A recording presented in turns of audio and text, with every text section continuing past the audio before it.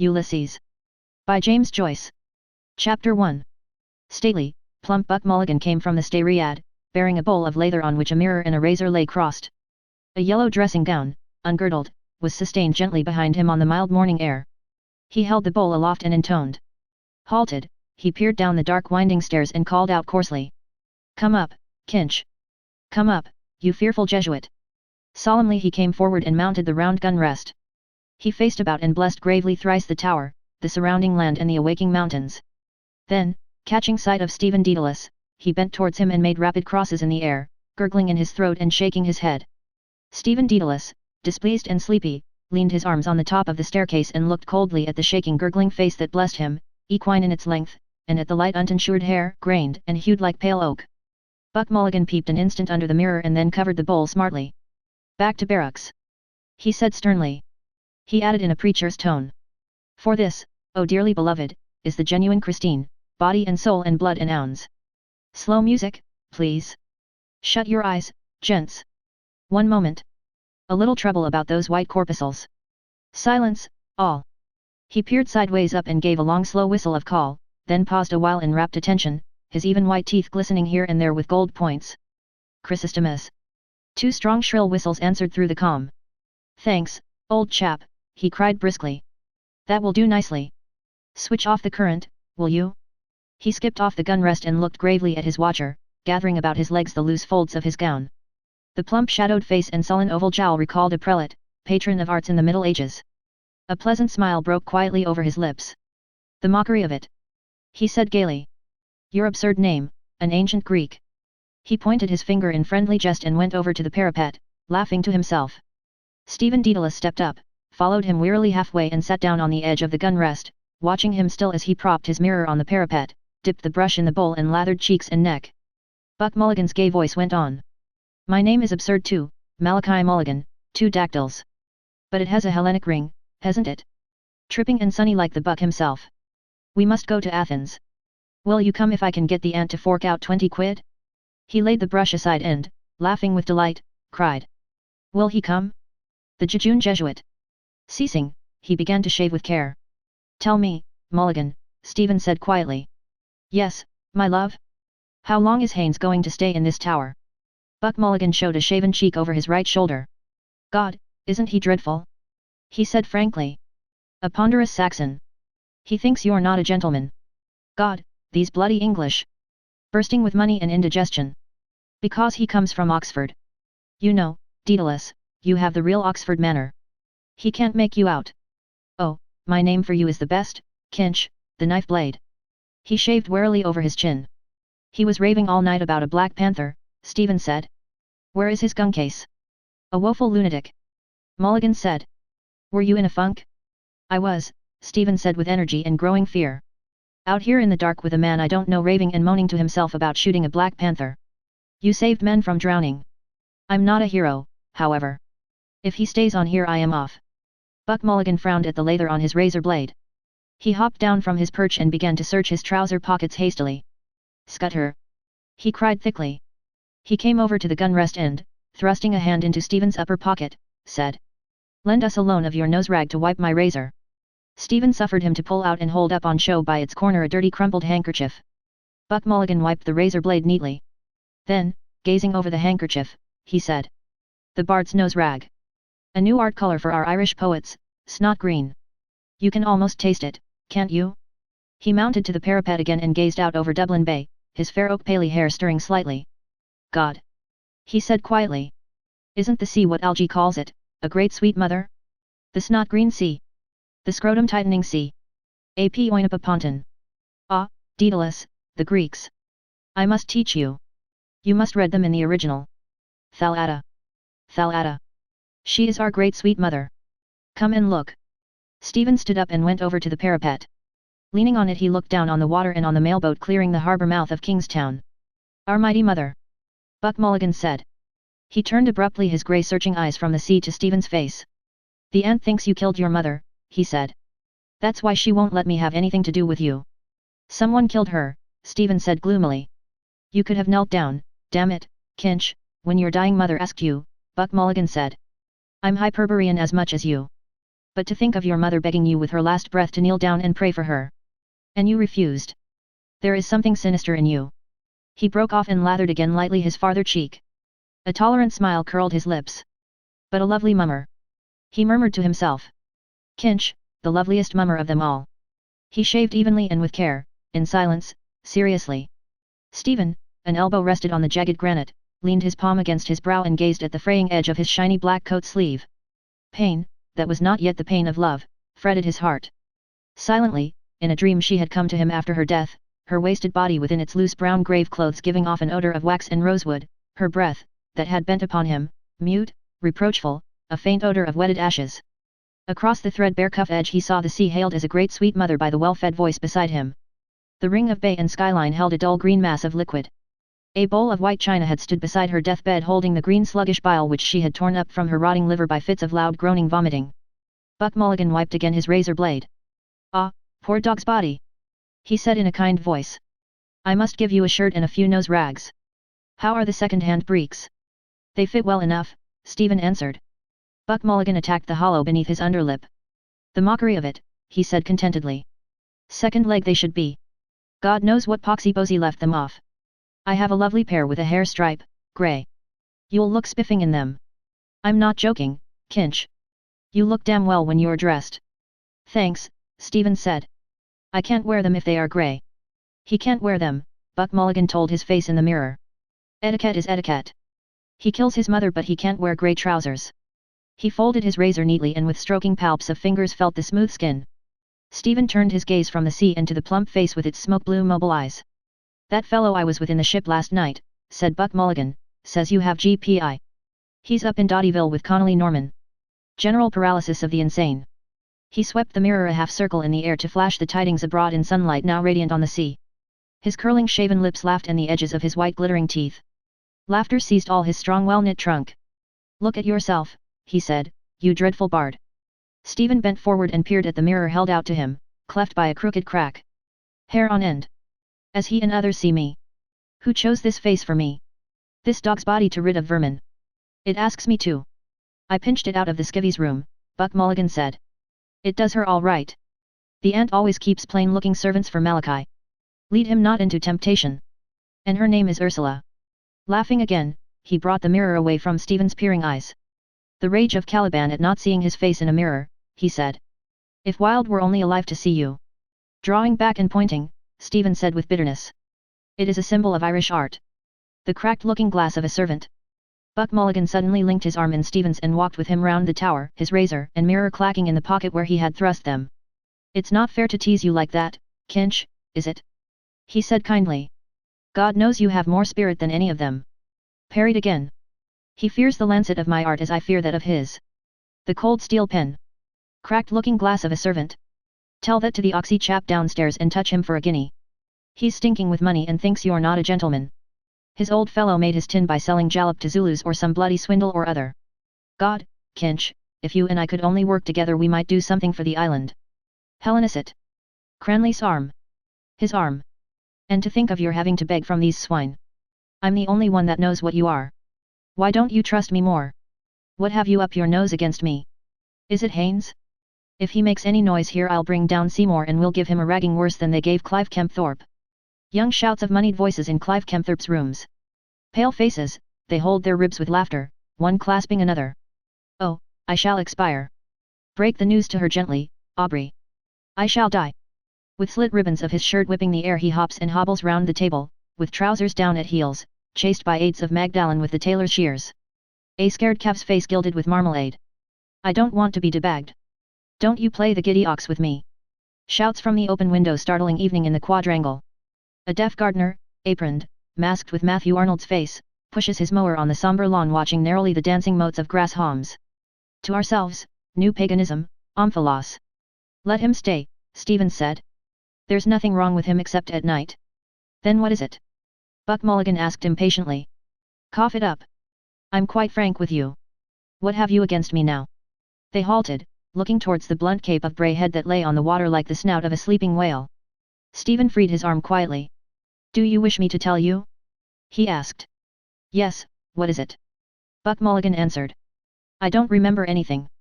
He looked in Stephen's face as he spoke. A light wind passed his brow, fanning softly his fair uncombed hair and stirring silver points of anxiety in his eyes. Stephen, depressed by his own voice, said. Do you remember the first day I went to your house after my mother's death? Buck Mulligan frowned quickly and said. What? Where? I can't remember anything. I remember only ideas and sensations. Why? What happened in the name of God?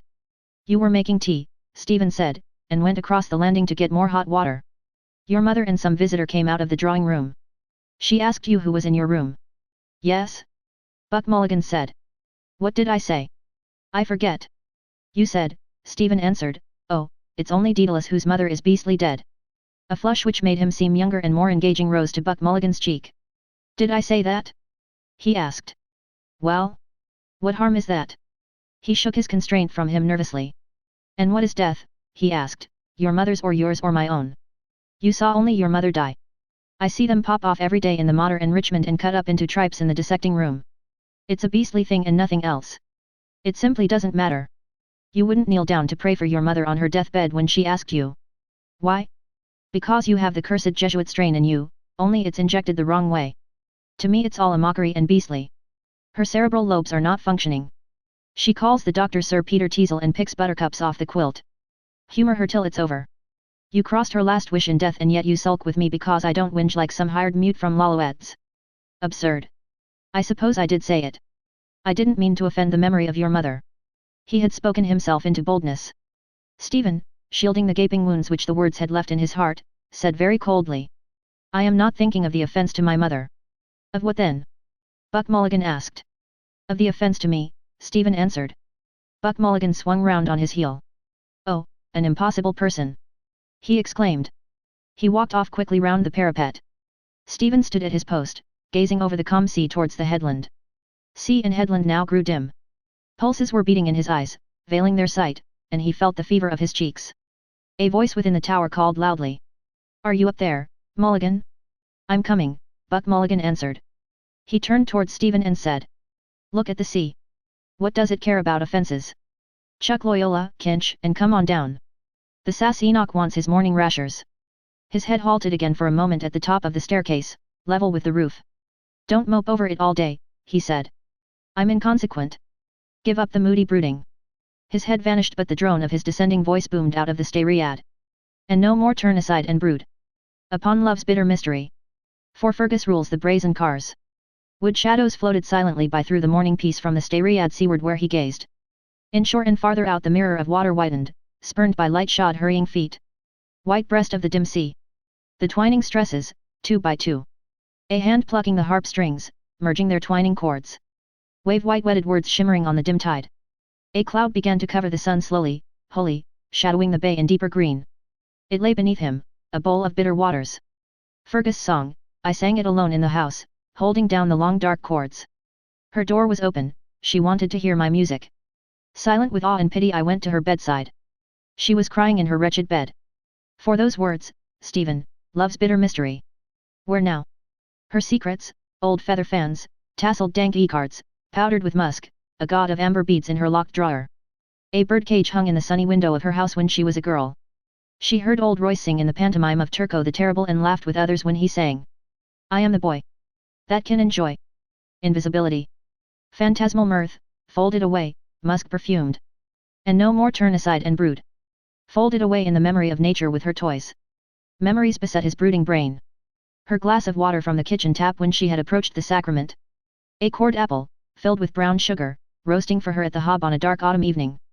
Her shapely fingernails reddened by the blood of squashed lice from the children's shirts.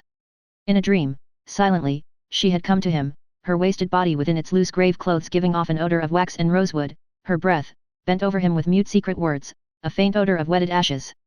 Her glazing eyes, staring out of death, to shake and bend my soul. On me alone. The ghost candle to light her agony. Ghostly light on the tortured face. Her hoarse loud breath rattling in horror, while all prayed on their knees. Her eyes on me to strike me down. Liliata rutilantium te confisorum turma circumdet, iubilantium te virginum chorus excipiat. Cool. Chewer of corpses. No, mother. Let me be and let me live. Kinch ahoy! Buck Mulligan's voice sang from within the tower.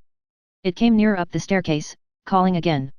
Stephen, still trembling at his soul's cry, heard warm running sunlight and in the air behind him friendly words. Daedalus, come down, like a good mosey. Breakfast is ready. Haynes is apologizing for waking us last night. It's all right. I'm coming, Stephen said, turning. Do, for Jesus' sake, Buck Mulligan said.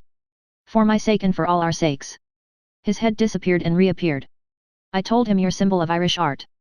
He says it's very clever. Touch him for a quid, will you? A guinea, I mean. I get paid this morning, Stephen said. The school kip? Buck Mulligan said. How much? 4 quid? Lend us one. If you want it, Stephen said. 4 shining sovereigns, Buck Mulligan cried with delight. We'll have a glorious drunk to astonish the druidy druids. 4 omnipotent sovereigns. He flung up his hands and tramped down the stone stairs, singing out of tune with a Cockney accent. Oh, won't we have a merry time? Drinking whiskey, beer, and wine. On Coronation. Coronation Day. Oh, won't we have a merry time? On Coronation Day. Warm sunshine merrying over the sea. The nickel shaving bowl shone, forgotten, on the parapet. Why should I bring it down? Or leave it there all day, forgotten friendship? He went over to it, held it in his hands a while, feeling its coolness, smelling the clammy slaver of the leather in which the brush was stuck. So I carried the boat of incense then at Clongowes. I am another now and yet the same. A servant too. A server of a servant. In the gloomy domed living room of the tower Buck Mulligan's gowned form moved briskly to and fro about the hearth, hiding and revealing its yellow glow. 2 shafts of soft daylight fell across the flagged floor from the high barbicans, and at the meeting of their rays a cloud of coal smoke and fumes of fried grease floated, turning. We'll be choked, Buck Mulligan said. Haynes, open that door, will you? Stephen laid the shaving bowl on the locker. A tall figure rose from the hammock where it had been sitting, went to the doorway and pulled open the inner doors. Have you the key? A voice asked. Daedalus has it, Buck Mulligan said. Janie Mac, I'm choked. He howled, without looking up from the fire. Kinch. It's in the lock, Stephen said, coming forward. The key scraped round harshly twice and, when the heavy door had been set ajar, welcome light and bright air entered. Haynes stood at the doorway, looking out. Stephen hailed his upended valise to the table and sat down to wait. Buck Mulligan tossed the fry onto the dish beside him. Then he carried the dish and a large teapot over to the table, set them down heavily and sighed with relief. I'm melting, he said, as the candle remarked when.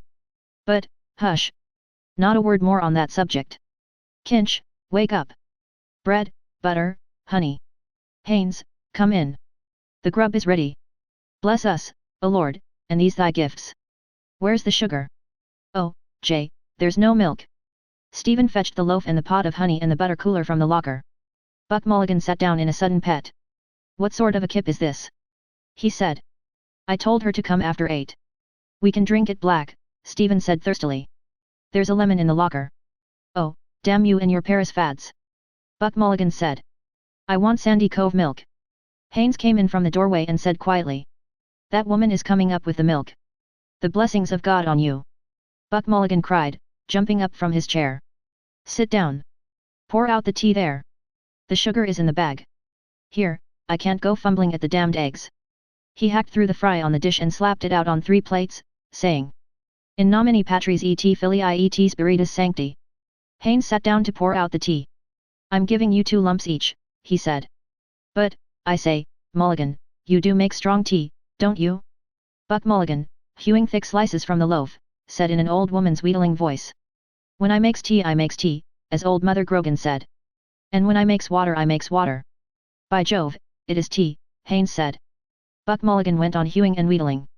So I do, Mrs. Cahill, says she. Begob, ma'am, says Mrs. Cahill, God send you don't make them in the one pot. He lunged towards his messmates in turn a thick slice of bread, impaled on his knife. That's folk, he said very earnestly, for your book, Haynes. 5 lines of text and 10 pages of notes about the folk and the fish gods of Dundrum. Printed by the Weird Sisters in the year of the big wind. He turned to Stephen and asked in a fine puzzled voice, lifting his brows. Can you recall, brother, is Mother Grogan's tea and water pot spoken of in the Mabinogion or is it in the Upanishads? I doubt it, said Stephen gravely. Do you now? Buck Mulligan said in the same tone. Your reasons, pray? I fancy, Stephen said as he ate, it did not exist in or out of the Mabinogion. Mother Grogan was, one Imagines, a kinswoman of Mary Ann. Buck Mulligan's face smiled with delight. Charming. he said in a finical sweet voice, showing his white teeth and blinking his eyes pleasantly. Do you think she was? Quite charming. Then, suddenly overclouding all his features, he growled in a hoarse-anade rasping voice as he hewed again vigorously at the loaf. For old Mary Ann. She doesn't care a damn. But, hicing up her petticoats. He crammed his mouth with fry and munched and droned. The doorway was darkened by an entering form. The milk, sir. Come in, ma'am, Mulligan said. Kinch, get the jug. An old woman came forward and stood by Stephen's elbow. That's a lovely morning, sir, she said. Glory be to God. To whom? Mulligan said, glancing at her. Ah, to be sure. Stephen reached back and took the milk jug from the locker. The Icelanders, Mulligan said to Haynes casually, speak frequently of the collector of prepuces. How much, sir? Asked the old woman. A quart, Stephen said. He watched her pour into the measure and thence into the jug rich white milk, not hers. Old shrunken paps. She poured again a measureful and a tilly. Old and secret she had entered from a morning world, maybe a messenger. She praised the goodness of the milk, pouring it out. Crouching by a patient cow at daybreak in the lush field, a witch on her toadstool, her wrinkled fingers quick at the squirting dugs. They lowed about her whom they knew, Duzilki cattle. Silk of the Kine and poor old woman, names given her in old times. A wandering crone, lowly form of an immortal serving her conqueror and her gay betrayer, their common cook queen, a messenger from the secret morning. To serve or to upbraid, whether he could not tell, but scorned to beg her favor. It is indeed, ma'am, Buck Mulligan said, pouring milk into their cups. Taste it, sir, she said. He drank at her bidding. If we could live on good food like that, he said to her somewhat loudly, we wouldn't have the country full of rotten teeth and rotten guts. Living in a bog swamp, eating cheap food and the streets paved with dust, horse dung, and consumptive spits. Are you a medical student, sir? The old woman asked. I am, ma'am, Buck Mulligan answered. Look at that now, she said. Stephen listened in scornful silence. She bows her old head to a voice that speaks to her loudly, her bonesetter, her medicineman, me she slights. To the voice that will shrive and oil for the grave all there is of her but her woman's unclean loins, of man's flesh made not in God's likeness, the serpent's prey. And to the loud voice that now bids her be silent with wondering unsteady eyes. Do you understand what he says? Stephen asked her. Is it French you are talking, sir? The old woman said to Haynes. Haynes spoke to her again a longer speech, confidently. Irish, Buck Mulligan said. Is there Gaelic on you? I thought it was Irish, she said, by the sound of it. Are you from the West, sir? I am an Englishman, Haynes answered. He's English, Buck Mulligan said, and he thinks we ought to speak Irish in Ireland. Sure we ought to, the old woman said, and I'm ashamed I don't speak the language myself. I'm told it's a grand language by them that knows. Grand is no name for it, said Buck Mulligan. Wonderful entirely. Fill us out some more tea, Kinch. Would you like a cup, ma'am? No, thank you, sir, the old woman said, slipping the ring of the milk con on her forearm and about to go. Haynes said to her. Have you your bill? We had better pay her, Mulligan, hadn't we? Stephen filled again the 3 cups. Bill, sir? She said, halting. Well, it's 7 mornings a pint at 2 is 7 twos is a shilling and 2 over and these 3 mornings a quart at 4 pence is 3 quarts is a shilling. That's a shilling and 1 and 2 is 2 and 2, sir. Buck Mulligan sighed and, having filled his mouth with a crust thickly buttered on both sides, stretched forth his legs and began to search his trouser pockets. Pay up and look pleasant, Haynes said to him, smiling. Stephen filled a 3rd cup, a spoonful of tea coloring faintly the thick rich milk. Buck Mulligan brought up a florin, twisted it round in his fingers and cried. A miracle. He passed it along the table towards the old woman, saying. Ask nothing more of me, sweet. All I can give you I give. Stephen laid the coin in her uneager hand. Will owe 2, he said. Time enough, sir, she said, taking the coin. Time enough. Good morning, sir. She curtsied and went out, followed by Buck Mulligan's tender chant. Heart of my heart, were it more. More would be laid at your feet. He turned to Stephen and said. Seriously, Daedalus. I'm stony.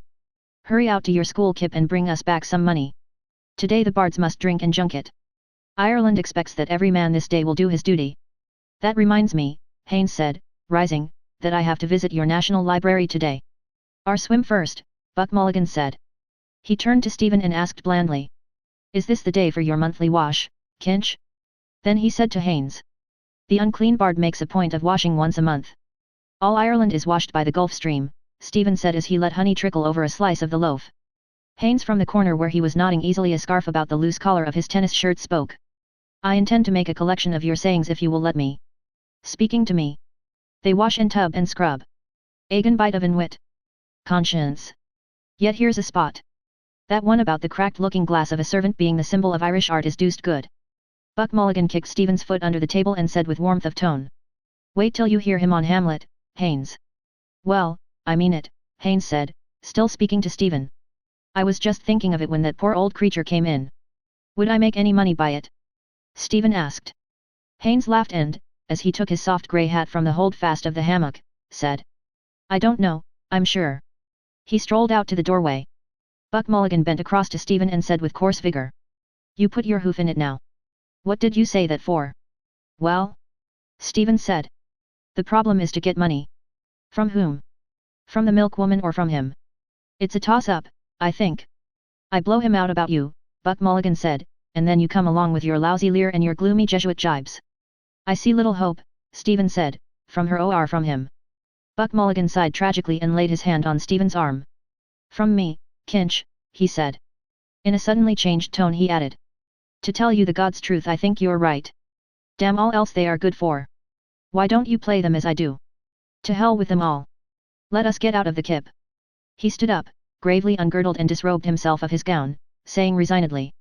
Mulligan is stripped of his garments. He emptied his pockets onto the table. There's your snowtrag, he said. And putting on his stiff collar and rebellious tie he spoke to them, chiding them, and to his dangling watch chain. His hands plunged and rummaged in his trunk while he called for a clean handkerchief. God, we'll simply have to dress the character. I want puce gloves and green boots. Contradiction. Do I contradict myself? Very well then, I contradict myself. Mercurial Malachi. A limp black missile flew out of his talking hands. And there's your Latin quarter hat, he said. Stephen picked it up and put it on. Haynes called to them from the doorway. Are you coming, you fellows? I'm ready, Buck Mulligan answered, going towards the door. Come out, Kinch. You have eaten all we left, I suppose. Resigned he passed out with grave words and gait, saying, well nigh with sorrow. And going forth he met Butterly. Stephen, taking his ash plant from its leaning place, followed them out and, as they went down the ladder, pulled to the slow iron door and locked it. He put the huge key in his inner pocket. At the foot of the ladder Buck Mulligan asked. Did you bring the key? I have it, Stephen said, preceding them. He walked on. Behind him he heard Buck Mulligan club with his heavy bath towel the leader shoots of ferns or grasses. Down, sir.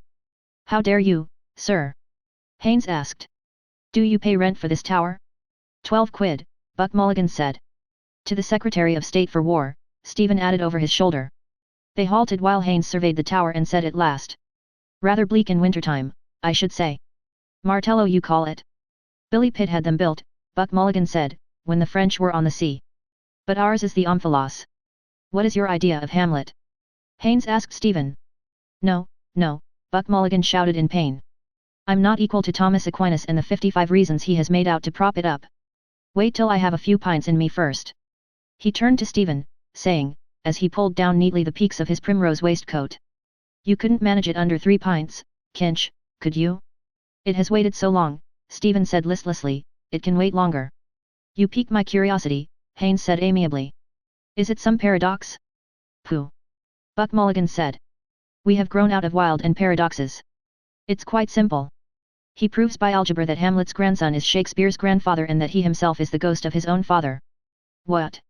Haynes said, beginning to point at Stephen. He himself? Buck Mulligan slung his towel stolewise round his neck and, bending in loose laughter, said to Stephen's ear.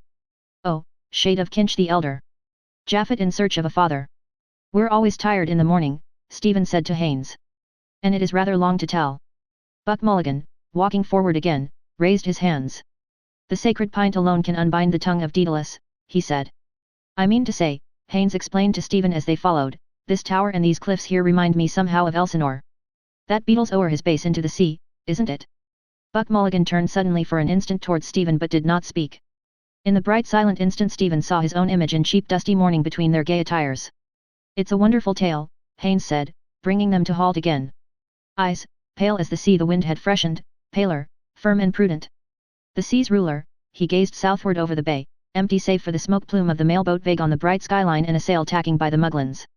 I read a theological interpretation of it somewhere, he said bemused. The father and the son idea. The son striving to be atoned with the father. Buck Mulligan at once put on a blithe broadly smiling face. He looked at them, his well-shaped mouth open happily, his eyes, from which he had suddenly withdrawn all shrewd sense, blinking with mad gaiety. He moved a doll's head to and fro, the brims of his Panama hat quivering, and began to chant in a quiet happy foolish voice. I'm the queerest young fellow that ever you heard. My mother's a Jew, my father's a bird. With Joseph the joiner I cannot agree. So here's to disciples and Calvary. He held up a forefinger of warning. If anyone thinks that I amnt divine, he'll get no free drinks when I'm making the wine. But have to drink water and wish it were plain. That I make when the wine becomes water again. He tugged swiftly at Stephen's ash plant in farewell and, running forward to a brow of the cliff, fluttered his hands at his sides like fins or wings of one about to rise in the air, and chanted. Goodbye, now, goodbye. Write down all I said. And tell Tom, Dick, and Harry I rose from the dead. What's bred in the bone cannot fail me to fly. And Olivet's breezy. Goodbye, now, goodbye. He capered before them down towards the 40-foot hole, fluttering his wing-like hands, leaping nimbly, Mercury's hat quivering in the fresh wind that bore back to them his brief bird-sweet cries. Haines, who had been laughing guardedly, walked on beside Stephen and said. We oughtn't to laugh, I suppose. He's rather blasphemous. I'm not a believer myself, that is to say. Still his gaiety takes the harm out of it somehow, doesn't it? What did he call it? Joseph the Joiner? The Ballad of Joking Jesus, Stephen answered. Oh, Haines said, you have heard it before. 3 times a day, after meals, Stephen said drily. You're not a believer, are you? Haines asked. I mean, a believer in the narrow sense of the word. Creation from nothing and miracles and a personal God. There's only one sense of the word, it seems to me, Stephen said. Haines stopped to take out a smooth silver case in which twinkled a green stone. He sprang it open with his thumb and offered it. Thank you, Stephen said, taking a cigarette. Haines helped himself and snapped the case to. He put it back in his side pocket and took from his waistcoat pocket a nickel tinderbox, sprang it open too, and, having lit his cigarette, held the flaming spunk towards Stephen in the shell of his hands. Yes, of course, he said, as they went on again. Either you believe or you don't, isn't it? Personally I couldn't stomach that idea of a personal God. You don't stand for that, I suppose? You behold in me, Stephen said with grim displeasure, a horrible example of free thought. He walked on, waiting to be spoken to, trailing his ash plant by his side. Its ferrule followed lightly on the path, squealing at his heels. My familiar, after me, calling, Stephen. A wavering line along the path. They will walk on it tonight, coming here in the dark. He wants that key. It is mine. I paid the rent. Now I eat his salt bread. Give him the key too. All. He will ask for it. That was in his eyes. After all, Haines began. Stephen turned and saw that the cold gaze which had measured him was not all unkind.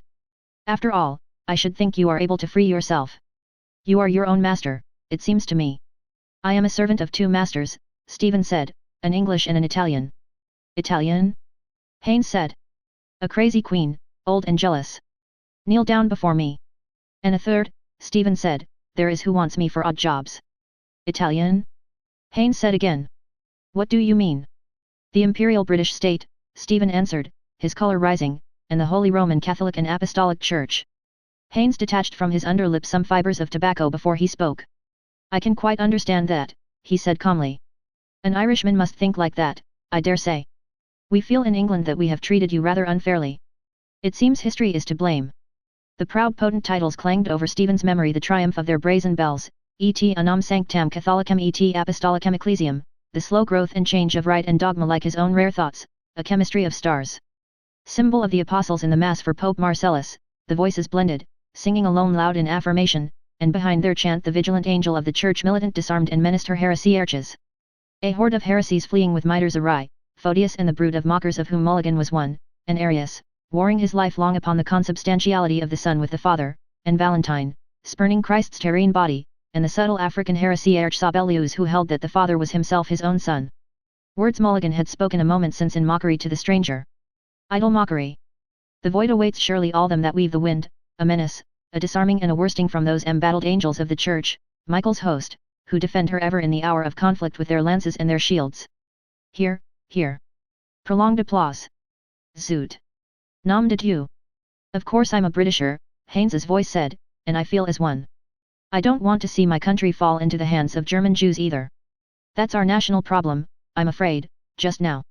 Two men stood at the verge of the cliff, watching, businessmen, boatmen. She's making for Bullock Harbor. The boatman nodded towards the north of the bay with some disdain. There's 5 fathoms out there, he said.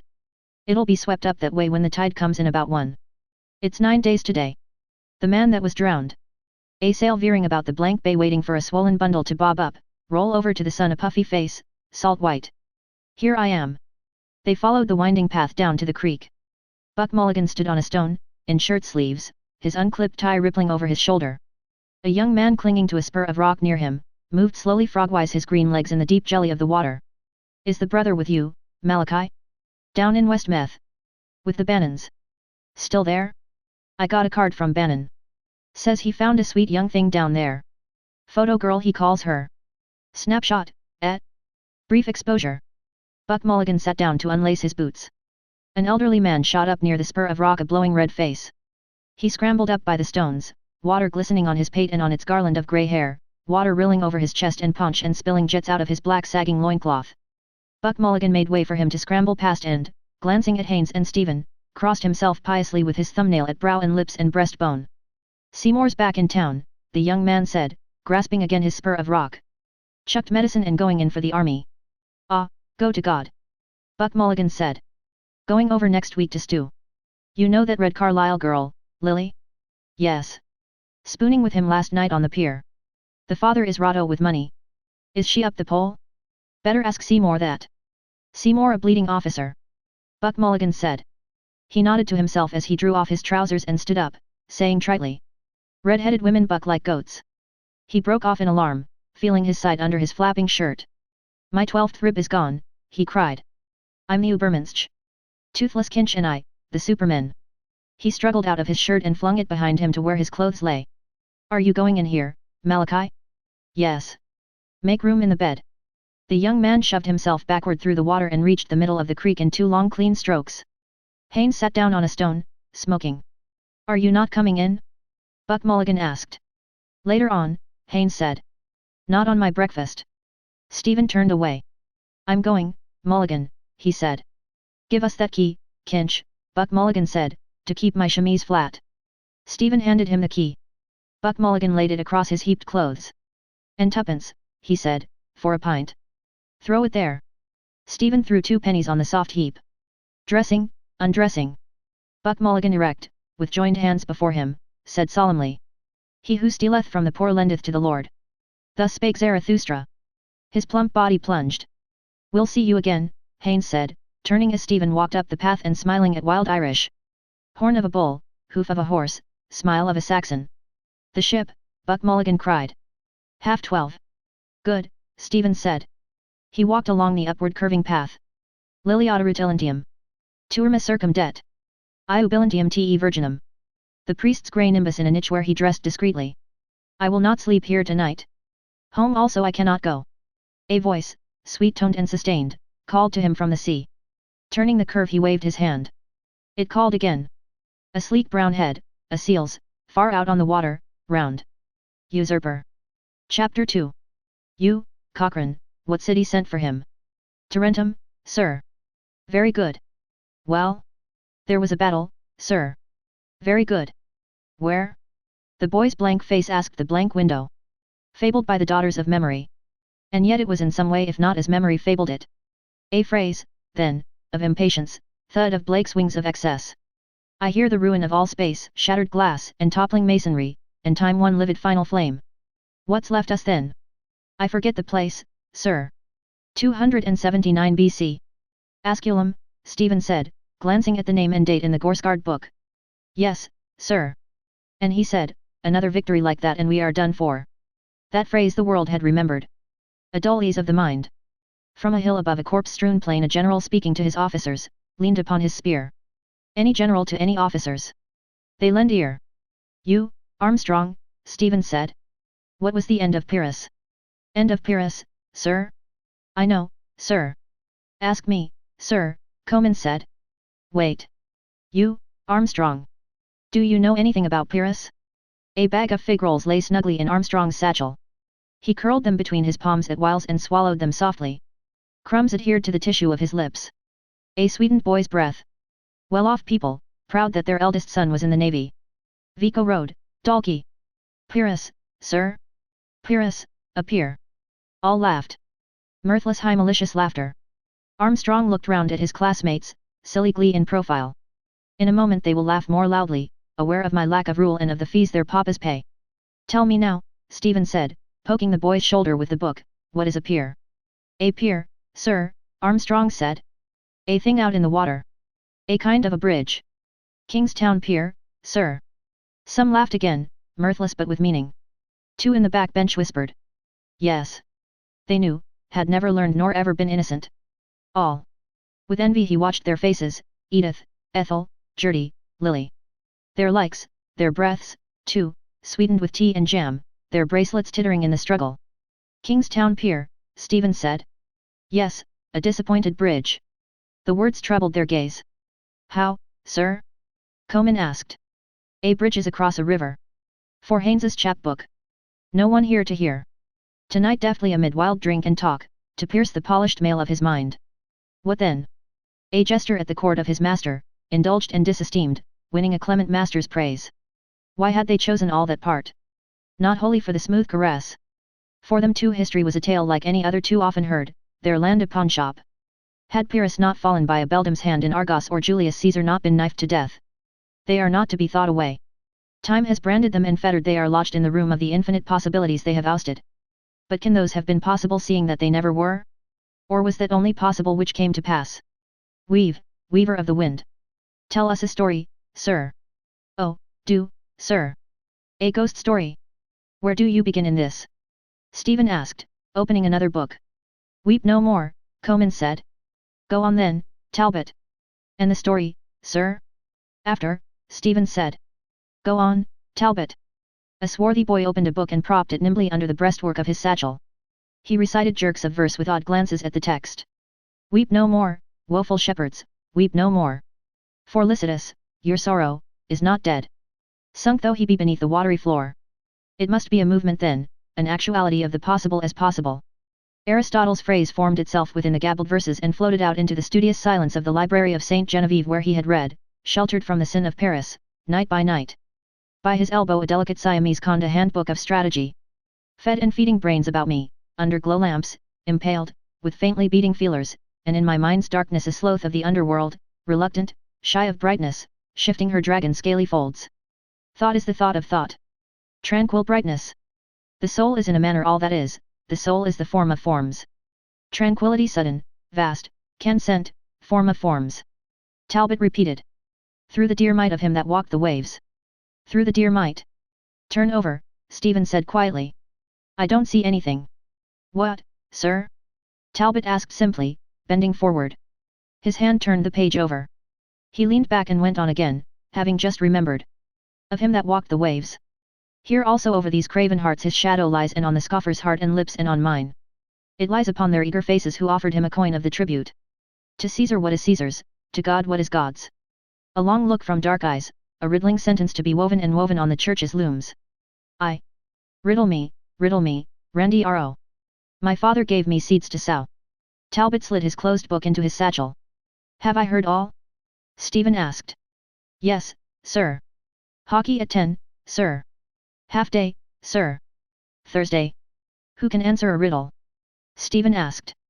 They bundled their books away, pencils clacking, pages rustling.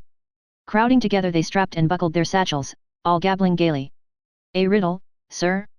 Ask me, sir. Oh, ask me, sir. A hard one, sir. This is the riddle, Stephen said. The cock crew. The sky was blue. The bells in heaven were striking 11. 'Tis time for this poor soul to go to heaven. What is that? What, sir? Again, sir. We didn't hear. Their eyes grew bigger as the lines were repeated. After a silence Cochrane said. What is it, sir? We give it up. Stephen, his throat itching, answered. The fox burying his grandmother under a holly bush. He stood up and gave a shout of nervous laughter to which their cries echoed dismay. A stick struck the door and a voice in the corridor called. Hockey. They broke asunder, sidling out of their benches, leaping them. Quickly they were gone, and from the lumber room came the rattle of sticks and clamour of their boots and tongues. Sergeant, who alone had lingered, came forward slowly, showing an open copybook. His tangled hair and scraggy neck gave witness of unreadiness, and through his misty glasses weak eyes looked up pleading. On his cheek, dull and bloodless, a soft stain of ink lay, date-shaped, recent and damp as a snail's bed. He held out his copybook. The word "sums" was written on the headline. Beneath were sloping figures, and at the foot a crooked signature with blind loops and a blot. Cyril Sargent, his name and seal. Mr. D.C. told me to write them out all again, he said, and show them to you, sir. Stephen touched the edges of the book. Futility. Do you understand how to do them now? He asked. Numbers 11 to 15, Sargent answered. Mr. D.C. said I was to copy them off the board, sir. Can you do them yourself? Stephen asked. No, sir. Ugly and futile, lean neck and tangled hair and a stain of ink, a snail's bed. Yet someone had loved him, borne him in her arms and in her heart. But for her the race of the world would have trampled him underfoot, a squashed boneless snail. She had loved his weak watery blood drained from her own. Was that then real? The only true thing in life? His mother's prostrate body the fiery Columbanus in holy zeal best rode. She was no more, the trembling skeleton of a twig burnt in the fire, an odour of rosewood and wetted ashes. She had saved him from being trampled underfoot and had gone, scarcely having been. A poor soul gone to heaven, and on a heath beneath winking stars a fox, red reek of rapine in his fur, with merciless bright eyes scraped in the earth, listened, scraped up the earth, listened, scraped and scraped. Sitting at his side Stephen solved out the problem. He proves by algebra that Shakespeare's ghost is Hamlet's grandfather. Sargent peered askance through his slanted glasses. Hockey sticks rattled in the lumber room, the hollow knock of a ball and calls from the field. Across the page the symbols moved in grave Morris, in the mummery of their letters, wearing quaint caps of squares and cubes. Give hands, traverse, bow to partner, so, imps of fancy of the Moors. Gone too from the world, Averroes and Moses Maimonides, dark men in mien and movement, flashing in their mocking mirrors the obscure soul of the world, a darkness shining in brightness which brightness could not comprehend. Do you understand now? Can you work the second for yourself? Yes, sir. In long shaky strokes Sargent copied the data. Waiting always for a word of help, his hand moved faithfully the unsteady symbols, a faint hue of shame flickering behind his dull skin. Amor matres, subjective and objective genitive. With her weak blood and whey sour milk she had fed him and hid from sight of others his swaddling bands. Like him was I, these sloping shoulders, this gracelessness. My childhood bends beside me. Too far for me to lay a hand there once or lightly. Mine is far and his secret as our eyes. Secrets, silent, stony sit in the dark palaces of both our hearts, secrets weary of their tyranny, tyrants, willing to be dethroned. The sum was done. It is very simple, Stephen said as he stood up. Yes, sir. Thanks, Sargent answered. He dried the page with a sheet of thin blotting paper and carried his copybook back to his bench. You had better get your stick and go out to the others, Stephen said as he followed towards the door the boy's graceless form. Yes, sir. In the corridor his name was heard, called from the playfield. Sargent. Run on, Stephen said. Mr. D.C. is calling you. He stood in the porch and watched the laggard hurry towards the scrappy field where sharp voices were in strife. They were sorted in teams and Mr. D.C. came away stepping over wisps of grass with gaitered feet. When he had reached the schoolhouse voices again contending called to him.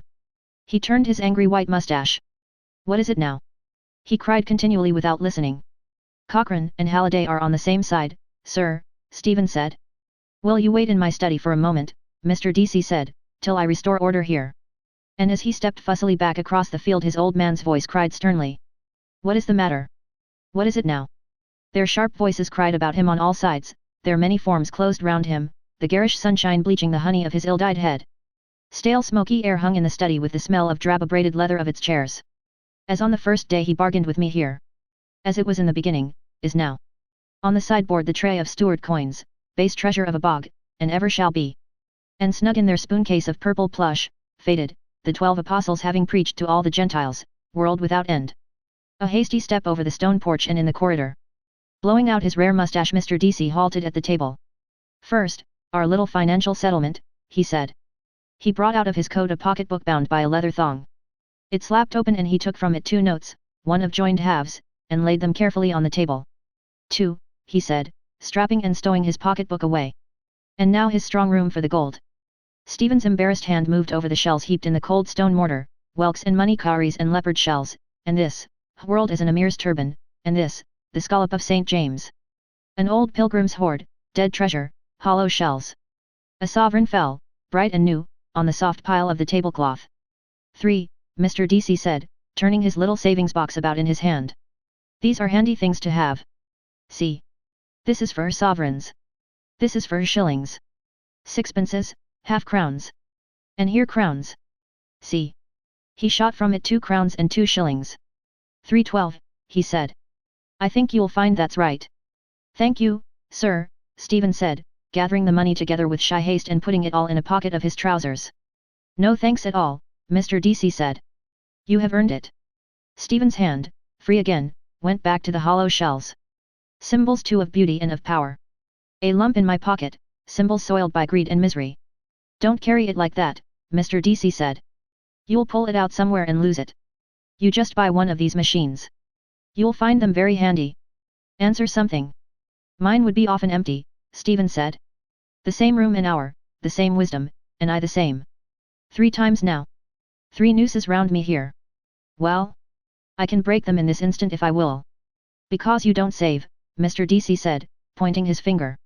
You don't know yet what money is. Money is power. When you have lived as long as I have. I know, I know. If youth but knew. But what does Shakespeare say? Put but money in thy purse. Iago, Stephen murmured. He lifted his gaze from the idle shells to the old man's stare.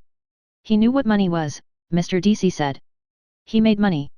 A poet, yes, but an Englishman too. Do you know what is the pride of the English?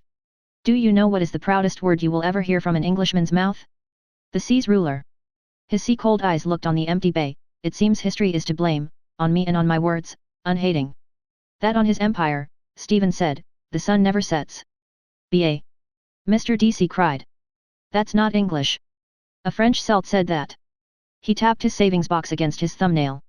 I will tell you, he said solemnly, what is his proudest boast. I paid my way. Good man, good man. I paid my way. I never borrowed a shilling in my life. Can you feel that? I owe nothing. Can you? Mulligan, £9, 3 pairs of socks, 1 pair brogues, ties. Curran, 10 guineas. McCann, 1 guinea. Fred Ryan, 2 shillings. Temple, 2 lunches. Russell, 1 guinea, Cousins, 10 shillings, Bob Reynolds, half a guinea, Kohler, 3 guineas, Mrs. McKernan, 5 weeks' board. The lump I have is useless. For the moment, no, Stephen answered. Mr. DC laughed with rich delight, putting back his savings box. I knew you couldn't, he said joyously. But one day you must feel it. We are a generous people but we must also be just. I fear those big words, Stephen said, which make us so unhappy. Mr. DC stared sternly for some moments over the mantelpiece at the shapely bulk of a man in tartan philibeg, Albert Edward, Prince of Wales. You think me an old fogey and an old Tory, his thoughtful voice said. I saw 3 generations since O'Connell's time. I remember the famine in '46. Do you know that the Orange Lodges agitated for repeal of the Union 20 years before O'Connell did or before the prelates of your communion denounced him as a demagogue? You Fenians forget some things. Glorious, pious, and immortal memory. The Lodge of Diamond in Armagh the Splendid behung with corpses of papishes. Horse, masked and armed, the Planters' Covenant. The Black North and True Blue Bible. Croppies lie down. Stephen sketched a brief gesture. I have rebel blood in me too, Mr. DC said. On the spindle side. But I am descended from Sir John Blackwood who voted for the Union. We are all Irish, all king's sons. Alas, Stephen said.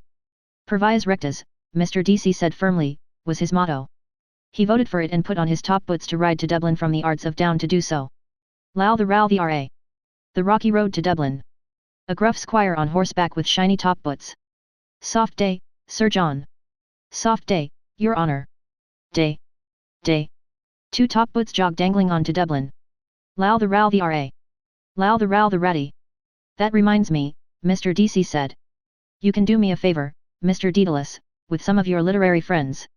I have a letter here for the press. Sit down a moment. I have just to copy the end.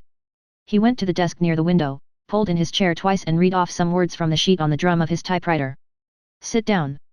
Excuse me, he said over his shoulder, the dictates of common sense. Just a moment. He peered from under his shaggy brows at the manuscript by his elbow and, muttering, began to prod the stiff buttons of the keyboard slowly, sometimes blowing as he screwed up the drum to erase an error. Stephen seated himself noiselessly before the princely presence. Framed around the walls images of vanished horses stood in homage, their meek heads poised in air, Lord Hastings' repulse, the Duke of Westminster's shot over, the Duke of Beaufort's salon, Prix de Paris, 1866. Elfin riders sat them, watchful of a sign. He saw their speeds, backing King's colours, and shouted with the shouts of vanished crowds. Full stop, Mr. D.C. bade his keys. But prompt ventilation of this all-important question. Where Cranley led me to get rich quick, hunting his winners among the mud-splashed brakes, amid the balls of bookies on their pitches and reek of the canteen, over the motley slush. Even money fair ribble. 10 to 1 the field. Dicers and thimble riggers we hurried by after the hoofs, the vying caps and jackets and past the meat-faced woman, a butcher's dame, nuzzling thirstily her clove of orange. Shouts rang shrill from the boys' playfield and a whirring whistle. Again, a goal. I am among them, among their battling bodies in a medley, the joust of life. You mean that knock-kneed mother's darling who seems to be slightly crossick? Justs. Time-shocked rebounds, shock by shock. Justs, slush and uproar of battles, the frozen death spew of the slain, a shout of spear spikes baited with men's bloodied guts. Now then, Mr. D.C. said, rising. He came to the table, pinning together his sheets. Stephen stood up. I have put the matter into a nutshell, Mr. D.C. said. It's about the foot and mouth disease. Just look through it. There can be no two opinions on the matter. May I trespass on your valuable space?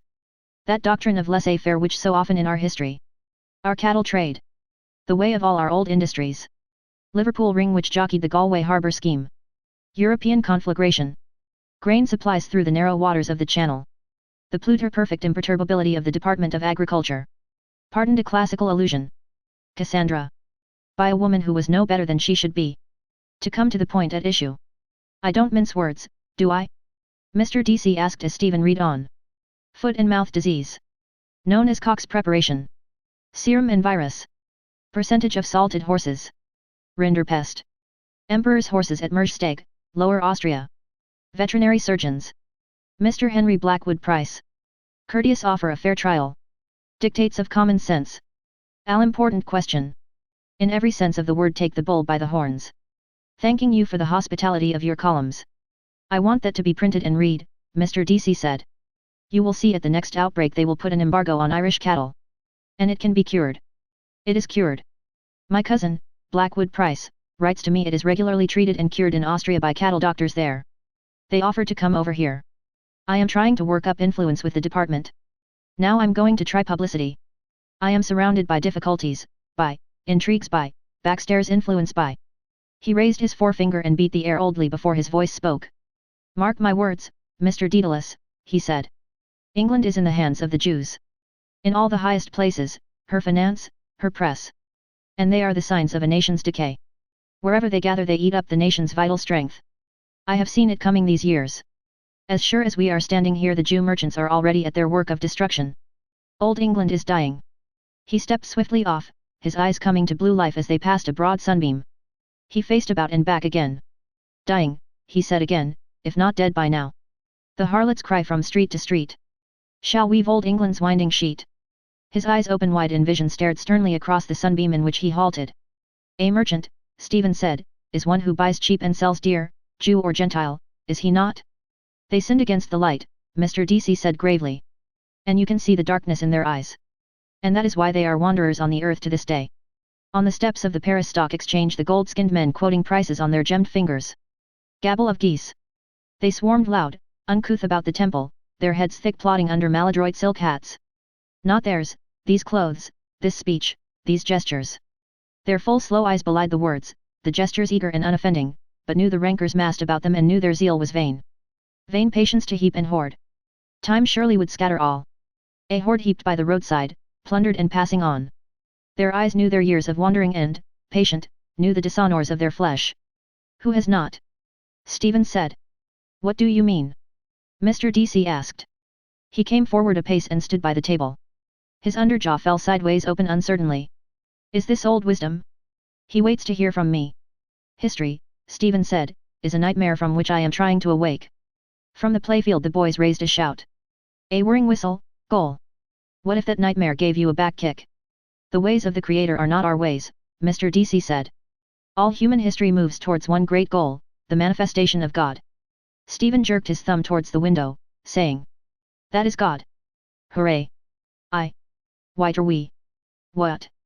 Mr. DC asked. A shout in the street, Stephen answered, shrugging his shoulders. Mr. DC looked down and held for a while the wings of his nose tweaked between his fingers. Looking up again he set them free. "I am happier than you are," he said. "We have committed many errors and many sins. A woman brought sin into the world. For a woman who was no better than she should be, Helen, the runaway wife of Menelaus, 10 years the Greeks made war on Troy. A faithless wife first brought the strangers to our shore here, Mac Maruffa's wife and her leman, O'Rourke, Prince of Brittany. A woman too brought Parnell low. Many errors, many failures but not the one sin. I am a struggler now at the end of my days. But I will fight for the right till the end. For Ulster will fight. And Ulster will be right." Stephen raised the sheets in his hand. "Well, sir," he began. "I foresee," Mr. DC said, "that you will not remain here very long at this work. You were not born to be a teacher, I think. Perhaps I am wrong." "A learner rather," Stephen said. "And here what will you learn more?" Mr. DC shook his head. "Who knows?" he said. "To learn one must be humble. But life is the great teacher." Stephen rustled the sheets again. "As regards these," he began. "Yes," Mr. DC said. "You have 2 copies there. If you can have them published at once. Telegraph. Irish Homestead." "I will try," Stephen said, "and let you know tomorrow. I know 2 editors slightly." "That will do," Mr. DC said briskly. "I wrote last night to Mr. Field, MP. There is a meeting of the Cattle Traders Association today at the City Arms Hotel. I asked him to lay my letter before the meeting. You see if you can get it into your 2 papers." "What are they?" "The Evening Telegraph." "That will do," Mr. DC said. "There is no time to lose. Now I have to answer that letter from my cousin."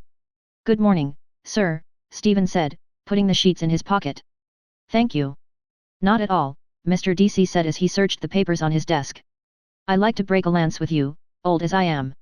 "Good morning, sir," Stephen said again, bowing to his bent back. He went out by the open porch and down the gravel path under the trees, hearing the cries of voices and crack of sticks from the playfield. The lions couchant on the pillars as he passed out through the gate, toothless terrors. "Still I will help him in his fight. Mulligan will dub me a new name, the bullock befriending bard. Mr. Daedalus. Running after me. No more letters, I hope. Just one moment." "Yes, sir," Stephen said, turning back at the gate. Mr. DC halted, breathing hard and swallowing his breath. "I just wanted to say," he said. "Ireland, they say, has the honor of being the only country which never persecuted the Jews. Do you know that?" "No." "And do you know why?" He frowned sternly on the bright air. "Why, sir?" Stephen asked, beginning to smile. "Because she never let them in," Mr. DC said solemnly. A cough ball of laughter leaped from his throat, dragging after it a rattling chain of phlegm. He turned back quickly, coughing, laughing, his lifted arms waving to the air. "She never let them in," he cried again through his laughter as he stamped on gaitered feet over the gravel of the path. "That's why." On his wise shoulders through the checkerwork of leaves the sun flung spangles, dancing coins. Chapter 3. Ineluctable modality of the visible, at least that if no more, thought through my eyes. Signatures of all things I am here to read, seas pawn and sea Iraq, the nearing tide, that rusty boot. Snot green, blue silver, rust, colored signs. Limits of the diaphane. But he adds, in bodies. Then he was aware of them bodies before of them colored. How? By knocking his sconce against them, sure. Go easy. Bald he was and a millionaire, maestro di color che sono. Limit of the diaphane in. Why in? Diaphane, adiaphane. If you can put your 5 fingers through it, it is a gate, if not a door. Shut your eyes and see. Stephen closed his eyes to hear his boots crush crackling rack and shells. You are walking through it howsoever. I am, a stride at a time. A very short space of time through very short times of space. 5, 6, the Nakianander. Exactly, and that is the ineluctable modality of the audible. Open your eyes. No. Jesus. If I fell over a cliff that beetles o'er his base, fell through the Nebuchadnezzar ineluctably. I am getting on nicely in the dark. My ash sword hangs at my side. Tap with it, they do. My 2 feet in his boots are at the ends of his legs, Nebuchadnezzar. Sounds solid, made by the mallet of los demiurgos. Am I walking into eternity along Sandy Mount Strand? Crush, crack, crick, crick. Wild sea money. Domini DC kens them a. Won't you come to Sandy Mount? Madeline the mare? Rhythm begins, you see. I hear a catalectic tetrameter of iambs marching. No, a gallop, Deline the mare. Open your eyes now. I will. One moment. Has all vanished since? If I open and am forever in the black adiaphane. Basta. I will see if I can see. See now. They're all the time without you, and ever shall be, world without end. They came down the steps from Leahy's terrace prudently, Frauenzimmer, and down the shelving shore flabbily, their splayed feet sinking in the silted sand. Like me, like algae, coming down to our mighty mother. Number 1 swung lower dilly her midwife's bag, the other's gamp poked in the beach. From the Liberties, out for the day. Mrs. Florence McCabe, relict of the late Pat McCabe, deeply lamented, of Bride Street. One of her sisterhood lugged me squealing into life. Creation from nothing. What has she in the bag? A misbirth with a trailing navel cord, hushed in ruddy wool. The cords of all link back, strand entwining cable of all flesh. That is why mystic monks. Will you be as gods? Gaze in your omphalos. Hello. Kinch here. Put me on to Edenville. All F, Alpha, not, 1. Spouse and helpmate of Adam Cadman, Heva, naked Eve. She had no navel. Gaze. Belly without blemish, bulging big, a buckler of taut vellum, no, white heaped corn, orient and immortal, standing from everlasting to everlasting. Womb of sin. Wombed in sin darkness I was too, made not begotten. By them, the man with my voice and my eyes and a ghost woman with ashes on her breath. They clasped and sundered, did the coupler's will. From before the ages he willed me and now may not will me away or ever. A lex aeterna stays about him. Is that then the divine substance wherein Father and Son are consubstantial? Where is poor dear Arius to try conclusions? Warring his life long upon the contrans magnificantio bangtantiality. Il starred heresiarch. In a Greek water closet he breathed his last, euthanasia. With beaded mitre and with crozier, stalled upon his throne, widower of a widowed sea, with upstiffed omophorion, with clotted hinder parts. Airs romped round him, nipping and eager airs. They are coming, waves. The Whiteman sea horses, champing, bright wind bridled, the steeds of Monanon. I mustn't forget his letter for the press. And after? The ship, 12:30. By the way, go easy with that money like a good young imbecile. Yes, I must. His pace slackened. Here. Am I going to Aunt Sarah's or not? My consubstantial father's voice. Did you see anything of your artist brother Stephen lately? No? Sure he's not down in Strasbourg Terrace with his Aunt Sally? Couldn't he fly a bit higher than that, eh? And tell us, Stephen, how is Uncle Si? Oh, weeping God, the things I married into. De boys up into hayloft. The drunken little cost drawer and his brother, the cornet player. Highly respectable gondoliers. And skew-eyed Walter sirring his father, no less. Sir. Yes, sir. No, sir. Jesus wept, and no wonder, by Christ. I pull the wheezy bell of their shuttered cottage, and wait. They take me for a dun, peer out from a coign of vantage. It's Stephen, sir. Let him in. Let Stephen in. A bolt drawn back and Walter welcomes me. We thought you were someone else. In his broad bed Nuncle Richie, pillowed and blanketed, extends over the hillock of his knees a sturdy forearm. Clean-chested. He has washed the upper moiety. Moro, nephew. He lays aside the lapboard whereon he drafts his bills of costs for the eyes of Master Goff and Master Shapland Tandy, filing consents in common searches in a writ of dutes tecum. A bog oak frame over his bald head, wilds requiescat. The drone of his misleading whistle brings Walter back. Yes, sir? Malt for Richie and Stephen, tell mother. Where is she? Bathing Chrissy, sir. Papa's little bedbull. Lump of love. No, Uncle Richie. Call me Richie. Damn your lithia water. It lowers. Whiskey. Uncle Richie, really. Sit down, or by the law Harry I'll knock you down. Walter squints vainly for a chair. He has nothing to sit down on, sir. He has nowhere to put it, you mug. Bring in our Chippendale chair. Would you like a bite of something? None of your damned lottie-daughters here. The rich of a rasher fried with a herring? Sure. So much the better. We have nothing in the house but backache pills. Alerta. He drones bars of Ferrando's aria disordita. The grandest number, Stephen, in the whole opera. Listen. His tuneful whistle sounds again, finely shaded, with rushes of the air, his fists big drumming on his padded knees. This wind is sweeter. Houses of decay, mine, his and all. You told the Clongowes gentry you had an uncle a judge and an uncle a general in the army. Come out of them, Stephen. Beauty is not there. nor in the stagnant bay of Marsh's library where you read the fading prophecies of Joachim Abbas. For whom? The red-headed rabble of the cathedral close. A hater of his kind ran from them to the wood of madness, his mane foaming in the moon, his eyeballs stars. Ho-hum, horse-nostrilled.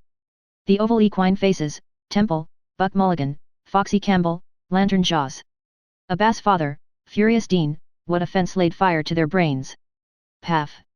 Desk end, Cav, ut en enemium de Calvaries. A garland of grey hair on his comminate head see him me clambering down to the footpace, desk end, clutching a monstrance, basilisked. Get down, bald pole. A choir gives back menace and echo, assisting about the altar's horns, the snorted Latin of jack priests moving burly in their albs, tonsured and oiled and gilded, fat with the fat of kidneys of wheat. And at the same instant perhaps a priest round the corner is elevating it. Dring dring. And 2 streets off another locking it into a pyx. Dring a dring. And in a lady chapel another taking housel all to his own cheek. Dring dring. Down, up, forward, back. Dan Occam thought of that, invincible doctor. A misty English morning the imp hypostasis tickled his brain. Bringing his host down and kneeling he heard twine with his second bell the first bell in the transept, he is lifting his, and, rising, heard, now I am lifting, there 2 bells, he is kneeling, twang and diphthong. Cousin Stephen, you will never be a saint. Isle of Saints. You were awfully holy, weren't you? You prayed to the Blessed Virgin that you might not have a red nose.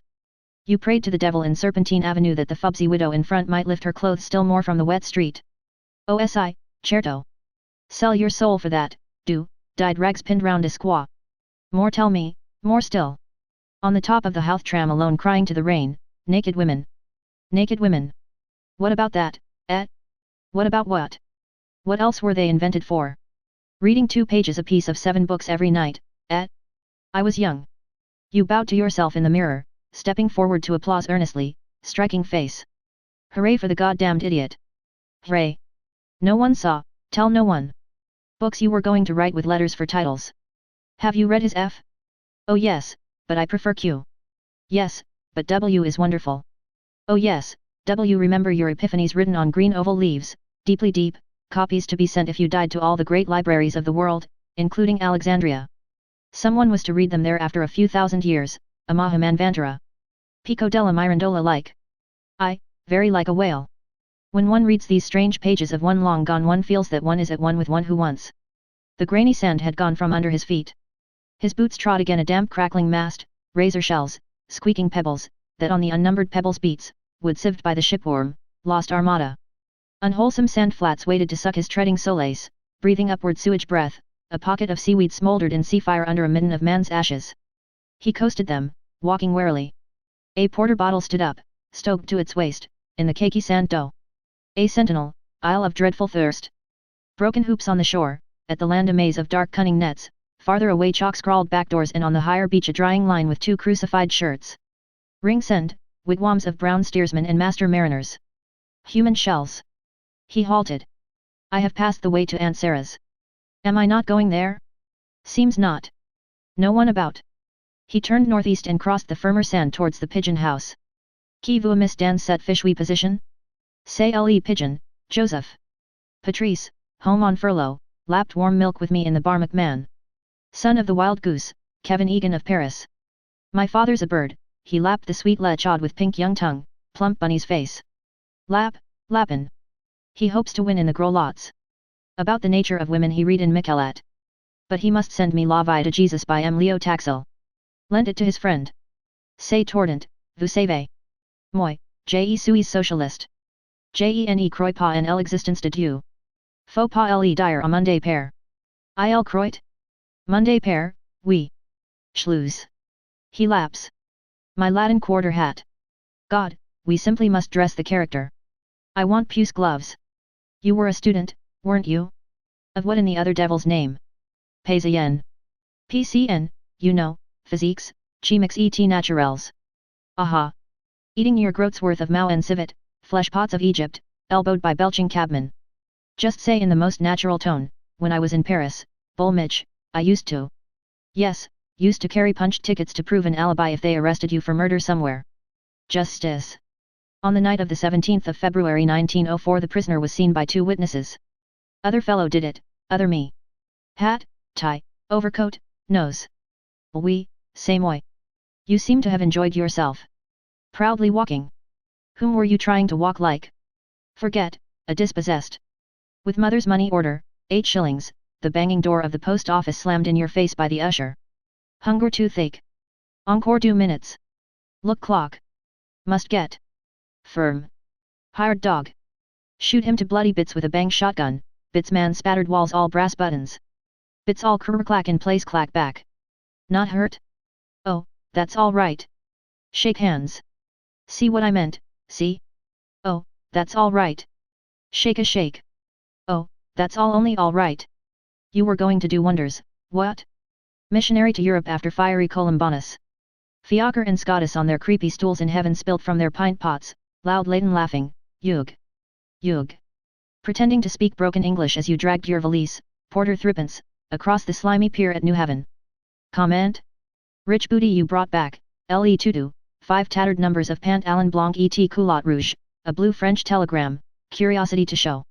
Mother dying come home father. The aunt thinks you killed your mother. That's why she won't. Then here's a health to Mulligan's aunt. And I'll tell you the reason why. She always kept things decent in the Hannigan family. His feet marched in sudden proud rhythm over the sand furrows, along by the boulders of the south wall. He stared at them proudly, piled stone mammoth skulls. Gold light on sea, on sand, on boulders. The sun is there, the slender trees, the lemon houses. Paris Raleigh waking, crude sunlight on her lemon streets. Moist pith of farls of bread, the frog-green wormwood, her matin incense, court the air. Belwomo rises from the bed of his wife's lover's wife, the kerchiefed housewife is astir, a saucer of acetic acid in her hand. In Rodot's Yvonne and Madeline you make their tumbled beauties, shattering with gold teeth chaw sons of pastry, their mouths yellowed with the pus of flan breadin. Faces of Paris men go by, their well-pleased pleasers, curled conquistadores. Noon slumbers. Kevin Egan rolls gunpowder cigarettes through fingers smeared with printer's ink, sipping his green fairy as Patrice his white. About us gobblers fork spiced beans down their gullets. Un demi-setier. A jet of coffee steam from the burnished cauldron. She serves me at his beck. Ilest Irlandais. Hollandaise? Non fromage. Du Irlandais, nous, Irlanda, vous savez ah, oui. She thought you wanted a cheese hollandaise. Your postprandial, do you know that word? Postprandial. There was a fellow I knew once in Barcelona, queer fellow, used to call it his postprandial. Well, slaint. Around the slab tables the tangle of whined breaths and grumbling gorges. His breath hangs over our sauce-stained plates, the green fairy's fang thrusting between his lips. Of Ireland, the Dalcatians, of hopes, conspiracies, of Arthur Griffith now, A.E., Peamander, good shepherd of men. To yoke me as his yoke fellow, our crimes are common cause. You're your father's son. I know the voice. His fustian shirt, sanguine-flowered, trembles its Spanish tassels at his secrets. M. Drumont, famous journalist, Drumont, know what he called Queen Victoria? Old hag with the yellow teeth. Va ogress with the dense jaws. Maud Gone, beautiful woman, La Patrie, M. Millavoy, Felix IV, know how he died? Licentious men. The Froican, bon tout fair, who rubs male nakedness in the bath at UPS. Moi fair, she said, tous les messieurs. Not this monsieur, I said. Most licentious custom. Bath a most private thing. I wouldn't let my brother, not even my own brother, most lascivious thing. Green eyes, I see you. Fang, I feel. Lascivious people. The blue fuse burns deadly between hands and burns clear. Loose tobacco shreds catch fire, a flame and acrid smoke light our corner. Raw face bones under his peep of day boy's hat. How the head center got away, authentic version. Got up as a young bride, man, veil, orange blossoms, drove out the road to Malahide. Did, faith. Of lost leaders, the betrayed, wild escapes. Disguises, clutched it, gone, not here. Spurned lover. I was a strapping young gossoon at that time, I tell you. I'll show you my likeness one day. I was, faith. Lover, for her love he prowled with Colonel Richard Burke, tannest of his September, under the walls of Clerkenwell and, crouching, saw a flame of vengeance hurl them upward in the fog. Shattered glass and toppling masonry. In gay Paris he hides, Egan of Paris, unsought by any save by me. Making his day's stations, the dingy printing case, his 3 taverns, the Montmartre lair he sleeps short night in, Rue de la Goutte d'Or, damascened with fly-blown faces of the gone. Loveless, landless, wifeless. She is quite nicey comfy without her outcast man, Madam in Ruget le Cur, Canary, and 2 buck lodgers. Peachy cheeks, a zebra skirt, frisky as a young thing's. Spurned and undespairing. Tell Pat you saw me, won't you? I wanted to get poor Pat a job one time. Monday Phils, soldier of France. I taught him to sing the boys of Kilkenny are stout roaring blades. Know that old lay? I taught Patrice that. Old Kilkenny, St. Canis, Strongbow's castle on the Nore. Goes like this. Oh, oh. He takes me, Napper Tandy, by the hand. Oh, oh the boys of Kilkenny. Weak wasting hand on mine. They have forgotten Kevin Egan, not he them. Remembering thee, O Zion. He had come near the edge of the sea and wet sand slapped his boots. The new air greeted him, harping in wild nerves, wind of wild air of seeds of brightness. Here, I am not walking out to the Kish lightship, am I? He stood suddenly, his feet beginning to sink slowly in the quaking soil. Turn back. Turning, he scanned the shore south, his feet sinking again slowly in new sockets. The cold domed room of the tower waits. Through the barbicans the shafts of light are moving ever, slowly ever as my feet are sinking, creeping duskward over the dial floor. Blue dusk, nightfall, deep blue night. In the darkness of the dome they wait, their pushed back chairs, my obelisk valise, around a board of abandoned platters. Who to clear it? He has the key. I will not sleep there when this night comes. A shut door of a silent tower, entombing their blind bodies, the Panther Sahib and his pointer. Call, no answer. He lifted his feet up from the suck and turned back by the mole of boulders. Take all, keep all. My soul walks with me, form of forms. So in the moon's mid-watches I pace the path above the rocks, in sable-silvered, hearing Elsinore's tempting flood. The flood is following me. I can watch it flow past from here. Get back then by the Pulbag road to the strand there. He climbed over the sedge and ely weeds and sat on a stool of rock, resting his ash plant in a grike. A bloated carcass of a dog lay lolled on bladder rack. Before him the gunwale of a boat, sunk in sand. Unconsciensible Louis Vuillet called Gautier's prose. These heavy sands are language tide and wind have silted here. And these, the stone heaps of dead builders, a warren of weasel rats. Hide gold there. Try it. You have some. Sands and stones. Heavy of the past. Sir Lout's toys. Mind you don't get one bang on the ear. I'm the bloody well gigant rolls all them bloody well boulders, bones for my stepping stones. Fee fa fum. I melts de bludgeon irrigeman. A point, live dog, grew into sight running across the sweep of sand. Lord, is he going to attack me? Respect his liberty. You will not be master of others or their slave. I have my stick. Sit tight. From farther away, walking shoreward across from the crested tide, figures, 2. The 2 Marys. They have tucked it safe among the bulrushes. Peekaboo. I see you. No, the dog. He is running back to them. Who? Galleys of the Lochlawns ran here to beach, in quest of prey, their blood-beaked prows riding low on a molten pewter surf. Dane Vikings, torques of tomahawks a-glitter on their breasts when Malachi wore the collar of gold. A school of tullhide whales stranded in hot noon, spouting, hobbling in the shallows. Then from the starving cage work city a horde of jerkined dwarfs, my people, with flayers' knives, running, scaling, hacking in green blubbery whale meat. Famine, plague and slaughters. Their blood is in me, their lusts my waves. I moved among them on the frozen Liffey, that I, a changeling, among the spluttering resin fires. I spoke to no one, none to me. The dog's bark ran towards him, stopped, ran back. Dog of my enemy. I just simply stood pale, silent, bayed about. Terribilia meditans. A primrose doublet, fortune's knave, smiled on my fear. For that are you pining, the bark of their applause? Pretenders, live their lives. The Bruce's brother, Thomas Fitzgerald, Silken Knight, Perkin Warbeck, York's false scion, in breeches of silk of white rose ivory, wonder of a day, and Lambert Simnel, with the tail of Nans and Sutlers, a scullion crowned. All king's sons. Paradise of pretenders then and now. He saved men from drowning and you shake at a cur's yelping. But the courtiers who mocked Guido and or San Michel were in their own house. House of. We don't want any of your medieval abstrusiosities. Would you do what he did? A boat would be near, a lifebuoy. Nader Lich, put there for you. Would you or would you not? The man that was drowned 9 days ago off Maiden's Rock. They are waiting for him now. The truth, spit it out. I would want to. I would try. I am not a strong swimmer. Water cold soft. When I put my face into it in the basin at Clongowes. Can't see. Who's behind me? Out quickly, quickly. Do you see the tide flowing quickly in on all sides, sheeting the lows of sand quickly, Shall Coca lured? If I had land under my feet. I want his life still to be his, mine to be mine. A drowning man. His human eyes screamed to me out of horror of his death. I. With him together down. I could not save her. Waters, bitter death, lost. A woman and a man. I see her skirties. Pinned up, I bet. Their dog ambled about a bank of dwindling sand, trotting, sniffing on all sides. Looking for something lost in a past life. Suddenly he made off like a bounding hare, ears flung back, chasing the shadow of a low skimming gull. The man's shrieked whistle struck his limp ears. He turned, bounded back, came nearer, trotted on twinkling shanks. On a field tenny a buck, trip pant, proper, unattired. At the lace fringe of the tide he halted with stiff forehoofs, seaward pointed ears. His snout lifted barked at the wave noise, herds of seamers. They serpent towards his feet, curling, unfurling many crests, every ninth, breaking, plashing, from farther out, waves and waves. Cockle pickers. They waded a little way in the water and, stooping, soused their bags and, lifting them again, waded out.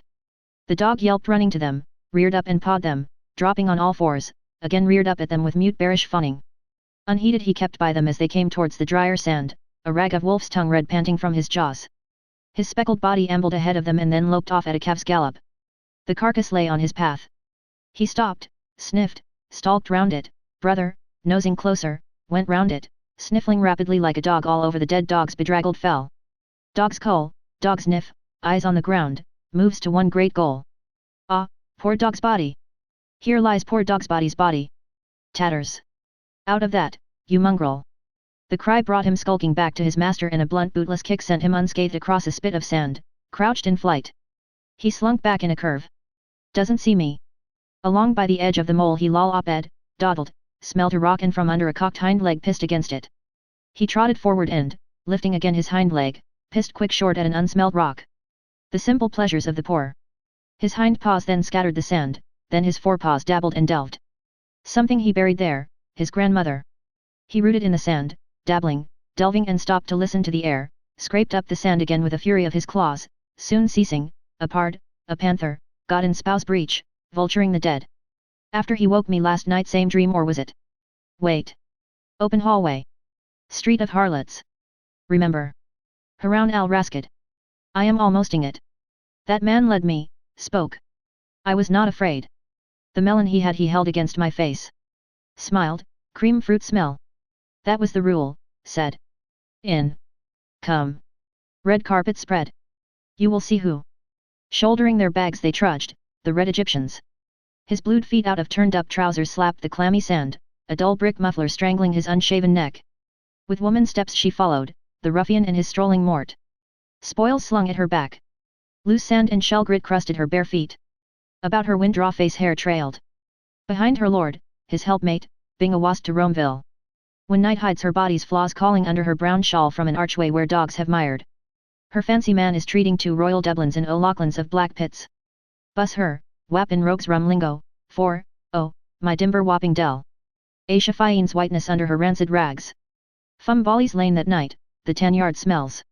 White thy fambles, red thy gan. And thy quarren's dainty is. Couch a hogshead with me then. In the dark man's clip and kiss. Morose delectation Aquinas Tunbelly calls this, freight porco spino. Unfallen Adam rode and not rutted. Call away let him, thy quarren's dainty is. Language no whit worse than his. Monk words, merry beads jabber on their girdles, rogue words, tough nuggets patter in their pockets. Passing now. A side eye at my Hamlet hat. If I were suddenly naked here as I sit? I am not. Across the sands of all the world, followed by the sun's flaming sword, to the west, trekking to evening lands. She trudges, schleps, trains, drags, trossinnies her load. A tide westering, moon-drawn, in her wake.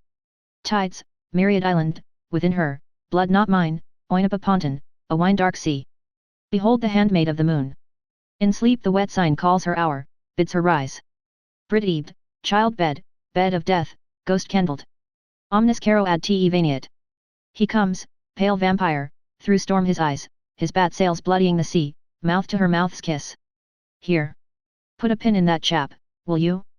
My tablets. Mouth to her kiss. No. Must be 2 of 'em. Glue 'em well. Mouth to her mouth's kiss. His lips lipped and mouthed fleshless lips of air, mouth to her mum. All wooming tomb. His mouth molded issuing breath, unspeeched, ha, roar of cataractic planets, globed, blazing, roaring away. Paper. The banknotes, blast them. Old DC's letter. Here. Thanking you for the hospitality, tear the blank end off. Turning his back to the sun, he bent over far to a table of rock and scribbled words. That's twice I forgot to take slips from the library counter. His shadow lay over the rocks as he bent, ending. Why not endless till the farthest star? Darkly they are there behind this light, darkness shining in the brightness, delta of Cassiopeia, worlds. Me sits there with his auger's rod of ash, in borrowed sandals, by day beside a livid sea, unbeheld, in violet night walking beneath a rain of uncouth stars. I throw this ended shadow from me, man's hape ineluctable, call it back. Endless, would it be mine, form of my form? Who watches me here? Whoever anywhere will read these written words. Signs on a white field. Somewhere to someone in your flutiest voice. The good Bishop of Cloyne took the veil of the temple out of his shovel hat, veil of space with colored emblems hatched on its field. Hold hard. Colored on a flat, yes, that's right. Flat I see, then think distance, near, far, flat I see, east, back. Ah, see now. Falls back suddenly, frozen in stereoscope. Click does the trick. You find my words dark. Darkness is in our souls, do you not think? Flutier. Our souls, shame wounded by our sins, cling to us yet more, a woman to her lover clinging, the more the more. She trusts me, her hand gentle, the long-lashed eyes. Now where the blue hell am I bringing her beyond the veil? Into the ineluctable modality of the ineluctable visuality. She. What she? The Virgin at Hodge's Figgis window on Monday looking in for one of the alphabet books you were going to write. Keen glance you gave her. Wrist through the braided jessie of her sunshade. She lives in Leeson Park with a grief and kickshaws, a lady of letters. Talk that to someone else, Stevie, a pick-em-up. Bet she wears those curse of God stays suspenders and yellow stockings, darned with lumpy wool. Talk about apple dumplings, pie you tosta. Where are your wits? Touch me. Soft eyes. Soft hand. I am lonely here. Oh, touch me soon, now. What is that word known to all men? I am quiet here alone. Sad too. Touch me. He lay back at full stretch over the sharp rocks, cramming the scribbled note and pencil into a pocket, his hat tilted down on his eyes. That is Kevin Egan's movement I made, nodding for his nap, Sabbath sleep. Et videt dies. Et erant vald bona. Allo. Bonjour. Welcome as the flowers in May. Under its leaf he watched through peacock twittering lashes the southing sun. I am caught in this burning scene. Pan's hour, the funnel noon. Among gum-heavy serpent plants, milk-oozing fruits, where on the tawny waters leaves lie wide. Pain is far. And no more turn aside and brood. His gaze brooded on his broad-toed boots, a buck's cast-offs, Nebuchadnezzar. He counted the creases of rucked leather wherein another's foot had nested warm. The foot that beat the ground in tripudium, foot I dislove. But you were delighted when Esther Oswald's shoe went on you, girl I knew in Paris. Tiens, cul petit pied. Staunch friend, a brother soul, Wild's love that dare not speak its name. His arm, Cranley's arm. He now will leave me. And the blame? As I am. All or not at all. In long lassos from the Cock Lake the water flowed full, covering green goldenly lagoons of sand, rising, flowing. My ash plant will float away. I shall wait. No, they will pass on, passing, chafing against the low rocks, swirling, passing. Better get this job over quick.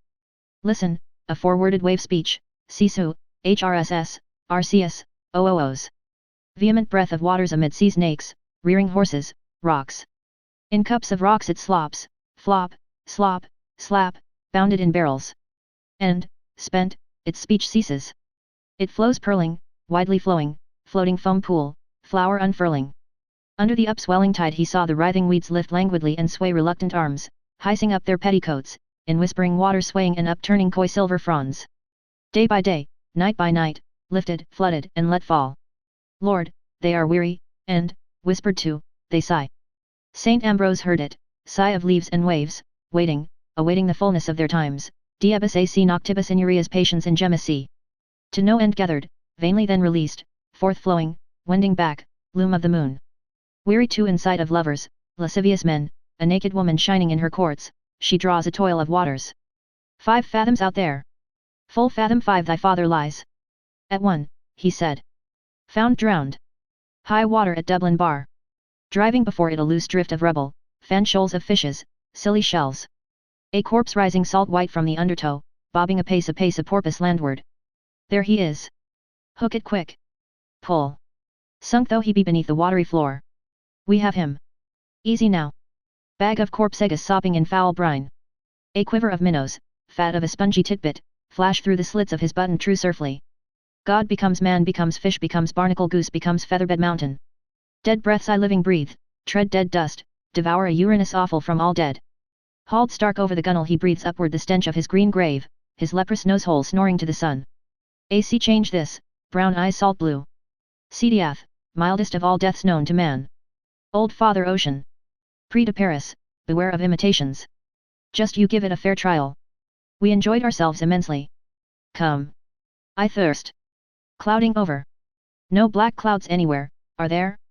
Thunderstorm. All bright he falls, proud lightning of the intellect, Lucifer, Dico, qui necessitacasum. No. My cockle hat and staff and hisamy sandal shun. Where? To evening lands. Evening will find itself. He took the hilt of his ash plant, lunging with it softly, dallying still. Yes, evening will find itself in me, without me. All days make their end. By the way, next when is it? Tuesday will be the longest day. Of all the glad new year, mother, the rum-tum tiddledy-tum. Lon Tennyson, gentleman poet. Dia. For the old hag with the yellow teeth. And Monsieur Drumont, gentleman journalist. Dia. My teeth are very bad. Why, I wonder. Feel. That one is going to. Shells. Ought I go to a dentist, I wonder, with that money? That one. This. Toothless Kinch, the Superman. Why is that, I wonder, or does it mean something perhaps? My handkerchief. He threw it. I remember.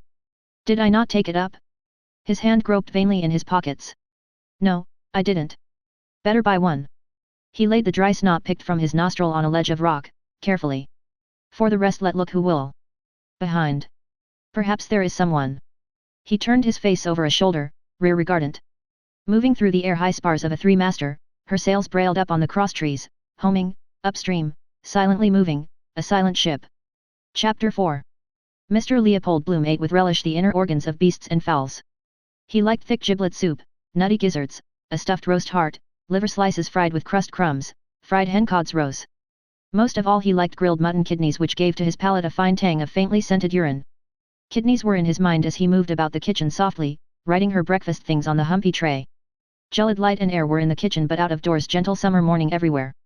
Made him feel a bit peckish. The coals were reddening. Another slice of bread and butter, 3, 4, right. She didn't like her plate full. Right. He turned from the tray, lifted the kettle off the hob and set it sideways on the fire. It sat there, dull and squat, its spout stuck out. Cup of tea soon. Good. Mouth dry. The cat walked stiffly round a leg of the table with tail on high. Mgagnao. Oh, there you are, Mr. Bloom said, turning from the fire. The cat mewed in answer and stalked again stiffly round a leg of the table, mewing. Just how she stalks over my writing table. PRR. Scratch my head. PRR. Mr. Bloom watched curiously, kindly the lithe black form. Clean to see, the gloss of her sleek hide, the white button under the butt of her tail, the green flashing eyes. He bent down to her, his hands on his knees. Milk for the pusens, he said. Merganeo. The cat cried. They call them stupid. They understand what we say better than we understand them. She understands all she wants to. Vindictive too. Cruel. Her nature. Curious mice never squeal. Seem to like it. Wonder what I look like to her. Height of a tower? No, she can jump me. Afraid of the chickens she is, he said mockingly. Afraid of the chookshuks. I never saw such a stupid pusens as the pusens. Mercarneo. The cat said loudly. She blinked up out of her avid shame-closing eyes, mewing plaintively and long, showing him her milk-white teeth. He watched the dark eyes lids narrowing with greed till her eyes were green stones. Then he went to the dresser, took the jug Hanlon's milkman had just filled for him, poured warm bubbled milk on a saucer and set it slowly on the floor. Coor! She cried, running to lap. He watched the bristles shining wirily in the weak light as she tipped 3 times and licked lightly. Wonder is it true if you clip them they can't mouse after? Why? They shine in the dark, perhaps, the tips. Or kind of feelers in the dark, perhaps. He listened to her licking lap. Ham and eggs, no. No good eggs with this drought. Want pure fresh water. Thursday, not a good day either for a mutton kidney at Buckley's. Fried with butter, a shake of pepper. Better a pork kidney at Blugach's. While the kettle is boiling. She lapped slower, then licking the saucer clean. Why are their tongues so rough? To lap better, all porous holes. Nothing she can eat? He glanced round him. No. On quietly creaky boots he went up the staircase to the hall, paused by the bedroom door. She might like something tasty. Thin bread and butter she likes in the morning. Still perhaps, once in a way. He said softly in the bare hall. I'm going round the corner. Be back in a minute. And when he had heard his voice say it he added. You don't want anything for breakfast? A sleepy soft grunt answered. MN. No. She didn't want anything. He heard then a warm heavy sigh, softer, as she turned over and the loose brass quoits of the bedstead jingled. Must get those settled really. Pity. All the way from Gibraltar. Forgotten any little Spanish she knew.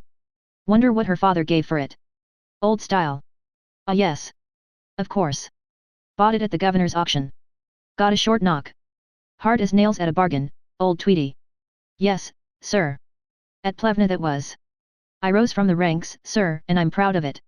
Still he had brains enough to make that corner in stamps. Now that was far-seeing. His hand took his hat from the peg over his annealed heavy overcoat and his lost property office second-hand waterproof. Stamps, sticky back pictures. Dare say lots of officers are in the swim too. Course they do. The sweated legend in the crown of his hat told him mutely, Plasto's high-grade ha. He peeped quickly inside the leather headband. White slip of paper. Quite safe. On the doorstep he felt in his hip pocket for the latchkey. Not there. In the trousers I left off. Must get it. Potato I have. Creaky wardrobe. No use disturbing her. She turned over sleepily that time. He pulled the hall door to after him very quietly, more, till the foot leaf dropped gently over the threshold, a limp lid. Looked shut. All right till I come back anyhow. He crossed to the bright side, avoiding the loose cellar flap of number 75. The sun was nearing the steeple of George's church. Be a warm day I fancy. Specially in these black clothes feel it more. Black conducts, refracts is it, the heat. But I couldn't go in that light suit. Make a picnic of it. His eyelids sank quietly often as he walked in happy warmth. Boland's bread van delivering with trays are daily but she prefers yesterday's loaves turnovers crisp crowns hot. Makes you feel young. Somewhere in the east, early morning, set off at dawn. Travel round in front of the sun, steal a day's march on him. Keep it up forever never grow a day older technically. Walk along a strand, strange land, come to a city gate, sentry there, old ranker too, old Tweedy's big mustaches, leaning on a long kind of a spear. Wander through on streets. Turbaned faces going by. Dark caves of carpet shops, big man, Turco the Terrible, seated cross-legged, smoking a coiled pipe. Cries of sellers in the streets. Drink water scented with fennel, sherbet. Dander along all day. Might meet a robber or two. Well, meet him. Getting on to sundown. The shadows of the mosques among the pillars, priest with a scroll rolled up. A shiver of the trees, signal, the evening wind. I pass on. Fading gold sky. A mother watches me from her doorway. She calls her children home in their dark language. High wall, beyond strings twanged. Night sky, moon, violet, color of Molly's new garters. Strings. Listen. A girl playing one of those instruments, what do you call them, dulcimers? I pass. Probably not a bit like it really. Kind of stuff you read, in the track of the sun. Sunburst on the title page. He smiled, pleasing himself. What Arthur Griffith said about the headpiece over the Freeman leader, a home rule sun rising up in the northwest from the laneway behind the Bank of Ireland. He prolonged his pleased smile. Icky touch that, home rule sun rising up in the northwest. He approached Larry O'Rourke's. From the cellar grating floated up the flabby gush of porter. Through the open doorway the bar squirted out whiffs of ginger, tea dust, biscuit mush. Good house, however, just the end of the city traffic. For instance Emily's down there, and G is position. Of course if they ran a tramline along the north circular from the cattle market to the quays value would go up like a shot. Bald head over the blind. Cute old codger. No use canvassing him for an ad. Still he knows his own business best. There he is, sure enough, my bold Larry, leaning against the sugarbin in his shirt sleeves watching the aproned curate swab up with mop and bucket. Simon Dedalus takes him off to a tea with his eyes screwed up. Do you know what I'm going to tell you? What's that, Mr. O'Rourke? Do you know what? The Russians, they'd only be an 8 o'clock breakfast for the Japanese. Stop and say a word, about the funeral perhaps. Sad thing about poor Dignam, Mr. O'Rourke. Turning into Dorset Street he said freshly in greeting through the doorway. Good day, Mr. O'Rourke. Good day to you. Lovely weather, sir. 'Tis all that. Where do they get the money? Coming up red-headed curates from the county Leitrim, rinsing empties, an old man in the cellar. Then, lo and behold, they blossom out as Adam Findlaters or Dan Talons. Then think of the competition. General thirst. Good puzzle would be cross Dublin without passing a pub. Save it they can't. Off the drunks perhaps. Put down 3 and carry 5. What is that, a bob here and there, dribs and drabs. On the wholesale orders perhaps. Doing a double shuffle with the town travellers. Square it you with the boss and we'll split the job, see? How much would that tot to off the porter in the month? Say 10 barrels of stuff. Say he got 10% off. Oh more. 15. He passed St. Joseph's National School. Brats clamor. Windows open. Fresh air helps memory. Or a lilt. Abse de Fiji Kalaman o Piki Rusty OVW. Boys are they? Yes. Inish Turk. Inis Hark. Inish Boffin. At their jogger free. Mine. Slive Bloom. He halted before Dlugich's window, staring at the hanks of sausages, Polonaise, black and white. 15 multiplied by. The figures widened in his mind, unsolved, displeased, he let them fade. The shiny links, packed with forcemeat, fed his gaze and he breathed in tranquilly the lukewarm breath of cooked spicy pig's blood. A kidney oozed blood gouts on the willow-patterned dish, the last. He stood by the next door girl at the counter. Would she buy it too, calling the items from a slip in her hand? Chapped, washing soda. And a pound and a half of Denny's sausages. His eyes rested on her vigorous hips. Woods his name is. Wonder what he does. Wife is oldish. New blood. No followers allowed. Strong pair of arms. Whacking a carpet on the clothesline. She does whack it, by George. The way her crooked skirt swings at each whack. The Fairtade pork butcher folded the sausages he had snipped off with blotchy fingers, sausage pink. Sound meat there, like a stall-fed heifer. He took a page up from the pile of cut sheets, the model farm at Kinnereth on the lakeshore of Tiberias. Can become ideal winter sanatorium. Moses Montefiore. I thought he was. Farmhouse, wall round it, blurred cattle cropping. He held the page from him, interesting, read it nearer, the title, the blurred cropping cattle, the page rustling. A young white heifer. Those mornings in the cattle market, the beasts lowing in their pens, branded sheep, flop and fall of dung, the breeders in hobnailed boots trudging through the litter, slapping a palm on a ripe meat hindquarter, there's a prime one, unpeeled switches in their hands. He held the page aslant patiently, bending his senses and his will, his soft subject gaze at rest. The crooked skirt swinging, whack by whack by whack. The pork butcher snapped 2 sheets from the pile, wrapped up her prime sausages and made a red grimace. Now, my miss, he said. She tendered a coin, smiling boldly, holding her thick wrist out. Thank you, my miss. And 1 shilling 3pence change. For you, please? Mr. Bloom pointed quickly. To catch up and walk behind her if she went slowly, behind her moving hams. Pleasant to see first thing in the morning. Hurry up, damn it. Make hay while the sun shines. She stood outside the shop in sunlight and sauntered lazily to the right. He sighed down his nose, they never understand. Soda-chapped hands. Crusted toenails too. Brown scapulars in tatters, defending her both ways. The sting of disregard glowed to weak pleasure within his breast. For another, a constable off-duty cuddling her in Ecclesiastes Lane. They like them sizable. Prime sausage. Oh please, Mr. Policeman, I'm lost in the wood. 3pence, please. His hand accepted the moist tender gland and slid it into a side pocket. Then it fetched up 3 coins from his trousers pocket and laid them on the rubber prickles. They were read quickly and quickly slid, disc by disc, into the till. Thank you, sir. Another time. A speck of eager fire from Foxy's thanked him. He withdrew his gaze after an instant. No, better not, another time. Good morning, he said, moving away. Good morning, sir. No sign. Gone. What matter? He walked back along Dorset Street, reading gravely. Agendath Nitame, Planters Company. To purchase waste sandy tracts from Turkish government and plant with eucalyptus trees. Excellent for shade, fuel and construction. Orange groves and immense melon fields north of Jaffa. You pay 80 marks and they plant a dunam of land for you with olives, oranges, almonds or citrons. Olives cheaper, oranges need artificial irrigation. Every year you get a sending of the crop. Your name entered for life as owner in the Book of the Union. Can pay 10 down and the balance in yearly installments. Bleibtreustrasse 34, Berlin, W15. Nothing doing. Still an idea behind it. He looked at the cattle, blurred in silver heat. Silver powdered olive trees. Quiet long days, pruning, ripening. Olives are packed in jars, I have a few left from Andrew's. Molly spitting them out. Knows the taste of them now. Oranges in tissue paper packed in crates. Citrons too. Wonder is poor Citron still in St. Kevin's parade. And Mastiansky with the old zither. Pleasant evenings we had then. Molly in Citron's basket chair. Nice to hold, cool waxen fruit, hold in the hand, lift it to the nostrils and smell the perfume.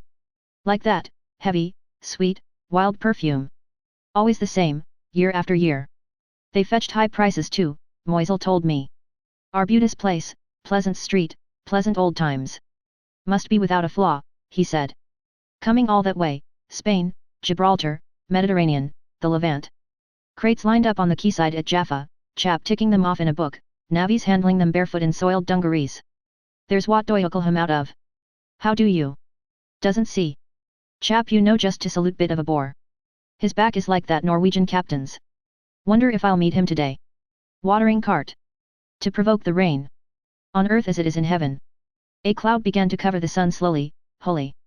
Grey. Far. No, not like that. A barren land, bare waste.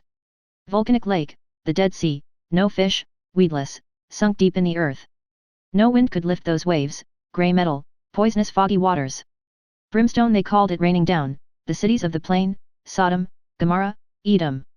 All dead names. A dead sea in a dead land, grey and old. Old now. It bore the oldest, the first race. A bent hag crossed from Cassidy's, clutching a naggin bottle by the neck. The oldest people. Wandered far away over all the earth, captivity to captivity, multiplying, dying, being born everywhere. It lay there now. Now it could bear no more. Dead, an old woman's, the grey sunken cunt of the world. Desolation. Grey horror seared his flesh. Folding the page into his pocket he turned into Ecclesiastes Street, hurrying homeward. Cold oil slid along his veins, chilling his blood, age crusting him with a salt cloak. Well, I am here now. Yes, I am here now. Morning mouth bad images. Got up wrong side of the bed. Must begin again those Sandoz exercises. On the hands down. Blotchy brown brick houses. Number 80 still unlet. Why is that? Valuation is only 28. Towers, Battersby, North, MacArthur, parlour windows plastered with bills. Plasters on a sore eye. To smell the gentle smoke of tea, fume of the pan, sizzling butter. Be near her ample bed-warmed flesh. Yes, yes. Quick warm sunlight came running from Berkeley Road, swiftly, in slim sandals, along the brightening footpath. She runs to meet me, a girl with gold hair on the wind. 2 letters and a card lay on the hall floor. He stooped and gathered them. MRS Marion Bloom. His quickened heart slowed at once. Bold hand. MRS Marion. Poldy. Entering the bedroom he half closed his eyes and walked through warm yellow twilight towards her tousled head. Who are the letters for? He looked at them. Malinga. Millie. A letter for me from Millie, he said carefully, and a card to you. And a letter for you. He laid her card and letter on the twill bedspread near the curve of her knees. Do you want the blind up? Letting the blind up by gentle tugs halfway his backward eye saw her glance at the letter and tuck it under her pillow. That do? He asked, turning. She was reading the card, propped on her elbow. She got the things, she said. He waited till she had laid the card aside and curled herself back slowly with a snug sigh. Hurry up with that tea, she said. I'm parched. The kettle is boiling, he said. But he delayed to clear the chair, her striped petticoat, tossed soiled linen, and lifted all in an armful onto the foot of the bed. As he went down the kitchen stairs she called. Poldy. What? Scald the teapot. On the boil sure enough, a plume of steam from the spout. He scalded and rinsed out the teapot and put in 4 full spoons of tea, tilting the kettle then to let the water flow in. Having set it to draw he took off the kettle, crushed the pan flat on the live coals and watched the lump of butter slide and melt. While he unwrapped the kidney the cat mewed hungrily against him. Give her too much meat she won't mouse. Say they won't eat pork. Kosher. Here. He let the blood-smeared paper fall to her and dropped the kidney amid the sizzling butter sauce. Pepper. He sprinkled it through his fingers ringwise from the chipped egg cup. Then he slit open his letter, glancing down the page and over. Thanks, new Tam, Mr. Cullen, Loch Owl Picnic, Young Student, Blazes Boylan Seaside Girls. The tea was drawn.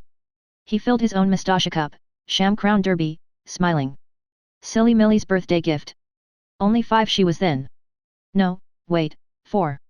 I gave her the amberoid necklace she broke. Putting pieces of folded brown paper in the letterbox for her. He smiled, pouring. Oh, Millie Bloom, you are my darling.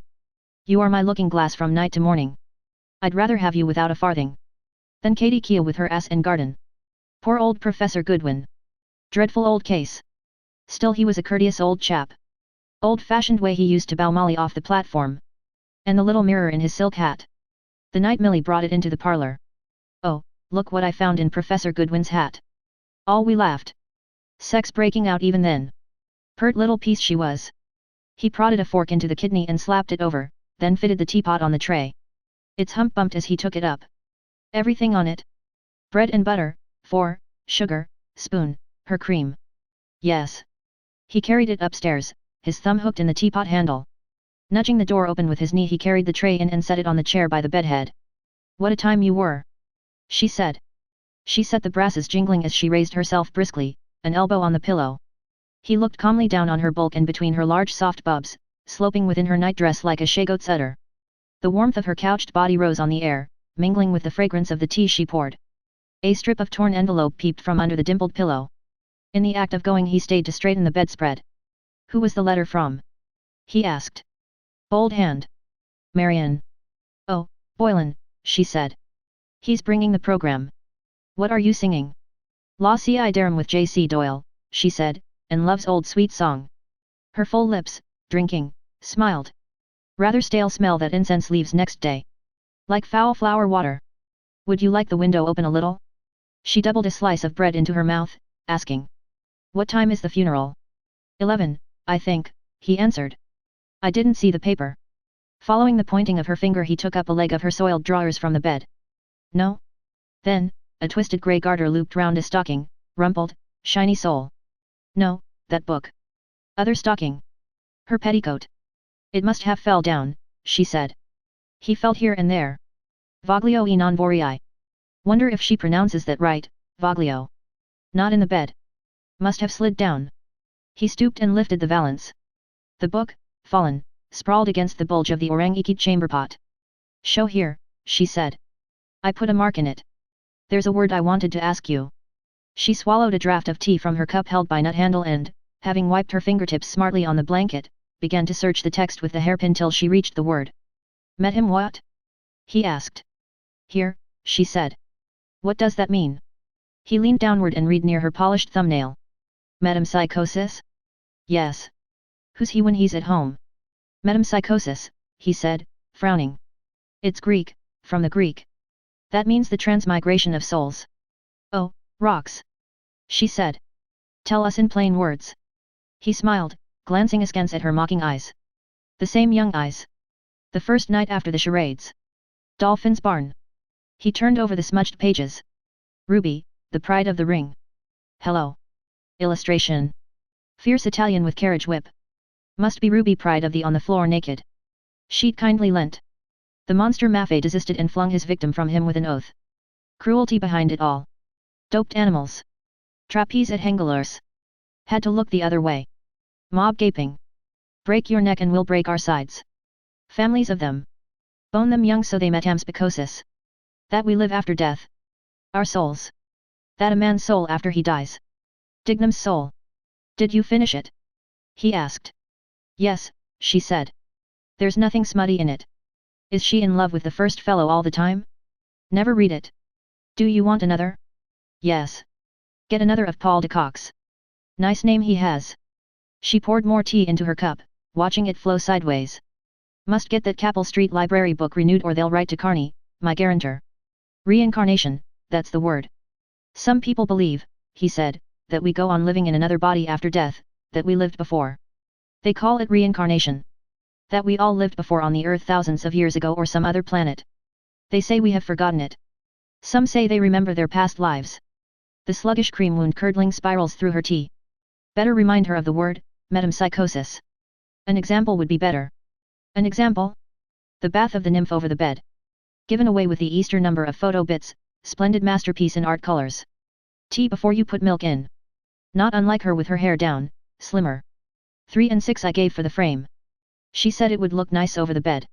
Naked nymphs, Greece, and for instance all the people that lived then. He turned the pages back.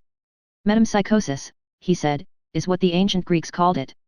They used to believe you could be changed into an animal or a tree, for instance. What they called nymphs, for example. Her spoon ceased to stir up the sugar. She gazed straight before her, inhaling through her arched nostrils. There's a smell of burn, she said.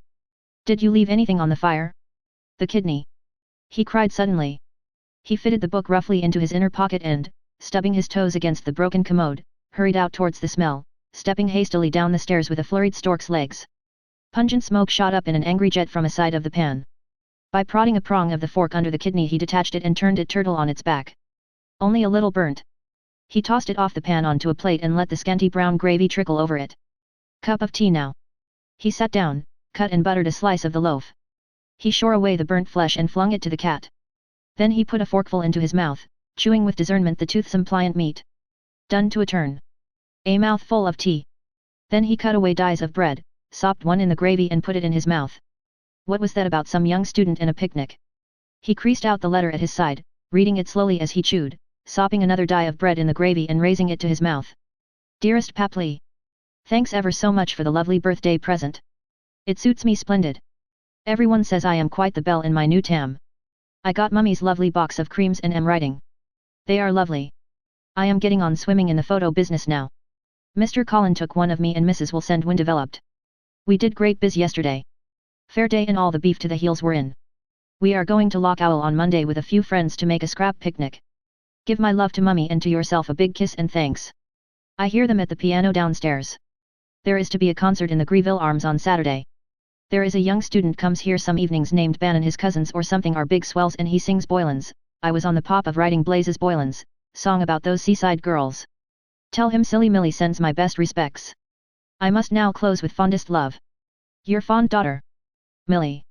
P.S. Excuse bad writing I'm in hurry. Bibby. M. 15 yesterday. Curious, 15th of the month too. Her first birthday away from home. Separation. Remember the summer morning she was born, running to knock up Mrs. Thornton in Densile Street. Jolly old woman. Lot of babies she must have helped into the world.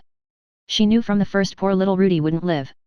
Well, God is good, sir. She knew at once. He would be 11 now if he had lived. His vacant face stared pityingly at the postscript. Excuse bad writing. Hurry. Piano downstairs. Coming out of her shell. Row with her in the XL cafe about the bracelet. Wouldn't eat her cakes or speak or look. Sauce box. He sopped other dies of bread in the gravy and ate piece after piece of kidney. 12 and 6 a week. Not much.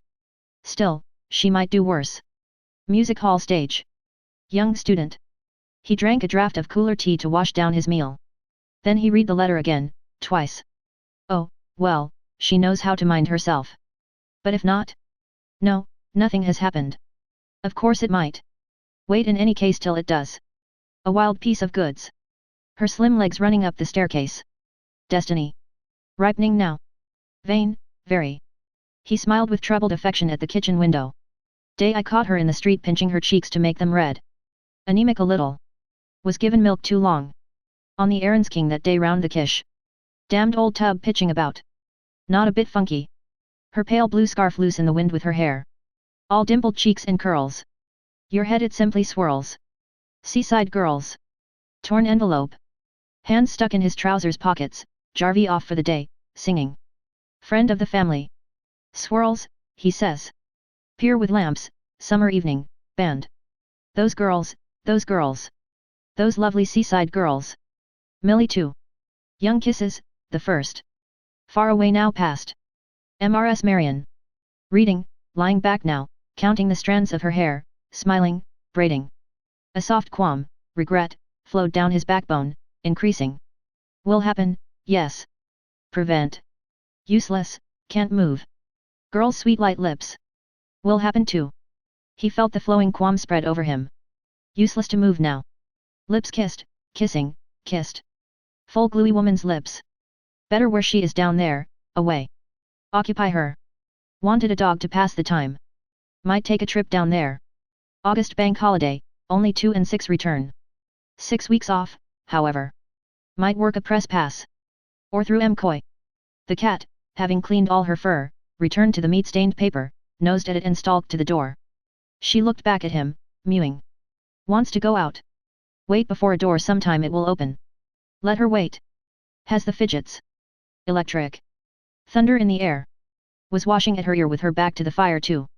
He felt heavy, full, then a gentle loosening of his bowels. He stood up, undoing the waistband of his trousers. The cat mewed to him. Meow. He said in answer. Wait till I'm ready. Heaviness, hot day coming. Too much trouble to fag up the stairs to the landing. A paper. He liked to read at stool. Hope no ape comes knocking just as I'm. In the table drawer he found an old number of Titbits. He folded it under his armpit, went to the door and opened it. The cat went up in soft bounds.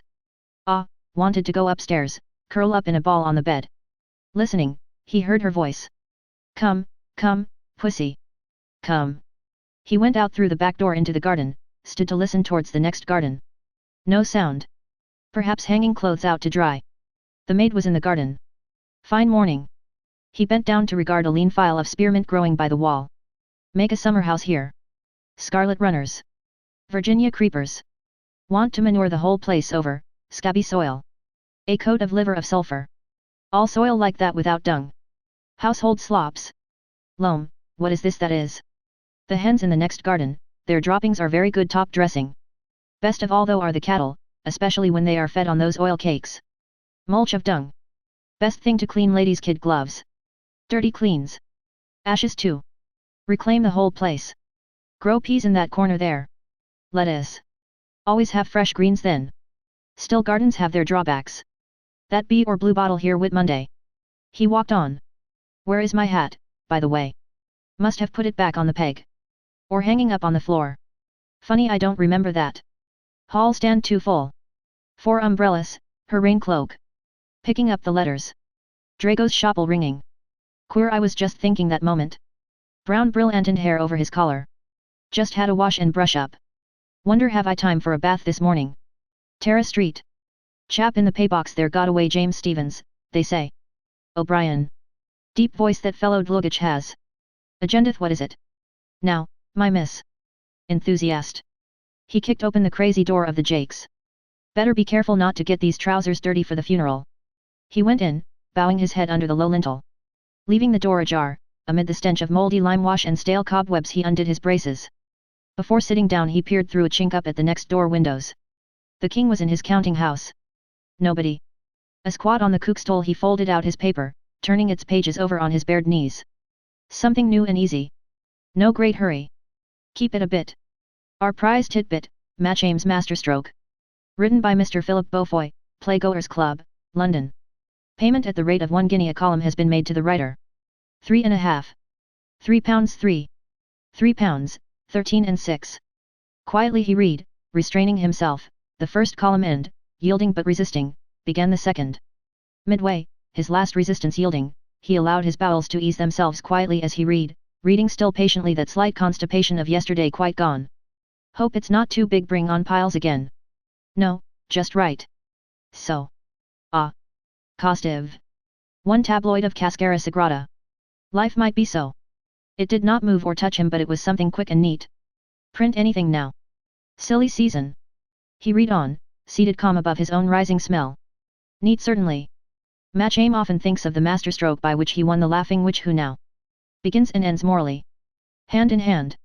Smart. He glanced back through what he had read and, while feeling his water flow quietly, he envied kindly Mr. Beaufoy who had written it and received payment of £3, 13 and 6. Might manage a sketch. By Mr. and Mrs. Bloom. Invent a story for some proverb. Which time I used to try jotting down on my cuff what she said dressing. Dislike dressing together. Nicked myself shaving. Biting her nether lip, hooking the placket of her skirt. Timing her. 9.15. Did Roberts pay you yet? 9.20.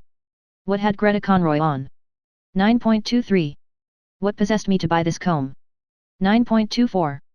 I'm swelled after that cabbage. A speck of dust on the patent leather of her boot. Rubbing smartly in turn each welt against her stockinged calf, Morning after the bazaar dance when May's band played Ponchielli's Dance of the Hours. Explain that, morning hours, noon, then evening coming on, then night hours. Washing her teeth. That was the first night. Her head dancing. Her fan sticks clicking. Is that Boylan well off? He has money. Why? I noticed he had a good rich smell off his breath dancing. No use humming then. Allude to it. Strange kind of music that last night. The mirror was in shadow. She rubbed her hand glass briskly on her woolen vest against her full wagging bub. Peering into it. Lines in her eyes. It wouldn't pan out somehow. Evening hours, girls in grey gauze. Night hours then, black with daggers and eye masks. Poetical idea, pink, then golden, then grey, then black. Still, true to life also. Day, then the night. He tore away half the prize story sharply and wiped himself with it. Then he girded up his trousers, braced and buttoned himself. He pulled back the jerky shaky door of the jakes and came forth from the gloom into the air. In the bright light, lightened and cooled in limb, he eyed carefully his black trousers, the ends, the knees, the huffs of the knees. What time is the funeral? Better find out in the paper. A creak and a dark were in the air high up. The bells of George's church. They tolled the hour, loud dark iron. Hey-go. Hey-go. Hey-go. Hey-go. Hey-go. Hey-go. 1:45. There again, the overtone following through the air. A third. Poor Dignam. Chapter 5. By lorries along Sir John Rogerson's quay Mr. Bloom walked soberly, past Windmill Lane, Leask's the linseed crusher, the postal telegraph office. Could have given that address too. And past the sailor's home. He turned from the morning noises of the quayside and walked through Lime Street. By Brady's cottages a boy for the skins lolled, his bucket of offal linked, smoking a chewed fag butt. A smaller girl with scars of eczema on her forehead eyed him, listlessly holding her battered cask hoop. Tell him if he smokes he won't grow. Oh, let him. His life isn't such a bed of roses. Waiting outside pubs to bring to home. Come home to ma, day. Slack hour, won't be many there. He crossed Townsend Street, past the frowning face of Bethel. Yes, house of, Olaf, Beth. And past Nichols the undertaker. At 11 it is. Time enough. Daresay Corny Kelleher bagged the job for O'Neill's. Singing with his eyes shut. Corny. Met her once in the park. In the dark. What a lark. Police tout. Her name and address she then told with my turalum te. Oh, surely he bagged it. Bury him cheap in a Huadia Makel. With my turalum. In Westland Row he halted before the window of the Belfast and Oriental Tea Company and read the legends of lead-papered packets, choice blend, finest quality, family tea. Rather warm. Tea. Must get some from Tom Kernan. Couldn't ask him at a funeral, though. While his eyes still read blandly he took off his hat quietly inhaling his hair oil and sent his right hand with slow grace over his brow and hair. Very warm morning. Under their dropped lids his eyes found the tiny bow of the leather headband inside his high-grade ha. Just there. His right hand came down into the bowl of his hat. His fingers found quickly a card behind the headband and transferred it to his waistcoat pocket. So warm. His right hand once more slowly went over his brow and hair. Then he put on his hat again, relieved, and read again, choice blend, made of the finest Ceylon brands. The Far East. Lovely spot it must be, the garden of the world, big lazy leaves to float about on, cactuses, flowery meads, snaky lianas they call them. Wonder is it like that? Those singleys lobbing about in the sun in dolce far niente, not doing a hand's turn all day. Sleep 6 months out of 12. Too hot to quarrel. Influence of the climate. Lethargy. Flowers of idleness. The air feeds most. Azotes. Hothouse in botanic gardens. Sensitive plants. Water lilies. Petals too tired to. Sleeping sickness in the air. Walk on rose leaves. Imagine trying to eat tripe and cow heel. Where was the chap I saw in that picture somewhere? Ah yes, in the Dead Sea floating on his back, reading a book with a parasol open. Couldn't sink if you tried, so thick with salt. Because the weight of the water, no, the weight of the body in the water is equal to the weight of the what? Or is it the volume is equal to the weight? It's a law something like that. Vance in high school cracking his finger joints, teaching. The college curriculum.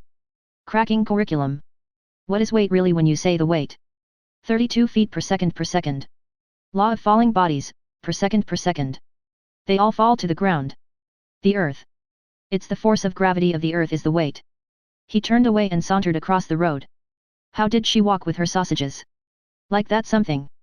As he walked he took the folded Freeman from his side pocket, unfolded it, rolled it lengthwise in a batten and tapped it at each sauntering step against his trouser leg. Careless air, just drop into C. Per second per second. Per second for every second it means. From the curbstone he darted a keen glance through the door of the post office. Too late box. Post here. No one. In. He handed the card through the brass grill. Are there any letters for me? He asked. While the postmistress searched a pigeonhole he gazed at the recruiting poster with soldiers of all arms on parade, and held the tip of his baton against his nostrils, smelling fresh printed rag paper. No answer probably. Went too far last time. The postmistress handed him back through the grill his card with a letter. He thanked her and glanced rapidly at the typed envelope. Henry Flower Esq. C/OPO Westland Row. City. Answered anyhow. He slipped card and letter into his side pocket, reviewing again the soldiers on parade. Where's old Tweedy's regiment? Cast-off soldier. There, bearskin cap and hackle plume. No, he's a grenadier. Pointed cuffs. There he is, Royal Dublin Fusiliers. Redcoats. Too showy. That must be why the women go after them. Uniform. Easier to enlist and drill. Maud Gonne's letter about taking them off O'Connell Street at night, disgrace to our Irish capital. Griffith's paper is on the same tack now, an army rotten with venereal disease, overseas or half-seas over empire. Half-baked they look, hypnotized like. Eyes front. Mark time. Table, able. Bed, ed. The king's own. Never see him dressed up as a fireman or a bobby. A mason, yes. He strolled out of the post office and turned to the right. Talk, as if that would mend matters. His hand went into his pocket and a forefinger felt its way under the flap of the envelope, ripping it open in jerks. Women will pay a lot of heed, I don't think. His fingers drew forth the letter and crumpled the envelope in his pocket. Something pinned on, photo perhaps. Hair? No. Coy. Get rid of him quickly. Take me out of my way. Hate company when you. Hello, Bloom. Where are you off to? Hello, Coy. Nowhere in particular. How's the body? Fine. How are you? Just keeping alive, Coy said. His eyes on the black tie and clothes he asked with low respect. Is there no trouble I hope? I see you're. Oh, no, Mr. Bloom said. Poor Dignam, you know. The funeral is today. To be sure, poor fellow. So it is. What time? A photo it isn't. A badge maybe. 11, Mr. Bloom answered. I must try to get out there, Coy said. 11, is it? I only heard it last night. Who was telling me? Holohan. You know Hoppy? I know. Mr. Bloom gazed across the road at the outsider drawn up before the door of the Grosvenor. The porter hoisted the valise up on the well. She stood still, waiting, while the man, husband, brother, like her, searched his pockets for change. Stylish kind of coat with that roll collar, warm for a day like this, looks like blanket cloth. Careless stand of her with her hands in those patch pockets. Like that haughty creature at the polo match. Women all for caste till you touch the spot. Handsome is and handsome does. Reserved about to yield. The Honourable Mrs. and Brutus is an honourable man. Possess her once take the starch out of her. I was with Bob Doran, he's on one of his periodical bends, and what do you call him Bantam Lions? Just down there in Conway's we were. Doran Lions in Conway's. She raised a gloved hand to her hair. In came Hoppy. Having a wet. Drawing back his head and gazing far from beneath his veiled eyelids he saw the bright fawn skin shine in the glare, the braided drums. Clearly I can see today. Moisture about gives long sight perhaps. Talking of one thing or another. Lady's hand. Which side will she get up? And he said, sad thing about our poor friend Patty. What Patty?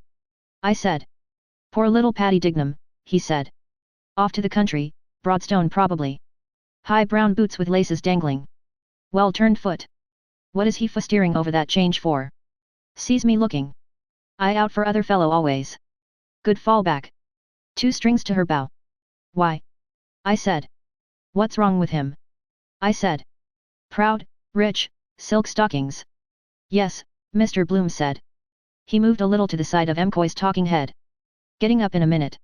What's wrong with him? He said. He's dead, he said. And, faith, he filled up. Is it Patty Dignam? I said. I couldn't believe it when I heard it. I was with him no later than Friday last or Thursday was it in the Arch? Yes, he said. He's gone. He died on Monday, poor fellow. Watch. Watch. Silk flash rich stockings white. Watch. A heavy tramcar honking its gong slewed between. Lost it. Curse your noisy pug nose. Feels locked out of it. Paradise and the Perry. Always happening like that. The very moment. Girl in Eustace Street hallway Monday was it settling her garter. Her friend covering the display of esprit de corps. Well, what are you gaping at? Yes, yes, Mr. Bloom said after a dull sigh. Another gone. One of the best, McCoy said. The tram passed. They drove off towards the loop line bridge, her rich gloved hand on the steel grip. Flicker, flicker, the lace flare of her hat in the sun, flicker, flick. Wife well, I suppose? McCoy's changed voice said. Oh, yes, Mr. Bloom said.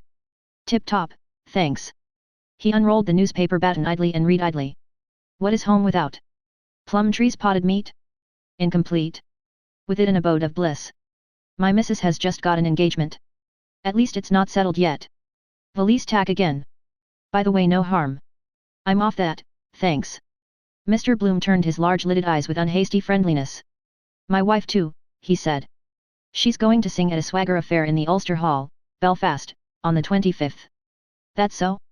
McCoy said. Glad to hear that, old man. Who's getting it up? Mrs. Marion Bloom. Not up yet. Queen was in her bedroom eating bread and no book. Blackened court cards laid along her thigh by sevens. Dark lady and fair man. Letter. Cat furry black ball. Torn strip of envelope. Loves. Old. Sweet. Song. Comes loaves old. It's a kind of a tour, don't you see, Mr. Bloom said thoughtfully. Sweet song. There's a committee formed. Part shares and part profits. McCoy nodded, picking at his mustache stubble. Oh, well, he said. That's good news. He moved to go. Well, glad to see you looking fit, he said. Meet you knocking around. Yes, Mr. Bloom said. Tell you what, McCoy said. You might put down my name at the funeral, will you? I'd like to go but I mightn't be able, you see. There's a drowning case at Sandy Cove may turn up and then the coroner and myself would have to go down if the body is found. You just shove in my name if I'm not there, will you? I'll do that, Mr. Bloom said, moving to get off. That'll be all right. Right, McCoy said brightly. Thanks, old man. I'd go if I possibly could. Well, tolol. Just CP McCoy will do. That will be done, Mr. Bloom answered firmly. Didn't catch me napping that wheeze. The quick touch. Soft mark. I'd like my job. Valise I have a particular fancy for. Leather. Capped corners, rivet edges, double action lever lock. Bob Cowley lent him his for the Wicklow Regatta concert last year and never heard tidings of it from that good day to this. Mr. Bloom, strolling towards Brunswick Street, smiled. My missus has just gotten. Reedy freckled soprano. Chi-seppaing nose. Nice enough in its way, for a little ballad. No guts in it. You and me, don't you know, in the same boat.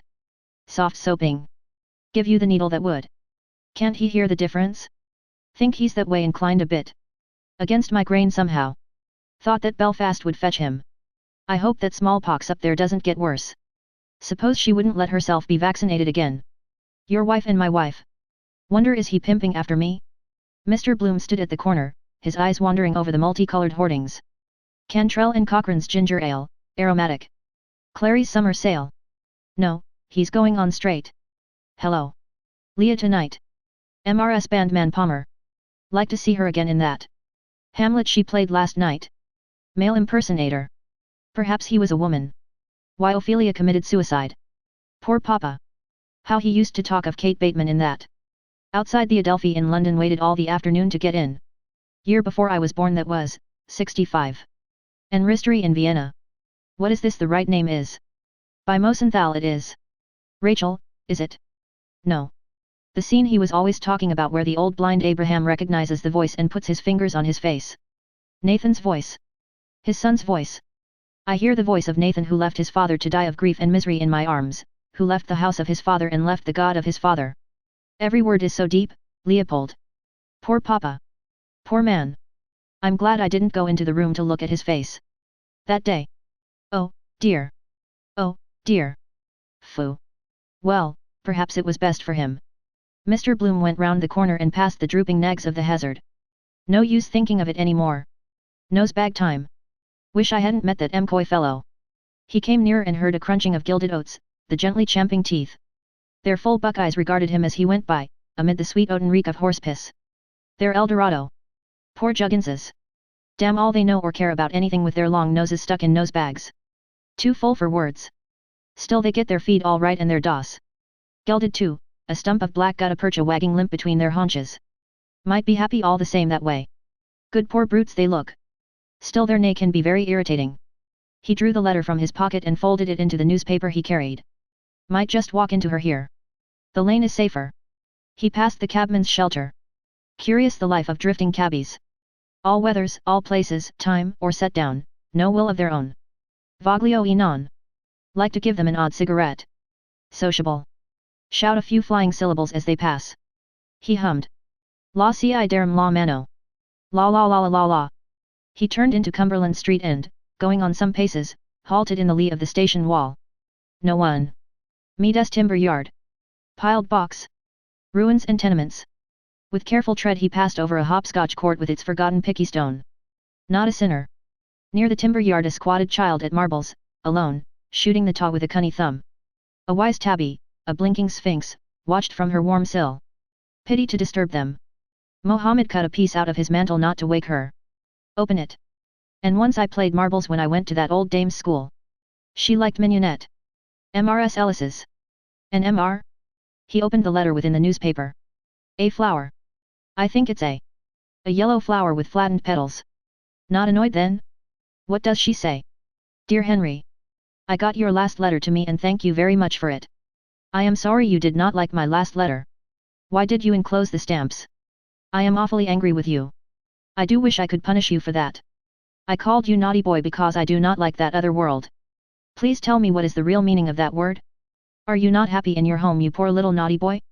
I do wish I could do something for you. Please tell me what you think of poor me. I often think of the beautiful name you have.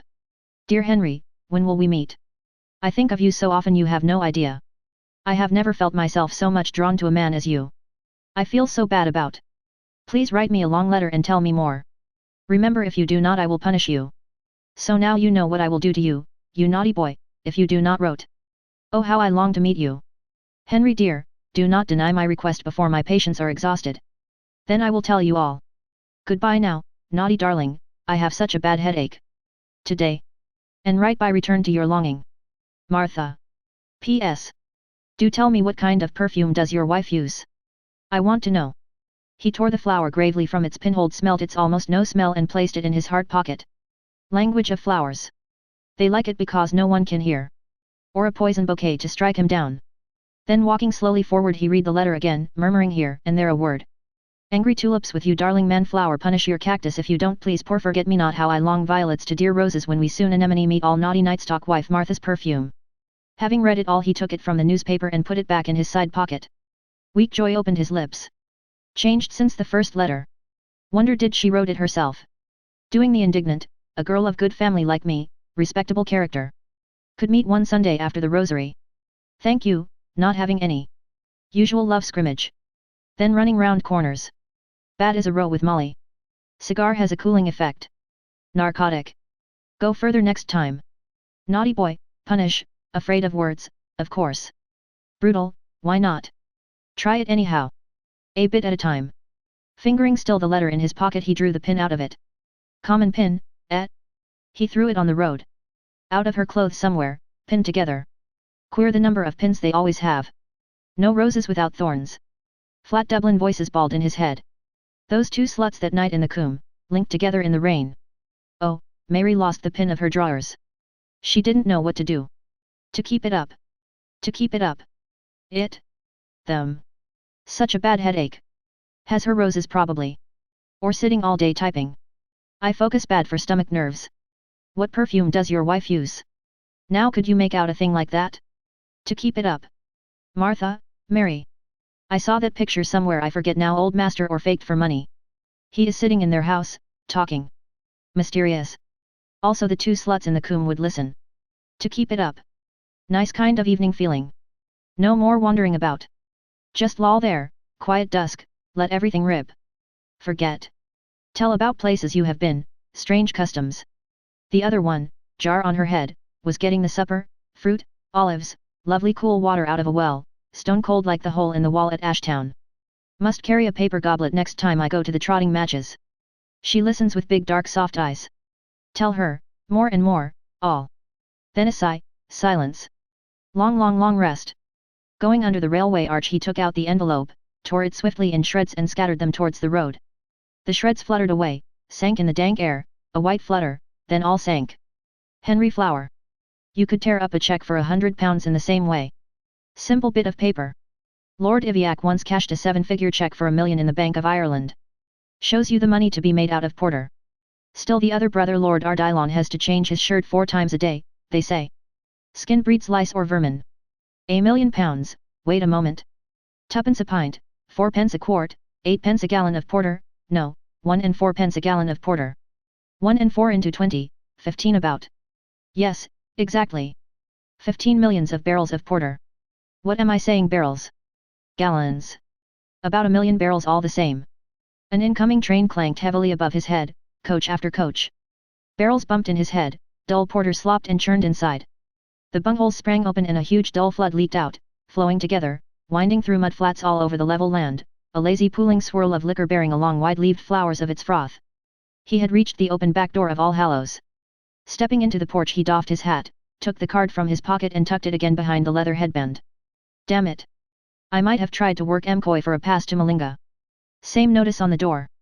Sermon by the Very Reverend John Conmee S.J. on St. Peter Claver S.J. and the African Mission. Prayers for the conversion of Gladstone they had too when he was almost unconscious. The Protestants are the same. Convert Dr. William J. Walsh D.D. to the true religion. Save China's millions. Wonder how they explain it to the heathen Chinny. Prefer an ounce of opium. Celestials. Rank heresy for them. Buddha their god lying on his side in the museum. Taking it easy with hand under his cheek. Jaw sticks burning. Not like Ecce Homo. Crown of thorns and cross. Clever idea St. Patrick the Shamrock. Chopsticks? Conmee, Martin Cunningham knows him, distinguished looking. Sorry I didn't work him about getting Molly into the choir instead of that Father Farley who looked a fool but wasn't. They're taught that. He's not going out in bluey specs with the sweat rolling off him to baptize blacks, is he? The glasses would take their fancy, flashing. Like to see them sitting round in a ring with blub lips, entranced, listening. Still life. Lap it up like milk, I suppose. The cold smell of sacred stone called him. He trod the worn steps, pushed the swing door and entered softly by the rear. Something going on, some sodality. Pity so empty. Nice discreet place to be next some girl. Who is my neighbor? Jammed by the hour to slow music. That woman at midnight mass. Seventh heaven. Women knelt in the benches with crimson halters round their necks, heads bowed. A batch knelt at the altar rails. The priest went along by them, murmuring, holding the thing in his hands. He stopped at each, took out a communion, shook a drop or two, are they in water, off it and put it neatly into her mouth. Her hat and head sank. Then the next one. Her hat sank at once. Then the next one, a small old woman. The priest bent down to put it into her mouth, murmuring all the time. Latin. The next one.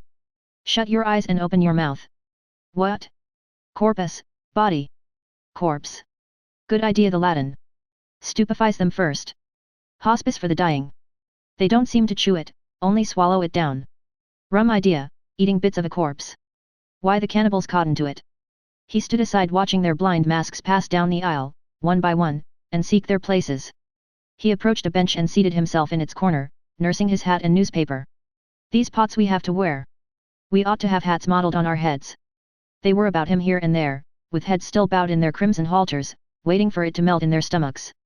Something like those Matzoth, it's that sort of bread, unleavened showbread. Look at them. Now I bet it makes them feel happy. Lollipop. It does. Yes, bread of angels it's called. There's a big idea behind it, kind of kingdom of God is within you feel. First communicants. Hokey pokey penny a lump. Then feel all like one family party, same in the theater, all in the same swim. They do. I'm sure of that. Not so lonely. In our confraternity. Then come out a bit spreeish. Let off steam. Thing is if you really believe in it. Lord's cure, waters of oblivion, and the knock apparition, statues bleeding. Old fellow asleep near that confession box. Hence those snores. Blind faith. Safe in the arms of kingdom come. Lulls all pain. Wake this time next year. He saw the priest stow the communion cup away, well in, and kneel an instant before it, showing a large grey boot sole from under the lace affair he had on. Suppose he lost the pin of his? He wouldn't know what to do to. Bald spot behind. Letters on his back, I.N.R.I? No, IHS. Molly told me one time. I asked her. I have sinned, or no, I have suffered, it is. And the other one? Iron nails ran in. Meet one Sunday after the rosary. Do not deny my request. Turn up with a veil and black bag. Dusk and the light behind her. She might be here with a ribbon round her neck and do the other thing all the same on the sly. Their character. That fellow that turned Queen's evidence on the Invincibles, he used to receive the, Carey was his name, the communion every morning. This very church. Peter Carey, yes. No, Peter Claver I am thinking of. Dennis Carey. And just imagine that. Wife and 6 children at home. And plotting that murder all the time. Those crawthumpers, now that's a good name for them, there's always something shifty looking about them. They're not straight men of business either. Oh, no, she's not here, the flower, no, no. By the way, did I tear up that envelope? Yes, under the bridge. The priest was rinsing out the chalice, then he tossed off the dregs smartly. Wine. Makes it more aristocratic than, for example, if he drank what they are used to, Guinness's porter or some temperance beverage, Wheatley's Dublin hop bitters or Cantrell and Cochrane's ginger ale, aromatic. Doesn't give them any of it, shoe wine, only the other. Cold comfort. Pious fraud, but quite right, otherwise they'd have one old busser worse than another coming along, catching for a drink. Queer the whole atmosphere of the. Quite right. Perfectly right, that is. Mr. Bloom looked back towards the choir. Not going to be any music. Pity. Who has the organ here, I wonder? Old Glyn, he knew how to make that instrument talk, the vibrato, £50 a year they say he had in Gardner Street. Molly was in fine voice that day, the Stabat Mater of Rossini. Father Bernard Vaughan's sermon first. Christ or Pilate? Christ, but don't keep us all night over it. Music they wanted. Foot drill stopped. Could hear a pin drop. I told her to pitch her voice against that corner. I could feel the thrill in the air, the people looking up. Keys est homo. Some of that old sacred music splendid. Mercadent, 7 last words. Mozart's 12th Mass, Gloria in that. Those old popes keen on music, on art, and statues and pictures of all kinds. Palestrina for example too. They had a gay old time while it lasted. Healthy too, chanting, regular hours, then Brûlacurs. Benedictine. Green chartreuse. Still, having eunuchs in their choir, that was coming it a bit thick. What kind of voice is it? Must be curious to hear after their own strong basses. Connoisseurs. Suppose they wouldn't feel anything after. Kind of a placid. No worry. Fall into flesh, don't they? Gluttons, tall, long legs. Who knows? Eunuch. One way out of it. He saw the priest bend down and kiss the altar and then face about and bless all the people. All crossed themselves and stood up. Mr. Bloom glanced about him and then stood up, looking over the risen hats. Stand up at the gospel, of course. Then all settled down on their knees again and he sat back quietly in his bench. The priest came down from the altar, holding the thing out from him, and he and the mass boy answered each other in Latin. Then the priest knelt down and began to read off a card. O God, our refuge and our strength. Mr. Bloom put his face forward to catch the words. English. Throw them the bone. I remember slightly. How long since your last Mass? Glorious and Immaculate Virgin. Joseph, her spouse. Peter and Paul. More interesting if you understood what it was all about. Wonderful organization certainly, goes like clockwork. Confession. Everyone wants to. Then I will tell you all. Penance. Punish me, please. Great weapon in their hands. More than doctor or solicitor. Woman dying too. NISCHSCHSCHSCHSCHSCH. And did you cha-chakakaka? And why did you? Look down at her ring to find an excuse. Whispering gallery walls have ears. Husband learned to his surprise. God's little joke. Then out she comes. Repentance skin deep. Lovely shame. Pray at an altar. Hail Mary and Holy Mary. Flowers, incense, candles melting. Hide her blushes. Salvation Army blatant imitation. Reformed prostitute will address the meeting. How I found the Lord. Square-headed chaps those must be in Rome, they work the whole show. And don't they rake in the money too? Bequests also, to the PP for the time being in his absolute discretion. Masses for the repose of my soul to be said publicly with open doors. Monasteries and convents. The priest in that Fermanagh will case in the witness box. No browbeating him. He had his answer pat for everything. Liberty and exaltation of our Holy Mother the Church. The doctors of the Church, they mapped out the whole theology of it. The priest prayed. Blessed Michael, Archangel, defend us in the hour of conflict. Be our safeguard against the wickedness and snares of the devil, may God restrain him, we humbly pray, and do thou, O Prince of the heavenly host, by the power of God thrust Satan down to hell and with him those other wicked spirits who wander through the world for the ruin of souls. The priest and the mass boy stood up and walked off. All over. The women remained behind, thanksgiving. Better be shoving along. Brother Buzz. Come around with the plate perhaps. Pay your Easter duty. He stood up. Hello. Were those 2 buttons of my waistcoat open all the time? Women enjoy it. Never tell you. But we. Excuse, miss, there's a, WHH, just a, WHH, fluff. Or their skirt behind, placket unhooked. Glimpses of the moon. Annoyed if you don't. Why didn't you tell me before? Still like you better untidy. Good job it wasn't farther south. He passed, discreetly buttoning, down the aisle and out through the main door into the light. He stood a moment unseeing by the cold black marble bowl while before him and behind 2 worshippers dipped furtive hands in the low tide of holy water. Trams, a car of Prescott's dyeworks, a widow in her weeds. Notice because I'm in mourning myself. He covered himself. How goes the time? 1/4 past. Time enough yet. Better get that lotion made up. Where is this? Ah yes, the last time. Swennyson Lincoln Place. Chemists rarely move. Their green and gold beacon jars too heavy to stir. Hamilton Longs, founded in the year of the flood. Huguenot churchyard near there. Visit someday. He walked southward along Westland Row. But the recipe is in the other trousers. Oh, and I forgot that latchkey too. Bore this funeral affair. Oh well, poor fellow, it's not his fault. When was it I got it made up last? Wait. I changed a sovereign I remember. 1st of the month it must have been or the 2nd. Oh, he can look it up in the prescriptions book. The chemist turned back page after page. Sandy shriveled smell he seems to have. Shrunken skull. An old. Quest for the philosopher's stone. The alchemists. Drugs age you after mental excitement. Lethargy then. Why? Reaction. A lifetime in a night. Gradually changes your character. Living all the day among herbs, ointments, disinfectants. All his alabaster lily pots. Mortar and pestle. AQ. DIST. Fall. Lore. TE virid. Smell almost cure you like the dentist's doorbell. Dr. Whack. He ought to physic himself a bit. Electuary or emulsion. The first fellow that picked an herb to cure himself had a bit of pluck. Simples. Want to be careful. Enough stuff here to chloroform you. Test, turns blue litmus paper red. Chloroform. Overdose of laudanum. Sleeping drafts. Love filters. Paregoric poppy syrup bad for cough. Clogs the pores or the phlegm. Poison's the only cures. Remedy where you least expect it. Clever of nature. About a fortnight ago, sir? Yes, Mr. Bloom said. He waited by the counter, inhaling slowly the keen reek of drugs, the dusty dry smell of sponges and loofahs.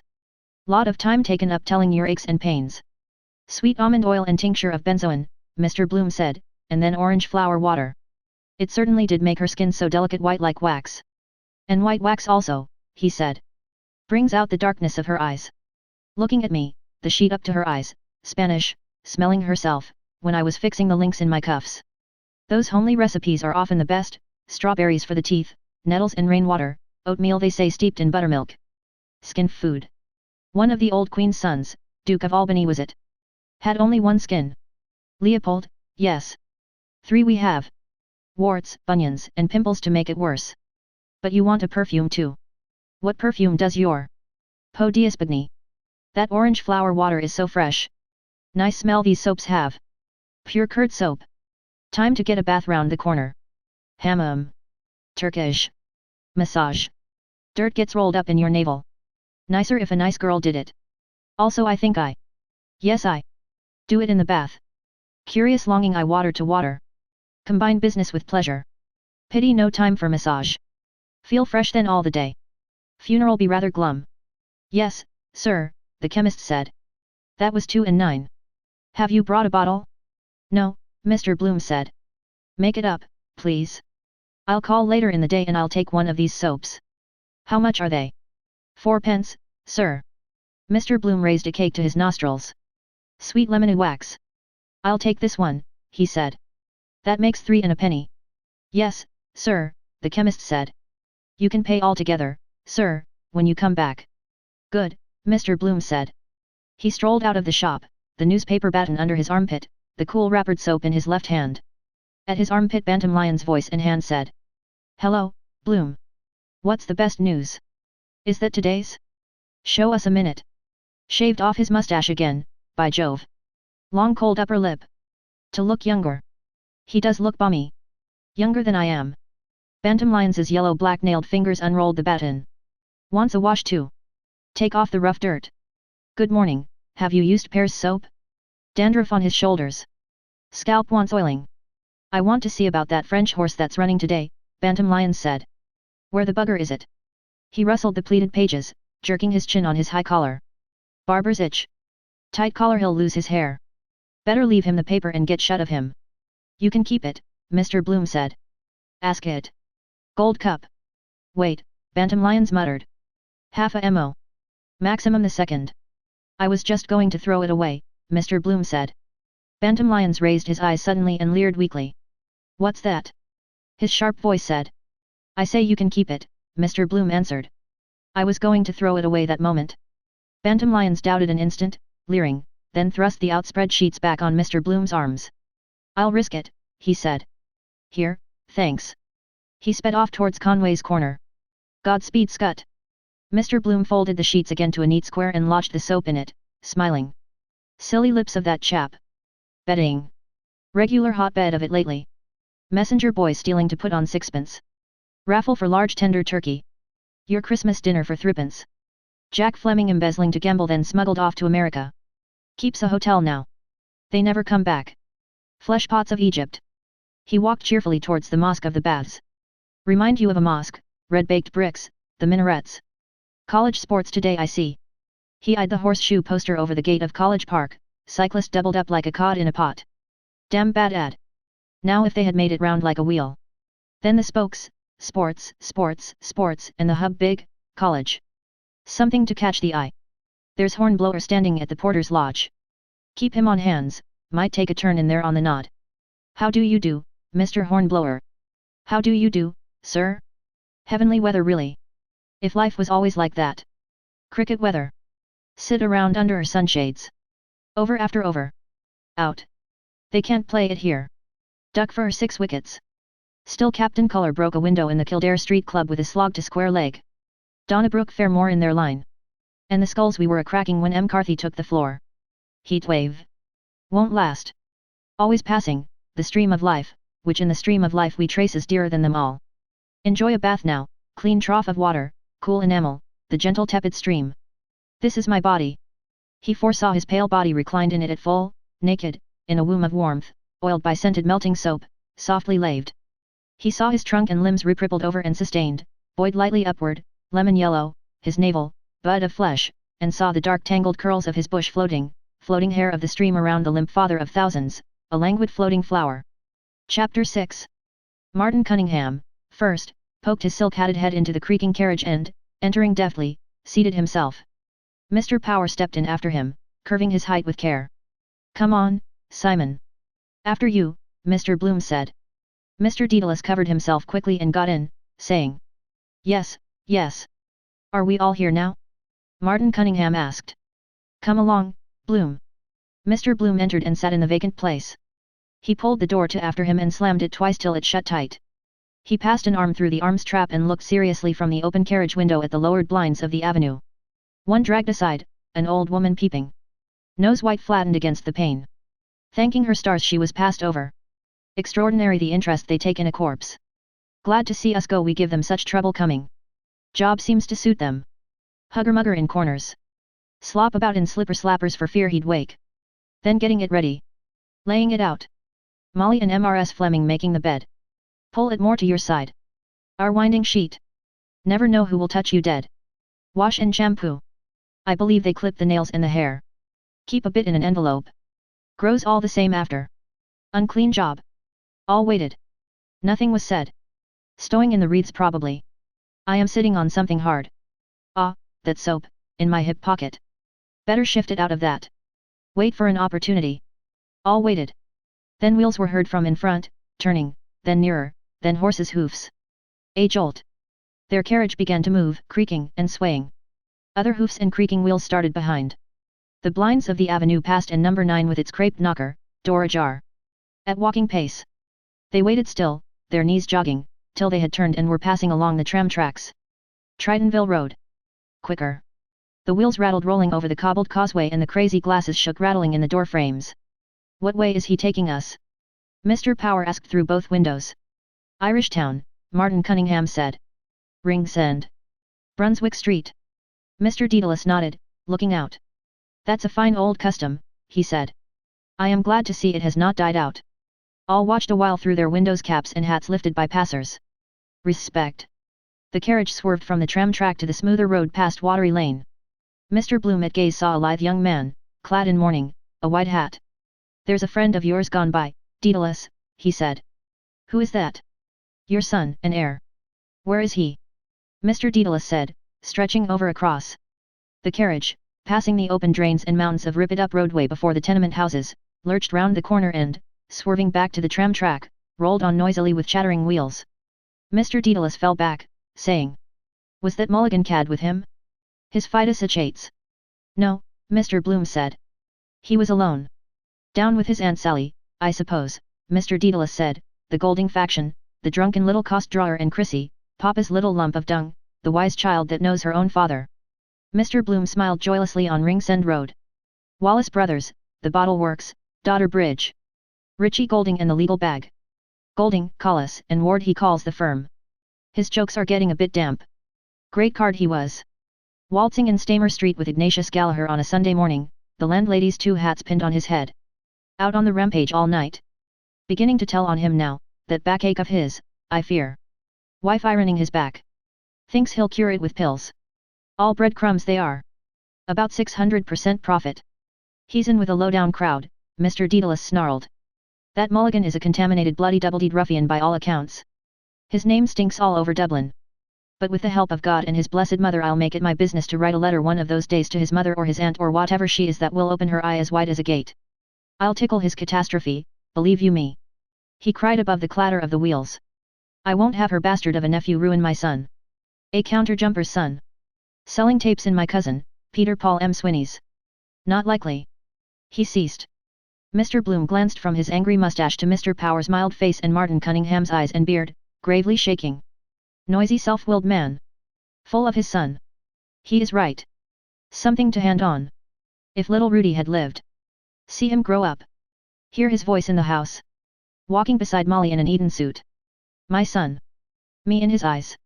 Strange feeling it would be. From me. Just a chance. Must have been that morning in Raymond Terrace she was at the window watching the 2 dogs at it by the wall of the cease to do evil. And the sergeant grinning up. She had that cream gown on with the rip she never stitched. Give us a touch, Poldy. God, I'm dying for it. How life begins. Got big then. Had to refuse the Greystones concert. My son inside her. I could have helped him on in life. I could. Make him independent. Learn German too. Are we late? Mr. Power asked. 10 minutes, Martin Cunningham said, looking at his watch. Molly. Millie. Same thing watered down. Her tomboy oaths. Oh jumping Jupiter. Ye gods and little fishes. Still, she's a dear girl. Soon be a woman. Malinga. Dearest Papli. Young student. Yes, yes, a woman too. Life, life. The carriage heeled over and back, their 4 trunks swaying. Corny might have given us a more commodious yoke, Mr. Power said. He might, Mr. Dedalus said, if he hadn't that squint troubling him. Do you follow me? He closed his left eye. Martin Cunningham began to brush away crust crumbs from under his thighs. What is this, he said, in the name of God? Crumbs? Someone seems to have been making a picnic party here lately, Mr. Power said. All raised their thighs and eyed with disfavor the mildewed buttonless leather of the seats. Mr. Dedalus, twisting his nose, frowned downward and said. Unless I'm greatly mistaken. What do you think, Martin? It struck me too, Martin Cunningham said. Mr. Bloom set his thigh down. Glad I took that bath. Feel my feet quite clean. But I wish MRS Fleming had darned these socks better. Mr. Dedalus sighed resignedly. After all, he said, it's the most natural thing in the world. Did Tom Kernan turn up? Martin Cunningham asked, twirling the peak of his beard gently. Yes, Mr. Bloom answered. He's behind with Ned Lambert and Hines. And Corny Kelleher himself? Mr. Power asked. At the cemetery, Martin Cunningham said. I met McCoy this morning, Mr. Bloom said. He said he'd try to come. The carriage halted short. What's wrong? We're stopped. Where are we? Mr. Bloom put his head out of the window. The Grand Canal, he said. Gasworks. Whooping cough, they say it cures. Good job, Millie never got it. Poor children.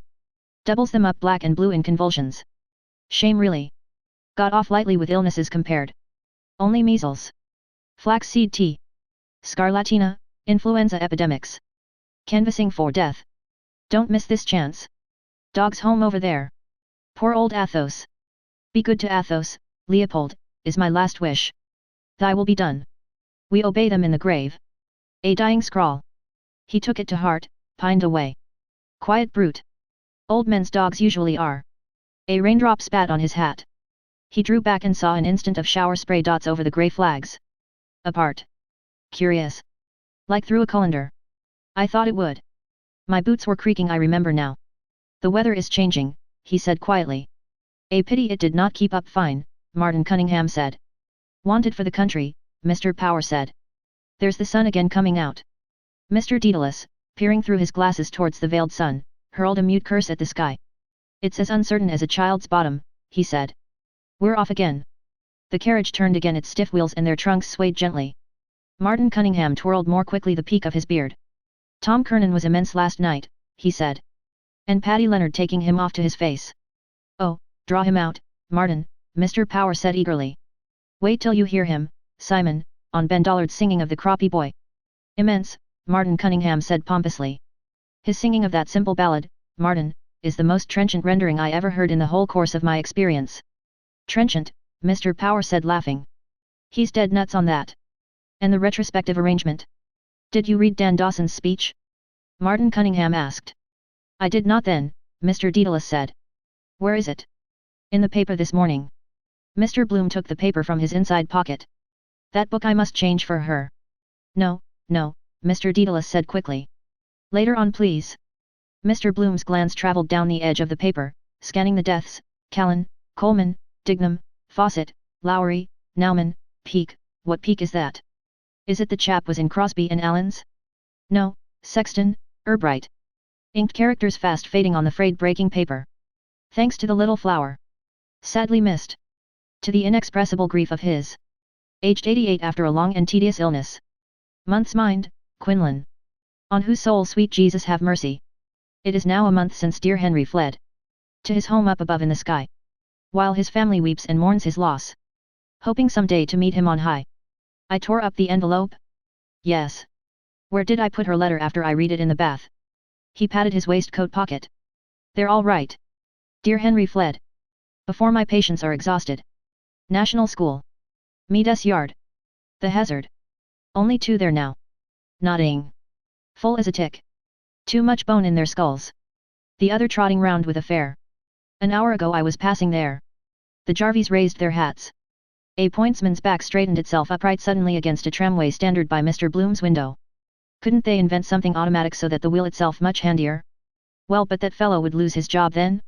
Well, but then another fellow would get a job making the new invention? Antient concert rooms. Nothing on there.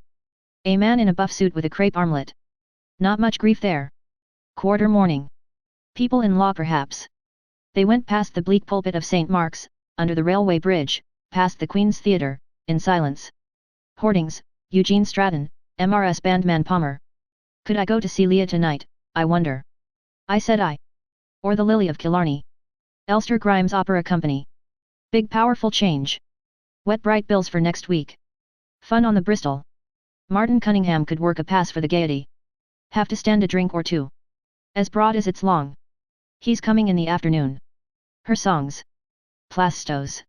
Sir Philip Crampton's memorial fountain bust. Who was he? How do you do? Martin Cunningham said, raising his palm to his brow in salute. He doesn't see us, Mr. Power said. Yes, he does. How do you do? Who? Mr. Daedalus asked. Blazes Boylan, Mr. Power said. There he is airing his quiff. Just that moment I was thinking. Mr. Daedalus bent across to salute. From the door of the red bank the white disc of a straw hat flashed reply, spruce figure, passed. Mr. Bloom reviewed the nails of his left hand, then those of his right hand. The nails, yes. Is there anything more in him that she sees? Fascination. Worst man in Dublin. That keeps him alive. They sometimes feel what a person is. Instinct. But a type like that. My nails. I am just looking at them, well paired. And after, thinking alone. Body getting a bit softy. I would notice that, from remembering. What causes that? I suppose the skin can't contract quickly enough when the flesh falls off. But the shape is there. The shape is there still. Shoulders. Hips. Plump. Night of the dance dressing. Shift stuck between the cheeks behind. He clasped his hands between his knees and, satisfied, sent his vacant glance over their faces. Mr. Power asked. How is the concert tour getting on, Bloom? Oh, very well, Mr. Bloom said. I hear great accounts of it. It's a good idea, you see. Are you going yourself? Well no, Mr. Bloom said. In point of fact I have to go down to the County Clare on some private business. You see the idea is to tour the chief towns. What you lose on one you can make up on the other. Quite so, Martin Cunningham said. Mary Anderson is up there now. Have you good artists? Louis Werner is touring her, Mr. Bloom said. Oh yes, we'll have all top nobbers. J.C. Doyle and John McCormack I hope and the best, in fact. And madam, Mr. Power said smiling. Last but not least. Mr. Bloom unclasped his hands in a gesture of soft politeness and clasped them. Smith O'Brien. Someone has laid a bunch of flowers there. Woman. Must be his death day. For many happy returns. The carriage wheeling by Farrell's statue united noiselessly their unresisting knees. OOT, a dull-garbed old man from the curbstone tendered his wares, his mouth opening, OOT. 4 bootlaces for a penny. Wonder why he was struck off the rolls. Had his office in Hume Street. Same house as Molly's namesake, Tweedy, Crown Solicitor for Waterford. Has that silk hat ever since. Relics of old decency. Morning too. Terrible come down, poor wretch. Kicked about like snuff at a wake. O'Callaghan on his last legs. And madam. 11:20. Up. Mrs. Fleming is in to clean. Doing her hair, humming, Voglio e non vorrei. No, vorrei e non. Looking at the tips of her hairs to see if they are split. Mi trema un poco il. Beautiful on that tiare her voice is, weeping tone. A thrush. A throstle. There is a word throstle that expresses that. His eyes passed lightly over Mr. Power's good-looking face. Greyish over the ears. Madam, smiling. I smiled back. A smile goes a long way. Only politeness perhaps. Nice fellow. Who knows is that true about the woman he keeps? Not pleasant for the wife. Yet they say, who was it told me, there is no carnal. You would imagine that would get played out pretty quick. Yes, it was Crofton met him one evening bringing her a pound of rump steak. What is this she was? Barmaid in juries. Or the Moira, was it? They passed under the huge cloaked liberator's form. Martin Cunningham nudged Mr. Power. Of the tribe of Reuben, he said. A tall black-bearded figure, bent on a stick, stumping round the corner of Elvery's elephant house, showed them a curved hand open on his spine. In all his pristine beauty, Mr. Power said. Mr. Daedalus looked after the stumping figure and said mildly. The devil break the hasp of your back. Mr. Power, collapsing in laughter, shaded his face from the window as the carriage passed Gray's statue. We have all been there, Martin Cunningham said broadly. His eyes met Mr. Bloom's eyes. He caressed his beard, adding. Well, nearly all of us. Mr. Bloom began to speak with sudden eagerness to his companions' faces. That's an awfully good one that's going the rounds about Reuben J. and the Son. About the boatman? Mr. Power asked. Yes. Isn't it awfully good? What is that? Mr. Daedalus asked. I didn't hear it. There was a girl in the case, Mr. Bloom began, and he determined to send him to the Isle of Man out of harm's way but when they were both. What? Mr. Daedalus asked. That confirmed bloody hobbledehoy is it? Yes, Mr. Bloom said. They were both on the way to the boat and he tried to drown. Drown Barabbas! Mr. Daedalus cried. I wish to Christ he did. Mr. Power sent a long laugh down his shaded nostrils. No, Mr. Bloom said, the Son himself. Martin Cunningham thwarted his speech rudely. Reuben J. and the son were piking it down the quay next the river on their way to the Isle of Man boat, and the young chiseler suddenly got loose and over the wall with him into the Liffey. "For God's sake!" Mr. Dedalus exclaimed in fright. "Is he dead?" "Dead!" Martin Cunningham cried. "Not he. A boatman got a pole and fished him out by the slack of the bridges, and he was landed up to the father on the quay more dead than alive. Half the town was there." "Yes," Mr. Bloom said. "But the funny part is—" "And Reuben J., Martin Cunningham said, gave the boatman a florin for saving his son's life." A stifled sigh came from under Mr. Power's hand. "Oh, he did," Martin Cunningham affirmed. "Like a hero. A silver florin. Isn't it awfully good?" Mr. Bloom said eagerly. 1 and 8 pence too much, Mr. Dedalus said drily. Mr. Power's choked laugh burst quietly in the carriage. "Nelson's pillar. 8 plums a penny. 8 for a penny.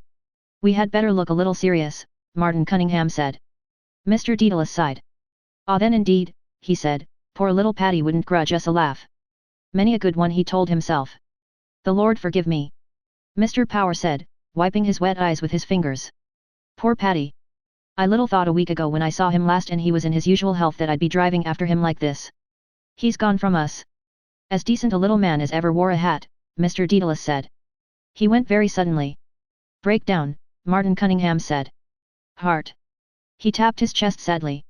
"Blazing face, Rethought. Too much John Barleycorn. Cure for a red nose. Drink like the devil till it turns athlete. A lot of money he spent coloring it." Mr. Power gazed at the passing houses with rueful apprehension. "He had a sudden death, poor fellow," he said. "The best death," Mr. Bloom said. Their wide-open eyes looked at him. "No suffering," he said. "A moment and all is over. Like dying in sleep." No one spoke. Dead side of the street this. Dull business by day, land agents, Temperance Hotel, Falconer's Railway Guide, Civil Service College, Gills, Catholic Club, the Industrious Blind. Why? Some reason. Sun or wind. At night too. Chummies and slavies. Under the patronage of the late Father Matthew. Foundation stone for Parnell. Breakdown. Heart. White horses with white frontlet plumes came round the rotunda corner, galloping. A tiny coffin flashed by. In a hurry to bury. A mourning coach. Unmarried. Black for the married. Piebald for bachelors. Done for a nun. Sad, Martin Cunningham said. A child. A dwarf's face, mauve and wrinkled like little Rudy's was. Dwarf's body, weak as putty, in a white-lined deal box. Burial-friendly society pays. Penny a week for a sod of turf. Our little beggar baby meant nothing.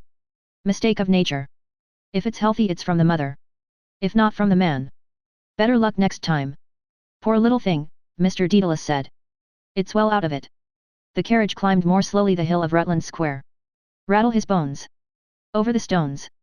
Only a pauper. Nobody owns. In the midst of life, Martin Cunningham said. But the worst of all, Mr. Power said, is the man who takes his own life. Martin Cunningham drew out his watch briskly, coughed and put it back. The greatest disgrace to have in the family, Mr. Power added. Temporary insanity, of course, Martin Cunningham said decisively. We must take a charitable view of it. They say a man who does it is a coward, Mr. Dedalus said. It is not for us to judge, Martin Cunningham said. Mr. Bloom, about to speak, closed his lips again. Martin Cunningham's large eyes. Looking away now. Sympathetic human man he is. Intelligent. Like Shakespeare's face.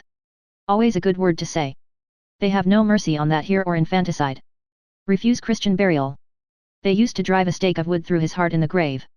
As if it wasn't broken already. Yet sometimes they repent too late. Found in the riverbed clutching rushes. He looked at me. And that awful drunkard of a wife of his. Setting up house for her time after time and then pawning the furniture on him every Saturday almost. Leading him the life of the damned. Wear the heart out of a stone, that. Monday morning. Start afresh. Shoulder to the wheel. Lord, she must have looked a sight that night. Dedalus told me he was in there. Drunk about the place and caperaing with Martin's umbrella. And they call me the jewel of Asia. Of Asia. The geisha. He looked away from me. He knows. Rattle his bones. That afternoon of the inquest. The red labelled bottle on the table. The room in the hotel with hunting pictures. Stuffy it was. Sunlight through the slats of the Venetian blind. The coroner's sunlit ears, big and hairy. Boots giving evidence. Thought he was asleep first. Then saw like yellow streaks on his face. Had slipped down to the foot of the bed. Verdict, overdose. Death by misadventure. The letter. For my son Leopold. No more pain. Wake no more. Nobody owns. The carriage rattled swiftly along Blessington Street. Over the stones. We are going the pace, I think, Martin Cunningham said. God grant he doesn't upset us on the road, Mr. Power said. I hope not, Martin Cunningham said. That will be a great race tomorrow in Germany. The Gordon Bennett. Yes, by Jove, Mr. Daedalus said. That will be worth seeing, Faith. As they turned into Berkeley Street, a street organ near the basin sent over and after them a rollicking rattling song of the halls. Has anybody here seen Kelly? Keellwy. Dead March from Saul. He's as bad as old Antonio. He left me on my ownio. Pirouette. The Mater Misericordiae. Ecclesiastes Street. My house down there. Big place. Ward for incurables there. Very encouraging. Our Lady's Hospice for the dying. Dead house handy underneath. Where old Mrs. Riordan died. They look terrible, the women. Her feeding cup and rubbing her mouth with the spoon. Then the screen round her bed for her to die. Nice young student that was dressed that bite the bee gave me. He's gone over to the lying-in hospital, they told me. From one extreme to the other. The carriage galloped round a corner, stopped. What's wrong now? A divided drove of branded cattle passed the windows, lowing, slouching by on padded hoofs, whisking their tails slowly on their clotted bony croups.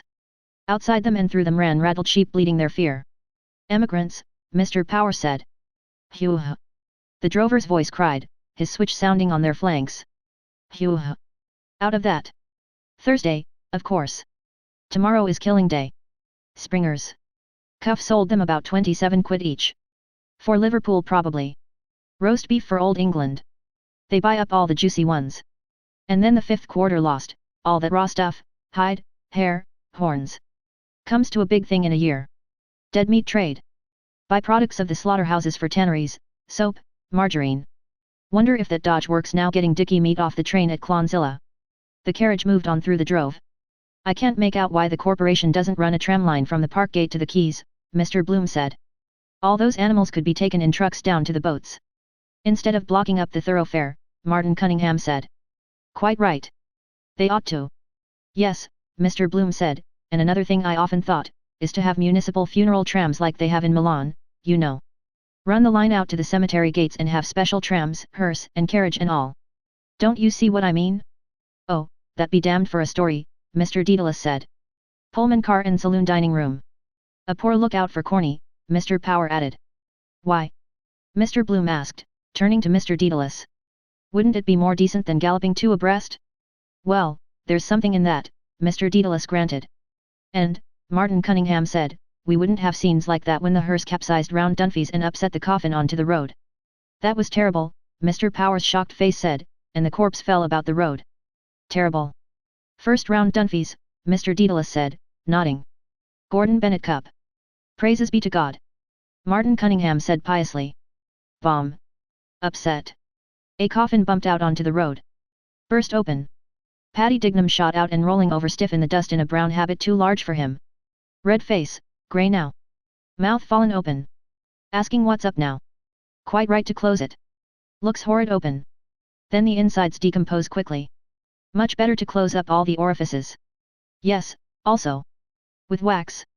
The sphincter loose. Seal up all. Dunphy's, Mr. Power announced as the carriage turned right. Dunphy's corner. Morning coaches drawn up, drowning their grief. A pause by the wayside. Tip-top position for a pub. Expect we'll pull up here on the way back to drink his health. Pass round the consolation. Elixir of life. But suppose now it did happen. Would he bleed if a nail say cut him in the knocking about? He would and he wouldn't, I suppose. Depends on where. The circulation stops. Still some might ooze out of an artery. It would be better to bury them in red, a dark red. In silence they drove along Phibsborough Road. An empty hearse trotted by, coming from the cemetery, looks relieved. Crossguns Bridge, the Royal Canal. Water rushed roaring through the sluices. A man stood on his dropping barge, between clamps of turf. On the towpath by the lock a slack-tethered horse. Aboard of the Bugaboo. Their eyes watched him. On the slow weedy waterway he had floated on his raft coastward over Ireland drawn by a haulage rope past beds of reeds, over slime, mud-choked bottles, carrion dogs. Athlone, Malinga, Moyville, I could make a walking tour to see Millie by the canal. Or cycle down. Hire some old crock, safety. Ren had won the other day at the auction, but a lady's developing waterways. James M. Can's hobby to roam o'er the ferry. Cheaper transit. By easy stages. Houseboats. Camping out. Also hearses. To heaven by water. Perhaps I will without writing. Come as a surprise, lick slip, Clonzilla. Dropping down lock by lock to Dublin. With turf from the Midland bogs. Salute. He lifted his brown straw hat, saluting Paddy Dignam. They drove on past Brian Burwamhi House. Near it now. I wonder how is our friend Fogarty getting on, Mr. Power said. Better ask Tom Kernan, Mr. Dedalus said. How is that? Martin Cunningham said. Left him weeping, I suppose? Though lost to sight, Mr. Dedalus said, to memory dear. The carriage steered left for Finglas Road. The stonecutter's yard on the right. Last lap. Crowded on the spit of land, silent shapes appeared, white, sorrowful, holding out calm hands, knelt in grief, pointing. Fragments of shapes, hewn. In white silence, appealing. The best obtainable. Thos H. Denny, monumental builder and sculptor. Passed.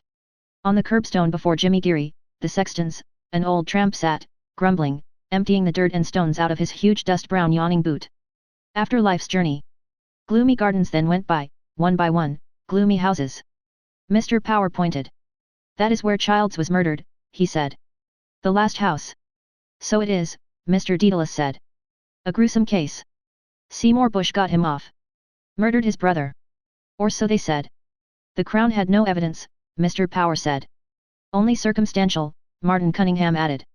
That's the maxim of the law. Better for 99 guilty to escape than for one innocent person to be wrongfully condemned. They looked. Murderer's ground. It passed darkly. Shuttered, tenantless, unweeded garden. Whole place gone to hell. Wrongfully condemned. Murder. The murderer's image in the eye of the murdered. They love reading about it. Man's head found in a garden. Her clothing consisted of. How she met her death. Recent outrage. The weapon used. Murderer is still at large. Clues. A shoelace. The body to be exhumed. Murder will out. Cramped in this carriage. She mightn't like me to come that way without letting her know. Must be careful about women. Catch them once with their pants down. Never forgive you after. 15. The high railings of Prospect rippled past their gaze. Dark poplars, rare white forms. Forms more frequent, white shapes thronged amid the trees, white forms and fragments streaming by mutely, sustaining vain gestures on the air. The felly harshed against the curbstone, stopped. Martin Cunningham put out his arm and, wrenching back the handle, shoved the door open with his knee. He stepped out. Mr. Power and Mr. Dedalus followed. Change that soap now. Mr. Bloom's hand unbuttoned his hip pocket swiftly and transferred the paper-stuck soap to his inner handkerchief pocket. He stepped out of the carriage, replacing the newspaper his other hand still held. Paltry funeral, coach and 3 carriages. It's all the same. Pallbearers, gold reins, requiem mass, firing a volley. Pomp of death. Beyond the hind carriage a hawker stood by his barrow of cakes and fruit. Simnel cakes those are, stuck together, cakes for the dead. Dog biscuits. Who ate them? Mourners coming out. He followed his companions. Mr. Kernan and Ned Lambert followed, Hines walking after them. Corny Kelleher stood by the opened hearse and took out the 2 wreaths. He handed one to the boy. Where is that child's funeral disappeared to? A team of horses passed from Finglas with toiling plodding tread, dragging through the funereal silence a creaking wagon on which lay a granite block. The wagoner marching at their head saluted. Coffin now. Got here before us, dead as he is. Horse looking round at it with his plume skioways. Dull eye, collar tight on his neck, pressing on a blood vessel or something. Do they know what they cart out here every day? Must be 20 or 30 funerals every day. Then Mount Jerome for the Protestants. Funerals all over the world everywhere every minute. Shoveling them under by the cartload double quick. Thousands every hour. Too many in the world. Mourners came out through the gates, woman and a girl. Lean-jawed harpy, hard woman at a bargain, her bonnet awry. Girl's face stained with dirt and tears, holding the woman's arm, looking up at her for a sign to cry. Fish's face, bloodless and livid. The mutes shouldered the coffin and bore it in through the gates. So much dead weight. Felt heavier myself stepping out of that bath. First the stiff, then the friends of the stiff. Corny Kelleher and the boy followed with their wreaths. Who is that beside them? Ah, the brother-in-law. All walked after. Martin Cunningham whispered. I was in mortal agony with you talking of suicide before Bloom. What? Mr. Power whispered. How so? His father poisoned himself, Martin Cunningham whispered.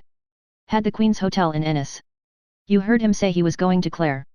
Anniversary. Oh God. Mr. Power whispered. First I heard of it. Poisoned himself? He glanced behind him to where a face with dark thinking eyes followed towards the Cardinal's mausoleum. Speaking. Was he injured? Mr. Bloom asked. I believe so, Mr. Kernan answered. But the policy was heavily mortgaged. Martin is trying to get the youngster into Artane. How many children did he leave? 5. Ned Lambert says he'll try to get one of the girls into Todd's. A sad case, Mr. Bloom said gently. 5 young children. A great blow to the poor wife, Mr. Kernan added. Indeed yes, Mr. Bloom agreed. Has the laugh at him now. He looked down at the boots he had blacked and polished.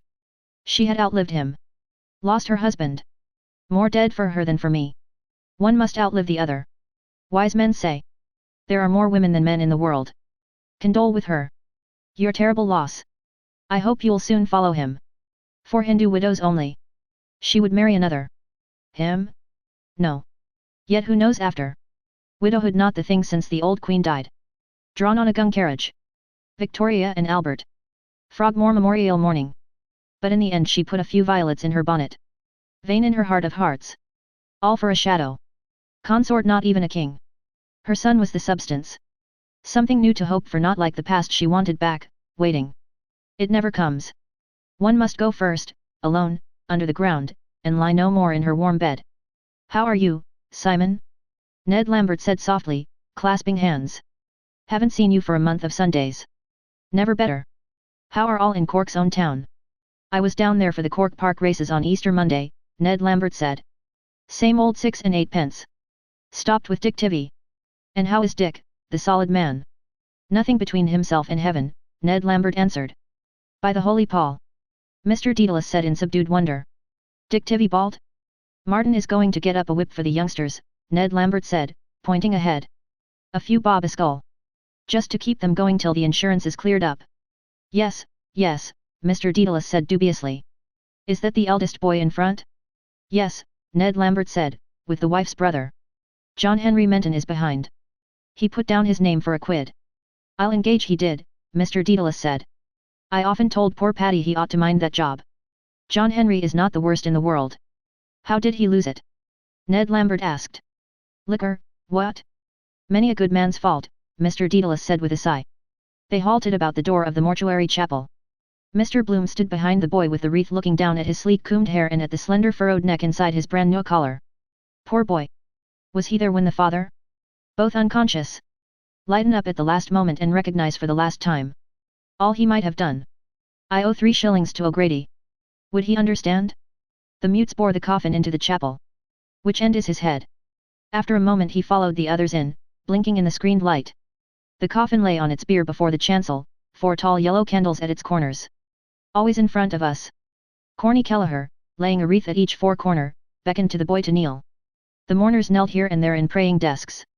Mr. Bloom stood behind near the font and, when all had knelt, dropped carefully his unfolded newspaper from his pocket and knelt his right knee upon it. He fitted his black hat gently on his left knee and, holding its brim, bent over piously. A server bearing a brass bucket with something in it came out through a door. The white-smocked priest came after him, tidying his stole with one hand, balancing with the other a little book against his toad's belly. Who'll read the book? I, said the rook. They halted by the bier and the priest began to read out of his book with a fluent croak. Father Coffee. I knew his name was like a coffin. Domin. Bully about the muzzle he looks. Boss is the show. Muscular Christian. Woe betide anyone that looks crooked at him, priest. Thou art Peter. Burst sideways like a sheep in clover, Dedalus says he will. With a belly on him like a poisoned pup. Most amusing expressions that man finds. HHHN, burst sideways. Non enters in judicium cum servo tuo, Domini. Makes them feel more important to be prayed over in Latin. Requiem Mass. Crepe weepers. Black-edged note paper. Your name on the altar list. Chilly place this. Want to feed well, sitting in there all the morning in the gloom kicking his heels waiting for the next please. Eyes of a toad too. What swells him up that way? Molly gets swelled after cabbage. Air of the place maybe. Looks full up of bad gas. Must be an infernal lot of bad gas round the place. Butchers, for instance, they get like raw beefsteaks. Who was telling me? Mervyn Brown. Down in the vaults of St. Webbe's lovely old organ 150 they have to bore a hole in the coffins sometimes to let out the bad gas and burn it.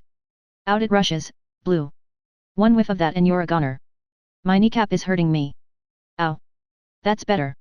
The priest took a stick with a knob at the end of it out of the boy's bucket and shook it over the coffin. Then he walked to the other end and shook it again. Then he came back and put it back in the bucket. As you were before you rested. It's all written down, he has to do it. Etnenos inducas in tentationem. The server piped the answers in the treble. I often thought it would be better to have boy servants. Up to 15 or so. After that, of course. Holy water that was, I expect. Shaking sleep out of it. He must be fed up with that job, shaking that thing over all the corpses they trot up. What harm if he could see what he was shaking it over? Every mortal day a fresh batch, middle-aged men, old women, children, women dead in childbirth, men with beards, bald-headed businessmen, consumptive girls with little sparrows' breasts. All the year round he prayed the same thing over them all and shook water on top of them, sleep. On dignum now. In paradisum. Said he was going to paradise or is in paradise. Says that over everybody. Tiresome kind of a job. But he has to say something. The priest closed his book and went off, followed by the server. Corny Kelleher opened the side doors and the grave diggers came in, hoisted the coffin again, carried it out and shoved it on their cart. Corny Kelleher gave one wreath to the boy and one to the brother-in-law. All followed them out of the side doors into the mild grey air.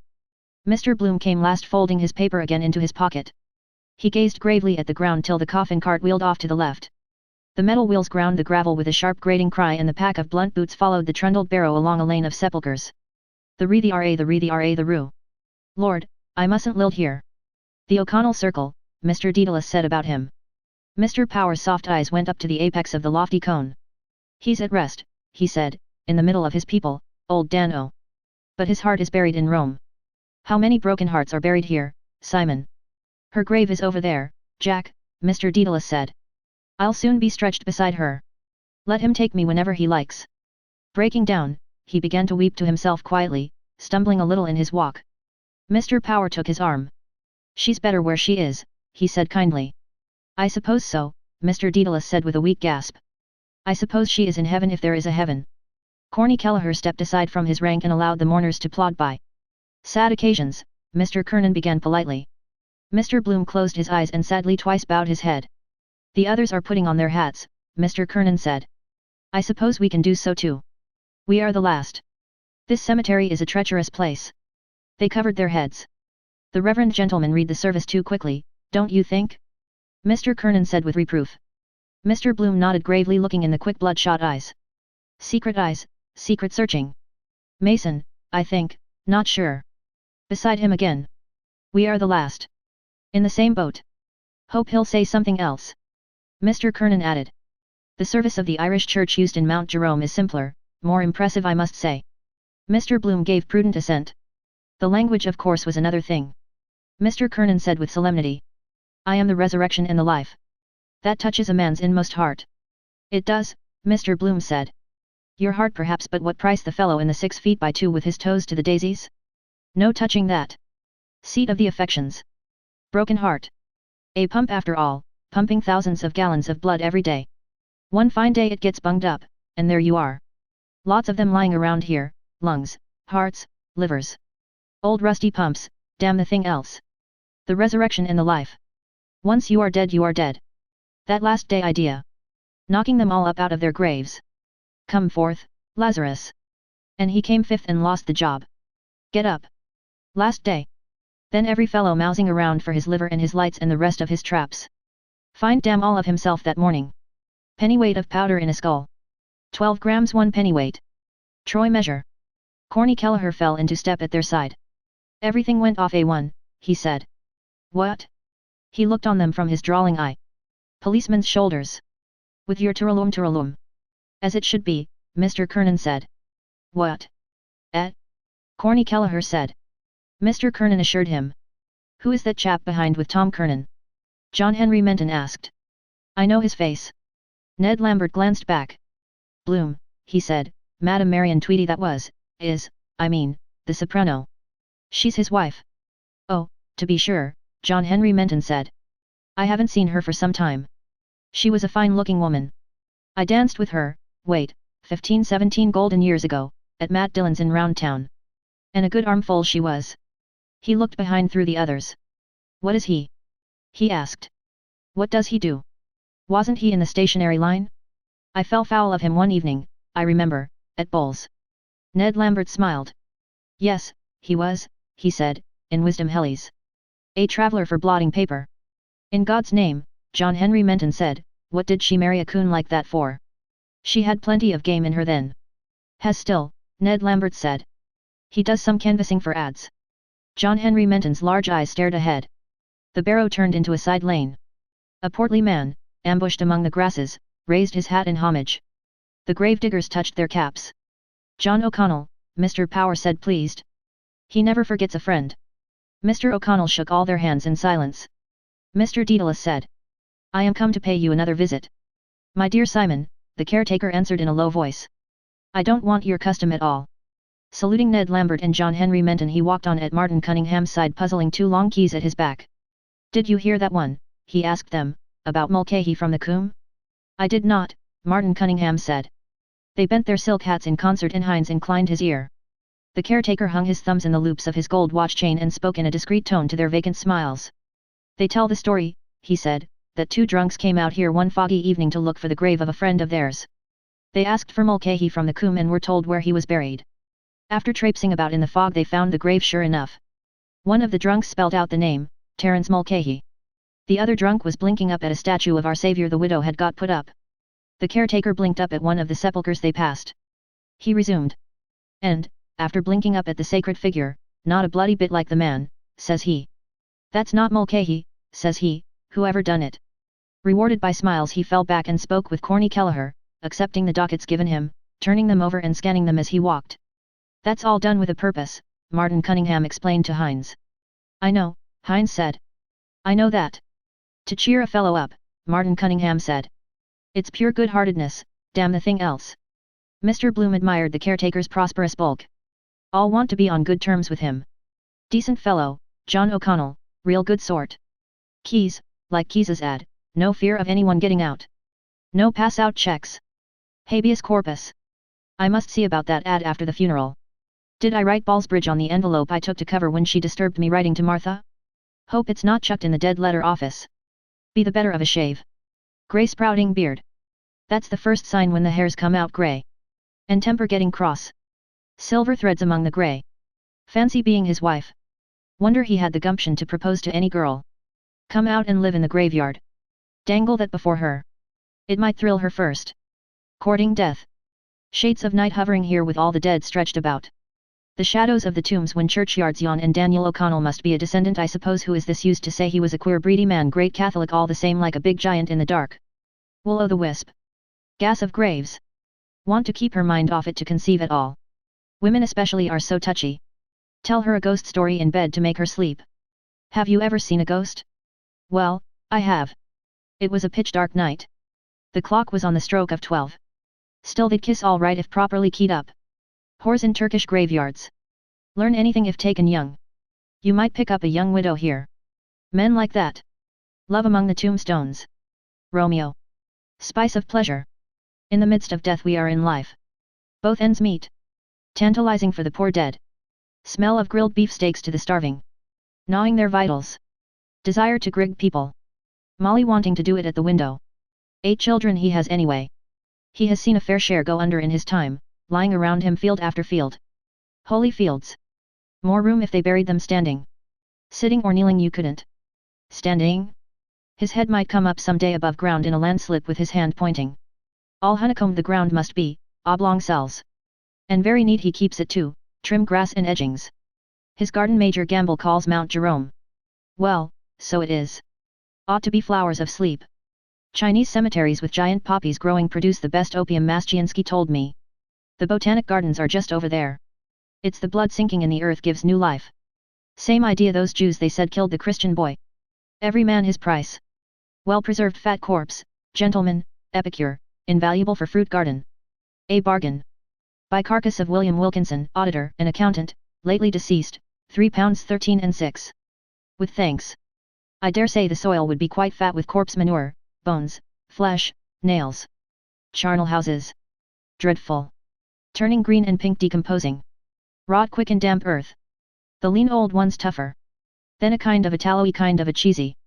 Then begin to get black treacle oozing out of them. Then dried up. Death moths. Of course the cells or whatever they are go on living. Changing about. Live forever practically. Nothing to feed on themselves. But they must breed a devil of a lot of maggots. Soil must be simply swirling with them. Your head it simply swirls. Those pretty little seaside girls. He looks cheerful enough over it. Gives him a sense of power seeing all the others go under first. Wonder how he looks at life. Cracking his jokes too, warms the cockles of his heart. The one about the bulletin. Spurgeon went to heaven 4 a.m. this morning. 11 p.m. Closing time. Not arrived yet. Peter. The dead themselves, the men anyhow, would like to hear an odd joke, or the women to know what's in fashion. A juicy pear or ladies' punch, hot, strong and sweet. Keep out the damp. You must laugh sometimes, so better do it that way.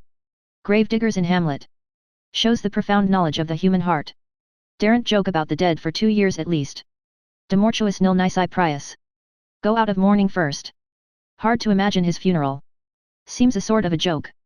Read your own obituary notice, they say you live longer. Gives you second wind. New lease of life. How many have you for tomorrow? The caretaker asked. 2, Corny Kelleher said. 10:30 and 11. The caretaker put the papers in his pocket. The barrow had ceased to trundle. The mourners split and moved to each side of the hole, stepping with care round the graves. The grave diggers bore the coffin and set its nose on the brink, looping the bends round it. Burying him. We come to bury Caesar. His Ides of March or June. He doesn't know who is here nor care. Now who is that lanky-looking galoot over there in the mackintosh? Now who is he, I'd like to know. Now I'd give a trifle to know who he is. Always someone turns up you never dreamt of. A fellow could live on his lonesome all his life. Yes, he could. Still he'd have to get someone to sod him after he died, though he could dig his own grave. We all do. Only man buries. No, ants too. First thing strikes anybody. Bury the dead. Say Robinson Crusoe was true to life. Well then Friday buried him. Every Friday buries a Thursday if you come to look at it. Oh, poor Robinson Crusoe. How could you possibly do so? Poor Dignam. His last lie on the earth in his box. When you think of them all, it does seem a waste of wood. All gnawed through. They could invent a handsome bier with a kind of panel sliding, let it down that way. But they might object to be buried out of another fellow's. They're so particular. Lay me in my native earth. Bit of clay from the Holy Land. Only a mother and dead-born child ever buried in the one coffin. I see what it means. I see. To protect him as long as possible even in the earth. The Irishman's house is his coffin. Embalming in catacombs, mummies, the same idea.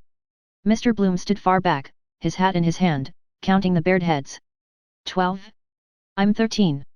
No. The chap in the mackintosh is 13. Death's number. Where the deuce did he pop out of? He wasn't in the chapel, that I'll swear. Silly superstition that about 13. Nice soft tweed Ned Lambert has in that suit. Tinge of purple. I had one like that when we lived in Lombard Street West.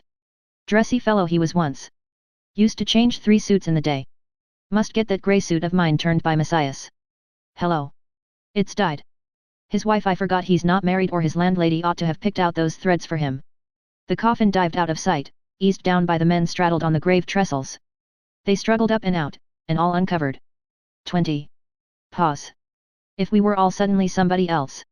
Far away a donkey brayed. Rain. No such ass. Never see a dead one, they say. Shame of death. They hide. Also poor Papa went away. Gentle sweet air blew round the bared heads in a whisper. Whisper. The boy by the grave had held his wreath with both hands, staring quietly in the black open space. Mr. Bloom moved behind the portly kindly caretaker. Well-cut frock coat. Weighing them up perhaps to see which will go next. Well, it is a long rest. Feel no more. It's the moment you feel. Must be damned unpleasant. Can't believe it at first. Mistake must be, someone else. Try the house opposite. Wait, I wanted to. I haven't yet. Then darkened death chamber. Light they want. Whispering around you. Would you like to see a priest? Then rambling and wandering. Delirium all you hid all your life. The death struggle. His sleep is not natural. Press his lower eyelid. Watching is his nose pointed, is his jaw sinking, are the soles of his feet yellow? Pull the pillow away and finish it off on the floor, since he's doomed. Devil in that picture of sinner's death, showing him a woman dying to embrace her in his shirt. Last act of Lucia. Shall I never more behold thee? Bam. He expires. Gone at last. People talk about you a bit, forget you. Don't forget to pray for him. Remember him in your prayers. Even Parnell. Ivy Day dying out. Then they follow, dropping into a hole, one after the other. We are praying now for the repose of his soul. Hoping you're well and not in hell. Nice change of air. Out of the frying pan of life into the fire of purgatory. Does he ever think of the hole waiting for himself? They say you do when you shiver in the sun. Someone walking over it. Call boys warning. Near you. Mine over there towards Finglas, the plot I bought. Mama, poor Mama, and little Rudy. The grave diggers took up their spades and flung heavy clods of clay in on the coffin. Mr. Bloom turned away his face. And if he was alive all the time? Whew. By jingo, that would be awful. No, no, he is dead, of course. Of course he is dead. Monday he died. They ought to have some law to pierce the heart and make sure, or an electric clock or a telephone in the coffin and some kind of a canvas air hole. Flag of distress. 3 days. Rather long to keep them in summer. Just as well to get shut of them as soon as you are sure there's no. The clay fell softer. Begin to be forgotten. Out of sight, out of mind. The caretaker moved away a few paces and put on his hat. Had enough of it. The mourners took heart of grace, one by one, covering themselves without show. Mr. Bloom put on his hat and saw the portly figure make its way deftly through the maze of graves. Quietly, sure of his ground, he traversed the dismal fields. Heinz jotting down something in his notebook. Ah, the names. But he knows them all. No, coming to me. I am just taking the names, Heinz said below his breath. What is your Christian name? I'm not sure. Mr. Bloom said. Leopold. And you might put down McCoy's name too. He asked me to. Charlie, Heinz said, writing. I know. He was on the Freeman once. So he was before he got the job in the morgue under Louis Byrne. Good idea, a post-mortem for doctors. Find out what they imagine they know. He died of a Tuesday. Got the run. Levant with the cash of a few ads. Charlie, you're my darling. That was why he asked me to. Oh well, does no harm. I saw to that, McCoy. Thanks, old chap, much obliged. Leave him under an obligation, costs nothing. And tell us, Heinz said, do you know that fellow was over there in the... He looked around. Macintosh. Yes, I saw him, Mr. Bloom said. Where is he now? Emmintosh, Heinz said, scribbling. I don't know who he is. Is that his name? He moved away, looking about him. No, Mr. Bloom began, turning and stopping. I say, Heinz. Didn't hear. What? Where has he disappeared to? Not a sign. Well, of all the... Has anybody here seen? Keel. Become invisible. Good Lord, what became of him? A seventh grave digger came beside Mr. Bloom to take up an idle spade. Oh, excuse me. He stepped aside nimbly. Clay, brown, damp, began to be seen in the hole. It rose. Nearly over. A mound of damp clods rose, and the grave diggers rested their spades. All uncovered again for a few instants. The boy propped his wreath against a corner, the brother-in-law is on a lump. The grave diggers put on their caps and carried their earthy spades towards the barrow. Then knocked the blades lightly on the turf, clean.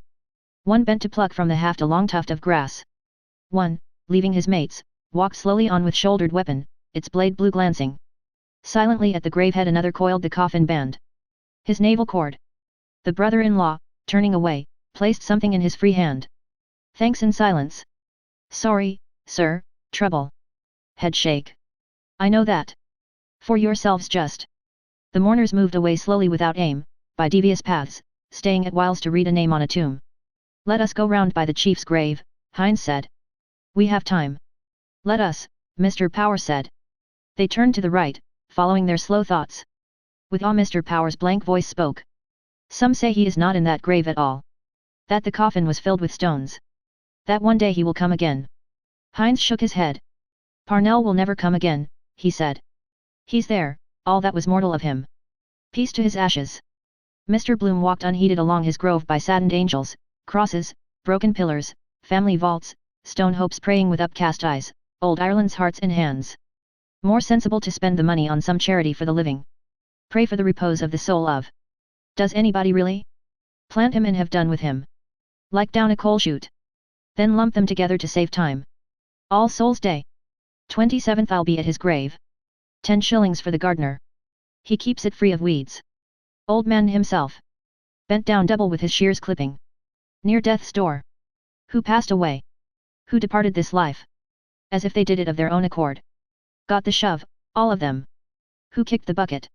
More interesting if they told you what they were. So and so, wheelwright. I travelled for Cork Lino. I paid 5 shillings in the pound. Or a woman's with her saucepan. I cooked good Irish stew.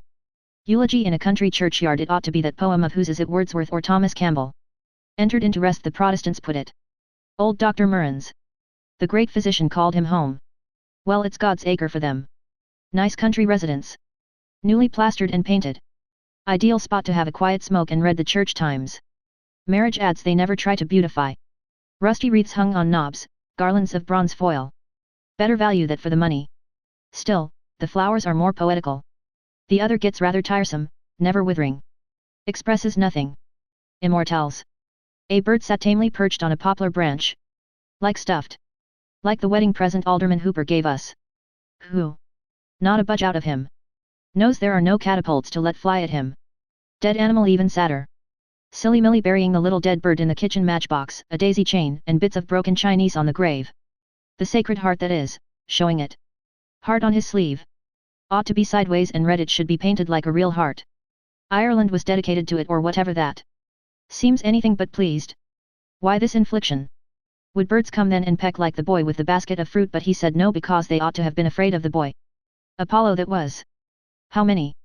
All these here once walked round Dublin. Faithful departed. As you are now so once were we. Besides, how could you remember everybody? Eyes, walk, voice. Well, the voice, yes, gramophone. Have a gramophone in every grave or keep it in the house. After dinner on a Sunday. Put on poor old great-grandfather. Crarark. Hello hello hello amophilaglat krk ophilagladasi again hello hello amof krpthsth. Remind you of the voice like the photograph reminds you of the face. Otherwise you couldn't remember the face after 15 years, say. For instance who? For instance some fellow that died when I was in Wisdom Hellies. RTSTSTR. A rattle of pebbles. Wait. Stop. He looked down intently into a stone crypt. Some animal. Wait. There he goes. An obese grey rat toddled along the side of the crypt, moving the pebbles. An old stager, great-grandfather, he knows the ropes. The grey alive crushed itself in under the plinth, wriggled itself in under it. Good hiding place for your treasure. Who lives there? Are laid the remains of Robert Emery. Robert Emmet was buried here by torchlight, wasn't he? Making his rounds. Tail gone now. One of those chaps would make short work of a fellow. Pick the bones clean no matter who it was. Ordinary meat for them. A corpse's meat gone bad. Well, and what's cheese? Corpse of milk. I read in that Voyages in China that the Chinese say a white man smells like a corpse. Cremation better. Priests dead against it. Devilling for the other firm. Wholesale burners and Dutch oven dealers. Time of the plague. Quicklime fever pits to eat them. Lethal chamber. Ashes to ashes. Or bury at sea. Where is that Parsi tower of silence? Eaten by birds. Earth, fire, water. Drowning they say is the pleasantest. See your whole life in a flash. But being brought back to life no. Can't bury in the air however. Out of a flying machine. Wonder does the news go about whenever a fresh one is let down. Underground communication. We learned that from them. Wouldn't be surprised. Regular square feed for them. Flies come before he's well dead. Got wind of Dignam. They wouldn't care about the smell of it. Salt white crumbling mush of corpse, smell, taste like raw white turnips. The gates glimmered in front, still open. Back to the world again. Enough of this place. Brings you a bit nearer every time. Last time I was here was Mrs. Sinico's funeral. Poor Papa too. The love that kills. And even scraping up the earth at night with a lantern like that case I read of to get at fresh buried females or even putrefied with running grave sores. Give you the creeps after a bit. I will appear to you after death. You will see my ghost after death. My ghost will haunt you after death. There is another world after death named Hell. I do not like that other world, she wrote. No more do I, plenty to see and hear and feel yet. Feel live warm beings near you. Let them sleep in their maggoty beds. They are not going to get me this innings. Warm beds, warm full-blooded life. Martin Cunningham emerged from a side path, talking gravely. Solicitor, I think. I know his face. Menton, John Henry, solicitor, commissioner for oaths and affidavits. Dignam used to be in his office. Matt Dillon's long ago. Jolly Matt. Convivial evenings. Cold fowl, cigars, the Tantalus glasses. Heart of gold really. Yes, Menton. Got his rag out that evening on the bowling green because I sailed inside him. Pure fluke of mine, the bias.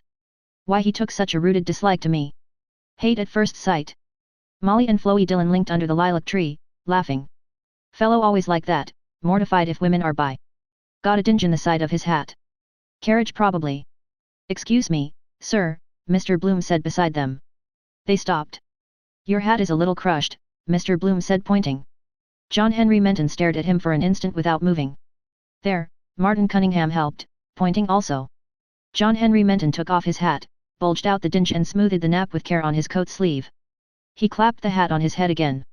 It's all right now, Martin Cunningham said. John Henry Menton jerked his head down in acknowledgement. Thank you, he said shortly. They walked on towards the gates. Mr. Bloom, chap fallen, drew behind a few paces so as not to overhear. Martin laying down the law. Martin could wind a sappy head like that round his little finger, without his seeing it. Oyster eyes. Never mind. Be sorry after perhaps when it dawns on him. Get the pull over him that way. Thank you. How grand we are this morning. Chapter 7. In the heart of the Hibernian metropolis. Before Nelson's pillar tram slowed, shunted, changed trolley, started for Black Rock, Kingstown and Dalkey, Clinska, Rathgar and Terranure, Palmerston Park and Upper Rathmines, Sandymount Green, Rathmines, Ringsend and Sandymount Tower, Harold's Cross. The Horse Dublin United Tramway Company's timekeeper bawled them off. Rathgar and Terranure. Come on, Sandymount Green. Right and left parallel clanging ringing a double-decker and a single-deck moved from their railheads, swerved to the down line, glided parallel. Start, Palmerston Park. The wearer of the crown. Under the porch of the General Post Office shoeblacks called and polished. Parked in North Princes Street His Majesty's vermilion mail cars, bearing on their sides the royal initials, ER, received loudly flung sacks of letters, postcards, letter cards, parcels, insured and paid, for local, provincial, British and overseas delivery. Gentlemen of the press. Gross-booted draymen rolled barrels dull-thudding out of Prince's stores and bumped them up on the brewery float. On the brewery float bumped dull-thudding barrels rolled by gross-booted draymen out of Prince's stores. There it is, Red Murray said. Alexander Keys. Just cut it out, will you? Mr. Bloom said, and I'll take it round to the telegraph office. The door of Rutledge's office creaked again. Davy Stevens, minute in a large cape coat, a small felt hat crowning his ringlets, passed out with a roll of papers under his cape, a King's Courier. Red Murray's long shears sliced out the advertisement from the newspaper in 4 clean strokes. Scissors and paste. I'll go through the printing works, Mr. Bloom said, taking the cut square. Of course, if he wants a PAR, Red Murray said earnestly, a pen behind his ear, we can do him one. Right, Mr. Bloom said with a nod. I'll rub that in. William Braden, Esquire, of Oaklands, Sandymount. Red Murray touched Mr. Bloom's arm with the shears and whispered. Braden. Mr. Bloom turned and saw the liveried porter raise his lettered cap as a stately figure entered between the newsboards of the Weekly Freeman and National Press and the Freeman's Journal and National Press. Dull-thudding Guinness's barrels. It passed statelily up the staircase, steered by an umbrella, a solemn beard-framed face. The broadcloth back ascended each step, back. All his brains are in the nape of his neck, Simon Dedalus says. Welts of flesh behind on him. Fat folds of neck, fat, neck, fat, neck. Don't you think his face is like our Savior? Red Murray whispered. The door of Rutledge's office whispered, Cree. They always build one door opposite another for the wind to. Way in. Way out. Our Savior, beard-framed oval face, talking in the dusk. Mary, Martha. Steered by an umbrella sword to the footlights, Mario the tenor. Or like Mario, Mr. Bloom said. Yes, Red Murray agreed. But Mario was said to be the picture of our Savior. Jesus Mario with rougy cheeks, doublet and spindle legs. Hand on his heart. In Martha. Coom thou lost one. Coom thou dear one. The crozier and the pen. His Grace phoned down twice this morning, Red Murray said gravely. They watched the knees, legs, boots vanish. Neck. A telegram boy stepped in nimbly, threw an envelope on the counter and stepped off post-haste with a word. Freeman. Mr. Bloom said slowly. Well, he is one of our saviors also. A meek smile accompanied him as he lifted the counter flap, as he passed in through a side door and along the warm dark stairs and passage, along the now reverberating boards. But will he save the circulation? Thumping. Thumping. He pushed in the glass swing door and entered, stepping over strewn packing paper. Through a lane of clanking drums he made his way towards Nanetti's reading closet. With unfeigned regret it is we announce the dissolution of a most respected Dublin burgess. Hines here too, account of the funeral probably. Thumping. Thump. This morning the remains of the late Mr. Patrick Dignam. Machines. Smash a man to atoms if they got him caught. Rule the world today. His machineries are pegging away too. Like these, got out of hand, fermenting. Working away, tearing away. And that old grey rat tearing to get in. How a great daily organ is turned out. Mr. Bloom halted behind the foreman's spare body, admiring a glossy crown. Strange he never saw his real country. Ireland my country. Member for College Green. He boomed that workaday worker tack for all it was worth. It's the ads and side features sell a weekly, not the stale news in the official gazette. Queen Anne is dead. Published by authority in the year 1000 and. Domain situate in the townland of Rosen Ellis, barony of Tinninch. To all whom it may concern schedule pursuant to statute showing return of number of mules and jennets exported from Ballina. Nature notes. Cartoons. Phil Blake's weekly Pat and Bull story. Uncle Toby's page for tiny tots.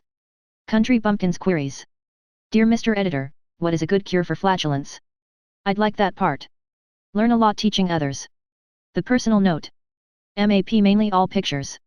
Shapely bathers on Golden Strand. World's biggest balloon.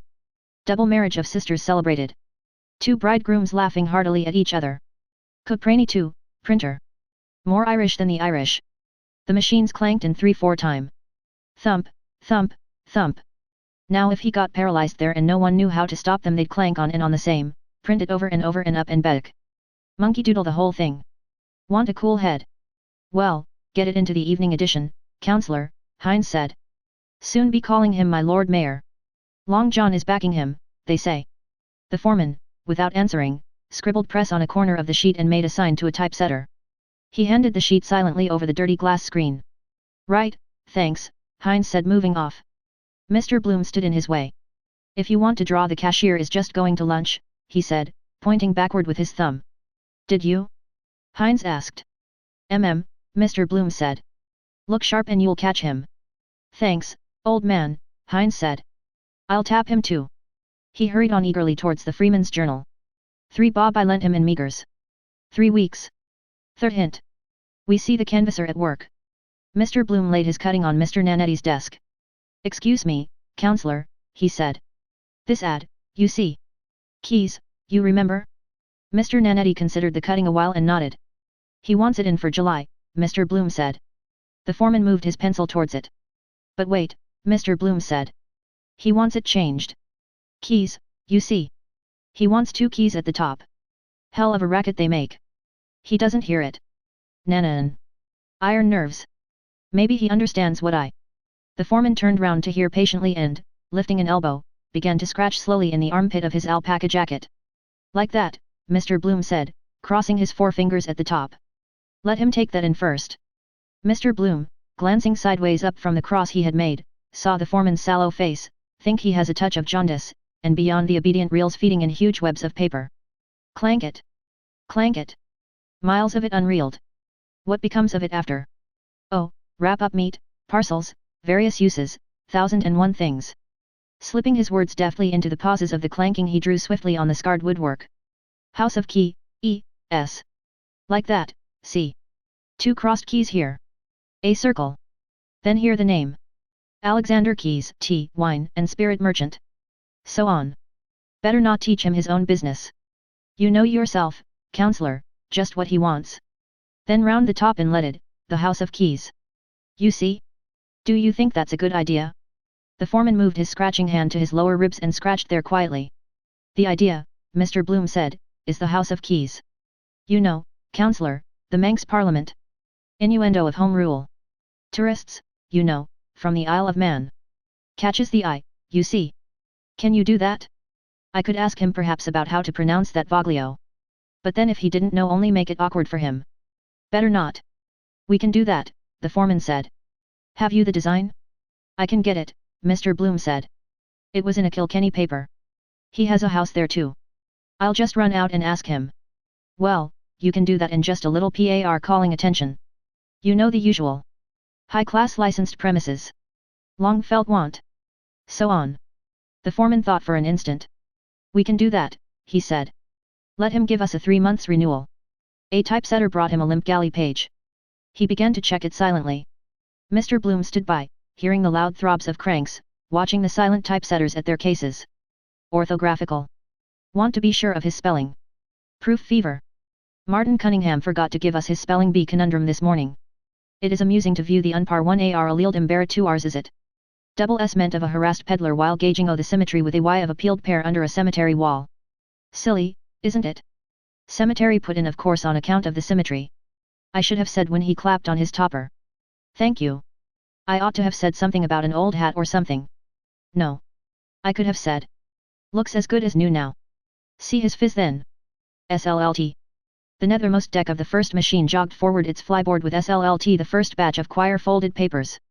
SLLT. Almost human the way it SLLT to call attention. Doing its level best to speak. That door to SLLT creaking, asking to be shut. Everything speaks in its own way. SLLT. Noted churchman and occasional contributor. The foreman handed back the galley page suddenly, saying.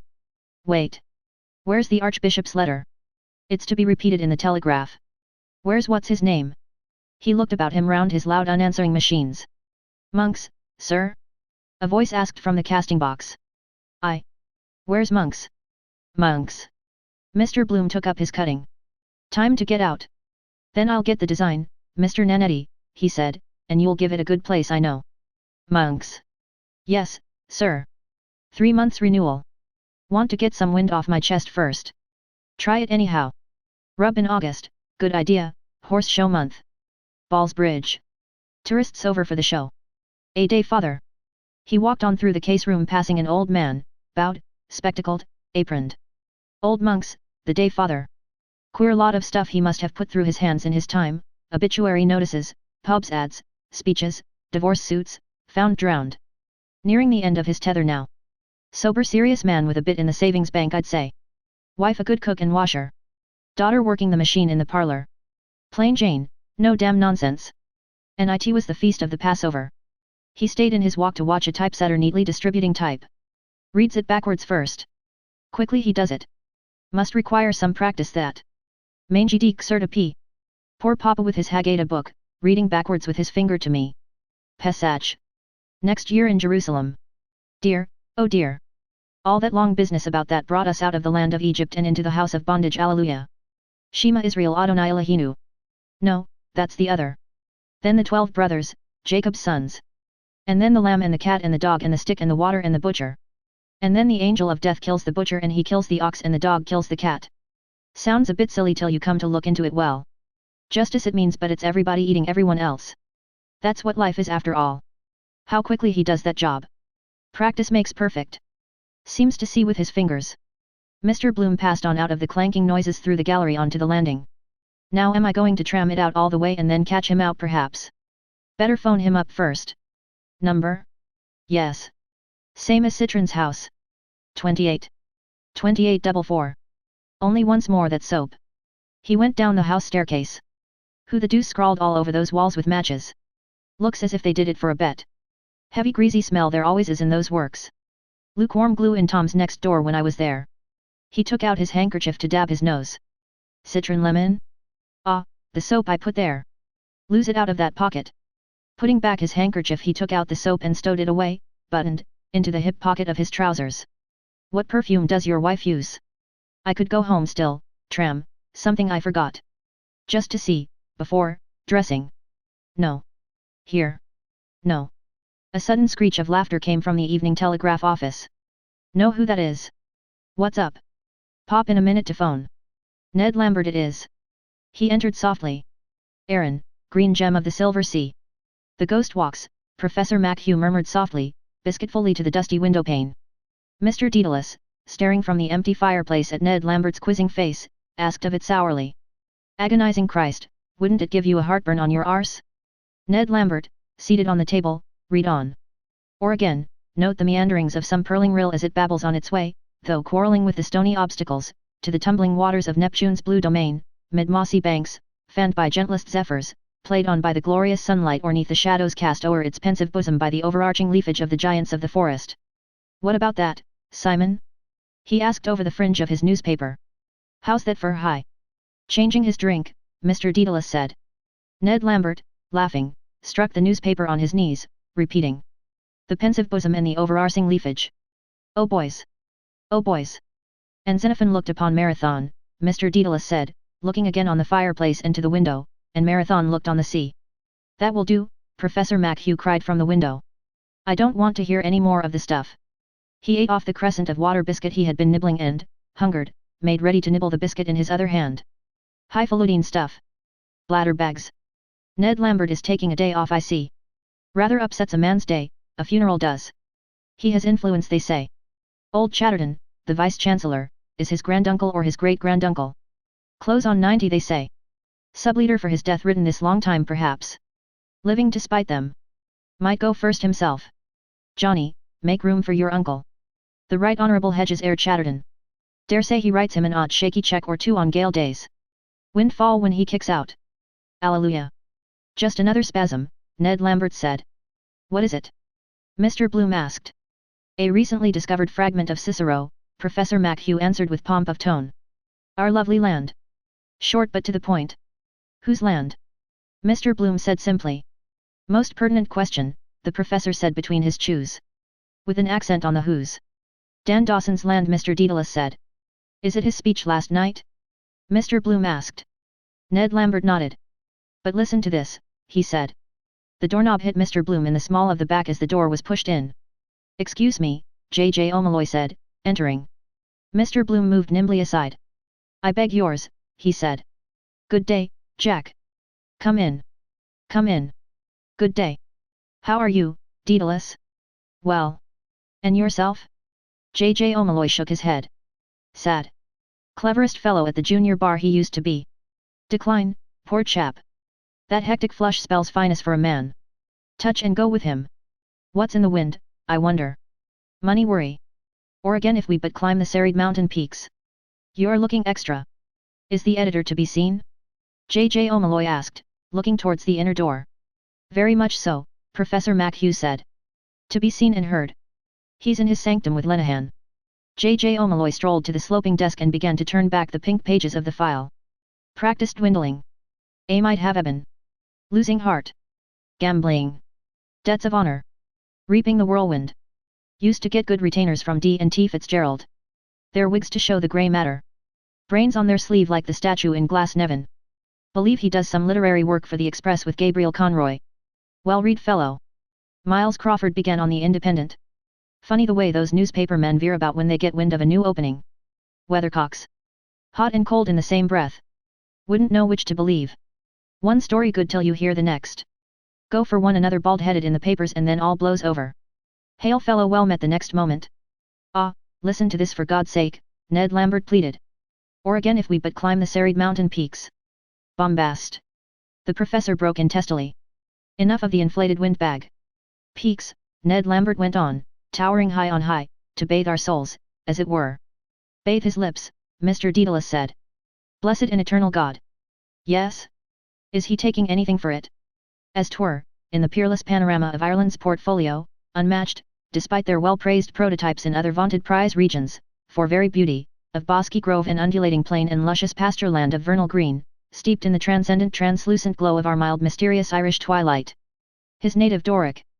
The moon, Professor MacHugh said. He forgot Hamlet. That mantles the vista far and wide and wait till the glowing orb of the moon shine forth to irradiate her silver effulgence. Oh! Mr. Daedalus cried, giving vent to a hopeless groan. Shite and onions. That'll do, Ned. Life is too short. He took off his silk hat and, blowing out impatiently his bushy mustache, Welsh combed his hair with raking fingers. Ned Lambert tossed the newspaper aside, chuckling with delight.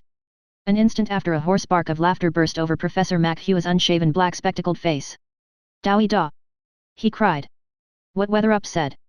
All very fine to jeer at it now in cold print but it goes down like hot cake that stuff. He was in the bakery line too, wasn't he? Why they call him Dowie da. Feathered his nest well anyhow. Daughter engaged to that chap in the Inland Revenue Office with the motor. Hooked that nicely. Entertainments. Open house. Big blowout. Weather up always said that. Get a grip of them by the stomach. The inner door was opened violently and a scarlet-beaked face, crested by a comb of feathery hair, thrust itself in. The bold blue eyes stared about them and the harsh voice asked. What is it? And here comes the sham squire himself. Professor Machew said grandly. Get an out hat, you bloody old pedagogue. The editor said in recognition. Come, Ned, Mr. Daedalus said, putting on his hat. I must get a drink after that. Drink? The editor cried. No drinks served before Mass. Quite right too, Mr. Daedalus said, going out. Come on, Ned. Ned Lambert sidled down from the table. The editor's blue eyes roved towards Mr. Bloom's face, shadowed by a smile. Will you join us, Miles? Ned Lambert asked. Memorable battles recalled. North Cork Militia. The editor cried, striding to the mantelpiece. We won every time. North Cork and Spanish officers. Where was that, Miles? Ned Lambert asked with a reflective glance at his toecaps. In Ohio. The editor shouted. So it was, begad, Ned Lambert agreed. Passing out he whispered to J.J. O'Malloy. Incipient jigs. Sad case. Ohio. The editor crowed in high treble from his uplifted scarlet face. My Ohio. A perfect critic. The professor said. Long, short and long. Oh, Harpyolian. He took a reel of dental floss from his waistcoat pocket and, breaking off a piece, twanged it smartly between two of his resonant unwashed teeth. Bing bang, bang bang. Mr. Bloom, seeing the coast clear, made for the inner door. Just a moment, Mr. Crawford, he said. I just want to phone about an ad. He went in. What about that leader this evening? Professor Machew asked, coming to the editor and laying a firm hand on his shoulder. That'll be all right, Miles Crawford said more calmly. Never you fret. Hello, Jack. That's all right. Good day, Miles, J.J. O'Malloy said, letting the pages he held slip limply back on the file. Is that Canada swindle case on today? The telephone word inside. 28. No, 20. 44. Yes. Spot the winner. Lenehan came out of the inner office with sports tissues. Who wants a dead cert for the Gold Cup? He asked. Scepter with O'Madden up. He tossed the tissues onto the table. Screams of newsboys barefoot in the hall rushed near and the door was flung open. Hush, Lenehan said. I hear feet stoops. Professor Machew strode across the room and seized the cringing urchin by the collar as the others scampered out of the hall and down the steps. The tissues rustled up in the draft, floated softly in the air blue scrawls and under the table came to earth. It wasn't me, sir. It was the big fellow shoved me, sir. Throw him out and shut the door, the editor said. There's a hurricane blowing. Lenehan began to paw the tissues up from the floor, grunting as he stooped twice. Waiting for the racing special, sir, the newsboy said. It was Pat Farrell shoved me, sir. He pointed to two faces peering in round the doorframe. Him, sir. Out of this with you, Professor Machew said gruffly. He hustled the boy out and banged the door to. J.J. O'Malloy turned the files crackingly over, murmuring, seeking. Continued on page 6, column 4. Yes, Evening Telegraph here, Mr. Bloom phoned from the inner office. Is the boss? Yes, telegraph. To where? Aha. Which auction rooms? Aha. I see. Right. I'll catch him. A collision ensues. The bell whirred again as he rang off. He came in quickly and bumped against Lenehan who was struggling up with the second tissue. Pardon, monsieur, Lenehan said, clutching him for an instant and making a grimace. My fault, Mr. Bloom said, suffering his grip. Are you hurt? I'm in a hurry. Knee, Lenehan said. He made a comic face and whined, rubbing his knee. The accumulation of the Anno Domini. Sorry, Mr. Bloom said. He went to the door and, holding it ajar, paused. J.J. O'Malloy slapped the heavy pages over. The noise of two shrill voices, a mout organ, echoed in the bare hallway from the newsboys squatted on the doorsteps. We are the boys of Wexford. Who fought with heart and hand. Exit Bloom. I'm just running round to Bachelor's Walk, Mr. Bloom said, about this ad of Keyes's. Want to fix it up? They tell me he's round there in Dillon's. He looked indecisively for a moment at their faces. The editor who, leaning against the mantelshelf, had propped his head on his hand, suddenly stretched forth an arm amply. Begone. He said. The world is before you. Back in no time, Mr. Bloom said, hurrying out. J.J. O'Malloy took the tissues from Lenehan's hand and read them, blowing them apart gently, without comment. "He'll get that advertisement," the professor said, staring through his black-rimmed spectacles over the cross-blind. "Look at the young scamps after him." "Show. Where?" Lenehan cried, running to the window.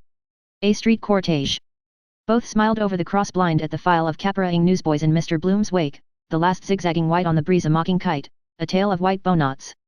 "Look at the young gutter snipe behind him hue and cry," Lenehan said, "and you'll kick. Oh, my rib risible." Taking off his flat spogs and the walk. "Small nines. Steal upon larks."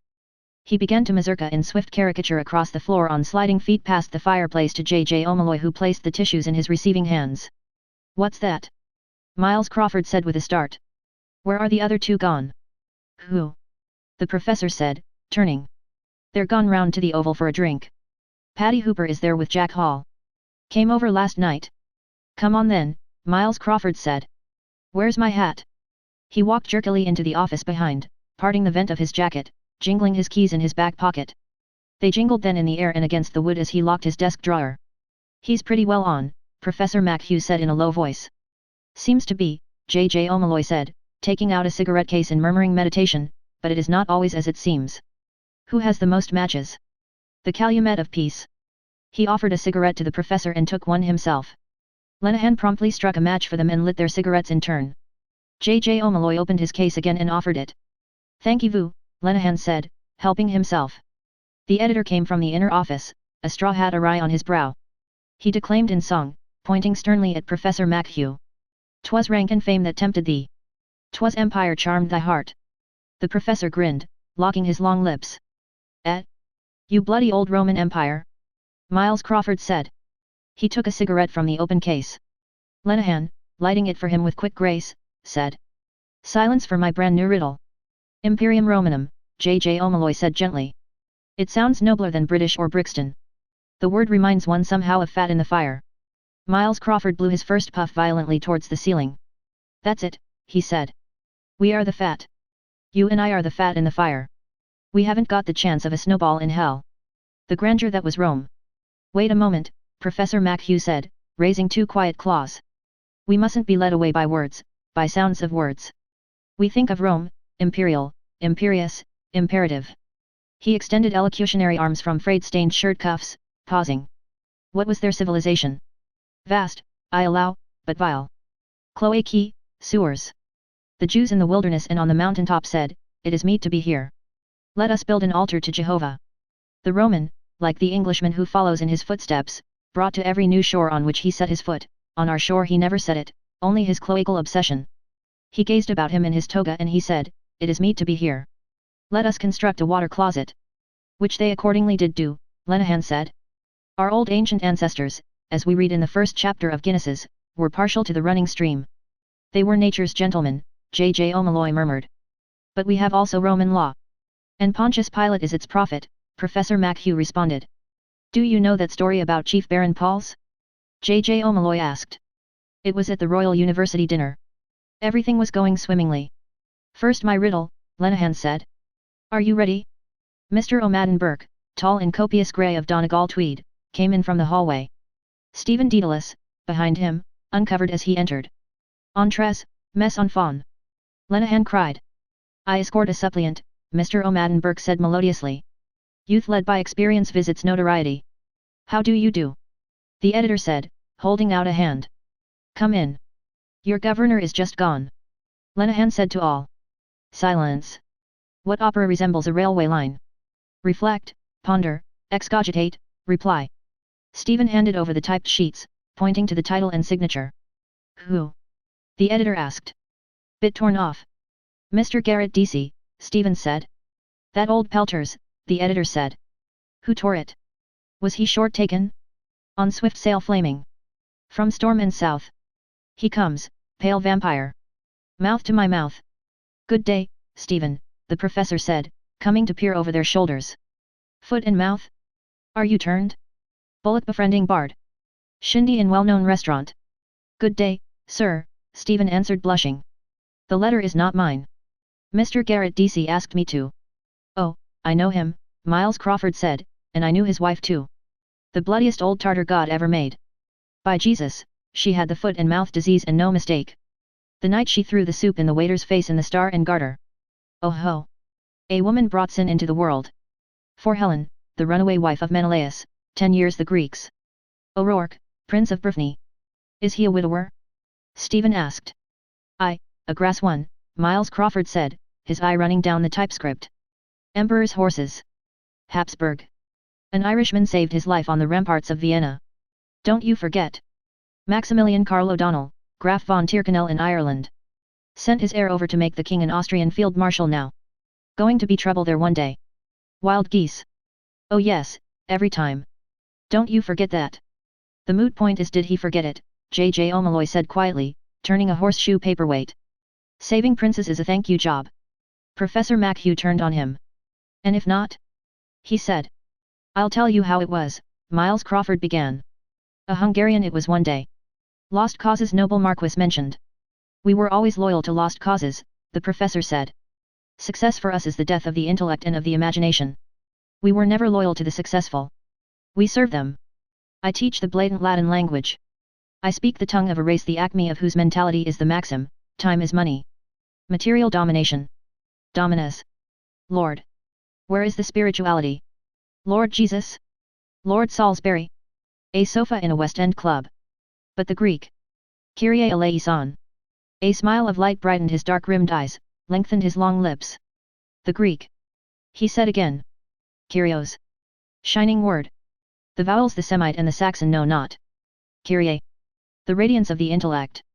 I ought to profess Greek, the language of the mind. Kyrie eleison. The closet maker and the cloaca maker will never be lords of our spirit.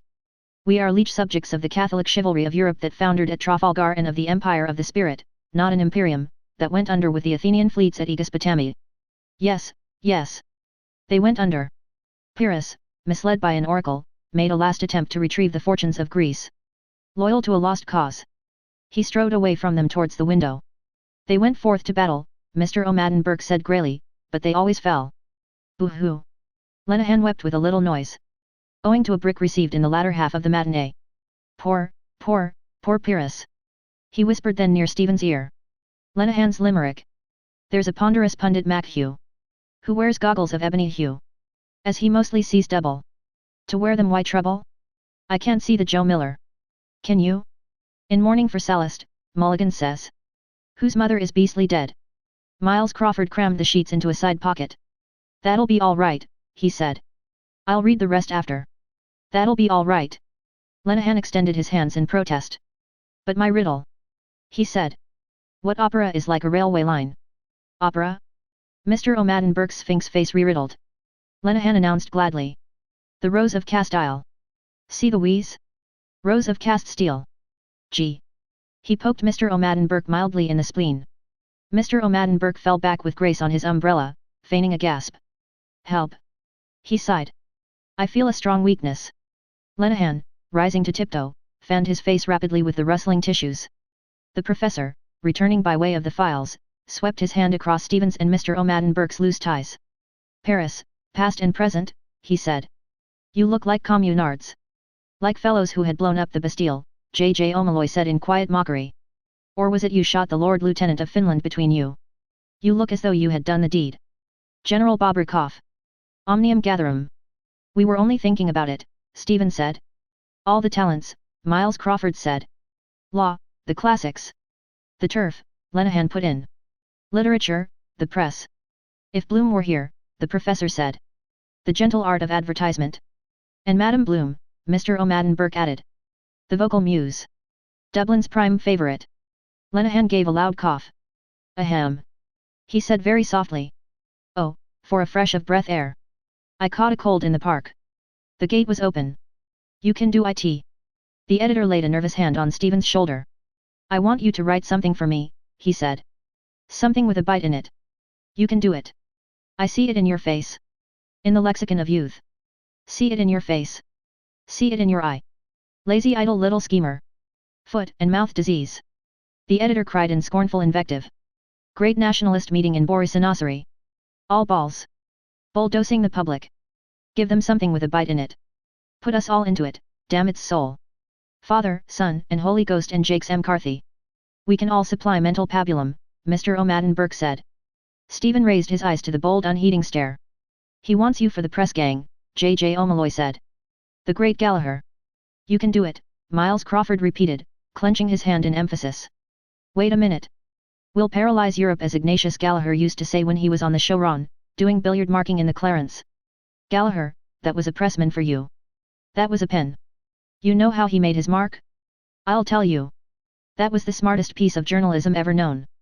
That was in 8 Yon, 6th of May, time of the Invincibles, murder in the Phoenix Park, before you were born, I suppose. I'll show you. He pushed past them to the files. Look at here, he said, turning. The New York World cabled for a special. Remember that time? Professor McHugh nodded. New York World, the editor said, excitedly pushing back his straw hat. Where it took place. Tim Kelly, or Kavanaugh I mean. Joe Brady and the rest of them. Where Skin the Goat drove the car. Whole route, see? Skin the Goat, Mr. O'Madden Burke said. Fitzharris. He has that cabman's shelter, they say, down there at Butt Bridge. Holohan told me. You know Holohan? Hop and carry one, is it? Miles Crawford said. And poor Gumley is down there too, so he told me, minding stones for the corporation. A night watchman. Stephen turned in surprise. Gumley? He said. You don't say so? A friend of my father's, is it? Never mind Gumley, Miles Crawford cried angrily. Let Gumley mind the stones, see they don't run away. Look at here. What did Ignatius Gallagher do? I'll tell you. Inspiration of genius. Cabled right away. Have you Weekly Freeman of March 17th? Right. Have you got that? He flung back pages of the files and stuck his finger on a point. Take page 4, advertisement for Bransom's coffee, let us say. Have you got that? Right. The telephone word. A distant voice. I'll answer it, the professor said, going. B is Park Gate. Good.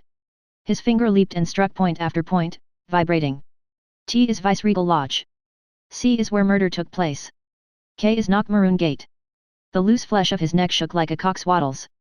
An ill-starched dicky jutted up and with a rude gesture he thrust it back into his waistcoat. Hello? Evening Telegraph here. Hello? Who's there? Yes. Yes. Yes. F to P is the route. Skin the Goat drove the car for an alibi, in Chicory, Round Town, Windy Arbor, Palmerston Park, Ranelagh. FABP. Got that? X is Davies Public House in Upper Leeson Street. The professor came to the inner door. Bloom is at the telephone, he said. Tell him go to hell, the editor said promptly. X is Davies Public House, see? Clever, very. Clever, Lenehan said. Very. Gave it to them on a hot plate, Miles Crawford said, the whole bloody history. Nightmare from which you will never awake. I saw it, the editor said proudly. I was present. Dick Adams, the best-hearted bloody corkman the Lord ever put the breath of life in, and myself. Lenehan bowed to a shape of air, announcing. Madam, I'm Adam. And Abel was I ere I saw Elba. History. Miles Crawford cried. The old woman of Prince's Street was there first. There was weeping and gnashing of teeth over that. Out of an advertisement. Gregor Gray made the design for it. That gave him the leg up. Then Paddy Hooper worked Tay-Pay who took him on to the Star. Now he's got in with Blumenfeld. That's press. That's talent. Pyatt. He was all their daddies. The father of scare journalism, Lenehan confirmed, and the brother-in-law of Chris Callanan. Hello. Are you there? Yes, he's here still. Come across yourself. Where do you find a pressman like that now, eh? The editor cried. He flung the pages down. Clam Dever, Lenehan said to Mr. O'Madden Burke. Very smart, Mr. O'Madden Burke said. Professor McHugh came from the inner office. Talking about the Invincibles, he said, did you see that some hawkers were up before the recorder? Oh yes, J.J. O'Malloy said eagerly. Lady Dudley was walking home through the park to see all the trees that were blown down by that cyclone last year and thought she'd buy a view of Dublin. And it turned out to be a commemoration postcard of Joe Brady or Number 1 or Skin the Goat. Right outside the Viceregal Lodge, imagine. They're only in the hook and eye department, Miles Crawford said.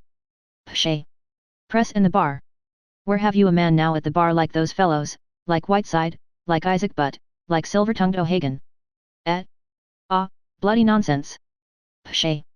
Only in the halfpenny place. His mouth continued to twitch unspeaking in nervous curls of disdain. Would anyone wish that mouth for her kiss? How do you know? Why did you write it then? Rhymes and reasons. Mouth, south. Is the mouth south some way? Or the south a mouth? Must be some. South, pout, out, shout, drouth. Rhymes, two men dressed the same, looking the same, 2 by 2. La trois pace. Che parlor tip ace. Mentor che il vento, cum fa, si tace. He saw them 3 by 3, approaching girls, in green, in rose, in russet, entwining, per el air perso, in mauve, in purple, quella pacifica aurea fiamma, gold of oriflamme, de rimere fepiu ardenti. But I old men, penitent, leaden-footed, underneath the night, mouth south, tomb womb. Speak up for yourself, Mr. O'Madden Burke said. Sufficient for the day. J. O'Malloy, smiling palely, took up the gauge. My dear Miles, he said, flinging his cigarette aside, you put a false construction on my words. I hold no brief, as at present advised, for the third profession qua profession, but your cork legs are running away with you. Why not bring in Henry Grattan and Flood and Demosthenes and Edmund Burke? Ignatius Gallagher we all know, and his chapelized boss, Harmsworth of the Farthing Press, and his American cousin of the Bowery gutter sheet, not to mention Paddy Kelly's budget, Pew's occurrences, and our watchful friend the Skibbereen Eagle. Why bring in a master of forensic eloquence like Whiteside? Sufficient for the day is the newspaper thereof. Links with bygone days of yore. Grattan and Flood wrote for this very paper, the editor cried in his face. Irish volunteers. Where are you now? Established 1763.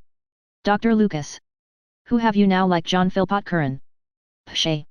Well, J. O'Malloy said, Bush KC, for example. Bush? The editor said. Well, yes, Bush, yes. He has a strain of it in his blood. Kendall Bush, or I mean Seymour Bush. He would have been on the bench long ago, the professor said, only 4. But no matter. J. O'Malloy turned to Stephen and said quietly and slowly. One of the most polished periods I think I ever listened to in my life fell from the lips of Seymour Bush. It was in that case of fratricide, the child's murder case. Bush defended him. And in the porches of mine ear did pour. By the way, how did he find that out? He died in his sleep. Or the other story, beast with 2 backs? What was that? The professor asked. Italia, Magistra Artium. He spoke on the law of evidence, J. O'Malloy said, of Roman justice as contrasted with the earlier Mosaic Code, the Lex Talionis. And he cited the Moses of Michelangelo in the Vatican. Ha! A few well-chosen words, Lenehan prefaced. Silence. Pause. J. O'Malloy took out his cigarette case. False lull. Something quite ordinary. Messenger took out his matchbox thoughtfully and lit his cigar. I have often thought since, on looking back over that strange time, that it was that small act, trivial in itself, that striking of that match, that determined the whole after-course of both our lives. A polished period. J. O'Malloy resumed, moulding his words.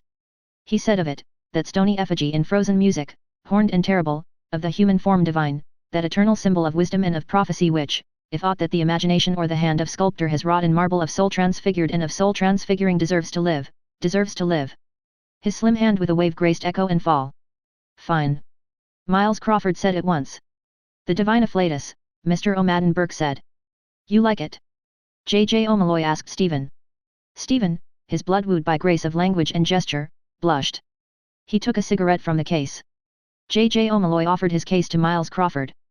Lenehan lit their cigarettes as before and took his trophy, saying, Muchibus thankibus. A man of high morale. Professor McGinnis was speaking to me about you, J. O'Malloy said to Stephen.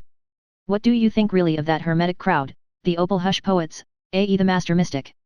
That Blavatsky woman started it. She was a nice old bag of tricks. A.E. has been telling some Yankee interviewer that you came to him in the small hours of the morning to ask him about planes of consciousness. McGinnis thinks you must have been pulling A.E.'s leg. He is a man of the very highest morale, McGinnis. Speaking about me. What did he say? What did he say? What did he say about me? Don't ask. No, thanks, Professor McHugh said, waving the cigarette case aside. Wait a moment. Let me say one thing. The finest display of oratory I ever heard was a speech made by John F. Taylor at the College Historical Society. Mr. Justice Fitzgibbon, the present Lord Justice of Appeal, had spoken, and the paper under debate was an essay, new for those days, advocating the revival of the Irish tongue. He turned towards Miles Crawford and said, You know Gerald Fitzgibbon. Then you can imagine the style of his discourse. He is sitting with Tim Healy, J. O'Malloy said, rumor has it, on the Trinity College Estates Commission. He is sitting with a sweet thing, Miles Crawford said, in a child's frock. Go on. Well? It was the speech, mark you, the professor said, of a finished orator, full of courteous haughtiness and pouring in chastened diction I will not say the vials of his wrath but pouring the proud man's contumely upon the new movement. It was then a new movement. We were weak, therefore worthless. He closed his long thin lips an instant but, eager to be on, raised an outspanned hand to his spectacles and, with trembling thumb and ring finger touching lightly the black rims, steadied them to a new focus. Impromptu. In ferial tone he addressed J.J. O'Malloy. Taylor had come there, you must know, from a sickbed. That he had prepared his speech I do not believe for there was not even one shorthand writer in the hall. His dark lean face had a growth of shaggy beard round it. He wore a loose white silk neckcloth and altogether he looked, though he was not, a dying man.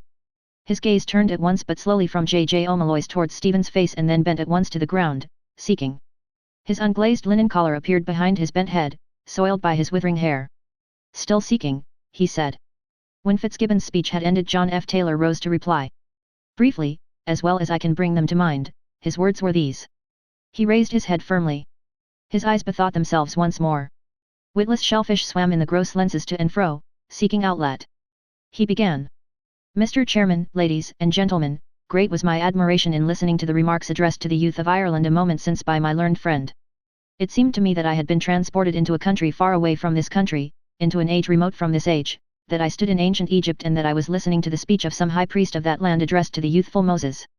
His listeners held their cigarettes poised to hear, their smokes ascending in frail stalks that flowered with his speech. And let our crooked smokes. Noble words coming. Look out. Could you try your hand at it yourself? And it seemed to me that I heard the voice of that Egyptian high priest raised in a tone of like haughtiness and like pride. I heard his words and their meaning was revealed to me. From the fathers. It was revealed to me that those things are good which yet are corrupted which neither if they were supremely good nor unless they were good could be corrupted. Ah, curse you! That's Saint Augustine. Why will you Jews not accept our culture, our religion, and our language? You are a tribe of nomad herdsmen, we are a mighty people. You have no cities nor no wealth, our cities are hives of humanity and our galleys, trireme and quadrireme, laden with all manner merchandise furrow the waters of the known globe. You have but emerged from primitive conditions, we have a literature, a priesthood, an age-long history and a polity. Nile. Child, man, effigy. By the Nile bank the babe Mary's kneel, cradle of bulrushes, a man supple in combat, stone-horned, stone-bearded, heart of stone. You pray to a local and obscure idol, our temples, majestic and mysterious, are the abodes of Isis and Osiris, of Horus and Amun-Ra. Yours serfdom, awe and humbleness, ours thunder and the seas. Israel is weak and few are her children, Egypt is an host and terrible are her arms. Vagrants and de laborers are you called, the world trembles at our name. A dumb belch of hunger cleft his speech. He lifted his voice above it boldly. But, ladies and gentlemen, had the youthful Moses listened to and accepted that view of life, had he bowed his head and bowed his will and bowed his spirit before that arrogant admonition he would never have brought the chosen people out of their house of bondage, nor followed the pillar of the cloud by day. He would never have spoken with the Eternal amid lightnings on Sinai's mountaintop nor ever have come down with the light of inspiration shining in his countenance and bearing in his arms the tables of the law, graven in the language of the outlaw. He ceased and looked at them, enjoying a silence. Ominous for him. J.J. O'Malloy said not without regret. And yet he died without having entered the land of promise. A sudden at the moment though from lingering illness often previously expectorated demise, Lenehan added. And with a great future behind him. The troop of bare feet was heard rushing along the hallway and pattering up the staircase. That is oratory, the professor said uncontradicted. Gone with the wind. Hosts at Moloch amassed in terror of the kings. Miles of ears of porches. The tribune's words, howled and scattered to the four winds. A people sheltered within his voice. Dead noise. Akasic records of all that ever anywhere wherever was. Love and laud him, me no more. I have money. Gentlemen, Stephen said. As the next motion on the agenda paper may I suggest that the House do now adjourn? You take my breath away. It is not perchance a French compliment? Mr. O'Madden Burke asked. 'Tis the hour, methinks, when the wine-jug, metaphorically speaking, is most grateful in yet ancient hostelry. That it be and hereby is resolutely resolved. All that are in favour say aye, Lenehan announced. The contrary no. I declare it carried. To which particular boozing shed? My casting vote is, Mooney's. He led the way, admonishing. We will sternly refuse to partake of strong waters, will we not? Yes, we will not. By no manner of means. Mr. O'Madden Burke, following close, said with an ally's lunge of his umbrella. Lay on, Macduff. Chip of the old block. The editor cried, clapping Stephen on the shoulder. Let us go. Where are those blasted keys? He fumbled in his pocket pulling out the crushed type sheets. Foot and mouth. I know. That'll be all right. That'll go in. Where are they? That's all right. He thrust the sheets back and went into the inner office. Let us hope. J.J. O'Malloy, about to follow him in, said quietly to Stephen. I hope you will live to see it published. Miles, one moment. He went into the inner office, closing the door behind him. Come along, Stephen, the professor said. That is fine, isn't it? It has the prophetic vision. Foot Ilium. The sack of windy Troy. Kingdoms of this world. The masters of the Mediterranean are fellahin today. The first newsboy came pattering down the stairs at their heels and rushed out into the street, yelling. Racing Special. Dublin. I have much to learn. They turned to the left along Abbey Street. I have a vision too, Stephen said. Yes? The professor said, skipping to get into step. Crawford will follow. Another newsboy shot past them, yelling as he ran. Racing Special. Dear dirty Dublin. Dubliners. 2 Dublin Vestals, Stephen said, elderly and pious, have lived 50 and 53 years in Fumbally's Lane. Where is that? The professor asked. Off Black Pits, Stephen said. Damp night reeking of hungry dough. Against the wall. Face glistering tallow under her fustian shawl. Frantic hearts. Akashic records. Quicker, darlint. On now. Dare it. Let there be life. They want to see the views of Dublin from the top of Nelson's Pillar. They save up 3 and 10 pence in a red tin letterbox money box. They shake out the threepenny bits and sixpences and coax out the pennies with the blade of a knife. 2 and 3 in silver and 1 and 7 in coppers. They put on their bonnets and best clothes and take their umbrellas for fear it may come on to rain. Wise virgins, Professor MacHugh said. Life on the raw. They buy 1 and 4 pence worth of brawn and 4 slices of panloaf at the North City dining rooms in Marlborough Street from Miss Kate Collins, proprietress.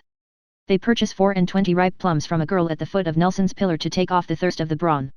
They give 2 threepenny bits to the gentleman at the turnstile and begin to waddle slowly up the winding staircase, grunting, encouraging each other, afraid of the dark, panting, one asking the other have you the brawn, praising God and the Blessed Virgin, threatening to come down, peeping at the air slits.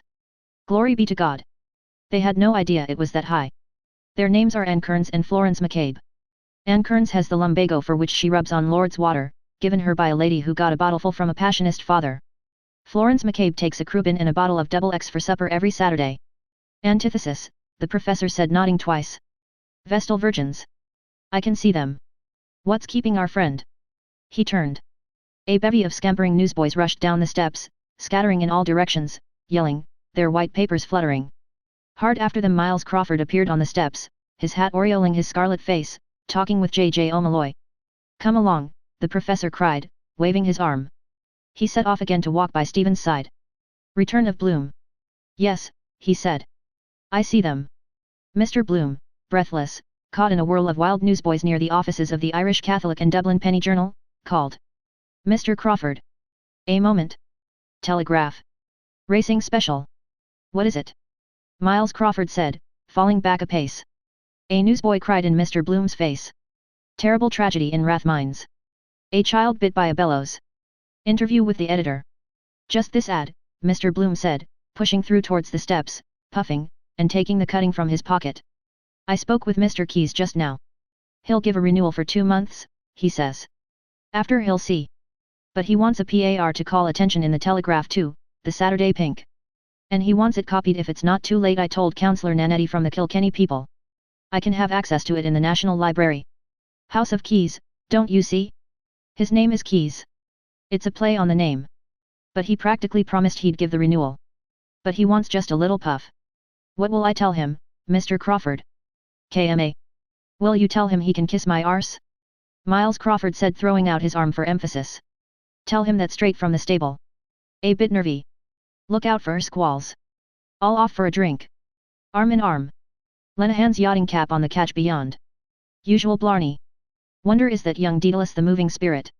Has a good pair of boots on him today. Last time I saw him he had his heels on view.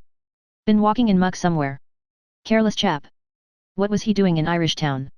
Well, Mr. Bloom said, his eyes returning, if I can get the design I suppose it's worth a short PAR.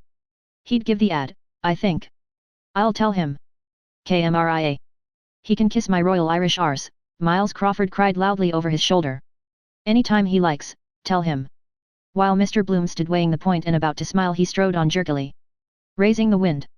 Nulla bona, Jack, he said, raising his hand to his chin. I'm up to here. I've been through the hoop myself. I was looking for a fellow to back a bill for me no later than last week. Sorry, Jack. You must take the will for the deed. With a heart and a half if I could raise the wind anyhow. J.J. O'Malloy pulled a long face and walked on silently. They caught up on the others and walked abreast. When they have eaten the brawn and the bread and wiped their 20 fingers in the paper the bread was wrapped in, they go nearer to the railings. Something for you, the professor explained to Miles Crawford. 2 old Dublin women on the top of Nelson's pillar. Some call 'em, that's what Wadler once said. That's new, Miles Crawford said. That's copy. Out for the waxies dargle. 2 old trickies, what? But they are afraid the pillar will fall, Stephen went on. They see the roofs and argue about where the different churches are, Rathmines Blue Dome, Adam and Eve's, St. Lawrence O'Toole's. But it makes them giddy to look, so they pull up their skirts. Those slightly rambunctious females. Easy all, Miles Crawford said. No poetic license. We're in the archdiocese here. And settle down on their striped petticoats, peering up at the statue of the one-handled adulterer. One-handled adulterer. The professor cried. I like that. I see the idea. I see what you mean. Dames donate Dublin Sitz speed pills Velocitus aeroliths, belief. It gives them a crick in their necks, Stephen said, and they are too tired to look up or down or to speak. They put the bag of plums between them and eat the plums out of it, one after another, wiping off with their handkerchiefs the plum juice that dribbles out of their mouths and spitting the plum stones slowly out between the railings. He gave a sudden loud young laugh as a close. Lenehan and Mr. O'Madden Burke, hearing, turned, beckoned and led on across towards Mooney's. Finished? Miles Crawford said. So long as they do no worse. Sophist wallops haughty Helen square on proboscis. Spartans gnash molars. Ithacans vow pen is champ. You remind me of Antisthenes, the professor said, a disciple of Gorgias, the sophist. It is said of him that none could tell if he were bitter against others or against himself. He was the son of a noble and a bondwoman. And he wrote a book in which he took away the palm of beauty from Argive Helen and handed it to poor Penelope. Poor Penelope. Penelope rich. They made ready to cross O'Connell Street. Hello there, Central. At various points along the 8 lines tramcars with motionless trolleys stood in their tracks, bound for or from Rathmines, Rathfarnham, Blackrock, Kingstown and Dalkey, Sandymount Green, Ringsend and Sandymount Tower, Donnybrook, Palmerston Park and Upper Rathmines, all still, becalmed in short circuit. Hackney cars, cabs, delivery wagons, mail vans, private broughams, aerated mineral water floats with rattling crates of bottles, rattled, rolled, horse-drawn, rapidly. What, and likewise where? But what do you call it? Miles Crawford asked. Where did they get the plums? Virgilian, says pedagogue. Sophomore plumps for old man Moses. Call it, wait, the professor said, opening his long lips wide to reflect. Call it, let me see. Call it, Dies nobis haec otia fecit. No, Stephen said. I call it a Pisgah of Palestine or the parable of the plums. I see, the professor said. He laughed richly. I see, he said again with new pleasure. Moses in the promised land. We gave him that idea, he added to J.J. O'Malloy. Horatio is cynosure this fair June day. J.J. O'Malloy sent a weary sidelong glance towards the statue and held his peace. I see, the professor said. He halted on Sir John Gray's pavement island and peered aloft at Nelson through the meshes of his wry smile. Diminished digits prove too titillating for frisky frumps. Anne Wimbles, Flo Wangles, yet can you blame them? One-handled adulterer, he said smiling grimly. That tickles me, I must say. Tickled the old ones too, Miles Crawford said, if the God Almighty's truth was known. Chapter 8. Pineapple Rock, Lemon Plat, Butterscotch. A sugar-sticky girl shoveling scoopfuls of creams for a Christian brother. Some school treat. Bad for their tummies. Lozenge and comfit manufacturer to His Majesty the King. God. Save. Our. Sitting on his throne sucking red jujubes white. A somber YMCA young man, watchful among the warm sweet fumes of Graham lemons, placed a throwaway in a hand of Mr. Bloom. Heart-to-heart talks. Blue. Me? No. Blood of the Lamb. His slow feet walked him riverward, reading. Are you saved? All are washed in the blood of the Lamb. God wants blood victim. Birth, hymen, martyr, war, foundation of a building, sacrifice, kidney burnt offering, druids' altars. Elijah is coming. Dr. John Alexander Dowie, restorer of the church in Zion, is coming. Is coming. Is coming. Is coming. All heartily welcome. Paying game. Tori and Alexander last year. Polygamy. His wife will put the stopper on that. Where was that ad? Some Birmingham firm. The luminous crucifix. Our Savior. Wake up in the dead of night and see him on the wall, hanging. Pepper's ghost idea. Iron nails ran in. Phosphorus it must be done with. If you leave a bit of codfish for instance. I could see the bluey silver over it. Night I went down to the pantry in the kitchen. Don't like all the smells in it waiting to rush out. What was it she wanted? The Malaga raisins. Thinking of Spain. Before Rudy was born. The phosphorescence, that bluey greeny. Very good for the brain. From Butler's Monument House corner he glanced along Bachelor's Walk. Daedalus' daughter there still outside Dylan's auction rooms. Must be selling off some old furniture. Knew her eyes at once from the father. Lobbing about waiting for him. Home always breaks up when the mother goes. 15 children he had. Birth every year almost. That's in their theology, or the priest won't give the poor woman the confession, the absolution. Increase and multiply. Did you ever hear such an idea? Eat you out of house and home. No families themselves to feed. Living on the fat of the land. Their butteries and larders. I'd like to see them do the black fast Yom Kippur. Cross buns. One meal and a collation for fear he'd collapse on the altar. A housekeeper of one of those fellows if you could pick it out of her. Never pick it out of her. Like getting pound. SD out of him. Does himself well. No guests. All for number one. Watching his water. Bring your own bread and butter. His reverence, mum's the word. Good Lord, that poor child's dress is in flitters. Underfed she looks too. Potatoes and march, and potatoes. It's after they feel it. Proof of the pudding. Undermines the Constitution. As he set foot on O'Connell Bridge a puffball of smoke plumed up from the parapet. Brewery barge with export stout. England. Sea air sours it, I heard. Be interesting someday, get a pass through Hancock to see the brewery. Regular world in itself. Vats of porter wonderful. Rats get in too. Drink themselves bloated as big as a collie floating. Dead drunk on the porter. Drink till they puke again like Christians. Imagine drinking that. Rats, vats. Well, of course, if we knew all the things. Looking down he saw flapping strongly, wheeling between the gaunt quay walls, gulls. Rough weather outside. If I threw myself down? Reuben J.'s son must have swallowed a good bellyful of that sewage. 1 and 8 pence too much. HHHHM. It's the droll way he comes out with the things. Knows how to tell a story too. They wheeled lower. Looking for grub. Wait. He threw down among them a crumpled paper ball. Elijah 32 feet per sec is calm. Not a bit. The ball bobbed unheeded on the wake of swells, floated under by the bridge epiers. Not such damn fools. Also the day I threw that stale cake out of the Aaron's King picked it up in the wake 50 yards astern. Live by their wits. They wheeled, flapping. The hungry famished gull. Flaps o'er the waters dull. That is how poets write, the similar sounds. But then Shakespeare has no rhymes, blank verse. The flow of the language it is. The thoughts. Solemn. Hamlet, I am thy father's spirit. Doomed for a certain time to walk the earth. 2 apples a penny. 2 for a penny. His gaze passed over the glazed apples serried on her stand. Australians they must be this time of year. Shiny peels, polishes them up with a rag or a handkerchief. Wait. Those poor birds. He halted again and bought from the old apple woman 2 banberry cakes for a penny and broke the brittle paste and threw its fragments down into the liffey. See that? The gulls swooped silently, too, then all from their heights, pouncing on prey. Gone. Every morsel. Aware of their greed and cunning he shook the powdery crumb from his hands. They never expected that. Manna. Live on fish, fishy flesh they have, all seabirds, gulls, seagoose. Swans from Analiffy swim down here sometimes to preen themselves. No accounting for tastes. Wonder what kind is swan meat. Robinson Crusoe had to live on them. They wheeled flapping weakly. I'm not going to throw any more. Penny quite enough. Lot of thanks I get. Not even a caw. They spread foot and mouth disease too. If you cram a turkey say on chestnut meal it tastes like that. Eat pig like pig. But then why is it that saltwater fish are not salty? How is that? His eyes sought answer from the river and saw a rowboat rock at anchor on the treacly swells lazily its plastered board. Kinnos. 11 slash.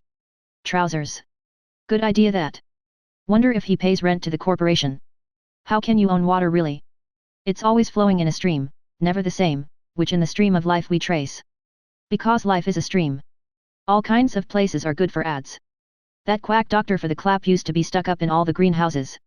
Never see it now. Strictly confidential. Dr. High Franks. Didn't cost him a red like Magini the dancing master self-advertisement. Got fellows to stick them up or stick them up himself for that matter on the QT running in to loosen a button. Fly by night. Just the place to. Post no bills. Post 110 pills. Some chap with a dose burning him. If he? Oh. No. No. No, no. I don't believe it. He wouldn't surely? No, no. Mr. Bloom moved forward, raising his troubled eyes. Think no more about that. After 1. Time ball on the ballast office is down. Dunsink time. Fascinating little book that is of Sir Robert Ball's. Parallax. I never exactly understood. There's a priest. Could ask him. It's Greek, parallel, parallax. Met him pike hoses she called it till I told her about the transmigration. Oh rocks. Mr. Bloom smiled. Oh rocks at 2 windows of the ballast office. She's right after all. Only big words for ordinary things on account of the sound. She's not exactly witty. Can be rude too. Blurt out what I was thinking. Still, I don't know. She used to say Ben Dollard had a bass barrel tone voice. He has legs like barrels and you'd think he was singing into a barrel. Now, isn't that wit? They used to call him Big Ben. Not half as witty as calling him bass barrel tone. Appetite like an albatross. Get outside of a baron of beef. Powerful man he was at stowing away number 1 bass. Barrel of bass. See? It all works out. A procession of white-smocked sandwichmen marched slowly towards him along the gutter, scarlet sashes across their boards. Bargains. Like that priest they are this morning, we have sinned, we have suffered. He read the scarlet letters on their 5 tall white hats, HELYS Wisdom Hellies. While lagging behind drew a chunk of bread from under his foreboard, crammed it into his mouth and munched as he walked. Our staple food. 3 bob a day, walking along the gutters, street after street. Just keep skin and bone together, bread and skilly. They are not Boyle, no, Glades men. Doesn't bring in any business either. I suggested to him about a transparent show cart with 2 smart girls sitting inside writing letters, copybooks, envelopes, blotting paper. I bet that would have caught on. Smart girls writing something catch the eye at once. Everyone dying to know what she's writing. Get 20 of them round you if you stare at nothing. Have a finger in the pie. Women too. Curiosity. Pillar of salt. Wouldn't have it of course because he didn't think of it himself first. Or the ink bottle I suggested with a false stain of black celluloid. His ideas for ads like plum trees potted under the obituaries, cold meat department. You can't lick 'em. What? Our envelopes. Hello, Jones, where are you going? Can't stop, Robinson, I am hastening to purchase the only reliable Incarazzer cancel, sold by Helly's Ltd, 85 Dame Street. Well out of that ruck I am. Devil of a job it was collecting accounts of those convents. Tranquilla Convent. That was a nice nun there, really sweet face. Wimple suited her small head. Sister? Sister? I am sure she was crossed in love by her eyes. Very hard to bargain with that sort of a woman. I disturbed her at her devotions that morning. But glad to communicate with the outside world. Our great day, she said. Feast of Our Lady of Mount Carmel. Sweet name too, Caramel. She knew I think she knew by the way she.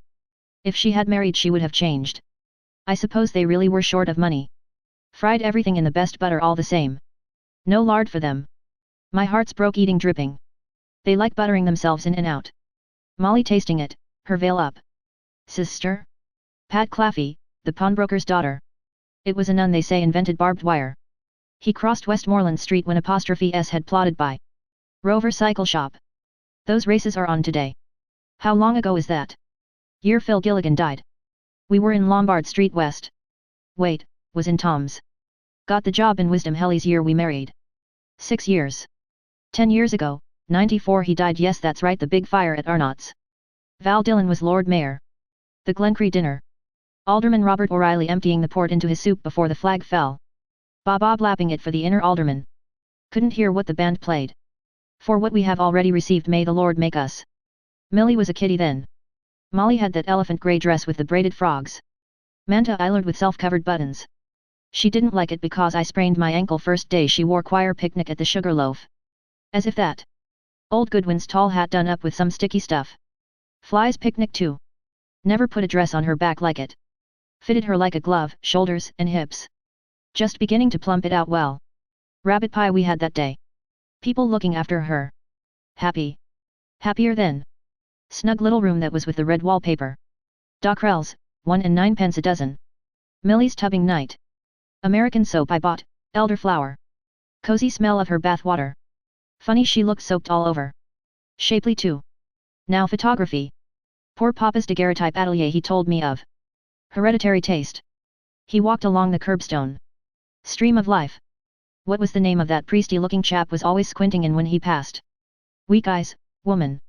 Stopped in Citron St. Kevin's parade. Pen something. Pendennis? My memory is getting. Pen? Of course it's years ago. Noise of the trams probably. Well, if he couldn't remember the day father's name that he sees every day. Bartell Darcy was the tenor, just coming out then. Seeing her home after practice. Conceited fellow with his whackhead-up mustache. Gave her that song Winds That Blow from the South.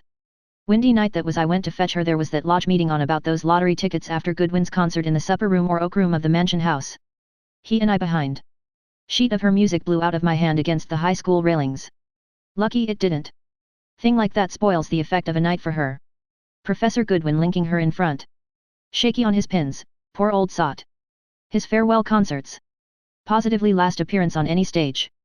Maybe for months and maybe for never. Remember her laughing at the wind, her blizzard collar up. Corner of Harcourt Road remember that gust. Brr foo. Blew up all her skirts and her boa nearly smothered old Goodwin. She did get flushed in the wind. Remember when we got home raking up the fire and frying up those pieces of lap of mutton for her supper with the chutney sauce she liked. And the mulled rum. Could see her in the bedroom from the hearth unclamping the busk of her stays, white. Swish and soft flop her stays made on the bed. Always warm from her. Always liked to let herself out. Sitting there after till near 2 taking out her hairpins. Millie tucked up in Betty house. Happy. Happy. That was the night. Oh, Mr. Bloom, how do you do? Oh, how do you do, Mrs. Breen? No use complaining. How is Molly those times? Haven't seen her for ages. In the pink, Mr. Bloom said gaily. Millie has a position down in Malinga, you know. Go away. Isn't that grand for her? Yes. In a photographer's there. Getting on like a house on fire. How are all your charges? All on the baker's list, Mrs. Breen said. How many has she? No other in sight. You're in black, I see. You have no. No, Mr. Bloom said. I have just come from a funeral. Going to crop up all day, I foresee. Who's dead, when and what did he die of? Turn up like a bad penny.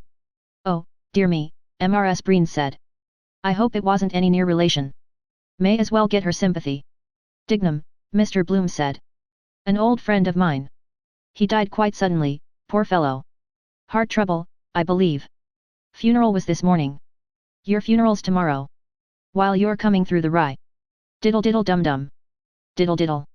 Sad to lose the old friends, Mrs. Breen's woman eyes said melancholily. Now that's quite enough about that. Just, quietly, husband. And your lord and master? Mrs. Breen turned up her 2 large eyes. Hasn't lost them anyhow. Oh, don't be talking. She said. He's a caution to rattlesnakes. He's in there now with his law books finding out the law of libel. He has me heart scalded. Wait till I show you.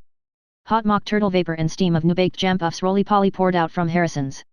The heavy noon reek tickled the top of Mr. Bloom's gullet. Want to make good pastry, butter, best flour, demerara sugar, or they'd taste it with the hot tea. Or is it from her? A barefoot Arab stood over the grating, breathing in the fumes. Deaden the gnaw of hunger that way. Pleasure or pain is it? Penny dinner. Knife and fork chained to the table. Opening her handbag, chipped leather. Hat pin, ought to have a guard on those things. Stick it in a chap's eye in the tram. Rummaging. Open. Money. Please take 1. Devils if they lose 6pence. Raise Cain. Husband barging. Where's the 10 shillings I gave you on Monday? Are you feeding your little brother's family? Soiled handkerchief, medicine bottle. Pastille that was fell. What is she? There must be a new moon out, she said. He's always bad then. Do you know what he did last night? Her hand ceased to rummage. Her eyes fixed themselves on him, wide in alarm, yet smiling. What? Mr. Bloom asked. Let her speak. Look straight in her eyes. I believe you. Trust me. Woke me up in the night, she said. Dream he had, a nightmare. Indiges. said the Ace of Spades was walking up the stairs. The Ace of Spades. Mr. Bloom said. She took a folded postcard from her handbag. Read that, she said. He got it this morning. What is it? Mr. Bloom asked, taking the card. Up, she said. Someone taking a rise out of him. It's a great shame for them whoever he is. Indeed it is, Mr. Bloom said. She took back the card, sighing. And now he's going round to Mr. Menton's office. He's going to take an action for £10,000, he says. She folded the card into her untidy bag and snapped the catch. Same blue serge dress she had 2 years ago, the nap bleaching. Seen its best days. Wispish hair over her ears. And that dowdy toque, 3 old grapes to take the harm out of it. Shabby genteel. She used to be a tasty dresser. Lines round her mouth. Only a year or so older than Molly. See the eye that woman gave her, passing. Cruel. The unfair sex. He looked still at her, holding back behind his look his discontent. Pungent mock turtle oxtail mulligatawny. I'm hungry too. Flakes of pastry on the gusset of her dress, daub of sugary flour stuck to her cheek. Rhubarb tart with liberal fillings, rich fruit interior. Josie Powell that was. In Luke Doyle's long ago. Dolphin's Barn, the charades. Up. Change the subject. Do you ever see anything of MRS Beaufoy? Mr. Bloom asked. Mina Purefoy? She said. Philip Beaufoy I was thinking. Playgoers Club. Match Aim often thinks of the masterstroke. Did I pull the chain? Yes. The last act? Yes. I just called to ask on the way in is she over it? She's in the lying-in hospital in Hollis Street. Dr. Horn got her in. She's 3 days bad now. Oh, Mr. Bloom said. I'm sorry to hear that. Yes, MRS Breen said. And a house full of kids at home. It's a very stiff birth, the nurse told me. Oh, Mr. Bloom said. His heavy pitying gaze absorbed her news. His tongue clacked in compassion. DTH. DTH. I'm sorry to hear that, he said. Poor thing. 3 days. That's terrible for her. MRS Breen nodded. She was taken bad on the Tuesday. Mr. Bloom touched her funny bone gently, warning her. Mind. Let this man pass. A bony form strode along the curbstone from the river staring with a rapt gaze into the sunlight through a heavy stringed glass. Tight as a skull piece a tiny hat gripped his head. From his arm a folded dust coat, a stick and an umbrella dangled to his stride. Watch him, Mr. Bloom said. He always walks outside the lamp posts. Watch. Who is he if it's a fair question? MRS Breen asked. Is he dotty? His name is Cashel Boyle O'Connor Fitzmaurice Tisdall Farrell, Mr. Bloom said smiling. Watch. He has enough of them, she said. Dennis will be like that one of these days. She broke off suddenly. There he is, she said. I must go after him. Goodbye. Remember me to Molly, won't you? I will, Mr. Bloom said. He watched her dodge through passers towards the shop fronts. Dennis Breen in skimpy frock coat and blue canvas shoes shuffled out of Harrison's hugging 2 heavy tomes to his ribs. Blown in from the bay. Like old times. He suffered her to overtake him without surprise and thrust his dull grey beard towards her, his loose jaw wagging as he spoke earnestly. Meshuggah. Off his chump. Mr. Bloom walked on again easily, seeing ahead of him in sunlight the tight skull piece, the dangling stick umbrellagist coat. Going the 2 days. Watch him. Out he goes again. One way of getting on in the world. And that other old mosey lunatic in those duds. Hard time she must have with him. Up. I'll take my oath that's Alf Bergen or Richie Golding. Wrote it for a lark in the Scotch house I bet anything. Round to Menton's office. His oyster eyes staring at the postcard. Be a feast for the gods. He passed the Irish Times. There might be other answers lying there. Like to answer them all. Good system for criminals. Code. At their lunch now. Clerk with the glasses there doesn't know me. Oh, leave them there to simmer. Enough bother wading through 44 of them. Wanted, smart lady typist to aid gentleman in literary work. I called you naughty darling because I do not like that other world. Please tell me what is the meaning. Please tell me what perfume does your wife. Tell me who made the world. The way they spring those questions on you. And the other one Lizzie Twigg. My literary efforts have had the good fortune to meet with the approval of the eminent poet A.E. Mr. Geo Russell. No time to do her hair drinking sloppy tea with a book of poetry. Best paper by long chalks for a small ad. Got the provinces now. Cook and general, excellency cuisine, housemaid kept. Wanted live man for spirit counter. RESP girl, RC, wishes to hear of post in fruit or pork shop. James Carlyle made that 6.5% dividend. Made a big deal on Coates's shares. C.A. Kenny. Cunning old Scotch hunks. All the toady news. Our gracious and popular vice-reign. Bought the Irish field now.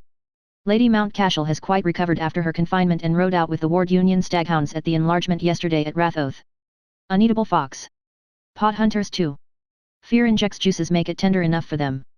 Riding astride. Sit her horse like a man. Weight-carrying huntress. No side saddle or pillion for her, not for Joe. First to the meet and in at the death. Strong as a broodmare some of those horsey women. Swagger around livery stables. Toss off a glass of brandy neat while you'd say knife. That one at the Grosvenor this morning. Up with her on the car, wish swish. Stonewall or 5-barred gate put her mount to it. Think that pug-nosed driver did it out of spite. Who is this she was like? Oh yes. MRS Miriam Dandrade that sold me her old wraps and black underclothes in the Shelbourne Hotel. Divorced Spanish-American. Didn't take a feather out of her my handling them. As if I was her clothes horse. Saw her in the vice-regal party when Stubbs the park ranger got me in with Wellen of the Express. Scavenging what the quality left. High tea. Mayonnaise I poured on the plums thinking it was custard. Her ears ought to have tingled for a few weeks after. Want to be a bull for her. Born courtesan. No nursery work for her, thanks. Poor MRS Purefoy. Methodist husband. Method in his madness. Saffron bun and milk and soda lunch in the educational dairy. YMCA eating with a stopwatch, 32 chews to the minute. And still his matonchop whiskers grew. Supposed to be well connected.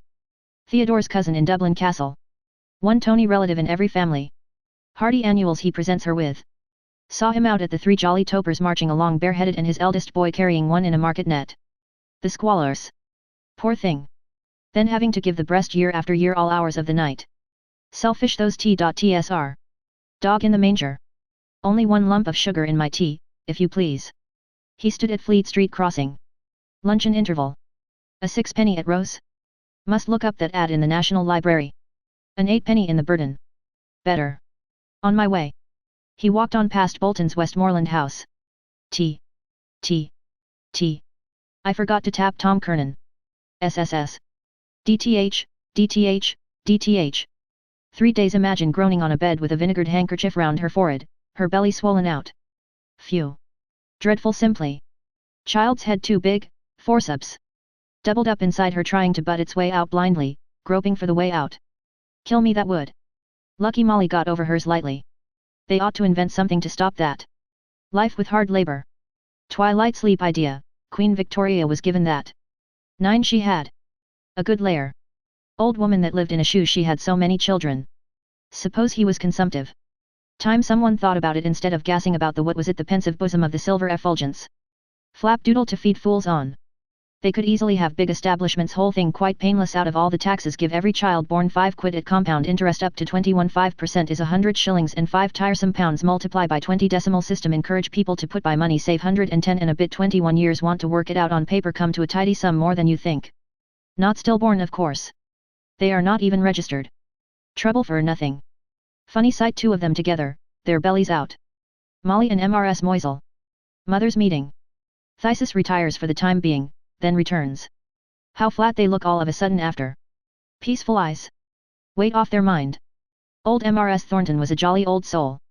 All my babies, she said. The spoon of pap in her mouth before she fed them. Oh, that's nyum nyum. Got her hand crushed by old Tom Wall's son. His first bow to the public. Head like a prize pumpkin. Snuffy Dr. Murren. People knocking them up at all hours. For God's sake, doctor. Wife in her throes. Then keep them waiting months for their fee. To attendance on your wife. No gratitude in people. Humane doctors, most of them. Before the huge high door of the Irish House of Parliament a flock of pigeons flew. Their little frolic after meals. Who will we do it on? I pick the fellow in black. Here goes. Here's good luck.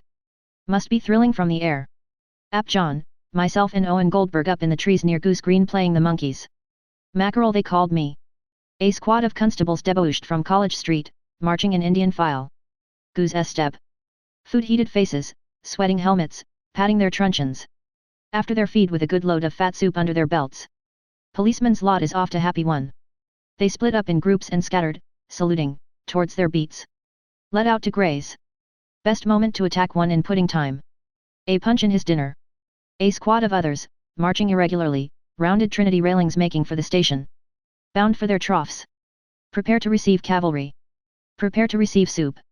He crossed under Tommy Moore's roguish finger. They did right to put him up over a urinal, meeting of the waters. Ought to be places for women. Running into cake shops. Settle my hat straight. There is not in this wide world a valet. Great song of Julia Morkins. Kept her voice up to the very last. Pupil of Michael Balfe's, wasn't she? He gazed after the last broad tunic. Nasty customers to tackle. Jack Power could a tale unfold, father AG man. If a fellow gave them trouble being lagged they let him have it hot and heavy in the bridewell. Can't blame them after all with the job they have, especially the young hornies. That horse policeman, the day Joe Chamberlain was given his degree in Trinity, he got a run for his money. My word, he did. His horse's hoofs clattering after us down Abbey Street. Lucky I had the presence of mind to dive into Manning's or I was souped. He did come a wallop, by George. Must have cracked his skull on the cobblestones. I oughtn't to have got myself swept along with those medicals. And the Trinity jibs and their mortarboards. Looking for trouble. Still I got to know that young Dixon who dressed that sting for me in the motor, and now he's in Hollis Street where MRS Purefoy. Wheels within wheels. Police whistle in my ears still. All skedaddled.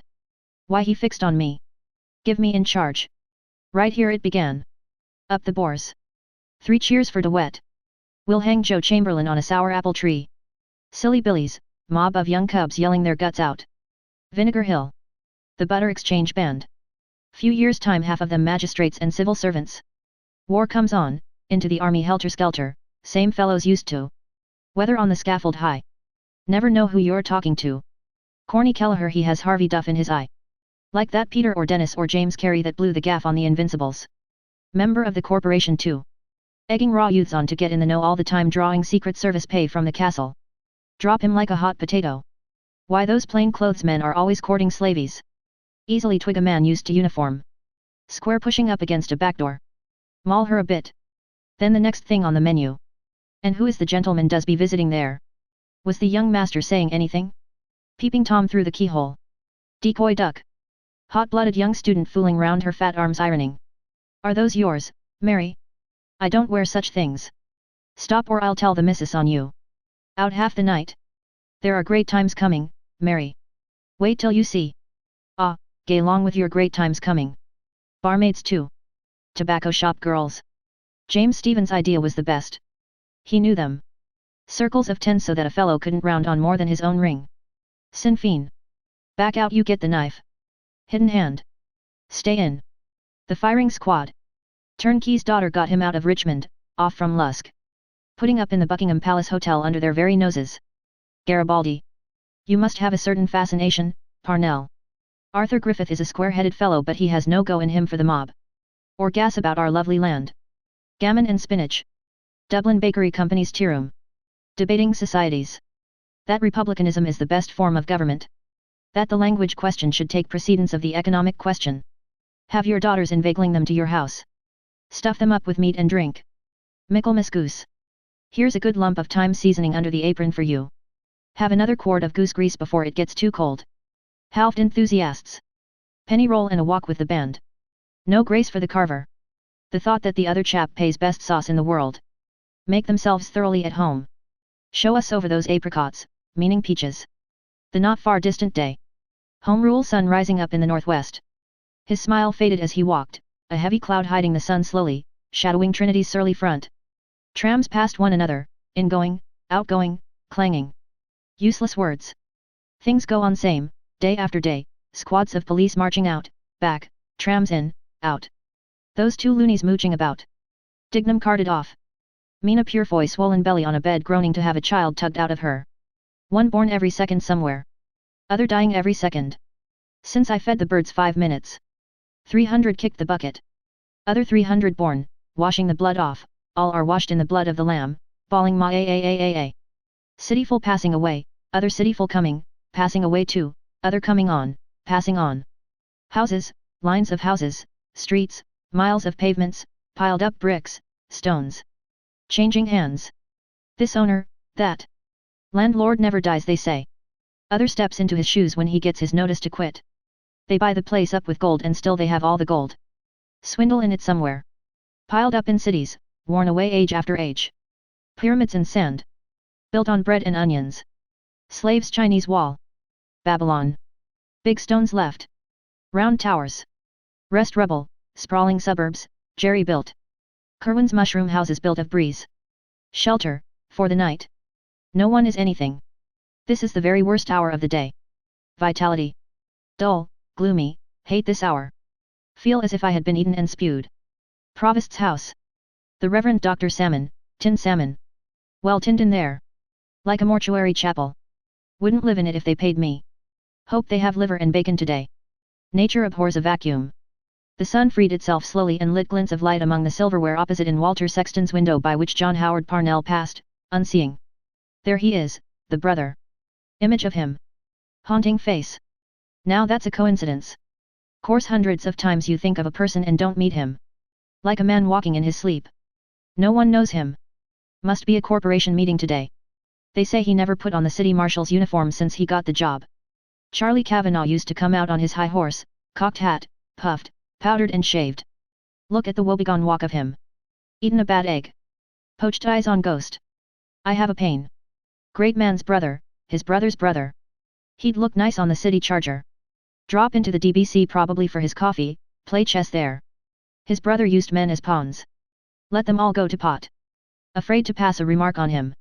Freeze them up with that eye of his. That's the fascination, the name. All a bit touched. Mad Fanny and his other sister M.R.S. Dickinson driving about with scarlet harness. Bolt upright like Surgeon M. Ardle. Still David Sheehy beat him for Southmeath. Apply for the Chiltern Hundreds and retire into public life. The Patriots' banquet. Eating orange peels in the park. Simon Dedalus said when they put him in Parliament that Parnell would come back from the grave and lead him out of the House of Commons by the arm. Of the two-headed octopus, one of whose heads is the head upon which the ends of the world have forgotten to come while the other speaks with a Scotch accent. The tentacles. They passed from behind Mr. Bloom along the curbstone. Beard and bicycle. Young woman. And there he is too. Now that's really a coincidence, second time.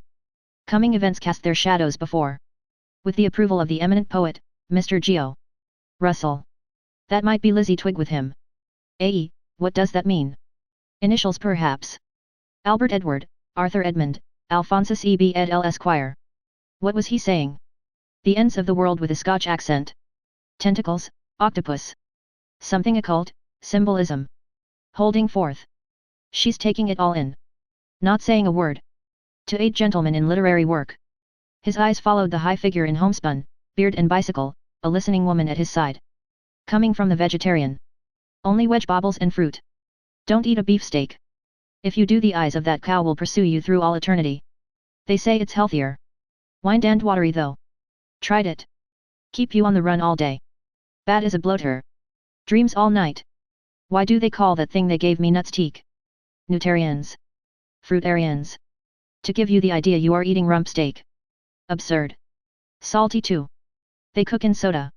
Keep you sitting by the tap all night. Her stockings are loose over her ankles. I detest that, so tasteless. Those literary ethereal people, they are all dreamy, cloudy, symbolistic. Aesthetes they are. I wouldn't be surprised if it was that kind of food you see produces the like waves of the brain, the poetical. For example, one of those policemen sweating Irish stew into their shirts, you couldn't squeeze a line of poetry out of him. Don't know what poetry is even. Must be in a certain mood. The dreamy cloudy gull. Waves o'er the waters dull. He crossed at Nassau Street corner and stood before the window of Yates and Son, pricing the field glasses. Or will I drop into old Harris's and have a chat with young Sinclair? Well-mannered fellow. Probably at his lunch. Must get those old glasses of mine set right. Goertz lenses 6 guineas. Germans making their way everywhere. Sell on easy terms to capture trade. Undercutting. Might chance on a pair in the railway lost property office. Astonishing the things people leave behind them in trains and cloakrooms. What do they be thinking about? Women too. Incredible. Last year travelling to Ennis had to pick up that farmer's daughter's bag and hand it to her at Limerick Junction. Unclaimed money too. There's a little watch up there on the roof of the bank to test those glasses by. His lids came down on the lower rims of his eye-reads. Can't see it. If you imagine it's there you can almost see it. Can't see it. He faced about and, standing between the awnings, held out his right hand at arm's length towards the sun. Wanted to try that often. Yes, completely. The tip of his little finger blotted out the sun's disk. Must be the focus where the rays cross. If I had black glasses. Interesting. There was a lot of talk about those sunspots when we were in Lombard Street West. Looking up from the back garden. Terrific explosions they are. There will be a total eclipse this year, autumn sometime. Now that I come to think of it, that ball falls at Greenwich time.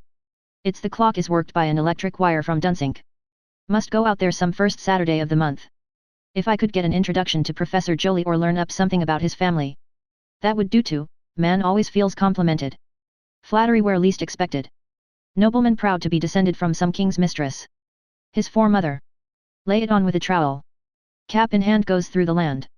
Not go in and blurt out what you know you're not to, what's parallax. Show this gentleman the door. Ah. His hand fell to his side again. Never know anything about it. Waste of time. Gas balls spinning about, crossing each other, passing. Same old ding-dong always. Gas, then solid, then whirled, then cold, then dead shell drifting around, frozen rock, like that pineapple rock. The moon. Must be a new moon out, she said. I believe there is. He went on by La Maison Claire. Wait. The full moon was the night we were Sunday fortnight exactly, there is a new moon. Walking down by the Tolka. Not bad for a Fairview moon. She was humming. The young May moon she's beaming, love. He other side of her. Elbow, arm. He. Glowworm's lamp is gleaming, love. Touch. Fingers. Asking. Answer. Yes. Stop. Stop. If it was it was. Must. Mr. Bloom, quick breathing, slowly are walking past Adam Court. With a keep quiet relief his eyes took note, this is the street here, middle of the day of Bob Durand's bottle shoulders. On his annual bend, M'Coy said. They drink in order to say or do something or share chez la femme. Up in the coombe with chummies and streetwalkers and then the rest of the year sober as a judge. Yes. Thought so. Sloping into the Empire. Gone. Plain soda would do him good. Where Pat Kinsella had his harp theatre before Whitbread ran the Queen's. Broth of a boy. Dion Bussy called business with his harvest moon face in a pokey bonnet. 3 petty maids from school. How time flies, eh? Showing long red pantaloons under his skirts. Drinkers, drinking, laughed spluttering, their drink against their breath. More power, Pat. Coarse red, fun for drunkards, guffaw and smoke. Take off that white hat. His parboiled eyes. Where is he now? Beggar somewhere. The harp that once did starve us all. I was happier then. Or was that I? Or am I now I? 28 I was. She 23. When we left Lombard Street West something changed. Could never like it again after Rudy. Can't bring back time. Like holding water in your hand. Would you go back to then? Just beginning then? Would you? Are you not happy in your home, you poor little naughty boy? Wants to sew on buttons for me. I must answer. Write it in the library. Grafton Street gay with housed awnings lured his senses. Muslin prints, silk dames and dowgers, jingle of harnesses, hoof thuds low ringing in the baking causeway. Thick feet that woman has in the white stockings. Hope the rain mucks them up on her. Country bred chaw bacon. All the beef to the heels were in. Always gives a woman clumsy feet. Molly looks out of plum. He passed, dallying, the windows of Brown Thomas, silk mercers. Cascades of ribbons.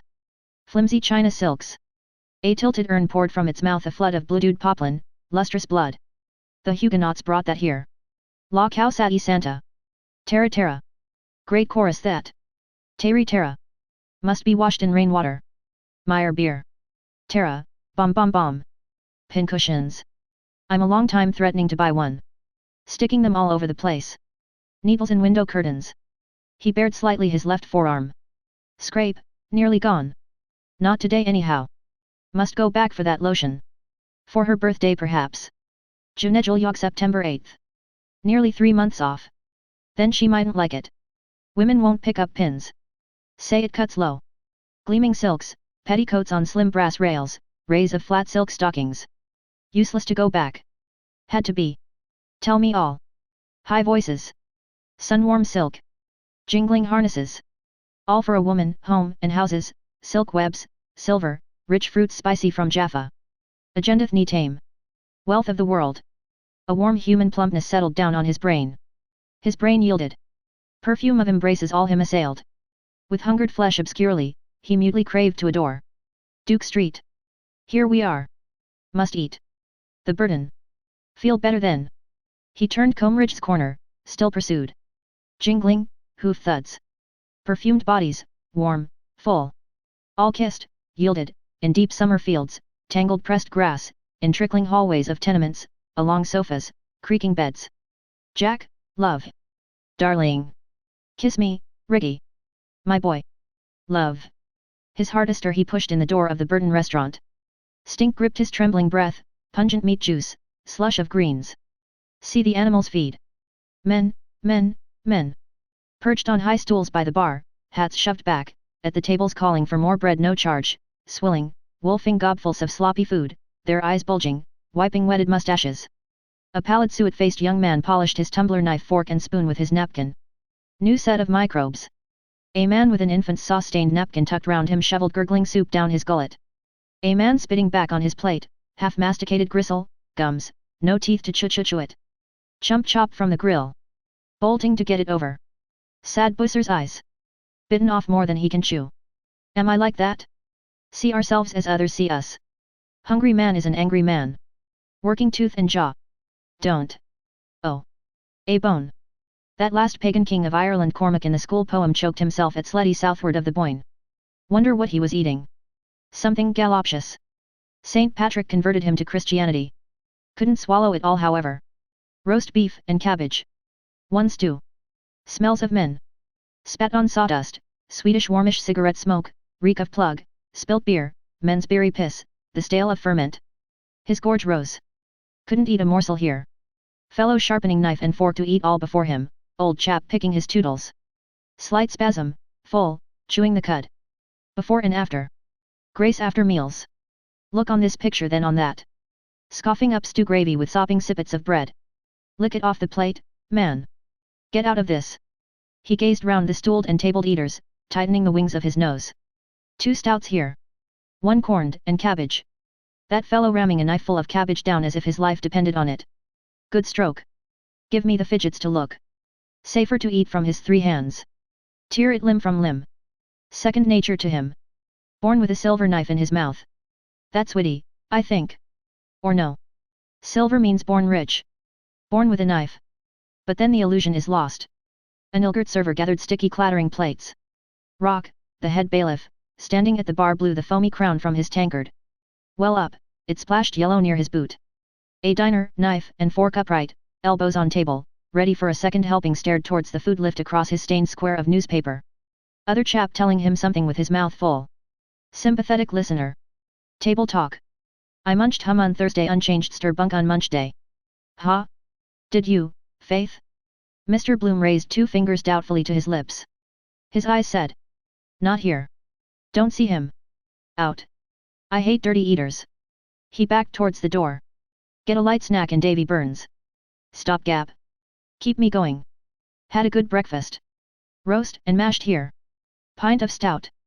Every fellow for his own, tooth and nail. Gulp. Grub. Gulp. Gob's tough. He came out into clearer air and turned back towards Grafton Street. Eat or be eaten. Kill. Kill. Suppose that communal kitchen years to come perhaps. All trotting down with porringers and Tommy cans to be filled. Devour contents in the street. John Howard Parnell example the Provost of Trinity every mother's son don't talk of your Provosts and Provost of Trinity women and children cabmen priests parsons field marshals archbishops. From Aylesbury Road, Clyde Road, Artisans' Dwellings, North Dublin Union, Lord Mayor in his gingerbread coach, Old Queen in a bath chair. My plate's empty. After you with our incorporated drinking cup. Like Sir Philip Crampton's fountain. Rub off the microbes with your handkerchief. Next chap rubs on a new batch with his. Father O'Flynn would make hares of them all. Have rows all the same. All for number 1. Children fighting for the scrapings of the pot. Want a soup pot as big as the Phoenix Park. Harpooning FLITCHES and hindquarters out of it. Hate people all round you. City Arms Hotel table d'hôte she called it. Soup, joint and sweet. Never know whose thoughts you're chewing. Then who'd wash up all the plates and forks. Might be all feeding on tabloids that time. Teeth getting worse and worse. After all there's a lot in that vegetarian fine flavor of things from the earth garlic of course it stinks after Italian organ grinders crisp of onions mushrooms truffles. Pain to the animal too. Pluck and draw foul. Wretched brutes there at the cattle market waiting for the poleaxe to split their skulls open. Moo. Poor trembling calves. Met. Staggering bob. Bubble and squeak. Butcher's buckets wobbly lights. Give us that brisket off the hook. Plub. Raw head and bloody bones. Flayed glassy sheep hung from their haunches, sheep snouts bloody papered sniveling nose jam on sawdust. Top and lashers going out. Don't maul them pieces, young one. Hot fresh blood they prescribe for decline. Blood always needed. Insidious. Lick it up smoking hot, thick sugary. Famished ghosts. Ah, I'm hungry. He entered Davy Burns' Moral Pub. He doesn't chat. Stands a drink now and then. But in leap year once in 4. Cashed a check for me once. What will I take now? He drew his watch. Let me see now. Shandy gaff? Hello, Bloom, Nosy Flynn said from his nook. Hello, Flynn. How's things? Tip-top. Let me see. I'll take a glass of Burgundy A&D. Let me see. Sardines on the shelves. Almost taste them by looking. Sandwich? Ham and his descendants mustard and bread there. Potted meats. What is home without Plumtree's potted meat? Incomplete. What a stupid ad. Under the obituary notices they stuck it. All up a Plumtree. Dignam's potted meat. Cannibals would with lemon and rice. White missionary too salty. Like pickled pork. Expect the chief consumes the parts of honor. Ought to be tough from exercise. His wives in a row to watch the effect. There was a right royal old nigger. Who ate or something the somethings of the Reverend Mr. Mac Trigger. With it an abode of bliss. Lord knows what concoction. Calls moldy tripes windpipes faked and minced up. Puzzle find the meat. Kosher. No meat and milk together. Hygiene that was what they call now. Yom Kippur fast spring cleaning of inside. Peace and war depend on some fellow's digestion. Religions. Christmas turkeys and geese. Slaughter of innocents. Eat drink and be merry. Then casual wards full after. Heads bandaged. Cheese digests all but itself. Mighty cheese. Have you a cheese sandwich? Yes, sir. Like a few olives too if they had them. Italian I prefer. Good glass of Burgundy take away that. Lubricate. A nice salad, cool as a cucumber, Tom Kernan can dress. Puts gusto into it. Pure olive oil. Millie served me that cutlet with a sprig of parsley. Take 1 Spanish onion. God made food, the devil the cooks. Devilled crab. Wife well? Quite well, thanks. A cheese sandwich, then. Gorgonzola, have you? Yes, sir. Nosy Flynn sipped his grog. Doing any singing those times? Look at his mouth. Could whistle in his own ear. Flap ears to match. Music. Knows as much about it as my coachman. Still better tell him. Does no harm. Free ad. She's engaged for a big tour end of this month. You may have heard perhaps. No. Oh, that's the style. Who's getting it up? The curate served. How much is that? 70, sir. Thank you, sir. Mr. Bloom cut his sandwich into slender strips. Mr. Mac Trigger. Easier than the dreamy creamy stuff. His 500 wives. Had the time of their lives. Mustard, sir? Thank you. He studied under each lifted strip yellow blobs. Their lives. I have it. It grew bigger and bigger and bigger. Getting it up? He said. Well, it's like a company idea, you see. Part shares and part profits. Now I remember, Nosy Flynn said, putting his hand in his pocket to scratch his groin. Who is this was telling me? Isn't Blazes Boylan mixed up in it? A warm shock of air heat of mustard hanched on Mr. Bloom's heart. He raised his eyes and met the stare of a bilious clock. 2. Pub clock 5 minutes fast. Time going on. Hands moving. 2. Not yet. His midriff yearned then upward, sank within him, yearned more longingly. Wine. He smell-sipped the cordial juice and, bidding his throat strongly to speed it, set his wineglass delicately down. Yes, he said. He's the organizer in point of fact. No fear, no brains. Nosy Flynn snuffled and scratched. Flea having a good square meal. He had a good slice of luck, Jack Mooney was telling me, over that boxing match Mylarkia won again that soldier in the Portobello barracks. By God, he had the little kipper down in the County Carlo he was telling me. Hope that dewdrop doesn't come down into his glass. No, snuffled it up. For near a month, man, before it came off. Sucking duck eggs by God till further orders. Keep him off the booze, see? Oh, by God, Blazes is a hairy chap. Davy Byrne came forward from the hindbar in tuck-stitched shirt sleeves, cleaning his lips with 2 wipes of his napkin. Herring's blush. Whose smile upon each feature plays with such and such replete. Too much fat on the parsnips. And here's himself and pepper on him, Nosy Flynn said. Can you give us a good one for the Gold Cup? I'm off that, Mr. Flynn, Davy Byrne answered. I never put anything on a horse. You're right there, Nosy Flynn said. Mr. Bloom ate his strips of sandwich, fresh clean bread, with relish of disgust pungent mustard, the feedy savour of green cheese. Sips of his wine soothed his palate. Not logwood that. Tastes fuller this weather with the chill off. Nice quiet bar. Nice piece of wood in that counter. Nicely planed. Like the way it curves there. I wouldn't do anything at all in that line, Davy Byrne said. It ruined many a man, the same horses. Vintner's sweepstake. Licensed for the sale of beer, wine, and spirits for consumption on the premises. Heads I win, tails you lose. True for you, Nosy Flynn said. Unless you're in the know. There's no straight sport going now. Lenehan gets some good ones. He's giving scepter today. Zinfandel's the favourite, Lord Howard de Walden's, won at Epsom. Morny Cannon is riding him. I could have got 7-1 against St. Amant a fortnight before. That so? Davy Byrne said. He went towards the window and, taking up the petty cash book, scanned its pages. I could, faith, Nosy Flynn said, snuffling. That was a rare bit of horseflesh. St. Frusquin was her sire. She won in a thunderstorm, Rothschild's filly, with wadding in her ears. Blue jacket and yellow cap. Bad luck to Big Ben Dollard and his John O'Gaunt. He put me off it. He drank resignedly from his tumbler, running his fingers down the flutes. He said, sighing.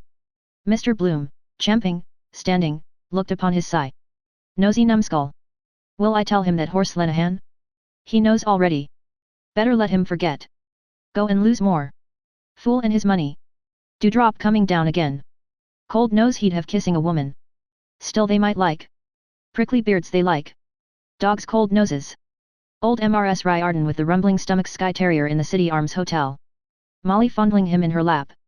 Oh, the big doggy bowowsy wozy.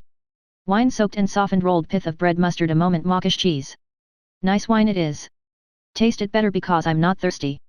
Bath of course does that. Just a bite or two. Then about 6 o'clock I can. 6. Time will be gone then. She. Mild fire of wine kindled his veins. I wanted that badly. Felt so off color. His eyes unhungrily saw shelves of tins, sardines, gaudy lobsters' claws. All the odd things people pick up for food. Out of shells, periwinkles with a pin, off trees, snails out of the ground the French eat, out of the sea with bait on a hook. Silly fish learn nothing in 1,000 years. If you didn't know risky putting anything into your mouth. Poisonous berries. Johnny Magories. Roundness you think good. Gaudy color warns you off. One fellow told another and so on. Try it on the dog first. Led on by the smell or the look. Tempting fruit.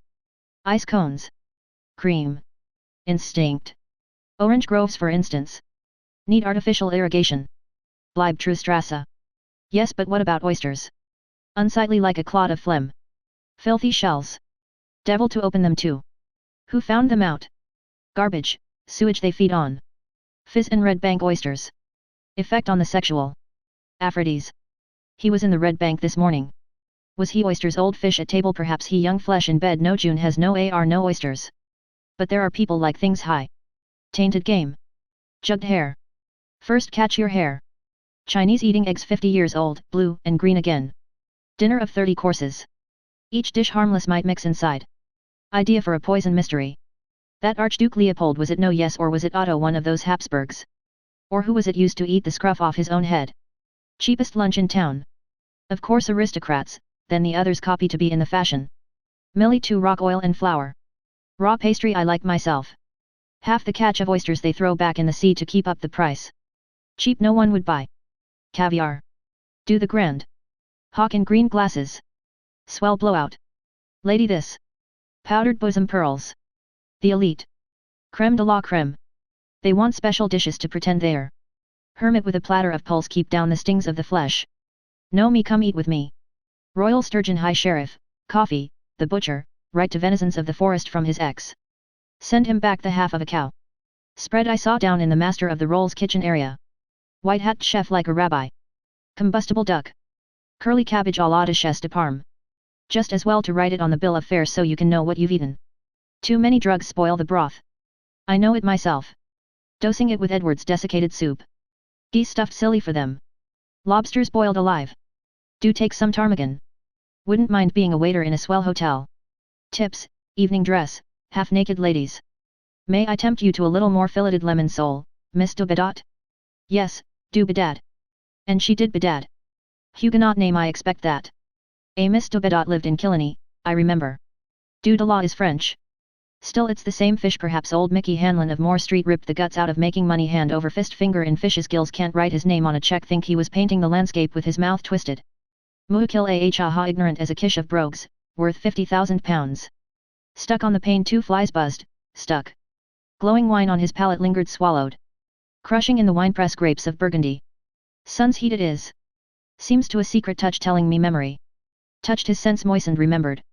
Hidden under wild ferns on houth below us bay sleeping, sky. No sound. The sky. The bay purple by the lion's head. Green by drum leg. Yellow-green towards Sutton. Fields of undersea, the lines faint brown in grass, buried cities. Pillowed on my coat she had her hair, earwigs in the heather. Scrubbed my hand under her nape, you'll toss me all. Oh wonder. Cool soft with ointments her hand touched me, caressed, her eyes upon me did not turn away. Ravished over her I lay, full lips full open, kissed her mouth. Yum. Softly she gave me in my mouth the seed cake warm and chewed. Mawkish pulp her mouth had mumbled sweet sour of her spittle. Joy, I ate it, joy. Young life, her lips that gave me pouting. Soft warm sticky gumjily lips. Flowers her eyes were, take me, willing eyes. Pebbles fell. She lay still. A goat. No one. High on Benhouth rhododendrons a nanny goat walking sure-footed, dropping currants. Screened under ferns she laughed warm-folded. Wildly I lay on her, kissed her, eyes, her lips, her stretched neck beating, woman's breasts full in her blouse of nun's veiling, fat nipples upright. Hot I tongued her. She kissed me. I was kissed. All yielding she tossed my hair. Kissed, she kissed me. Me. And me now. Stuck, the flies buzzed. His downcast eyes followed the silent veining of the oaken slab. Beauty, it curves, curves are beauty. Shapely goddesses, Venus, Juno, curves the world admires. Can see them library museum standing in the round hall, naked goddesses. Aids to digestion. They don't care what man looks. All to see. Never speaking. I mean to say to fellows like Flynn. Suppose she did Pygmalion and Galatea, what would she say first? Mortal. Put you in your proper place. Quaffing nectar at mess with God's golden dishes, all ambrosial. Not like a tanner lunch we have, boiled mutton, carrots and turnips, bottle of Alsop. Nectar, imagine it drinking electricity, God's food. Lovely forms of women sculpt Junonian. Immortal lovely. And we stuffing food in one hole and out behind, food, chyle, blood, dung, earth, food, have to feed it like stoking an engine. They have no. Never looked. I'll look today. Keeper won't see. Bent down, let something fall, see if she. Dribbling a quiet message from his bladder came to go to do, not to do, there to do. A man and ready he drained his glass to the lees and walked, to men too they gave themselves, manly conscious, lay with men lovers, a youth enjoyed her, to the yard. When the sound of his boots had ceased, Davy Byrne said from his book. What is this he is? Isn't he in the insurance line? He's out of that long ago, Nosy Flynn said. He does canvassing for the Freeman. I know him well to see, Davy Byrne said. Is he in trouble? Trouble? Nosy Flynn said. Not that I heard of. Why? I noticed he was in mourning. Was he? Nosy Flynn said. So he was, faith. I asked him how was all at home. You're right, by God. So he was. I never broach the subject, Davy Byrne said humanely, if I see a gentleman is in trouble that way. It only brings it up fresh in their minds. It's not the wife anyhow, Nosy Flynn said. I met him the day before yesterday and he coming out of that Irish farm dairy John Wyse Nolan's wife has in Henry Street with a jar of cream in his hand taking it home to his better half. She's well nourished, I tell you. Plovers on toast. And is he doing for the Freeman? Davy Byrne said. Nosy Flynn pursed his lips. He doesn't buy cream on the ads he picks up. You can make bacon of that. How so? Davy Byrne asked, coming from his book. Nosy Flynn made swift passes in the air with juggling fingers. He winked. He's in the craft, he said. Do you tell me so? Davy Byrne said. Very much so, Nosy Flynn said. Ancient free and accepted order. He's an excellent brother. Light, life and love, by God. They give him a leg up. I was told that by a well, I won't say who. Is that a fact? Oh, it's a fine order, Nosy Flynn said. They stick to you when you're down. I know a fellow was trying to get into it. But they're as close as damn it. By God they did right to keep the women out of it. Davy Byrne smiled. Dion nodded all in one. There was one woman, Nosy Flynn said, hid herself in a clock to find out what they do be doing. But be damned, but they smelled her out and swore her in on the spot a master mason. That was one of the St. Ledgers of Dunrail.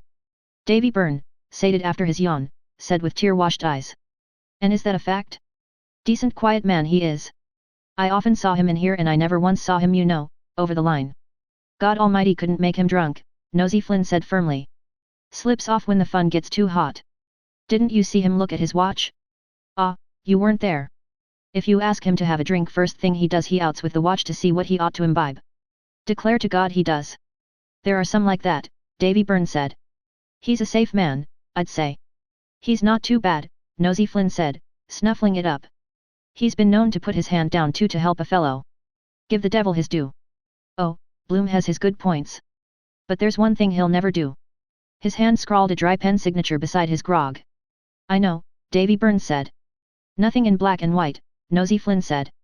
Paddy Leonard and Bantam Lyons came in. Tom Rockford followed frowning, a plaining hand on his claret waistcoat. Day, Mr. Byrne. Day, gentlemen. They paused at the counter. Who's standing? Paddy Leonard asked. I'm sitting anyhow, Nosy Flynn answered. Well, what'll it be? Paddy Leonard asked. I'll take a stone ginger, Bantam Lyons said. How much? Paddy Leonard cried. Since when, for God's sake? What's yours, Tom? How is the main drainage? Nosy Flynn asked, sipping. For answer Tom Rockford pressed his hand to his breastbone and hiccuped. Would I trouble you for a glass of fresh water, Mr. Byrne? He said. Certainly, sir. Paddy Leonard eyed his ale mates. Lord love a duck, he said. Look at what I'm standing drinks to. Cold water and ginger pop. Two fellows that would suck whiskey off a sore leg. He has some bloody horse up his sleeve for the Gold Cup. A dead snip. Zinfandel is it? Nosy Flynn asked. Tom Rockford spilled powder from a twisted paper into the water set before him. That cursed dyspepsia, he said before drinking. Bread soda is very good, Davy Byrne said. Tom Rockford nodded and drank. Is it Zinfandel? Say nothing. Bantam Lyons winked. I'm going to plunge 5 bob on my own. Tell us if you're worth your salt and be damned to you, Paddy Leonard said. Who gave it to you? Mr. Bloom on his way out raised 3 fingers in greeting. So long. Nosy Flynn said. The others turned. That's the man now that gave it to me, Bantam Lyons whispered. PRRWHT. Paddy Leonard said with scorn. Mr. Byrne, sir, we'll take 2 of your small Jamesons after that in a stone ginger, Davy Byrne added civilly. Paddy Leonard said. A sucking bottle for the baby. Mr. Bloom walked towards Dawson Street, his tongue brushing his teeth smooth. Something green it would have to be, spinach, say. Then with those Rontgen rays searchlight you could. At Duke Lane a ravenous terrier choked up a sick knuckly cud on the cobblestones and lapped it with new zest. Surfeit. Returned with thanks having fully digested the contents. First sweet then savory. Mr. Bloom coasted warily. Ruminants. His second course. Their upper jaw they move. Wonder if Tom Rockford will do anything with that invention of his? Wasting time explaining it to Flynn's mouth. Lean people long mouths. Ought to be a hall or a place where inventors could go in and invent free. Course then you'd have all the cranks pestering. He hummed, prolonging in solemn echo the closes of the bars. Don Giovanni, a center tico. M. Invitasti. Feel better. Burgundy. Good pick me up. Who distilled first? Some chap in the blues.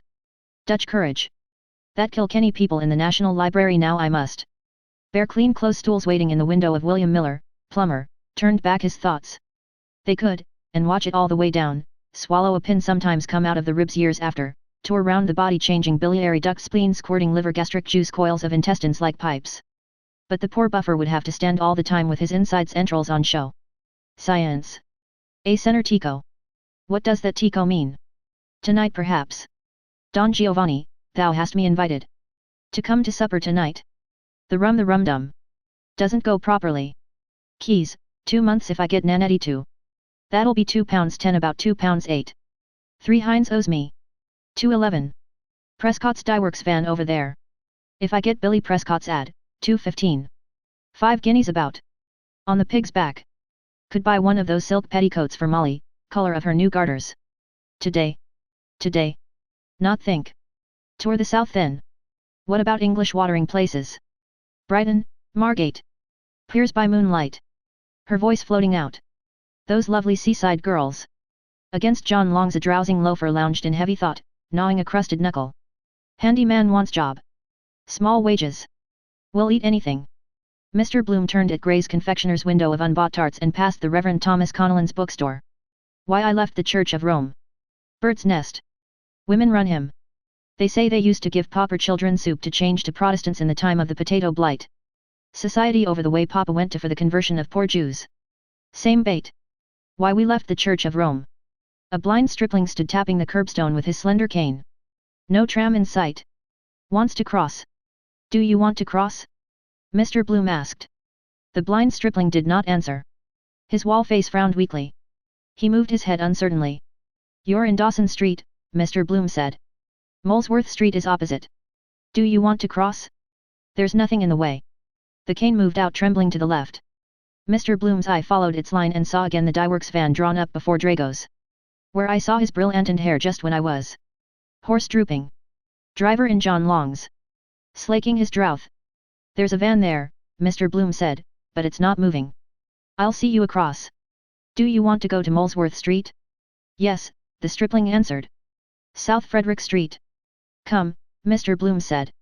He touched the thin elbow gently, then took the limp seeing hand to guide it forward. Say something to him. Better not do the condescending. They mistrust what you tell them. Pass a common remark. The rain kept off. No answer. Stains on his coat. Slobbers his food, I suppose. Tastes all different for him. Have to be spoon-fed first. Like a child's hand, his hand. Like Millie's was. Sensitive.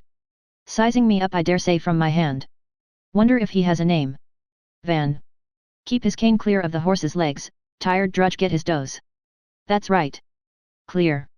Behind a bull, in front of a horse. Thanks, sir. Knows I'm a man. Voice. Right now? First turn to the left. The blind stripling tapped the curbstone and went on his way, drawing his cane back, feeling again. Mr. Bloom walked behind the eyeless feet, a flat-cut suit of herringbone tweed. Poor young fellow. How on earth did he know that Van was there? Must have felt it. See things in their forehead perhaps, kind of sense of volume. Weight or size of it, something blacker than the dark. Wonder would he feel it if something was removed. Feel a gap. Queer idea of Dublin he must have, tapping his way round by the stones. Could he walk in a beeline if he hadn't that cane? Bloodless pious face like a fellow going in to be a priest. Penrose. That was that chap's name. Look at all the things they can learn to do. Read with their fingers. Tune pianos. Or we are surprised they have any brains. Why we think a deformed person or a hunchback clever if he says something we might say. Of course the other senses are more. Embroider. Plate baskets. People ought to help. Work basket I could buy for Molly's birthday. Hates sewing. Might take an objection. Dark men they call them. Sense of smell must be stronger too. Smells on all sides, bunched together. Each street different smell. Each person too. Then the spring, the summer, smells. Tastes. They say you can't taste wines with your eyes shut or a cold in the head. Also smoke in the dark they say get no pleasure. And with a woman, for instance. More shameless not seeing. That girl passing the Stewart Institution, head in the air. Look at me. I have them all on. Must be strange not to see her. Kind of a form in his mind's eye. The voice, temperatures, when he touches her with his fingers must almost see the lines, the curves. His hands on her hair, for instance. Say it was black, for instance. Good. We call it black. Then passing over her white skin. Different feel perhaps. Feeling of white. Post office. Must answer. Fag today. Send her a postal order 2 shillings, half a crown. Accept my little present. Stationer's just here too.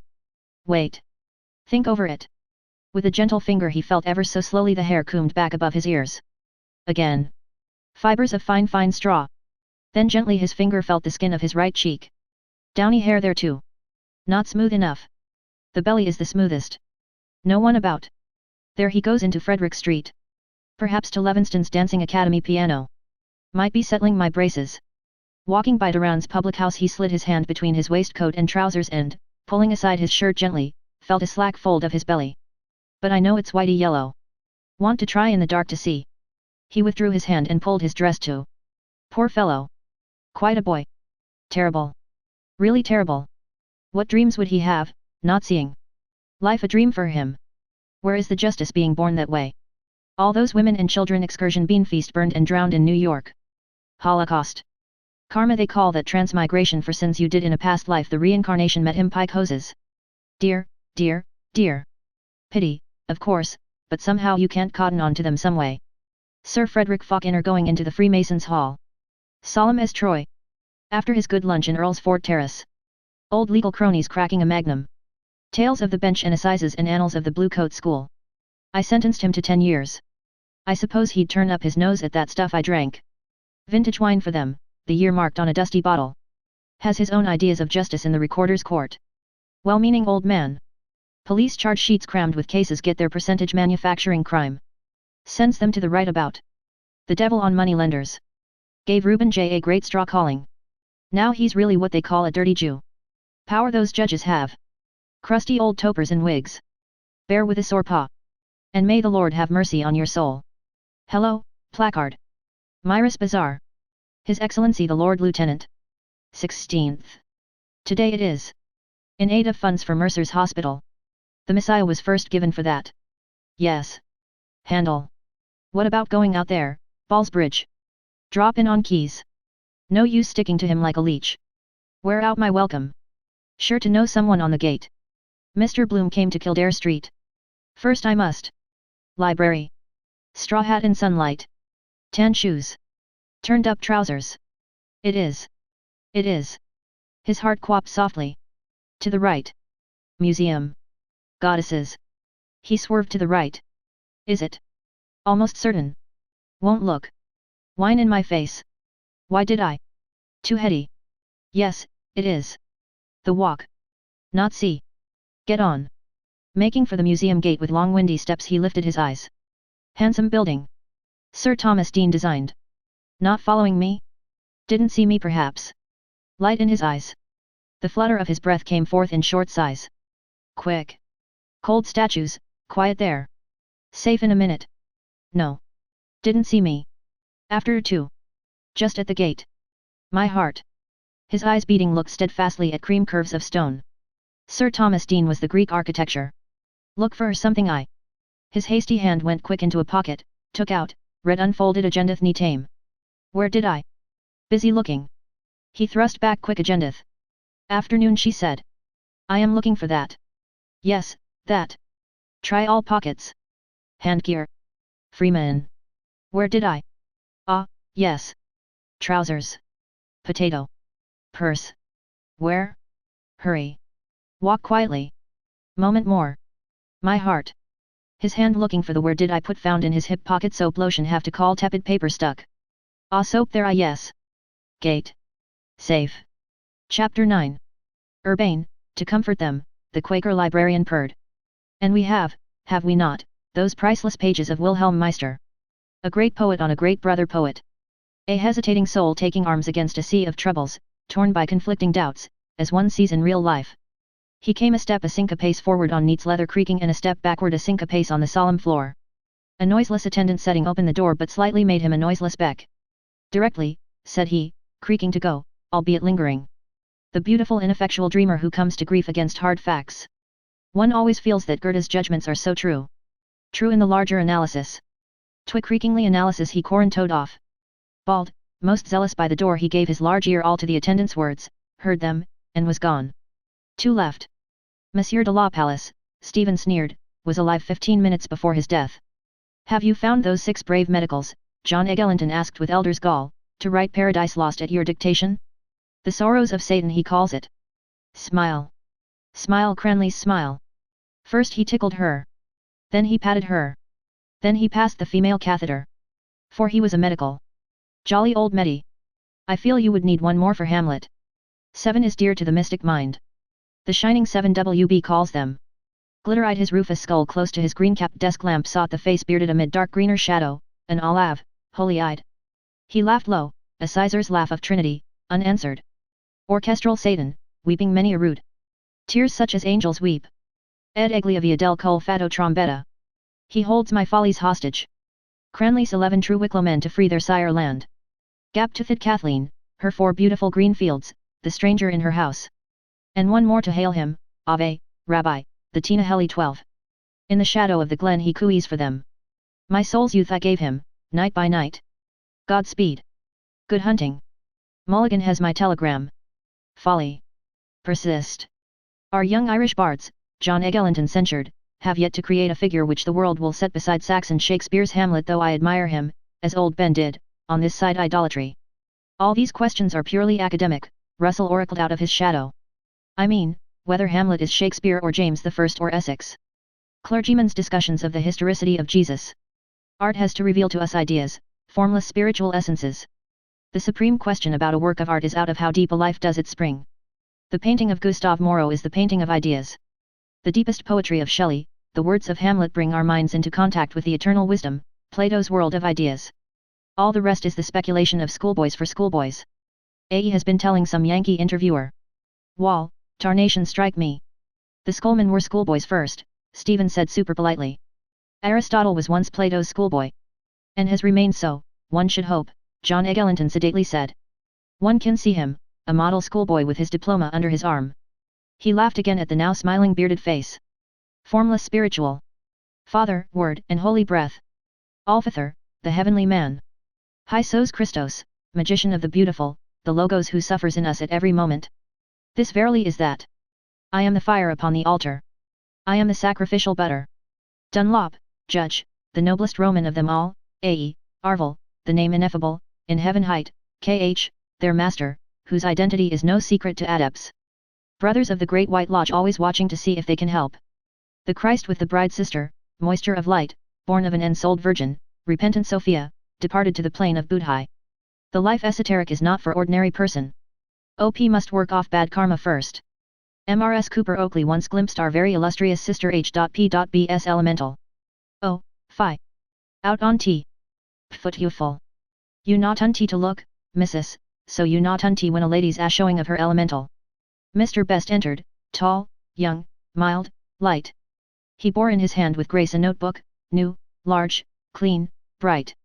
That model schoolboy, Stephen said, would find Hamlet's musings about the afterlife of his princely soul, the improbable, insignificant and undramatic monologue, as shallow as Plato's. John Eglinton, frowning, said, waxing wroth. Upon my word it makes my blood boil to hear anyone compare Aristotle with Plato. Which of the two, Stephen asked, would have banished me from his commonwealth? Unsheath your dagger definitions. Hoarseness is the whatness of Alhorse. Streams of tendency and eons they worship. God, noise in the street, very peripatetic. Space, what you damn well have to see. Through spaces smaller than red globules of man's blood they creepy crawl after Blake's buttocks into eternity of which this vegetable world is but a shadow. Hold to the now, the here, through which all future plunges to the past. Mr. Best came forward, amiable, towards his colleague. Haynes is gone, he said. Is he? I was showing him Jabaneville's book. He's quite enthusiastic, don't you know, about Hyde's love songs of Connaught. I couldn't bring him in to hear the discussion. He's gone to Gill's to buy it. Bound thee forth, my booklet, quick. To greet the callous public. Writ, I ween, 'twas not my wish. In lean unlovely English. The peat smoke is going to his head, John Eglinton opined. We feel in England. Penitent thief. Gone. I smoked his baccy. Green twinkling stone. An emerald set in the ring of the sea. People do not know how dangerous love songs can be, the auric egg of Russell warned coldly. The movements which work revolutions in the world are born out of the dreams and visions in a peasant's heart on the hillside. For them the earth is not an exploitable ground but the living mother. The rarefied air of the academy and the arena produce the 6-shilling novel, the Musi Chal song. France produces the finest flower of corruption in Mallarmé, but the desirable life is revealed only to the poor of heart, the life of Homer's Phaeacians. From these words Mr. Best turned an unoffending face to Stephen. Mallarmé, don't you know, he said, has written those wonderful prose poems Stephen McKenna used to read to me in Paris. The one about Hamlet. He says, Ilse Promine, listen to Livre oui mem, don't you know, reading the book of himself. He describes Hamlet given in a French town, don't you know, a provincial town. They advertised it. His free hand graciously wrote tiny signs in air. Hamlet. O.U. L.E. Distraight. Piece de Shakespeare. He repeated to John Eglinton's nougat-eared frown. Piece de Shakespeare, don't you know? It's so French. The French point of view. Hamlet OU. The absent-minded beggar, Stephen ended. John Eglinton laughed. Yes, I suppose it would be, he said. Excellent people, no doubt, but distressingly short-sighted in some matters. Sumptuous and stagnant exaggeration of murder. A deathsman of the soul Robert Greene called him, Stephen said. Not for nothing was he a butcher's son, wielding the sled pole axe and spitting in his palms. 9 lives are taken off for his father's one. Our Father who art in purgatory. Cocky Hamlets don't hesitate to shoot. The blood-boltered shambles in Act 5 is a forecast of the concentration camp sung by Mr. Swinburne. Cranley, I his mute orderly, following battles from afar. Whelps and dams of murderous foes whom none but we had spared. Between the Saxon smile and Yankee yawp. The devil and the deep sea. He will have it that Hamlet is a ghost story, John Eglinton said for Mr. Best's behoof. Like the fat boy in Pickwick he wants to make our flesh creep. Lest. Lest. Oh lest. My flesh hears him, creeping, hears. If thou didst ever. What is a ghost? Stephen said with tingling energy. One who has faded into impalpability through death, through absence, through change of manners. Elizabethan London lay as far from Stratford as corrupt Paris lies from virgin Dublin. Who is the ghost from limbo patrum, returning to the world that has forgotten him? Who is King Hamlet? John Eglinton shifted his spare body, leaning back to judge. Lifted. It is this hour of a day in mid-June, Stephen said, begging with a swift glance their hearing. The flag is up on the playhouse by the bankside. The bear Sackerson growls in the pit near it, Paris Garden. Canvas climbers who sailed with Drake chew their sausages among the groundlings. Local color. Work in all you know. Make them accomplices. Shakespeare has left the Huguenot's house in Silver Street and walks by the Swan Mews along the river bank. But he does not stay to feed the pen chivying her game of signets towards the rushes. The Swan of Avon has other thoughts. Composition of place. Ignatius Loyola, make haste to help me. The play begins. A player comes on under the shadow, made up in the cast-off mail of a court buck, a well-set man with a bass voice. It is the ghost, the king, a king, and no king, and the player is Shakespeare who has studied Hamlet all the years of his life which were not vanity in order to play the part of the spectre. He speaks the words to Burbage, the young player who stands before him beyond the rack of cerecloth, calling him by a name. Hamlet, I am thy father's spirit. Bidding him list. To a son he speaks, the son of his soul, the prince, young Hamlet, and to the son of his body, Hamnet Shakespeare, who has died in Stratford that his namesake may live forever. Is it possible that that player Shakespeare, a ghost by absence, and in the vesture of buried Denmark, a ghost by death, speaking his own words to his own son's name, had Hamnet Shakespeare lived he would have been Prince Hamlet's twin? Is it possible, I want to know, or probable that he did not draw or foresee the logical conclusion of those premises? You are the dispossessed son, I am the murdered father, your mother is the guilty queen, and Shakespeare, born Hathaway? But this prying into the family life of a great man, Russell began impatiently. Art thou there, true penny? Interesting only to the parish clerk. I mean, we have the plays. I mean when we read the poetry of King Lear, what is it to us how the poet lived? As for living, our servants can do that for us, Villers de Lisle has said. Peeping and prying into green-room gossip of the day, the poet's drinking, the poet's debts. We have King Lear, and it is immortal. Mr. Best's face, appealed to, agreed. Flow over them with your waves and with your waters. Monanon Mac Lure. How now, sirrah, that pound he lent you when you were hungry? Marry, I wanted it. Take thou this noble. Go to. You spent most of it in Georgina Johnson's bed, clergyman's daughter. Agan bite of an wit. Do you intend to pay it back? Oh, yes. When? Now? Well. No. When, then? I paid my way. I paid my way. Steady on. He's from Bayant Water. The northeast corner. You owe it. Wait. 5 months. Molecules all change. I am other I now. Other I got pound. Buzz. Buzz. But I, ent leche, form of forms, am I by memory because under ever-changing forms. I that sinned and prayed and fasted. A child con me saved from pandas. I. A-E-I-O-U. Do you mean to fly in the face of the tradition of 3 centuries? John Eglinton's carping voice asked. Her ghost at least has been laid forever. She died, for literature at least, before she was born. She died, Stephen retorted, 67 years after she was born. She saw him into and out of the world. She took his first embraces. She bore his children and she laid pennies on his eyes to keep his eyelids closed when he lay on his deathbed. Mother's deathbed. Candle. The sheeted mirror. Who brought me into this world lies there, bronze-lidded, under few cheap flowers. Liliata rutilantium, I wept alone. John Eglinton looked in the tangled glowworm of his lamp. The world believes that Shakespeare made a mistake, he said, and got out of it as quickly and as best he could. Bosh! Stephen said rudely. A man of genius makes no mistakes. His errors are volitional and are the portals of discovery. Portals of discovery open to let in the Quaker librarian, soft creek-footed, bald, eared and assiduous. A shrew, John Eglinton said shrewdly, is not a useful portal of discovery, one should imagine. What useful discovery did Socrates learn from Xantippe? Dialectic, Stephen answered, and from his mother how to bring thoughts into the world. What he learnt from his other wife Myrto, absit nomen, Socratidiones epipsychidion, no man, not a woman, will ever know. But neither the midwife's lore nor the caudal lectures saved him from the archons of Sinn Fein and their naggin of hemlock. But Anne Hathaway? Mr. Best's quiet voice said forgetfully. Yes, we seem to be forgetting her as Shakespeare himself forgot her. His look went from Bruder's beard to Carpa's skull, to remind, to chide them not unkindly, then to the bald pink lollid costard, guiltless though maligned. He had a good groat's worth of wit, Stephen said, and no truant memory. He carried a memory in his wallet as he trudged to Romeville whistling The Girl I Left Behind Me. If the earthquake did not time it we should know where to place poor Watt, sitting in his form, the cry of hounds, the studded bridle and her blue windows. That memory, Venus and Adonis, lay in the bedchamber of every light of love in London. Is Catherine the shrew ill-favoured? Hortensio calls her young and beautiful. Do you think the writer of Antony and Cleopatra, a passionate pilgrim, had his eyes in the back of his head that he chose the ugliest doxy in all Warwickshire to lie withal? Good, he left her and gained the world of men. But his boy women are the women of a boy. Their life, thought, speech are lent them by males. He chose badly? He was chosen, it seems to me. If others have their will Anne Hathaway. By cock, she was to blame. She put the comether on him, sweet and 26.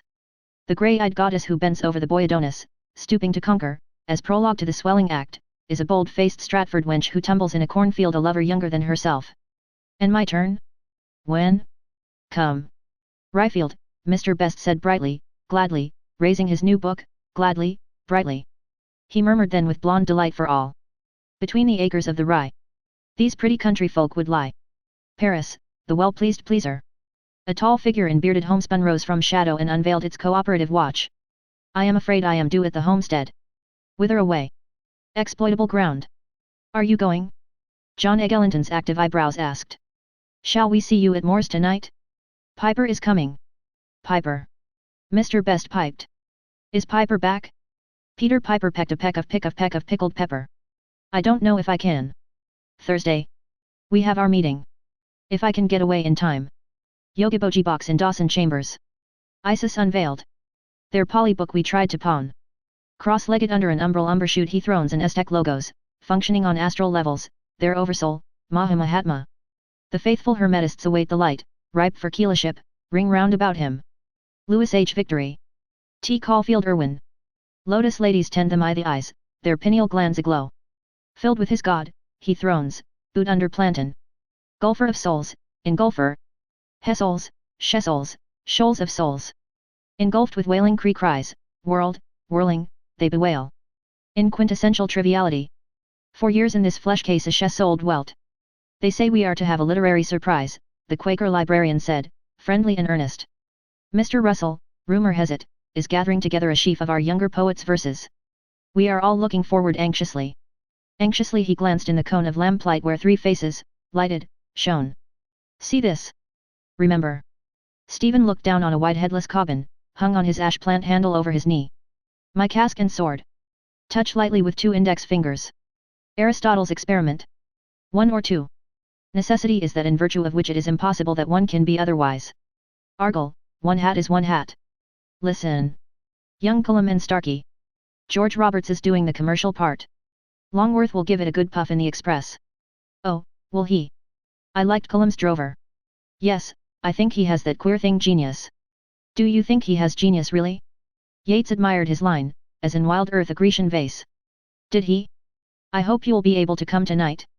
Malachi Mulligan is coming too. Moore asked him to bring Haynes. Did you hear Miss Mitchell's joke about Moore and Martin? That Moore is Martin's wild oats? Awfully clever, isn't it? They remind one of Don Quixote and Sancho Panza. Our national epic has yet to be written, Dr. Sigerson says. Moore is the man for it. A knight of the rueful countenance here in Dublin. With a saffron kilt? O'Neill Russell? Yes, he must speak the grand old tongue. And his Dulcinea? James Stephens is doing some clever sketches. We are becoming important, it seems. Cordelia. Cordoglio. Lur's loneliest daughter. Nux Houghton. Now your best French polish. Thank you very much, Mr. Russell, Stephen said, rising. If you will be so kind as to give the letter to Mr. Norman. Oh, yes. If he considers it important it will go in. We have so much correspondence. I understand, Stephen said. Thanks. God ild you. The pig's paper. Bullet befriending. Singh has promised me an article for Dana too. Are we going to be read? I feel we are. The Gaelic League wants something in Irish. I hope you will come round tonight. Bring Starkey. Stephen sat down. The Quaker librarian came from the leave-takers. Blushing, his mask said. Mr. Daedalus, your views are most illuminating. He creaked to and fro, tiptoeing up nearer heaven by the altitude of a chopin, and, covered by the noise of outgoing, said low. Is it your view, then, that she was not faithful to the poet? Alarmed face asks me. Why did he come? Courtesy or an inward light? Where there is a reconciliation, Stephen said, there must have been first a sundering. Yes. Christ fox in leather trews, hiding, a runaway in blighted tree forks from hue and cry. Knowing no vixen, walking lonely in the chase. Women he won to him, tender people, a whore of Babylon, ladies of justices, bully tapsters' wives. Fox and geese. And in new place a slack dishonored body that once was comely, once as sweet, as fresh as cinnamon, now her leaves falling, all, bare, fright of the narrow grave and unforgiven. Yes. So you think. The door closed behind the outgoer. Rest suddenly possessed the discreet vaulted cell, rest of warm and brooding air. A vestal's lamp. Here he ponders things that were not, what Caesar would have lived to do had he believed the soothsayer, what might have been, possibilities of the possible as possible, things not known, what name Achilles bore when he lived among women. Coffin thoughts around me, in mummy cases, embalmed in spice of words. Thoth, god of libraries, a bird god, moony-crowned. And I heard the voice of that Egyptian high priest. In painted chambers loaded with tile books. They are still. Once quick in the brains of men. Still, but an itch of death is in them, to tell me in my ear a maudlin tale, urge me to wreak their will. Certainly, John Eglinton mused, of all great men he is the most enigmatic. We know nothing but that he lived and suffered. Not even so much. Others abide our question. A shadow hangs over all the rest. But Hamlet is so personal, isn't it? Mr. Best pleaded. I mean, a kind of private paper, don't you know, of his private life. I mean, I don't care a button, don't you know, who is killed or who is guilty. He rested an innocent book on the edge of the desk, smiling his defiance. His private papers in the original. Ta and bad ar and tier. Tame in Emoshigar. Put beer law on it, Little John. Quoth Little John Eglinton. I was prepared for paradoxes from what Malachi Mulligan told us, but I may as well warn you that if you want to shake my belief that Shakespeare is Hamlet you have a stern task before you. Bear with me. Stephen withstood the bane of miscreant eyes glinting stern under wrinkled brows. A basilisk. E quando vid el uomo ella tosca. Messer Brunetto, I thank thee for the word. As we, or Mother Dana, weave and unweave our bodies, Stephen said, from day to day, their molecules shuttled to and fro, so does the artist weave and unweave his image. And as the mole on my right breast is where it was when I was born, though all my body has been woven of new stuff time after time, so through the ghost of the unquiet father the image of the unliving son looks forth. In the intense instant of imagination, when the mind, Shelley says, is a fading coal, that which I was is that which I am and that which in possibility I may come to be. So in the future, the sister of the past, I may see myself as I sit here now but by reflection from that which then I shall be. Drummond of Hawthornden helped you at that style. Yes, Mr. Best said youngly. I feel Hamlet quite young. The bitterness might be from the father but the passages with Ophelia are surely from the son. Has the wrong sow by the lug. He is in my father. I am in his son. That mole is the last to go, Stephen said, laughing. John Eglinton made a nothing-pleasing moe. If that were the birthmark of genius, he said, genius would be a drug in the market. The plays of Shakespeare's later years which Renan admired so much breathe another spirit. The spirit of reconciliation, the Quaker librarian breathed. There can be no reconciliation, Stephen said, if there has not been a sundering. Said that. If you want to know what are the events which cast their shadow over the hell of time of King Lear, Othello, Hamlet, Troilus, and Cressida, look to see when and how the shadow lifts. What softens the heart of a man, shipwrecked in storms dire, tried, like another Ulysses, Pericles, Prince of Tyre. Head, red cone-capped, buffeted, Brian blinded. A child, a girl, placed in his arms, Marina. The leaning of sophists towards the bypaths of Apocrypha is a constant quantity, John Eglinton detected. The highroads are dreary but they lead to the town. Good bacon, gone musty. Shakespeare Bacon's Wild Oats. Cipher jugglers going the high roads. Seekers on the great quest. What town, good masters? Mummed in names, A.E., Ian, McGee, John Eglinton. East of the sun, west of the moon, Tir na Og. Booted the twain and staved. How many miles to Dublin? 70, sir. Will we be there by candlelight? Mr. Brandis accepts it, Stephen said, as the first play of the closing period. Does he? What does Mr. Sidney Lee, or Mr. Simon Lazarus as some of his name is, say of it? Marina, Stephen said, a child of storm, Miranda, a wonder, perdita, that which was lost. What was lost is given back to him, his daughter's child. My dearest wife, Pericles says, was like this maid. Will any man love the daughter if he has not loved the mother? The art of being a grandfather, Mr. Bestgan murmur. L'art d'être grand. Will he not see reborn in her, with the memory of his own youth added, another image?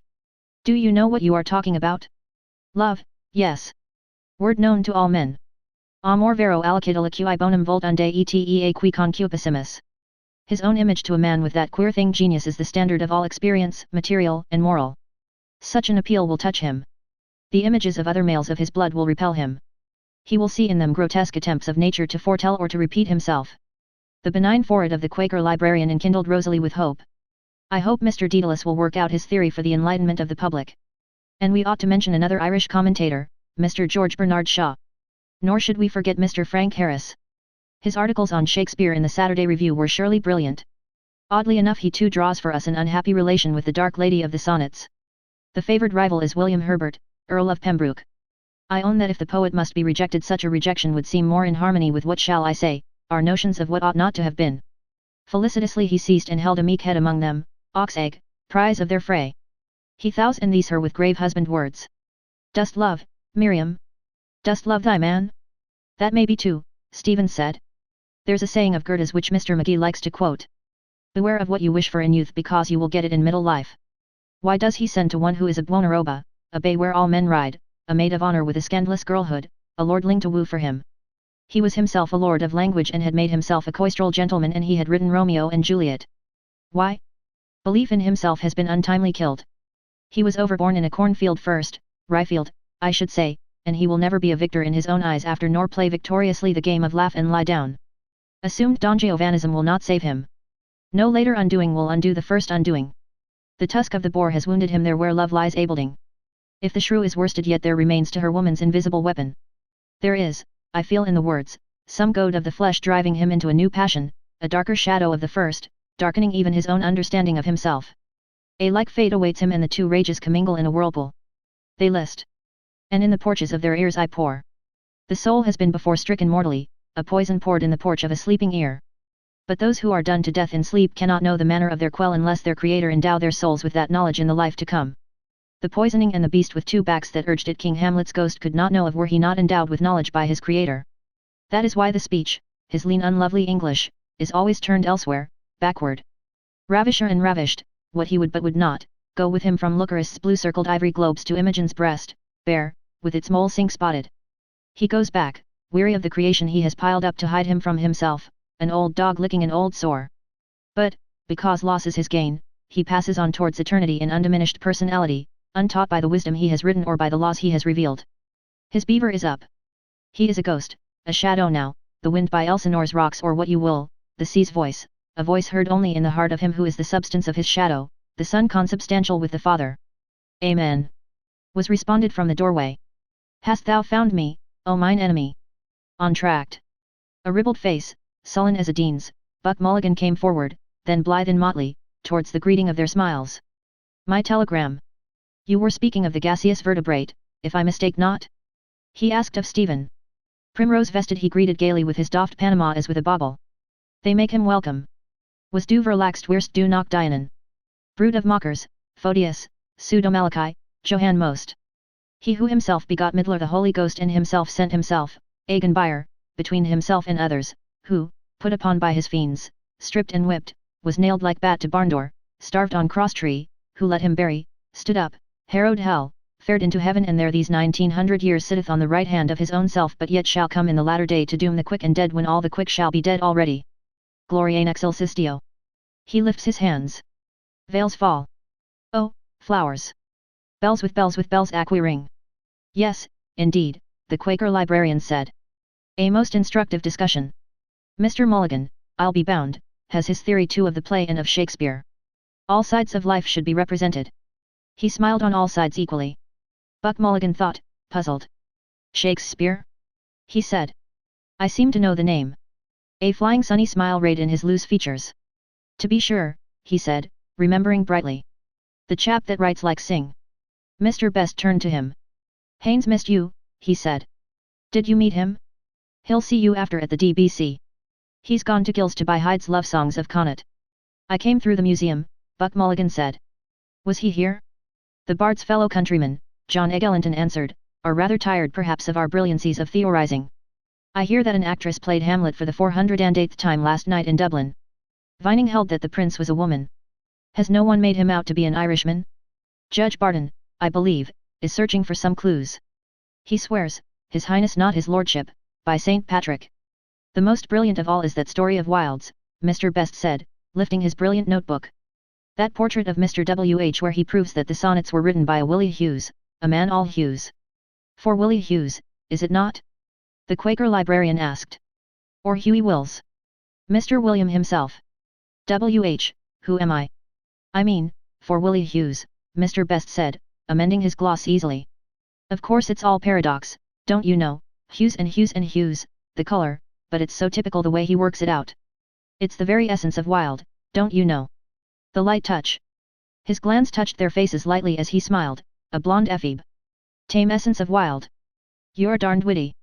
3 drams of usquebaugh you drank with Dan Deasy's ducats. How much did I spend? Oh, a few shillings. For a plump of pressman. Humour wet and dry. Wit. You would give your 5 wits for youth's proud livery he pranks in. Lineaments of gratified desire. There be many mo. Take her for me. In pairing time. Jove, a cool ruttime send them. Yet, turtle dove her. Eve. Naked wheat-bellied sin. A snake coils her, Fangin's kiss. Do you think it is only a paradox? The Quaker librarian was asking. The mocker is never taken seriously when he is most serious. They talked seriously of Mocker's seriousness. Buck Mulligan's again heavy face eyed Stephen a while. Then, his head wagging, he came near, drew a folded telegram from his pocket. His mobile lips read, smiling with new delight. Telegram. He said. Wonderful inspiration. Telegram. A papal bull. He sat on a corner of the unlit desk, reading aloud joyfully. The sentimentalist is he who would enjoy without incurring the immense debtorship for a thing done. Signed, Daedalus. Where did you launch it from? The Kips? No. College Green. Have you drunk the 4 quid? The aunt is going to call on your unsubstantial father. Telegram. Malachi Mulligan, The Ship, Lower Abbey Street. Oh, you peerless mummer. Oh, you priest effied kinchite. Joyfully he thrust message and envelope into a pocket but keened in a querulous brogue. It's what I'm telling you, Mr. Honey, it's queer and sick we were, Haynes and myself, the time himself brought it in. 'Twas murmur we did for a gallus potion would rouse a friar, I'm thinking, and he limp with lecheing. And we 1 hour and 2 hours and 3 hours in Connery's sitting civil waiting for pints apiece. He wailed. And we to be there, Mavrin, and you to be unbeknownst sending us your conglomerations the way we to have our tongues out a yard long like the drouthy clerics do be fainting for a pussful. Stephen laughed. Quickly, warningfully Buck Mulligan bent down. The tramper Singh is looking for you, he said, to murder you.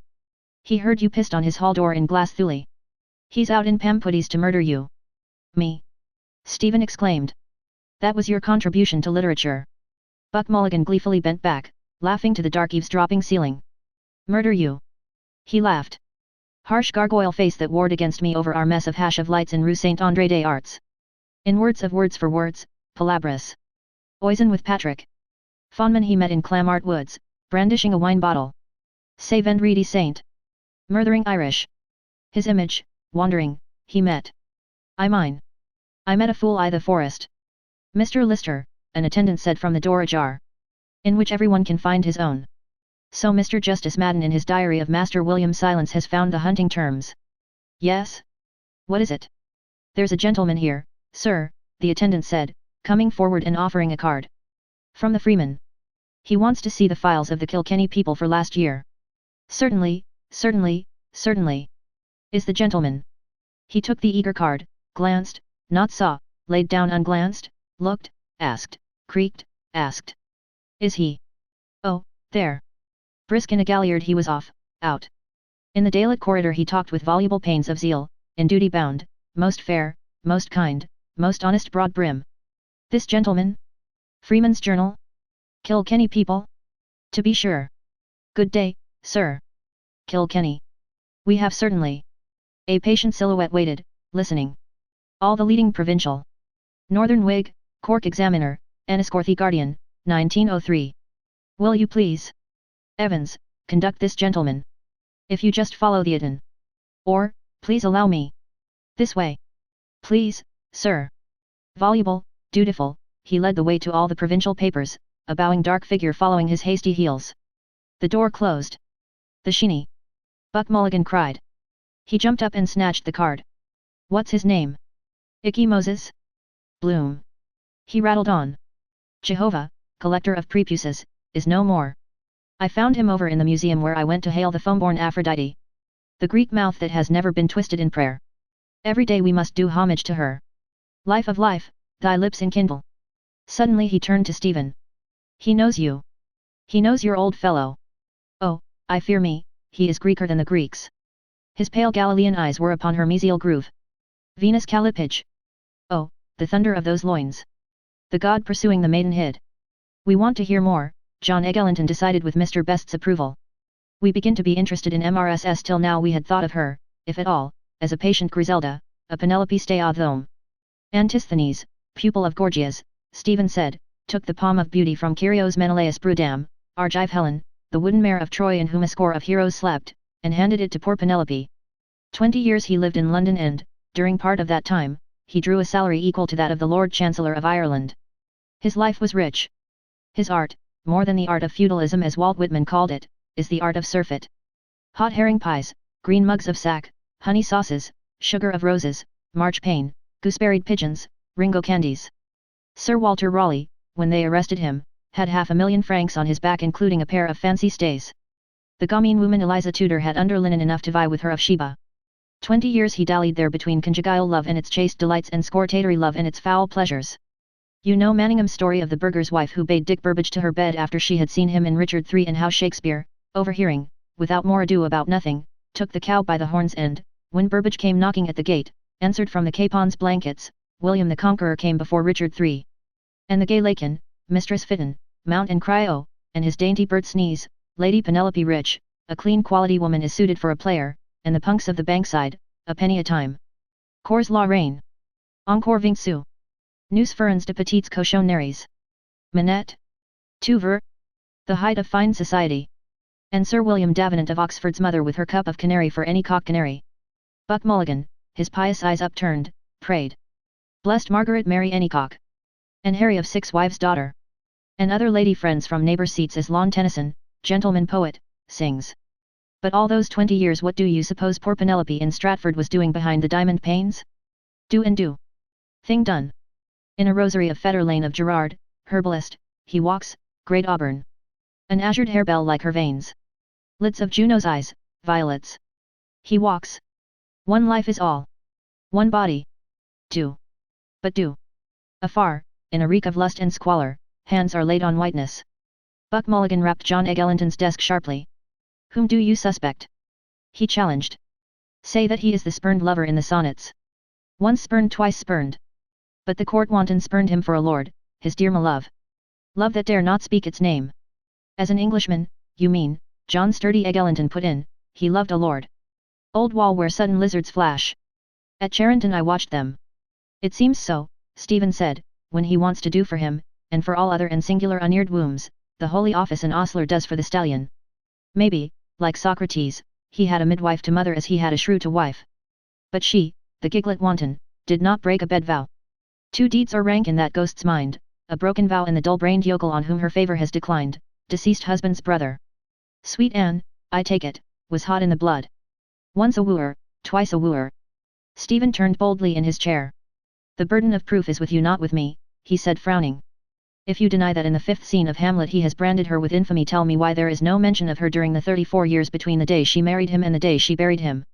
All those women saw their men down and under, Mary, her goodman John, Anne, her poor dear Willen, when he went and died on her, raging that he was the first to go, Joan, her 4 brothers, Judith, her husband and all her sons, Susan, her husband too, while Susan's daughter, Elizabeth, to use granddaddy's words, wed her second, having killed her first. Oh, yes, mention there is. In the years when he was living richly in royal London to pay a debt she had to borrow 40 shillings from her father's shepherd. Explain you then. Explain the swan song too wherein he has commended her to posterity. He faced their silence. To whom thus Eglinton, you mean the will. But that has been explained, I believe, by jurists. She was entitled to her widow's dower.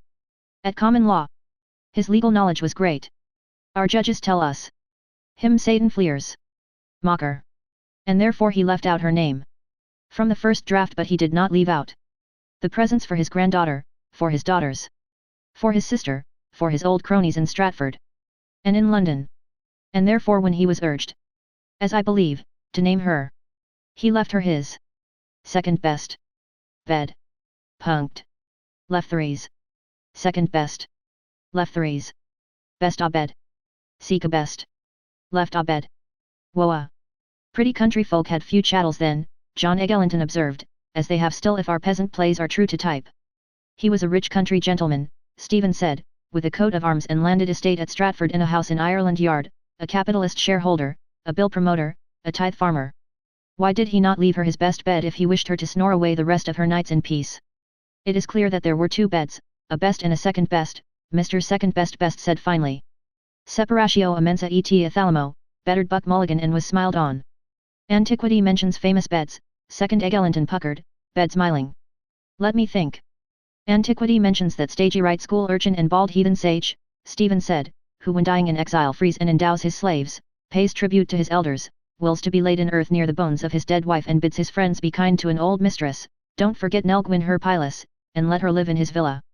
Do you mean he died so? Mr. Best asked with slight concern. I mean.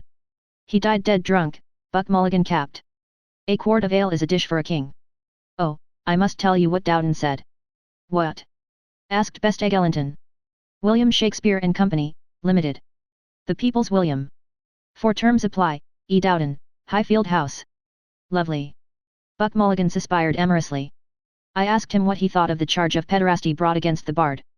He lifted his hands and said, all we can say is that life ran very high in those days. Lovely. Catamite.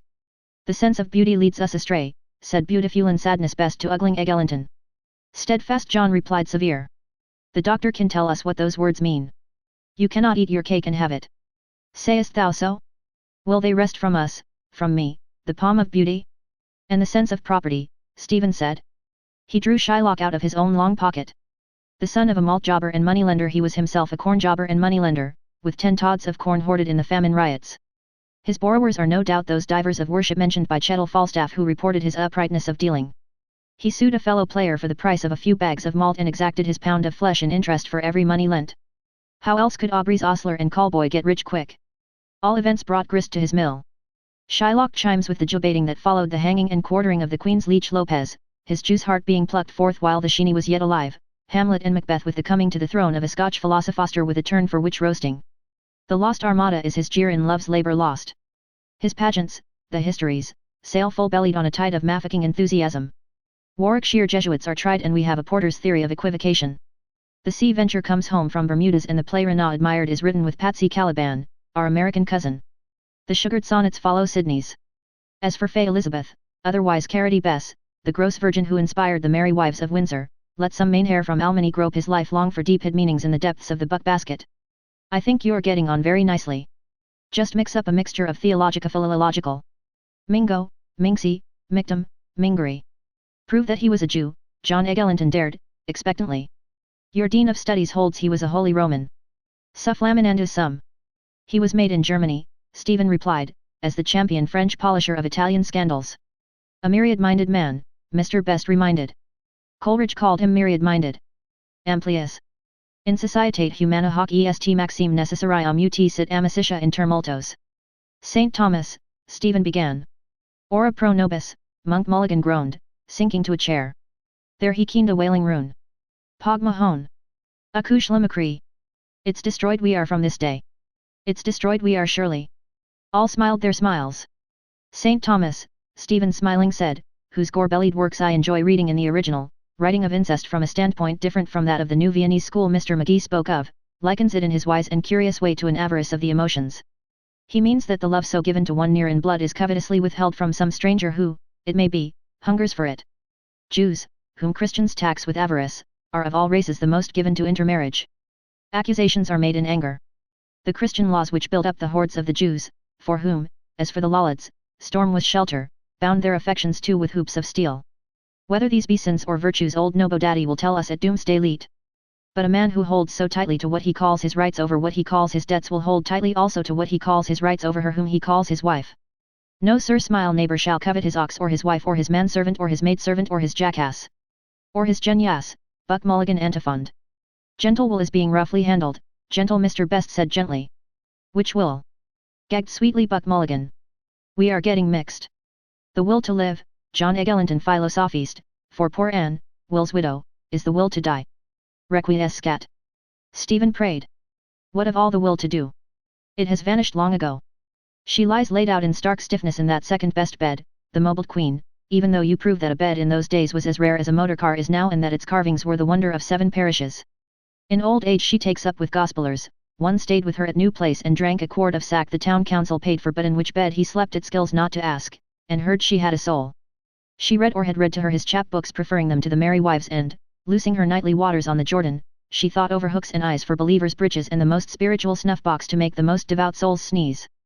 Venus has twisted her lips in prayer. Agen bite of inwit, remorse of conscience. It is an age of exhausted whoredom groping for its God. History shows that to be true, inquit Eglintonus chronologos. The ages succeed one another. But we have it on high authority that a man's worst enemies shall be those of his own house and family. I feel that Russell is right. What do we care for his wife or father? I should say that only family poets have family lives. Falstaff was not a family man. I feel that the fat knight is his supreme creation. Lean, he lay back. Shy, deny thy kindred, the unco guid. Shy, supping with the godless, he sneaks the cup. A sire in Ultonian Antrim baited him. Visits him here on quarter days. Mr. McGee, sir, there's a gentleman to see you. Me? Says he's your father, sir. Give me my Wordsworth. Enter McGee Moore Matthew, a rugged rough-rugged kern, in straw-surce with a buttoned codpiece, his nether stalks bemired with clobber of 10 forests, a wand of wilding in his hand. Your own? He knows your old fellow. The widower. Hurrying to her squalid death lair from gay Paris on the quayside I touched his hand. The voice, new warmth, speaking. Dr. Bob Kenny is attending her. The eyes that wish me well. But do not know me. A father, Stephen said, battling against hopelessness, is a necessary evil. He wrote the play in the months that followed his father's death. If you hold that he, a greying man with 2 marriageable daughters, with 35 years of life, nel mezzo del camin di nostra vita, with 50 of experience, is the beardless undergraduate from Wittenberg, then you must hold that his 70-year-old mother is the lustful queen. No. The corpse of John Shakespeare does not walk the night. From hour to hour it rots and rots. He rests, disarmed of fatherhood, having devised that mystical estate upon his son. Boccaccio's Calandrino was the first and last man who felt himself with child. Fatherhood, in the sense of conscious begetting, is unknown to man. It is a mystical estate, an apostolic succession, from only begetter to only begotten. On that mystery and not on the Madonna which the cunning Italian intellect flung to the mob of Europe the Church is founded, and founded irremovably because founded, like the world, macro and microcosm, upon the void. Upon incertitude, upon unlikelihood. Amor matris, subjective and objective genitive, may be the only true thing in life. Paternity may be a legal fiction. Who is the father of any son that any son should love him or he any son? What the hell are you driving at? I know. Shut up. Blast you. I have reasons. Amplius. Ad hoc. Iterum. Postia. Are you condemned to do this? They are sundered by a bodily shame so steadfast that the criminal annals of the world, stained with all other incests and bestialities, hardly record its breach. Sons with mothers, sires with daughters, lesbic sisters, loves that dare not speak their name, nephews with grandmothers, jailbirds with keyholes, queens with prize bulls. The son unborn mars beauty, born, he brings pain, divides affection, increases care. He is a new male, his growth is his father's decline, his youth his father's envy, his friend his father's enemy. In rue Monsieur le Prince I thought it. What links them in nature? An instant of blind rut. Am I a father? If I were? Shrunken uncertain hand. Sabellius, the African, subtlest heresiarch of all the beasts of the field, held that the father was himself his own son. The bulldog of Aquin, with whom no word shall be impossible, refutes him. Well, if the father who has not a son be not a father, can the son who has not a father be a son? When Rutland Bacon Southampton Shakespeare or another poet of the same name in the Comedy of Errors wrote Hamlet, he was not the father of his own son merely, but, being no more a son, he was and felt himself the father of all his race, the father of his own grandfather, the father of his unborn grandson who, by the same token, never was born, for nature, as Mr. Magee understands her, abhors perfection. Eglintonys, quick with pleasure, looked up she brightly. Gladly glancing, a merry Puritan, through the twisted eglantine. Flatter. Rarely. But flatter. Himself his own father, son Mulligan told himself. Wait. I am big with child. I have an unborn child in my brain. Pallas Athena. A play. The play's the thing. Let me parturiate. He clasped his paunch brow with both bird-hating hands. As for his family, Stephen said, his mother's name lives in the forest of Arden. Her death brought from him the scene with Volumnia in Coriolanus. His boyson's death is the death scene of young Arthur in King John. Hamlet, the Black Prince, is Hamnet Shakespeare. Who the girls in The Tempest, in Pericles, in Winter's Tale are we know. Who Cleopatra, Fleshpot of Egypt, and Cressid and Venus are we may guess. But there is another member of his family who is recorded. The plot thickens, John Eglinton said. The Quaker librarian, quaking, tiptoed in, quake, his mask, quake, with haste, quake, quack. Door closed. Cell. Day. They list. 3. They. Iuhi they. Come, mess. Stephen, he had 3 brothers, Gilbert, Edmund, Richard. Gilbert in his old age told some cavaliers he got a pass for nowt from Maester Gatherer one time mass he did, and he seen his brud Maester Wool the playwriter up in Lunnon in a wrestling play would a man on's back. The playhouse sausage filled Gilbert's soul. He is nowhere, but an Edmund and a Richard are recorded in the works of Sweet William. Mageeglin John, names. What's in a name? Best, that is my name, Richard, don't you know? I hope you are going to say a good word for Richard, don't you know, for my sake. Laughter. Buck Mulligan, piano, diminuendo. Then out spoke Medical Dick. To his comrade Medical Davy. Stephen, in his trinity of black wills, the villain Shacky Bags, Iago, Richard Crookback, Edmund and King Lear, 2 bear the wicked uncle's names. Nay, that last play was written or being written while his brother Edmund lay dying in Southwark. Best, I hope Edmund is going to catch it. I don't want Richard, my name. Laughter. Quaker Lister, a tempo, but he that filches from me my good name. Stephen, stringendo, he has hidden his own name, a fair name, William, in the plays, a super here, a clown there, as a painter of old Italy set his face in a dark corner of his canvas.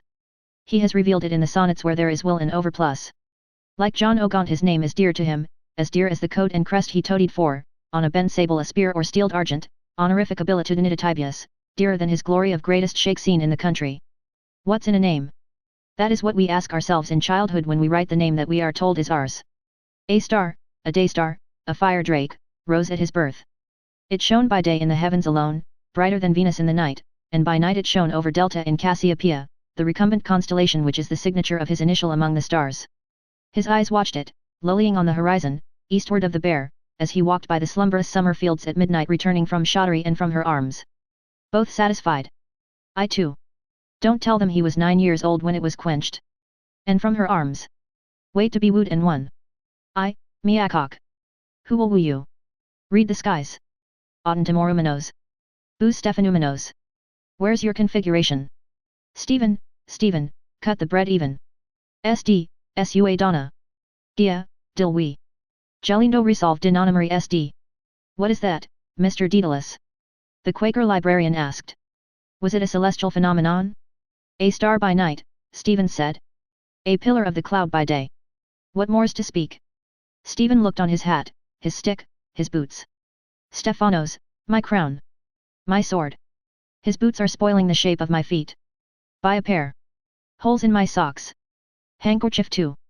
You make good use of the name, John Eglinton aloud. Your own name is strange enough. I suppose it explains your fantastical humor. Me, McGee and Mulligan. Fabulous artificer. The hawk-like man. You flew. Where to? New Haven Dieppe, steerage passenger. Paris and back. Lapwing. Icarus. Pater, 8. Sea bedabbled, fallen, weltering. Lapwing you are. Lapwing B. Mr. Best Eager quietly lifted his book to say. That's very interesting because that brother motive, don't you know, we find also in the old Irish myths. Just what you say. The three brothers Shakespeare. In Grimm too, don't you know, the fairy tales. The third brother that always marries the sleeping beauty and wins the best prize. Best of best brothers. Good, better, best. The Quaker librarian Spring halted near. I should like to know, he said, which brother you? I understand you to suggest there was misconduct with one of the brothers. But perhaps I am anticipating? He caught himself in the act, looked at all, refrained. An attendant from the doorway called. Mr. Lister. Father Deneen wants. Oh, Father Deneen. Directly. Swiftly rectly creaking rectly he was rectly gone. John Eglinton touched the foil. Come, he said. Let us hear what you have to say of Richard and Edmund. You kept them for the last, didn't you? In asking you to remember those two noble kinsmen Nuncle Richie and Nuncle Edmund, Stephen answered, I feel I am asking too much perhaps. A brother is as easily forgotten as an umbrella. Lapwing. Where is your brother? Apothecary's Hall. My whetstone. Him, then Cranley, Mulligan, now these. Speech, speech. But act. Act speech. They mock to try you. Act. Be acted on. Lapwing. I am tired of my voice, the voice of Esau. My kingdom for a drink. On.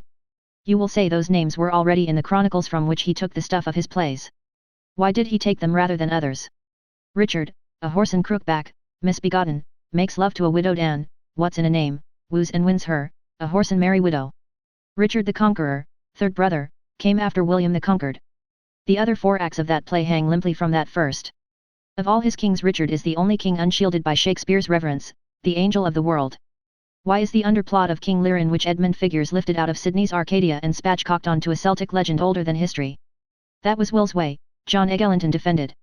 We should not now combine a Norse saga with an excerpt from a novel by George Meredith. Que voulez-vous? Moore would say.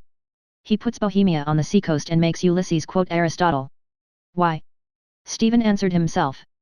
Because the theme of the false or the usurping or the adulterous brother or all three in one is to Shakespeare, what the poor are not, always with him. The note of banishment, banishment from the heart, banishment from home, sounds uninterruptedly from the 2 gentlemen of Verona onward till Prospero breaks his staff, buries it certain fathoms in the earth and drowns his book. It doubles itself in the middle of his life, reflects itself in another, repeats itself, protasis, epitasis, catastasis, catastrophe. It repeats itself again when he is near the grave, when his married daughter Susan, chip of the old block, is accused of adultery. But it was the original sin that darkened his understanding, weakened his will and left in him a strong inclination to evil. The words are those of my lords bishops of Maynooth. An original sin and, like original sin, committed by another in whose sin he too has sinned. It is between the lines of his last written words, it is petrified on his tombstone under which her 4 bones are not to be laid. Age has not withered it. Beauty and peace have not done it away.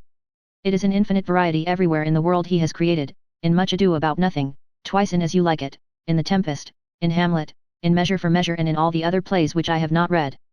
He laughed to free his mind from his mind's bondage. Judge Eglinton summed up. The truth is midway, he affirmed. He is the ghost and the prince. He is all in all. He is, Stephen said. The boy of Act 1 is the mature man of Act 5. All in all. In Cymbeline, in Othello he is bought and cuckolded. He acts and is acted on. Lover of an ideal or a perversion, like Jose he kills the real Carmen. His unremitting intellect is the horn-mad Iago ceaselessly willing that the more in him shall suffer. Cuckoo. Cuckoo. Coop Mulligan clucked lewdly. A word of fear. Dark Dome received, reverbed. And what a character is Iago! Undaunted John Eglinton exclaimed. When all is said Dumas fills, or is it Dumas père, is right. After God Shakespeare has created most. Man delights him not nor woman neither, Stephen said. He returns after a life of absence to that spot of earth where he was born, where he has always been, man and boy, a silent witness and there, his journey of life ended, he plants his mulberry tree in the earth. Then dies. The motion is ended. Grave diggers bury Hamlet père and Hamlet fills. A king and a prince at last in death, with incidental music. And, what though murdered and betrayed, bewept by all frail tender hearts for, Dane or Dubliner, sorrow for the dead is the only husband from whom they refuse to be divorced. If you like the epilogue, look long on it. Prosperous Prospero, the good man rewarded, Lizzie, Grandpa's lump of love, and Nuncle Richie, the bad man taken off by poetic justice to the place where the bad niggers go. Strong curtain.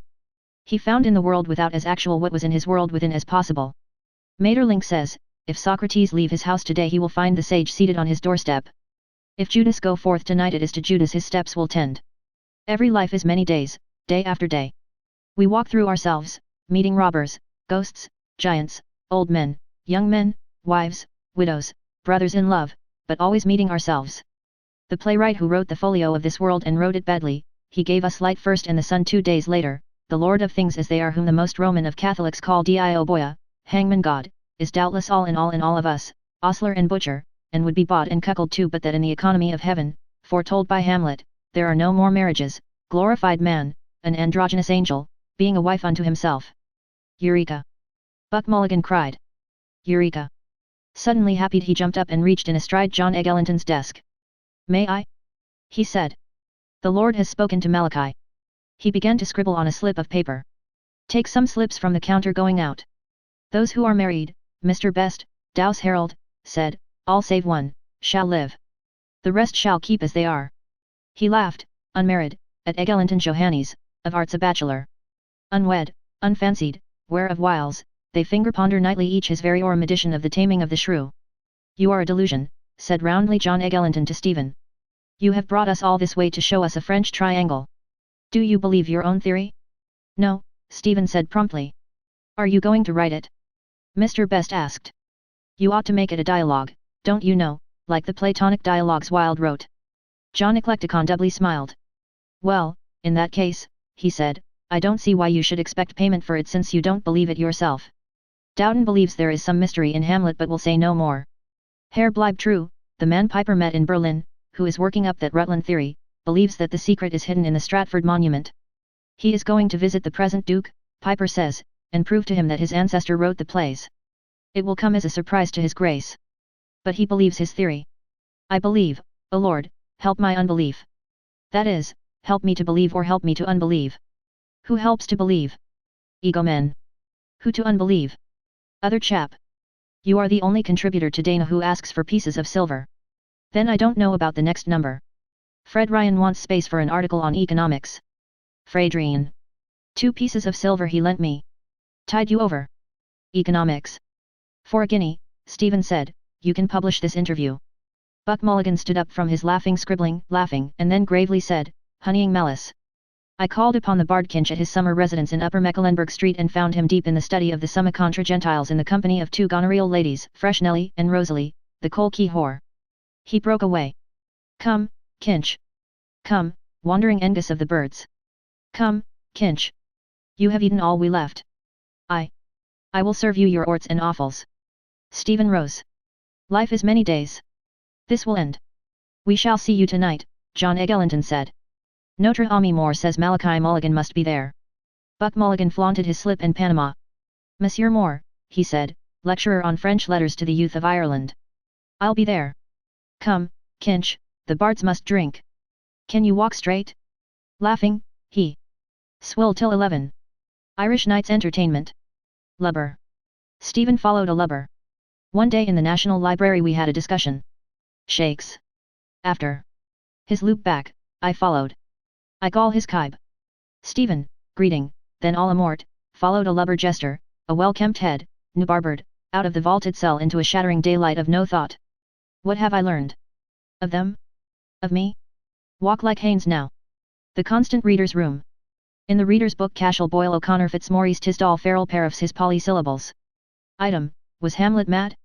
The Quakers paid godlily with a priestain in book talk. Oh please do, sir. I shall be most pleased. Amused Buck Mulligan mused in pleasant murmur with himself, self-nodding. A pleased bottom. The turnstile. Is that? Blue-ribboned hat. Idly writing. What? Looked. The curving balustrade, smooth-sliding Mincius. Buck Mulligan, Panama helmeted, went step by step, iambing, trolling.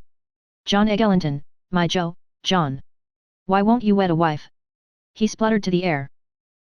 the chinless Chinaman. Chin Chan E. G. Lin Tun. We went over to their playbox, Haynes and I, the plumber's hall. Our players are creating a new art for Europe like the Greeks or M. Maeterlinck. Abbey Theatre. I smell the pubic sweat of monks. He spat blank. Forgot, any more than he forgot the whipping lousy Lucy gave him. And left the femme de trente ans. And why no other children born? And his first child a girl? After wit. Go back.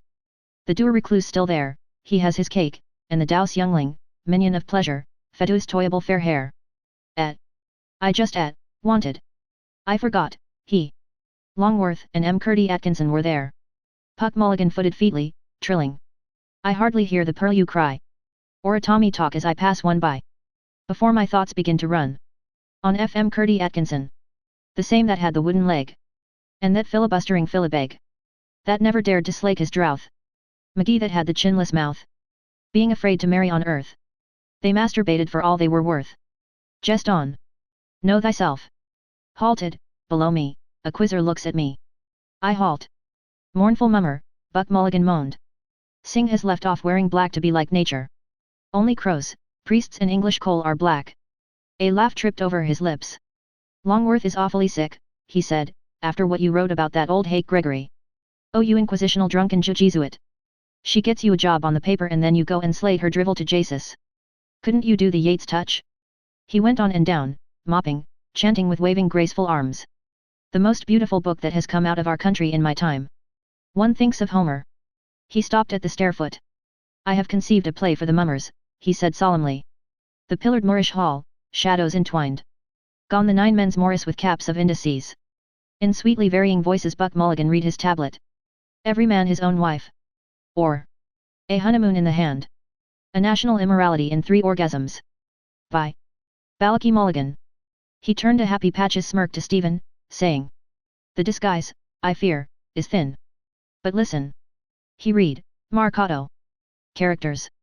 Toby Tistoff, a ruined Pole. Crab, a bushranger. Medical Dick. And, 2 birds with 1 stone. Medical Davy. Mother Grogan, a water carrier. Fresh Nellie. And. Rosalie, the coal key whore. He laughed, lolling a to and fro head, walking on, followed by Stephen, and mirthfully he told the shadows, souls of men. Oh, the night in the Camden Hall when the daughters of Erin had to lift their skirts to step over you as you lay in your mulberry-coloured, multicolored, multitudinous vomit. The most innocent son of Erin, Stephen said, for whom they ever lifted them. About to pass through the doorway, feeling one behind, he stood aside. Part. The moment is now. Where then? If Socrates leave his house today, if Judas go forth tonight. Why? That lies in space which I in time must come to, ineluctably. My will, his will that fronts me. Sees between. A man passed out between them, bowing, greeting. Good day again, Buck Mulligan said. The portico. Here I watched the birds for augury. Engus of the birds. They go, they come. Last night I flew. Easily flew. Men wondered. Street of harlots after. A cream fruit melon he held to me. In. You will see. The wandering Jew, Buck Mulligan whispered with clown's awe. Did you see his eye? He looked upon you to lust after you. I fear thee, ancient mariner. Oh, Kinch, thou art in peril. Get thee a breechpad. Manor of Oxenford. Day. Wheelbarrow sun over arch of bridge. A dark back went before them, step of apart, down, out by the gateway, under portcullis barbs. They followed. Offend me still. Speak on. Kind air defined the coins of houses in Kildare Street. No birds. Frail from the housetops 2 plumes of smoke ascended, pluming, and in a flaw of softness softly were blown. Cease to strive. Peace of the druid priests of Cymbeline, hierophantic, from wide earth an altar. Laud we the gods. And let our crooked smokes climb to their nostrils. From our blessed altars. Chapter 10. The Superior, the Very Reverend John Conmee S.J. reset his smooth watch in his interior pocket as he came down the presbytery steps. 5 to 3. Just nice time to walk to Artane. What was that boy's name again? Dignam. Yes. Vir Dignam et Iestum est. Brother Swan was the person to see. Mr. Cunningham's letter. Yes. Oblige him, if possible. Good practical Catholic, useful at mission time. A one-legged sailor, swinging himself onward by lazy jerks of his crutches, growled some notes. He jerked short before the convent of the Sisters of Charity and held out a peaked cap for alms towards the Very Reverend John Conmee S.J. Father Conmee blessed him in the sun, for his purse held, he knew, 1 silver crown. Father Conmee crossed to Mountjoy Square. He thought, but not for long, of soldiers and sailors, whose legs had been shot off by cannonballs, ending their days in some pauper ward, and of Cardinal Wolsey's words, "If I had served my God as I have served my King, he would not have abandoned me in my old days." He walked by the tree shade of sunny winking leaves, and towards him came the wife of Mr. David Sheehy MP. "Very well, indeed, father." "And you, father?" Father Conmee was wonderfully well indeed. He would go to Buxton probably for the waters. And her boys, were they getting on well at Belvedere? Was that so? Father Conmee was very glad indeed to hear that. And Mr. Sheehy himself? Still in London. The house was still sitting, to be sure it was. Beautiful weather it was, delightful indeed. Yes, it was very probable that Father Bernard Vaughan would come again to preach. Oh, yes, a very great success. A wonderful man really. Father Conmee was very glad to see the wife of Mr. David Sheehy MP. Looking so well, and he begged to be remembered to Mr. David Sheehy MP. Yes, he would certainly call. "Good afternoon, Mrs. Sheehy." Father Conmee doffed his silk hat and smiled, as he took leave, at the jet beads of her mantilla inks shining in the sun. And smiled yet again, in going. He had cleaned his teeth, he knew, with arecanut paste. Father Conmee walked and, walking, smiled, for he thought on Father Bernard Vaughan's droll eyes and cockney voice. "Pilot. Why don't you hold back that owlin' mob?" A zealous man, however. Really he was. And really did great good in his way. Beyond a doubt. He loved Ireland, he said, and he loved the Irish. Of good family too, would one think it. Welsh, were they not? Oh, lest he forget. That letter to Father Provincial. Father Conmee stopped 3 little schoolboys at the corner of Mountjoy Square. Yes, they were from Belvedere. The little house. Aha! And were they good boys at school? Oh, that was very good now. And what was his name? Jack Sahan. And his name? Ger. Gallagher. And the other little man? His name was Brunny Linham. Oh, that was a very nice name to have. Father Conmee gave a letter from his breast to Master Brunny Linham and pointed to the red pillar box at the corner of Fitzgibbon Street. "But mind you don't post yourself into the box, little man," he said. The boys sizzed Father Conmee and laughed. "Oh, sir. Well, let me see if you can post a letter," Father Conmee said. Master Brunny Linham ran across the road and put Father Conmee's letter to Father Provincial into the mouth of the bright red letterbox. Father Conmee smiled and walked along Mountjoy Square East. Mr. Dennis J. Magini, Professor of Dancing and C., in silk hat, slate frock coat with silk facings, white kerchief tie, tight lavender trousers, canary gloves and pointed patent boots, walking with grave deportment, most respectfully took the curbstone as he passed Lady Maxwell at the corner of Dignam's Court. Was that not Mrs. Guinness? Mrs. Guinness, stately, silver-haired, bowed to Father Conmee from the farther footpath along which she sailed. And Father Conmee smiled and saluted. How did she do? A fine carriage she had. Like Mary, Queen of Scots, something. And to think that she was a pawnbroker. Well, now. What should he say? Such a queenly mien. Father Conmee walked down Great Charles Street and glanced at the shut-up Free Church on his left. The Reverend T.R. Green B.A. will, D.V., speak. The incumbent they called him. He felt it incumbent on him to say a few words. But one should be charitable. Invincible ignorance. They acted according to their lights. Father Conmee turned the corner and walked along the North Circular Road. It was a wonder that there was not a tramline in such an important thoroughfare. Surely, there ought to be. A band of satchelled schoolboys crossed from Richmond Street. All raised untidy caps. Father Conmee greeted them more than once benignly. Christian brother boys. Father Conmee smelt incense on his right hand as he walked. St. Joseph's Church, Portland Row. For aged and virtuous females. Father Conmee raised his hat to the Blessed Sacrament. Virtuous, but occasionally they were also bad-tempered. Near Aldborough House Father Conmee thought of that spendthrift nobleman. And now it was an office or something. Father Conmee began to walk along the North Strand Road and was saluted by Mr. William Gallagher, who stood in the doorway of his shop. Father Conmee saluted Mr. William Gallagher and perceived the odours that came from bacon flitches and ample cools of butter. He passed Grogan's the tobacconist, against which newsboards leaned and told of a dreadful catastrophe in New York. In America those things were continually happening. Unfortunate people to die like that, unprepared. Still, an act of perfect contrition. Father Conmee went by Daniel Bergen's public house, against the window of which 2 unlaboring men lounged. They saluted him and were saluted. Father Conmee passed H.J. O'Neill's funeral establishment where Corny Kelleher taught figures in the daybook while he chewed a blade of hay. A constable on his beat saluted Father Conmee and Father Conmee saluted the constable. In Yucksteaders, the pork butchers, Father Conmee observed pigs' puddings, white and black and red, lie neatly curled in tubes. Moored under the trees of Charleville Mall, Father Conmee saw a turf barge, a tow horse with pendant head, a bargeman with a hat of dirty straw seated amidships, smoking and staring at a branch of poplar above him.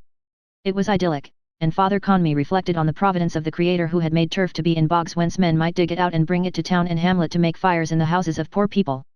On Newcomen Bridge, the Very Reverend John Conmee S.J. of St. Francis Xavier's Church, Upper Gardner Street, stepped onto an outward-bound tram. Off an inward-bound tram stepped the Reverend Nicholas Dudley C.C. of St. Agatha's Church, North William Street, onto Newcomen Bridge. At Newcomen Bridge, Father Conmee stepped into an outward-bound tram, for he disliked to traverse on foot the dingy way past Mud Island. Father Conmee sat in a corner of the tramcar, a blue ticket tucked with care in the eye of one plump kid glove, while 4 shillings, a sixpence, and 5 pennies shoot from his other plump glove palm into his purse. Passing the Ivy Church, he reflected that the ticket inspector usually made his visit when one had carelessly thrown away the ticket. The solemnity of the occupants of the car seemed to Father Conmee excessive for a journey so short and cheap. Father Conmee liked cheerful decorum. It was a peaceful day. The gentleman with the glasses opposite Father Conmee had finished explaining and looked down. His wife, Father Conmee supposed. A tiny yawn opened the mouth of the wife of the gentleman with the glasses. She raised her small gloved fist, yawned ever so gently, tip-tipping her small gloved fist on her opening mouth, and smiled tinily, sweetly. Father Conmee perceived her perfume in the car. He perceived also that the awkward man at the other side of her was sitting on the edge of the seat. Father Conmee at the altar rails placed the host with difficulty in the mouth of the awkward old man who had the shaky head. At Annesley Bridge the tram halted and, when it was about to go, an old woman rose suddenly from her place to alight. The conductor pulled the bell strap to stay the car for her. She passed out with her basket and a market net, and Father Conmee saw the conductor help her and net and basket down, and Father Conmee thought that, as she had nearly passed the end of the penny fare, she was one of those good souls who had always to be told twice, "Bless you, my child, that they have been absolved, pray for me." But they had so many worries in life, so many cares, poor creatures. From the hoardings Mr. Eugene Stratton grimaced with thick nigger lips at Father Conmee. Father Conmee thought of the souls of black and brown and yellow men, and of his sermon on St. Peter Claver S.J. and the African mission, and of the propagation of the faith, and of the millions of black and brown and yellow souls that had not received the baptism of water when their last hour came like a thief in the night. That book by the Belgian Jesuit, Le Nombre des Élus, seemed to Father Conmee a reasonable plea. Those were millions of human souls created by God in his own likeness, to whom the faith had not, been brought. But they were God's souls, created by God. It seemed to Father Conmee a pity that they should all be lost, a waste, if one might say. At the Howth Road stop Father Conmee alighted, was saluted by the conductor and saluted in his turn. The Malahide Road was quiet. It pleased Father Conmee, road and name. The joy bells were ringing in gay Malahide. Lord Talbot de Malahide, immediate hereditary Lord Admiral of Malahide and the seas adjoining. Then came the call to arms, and she was maid, wife, and widow in one day. Those were old worldish days, loyal times in joyous town lands, old times in the barony.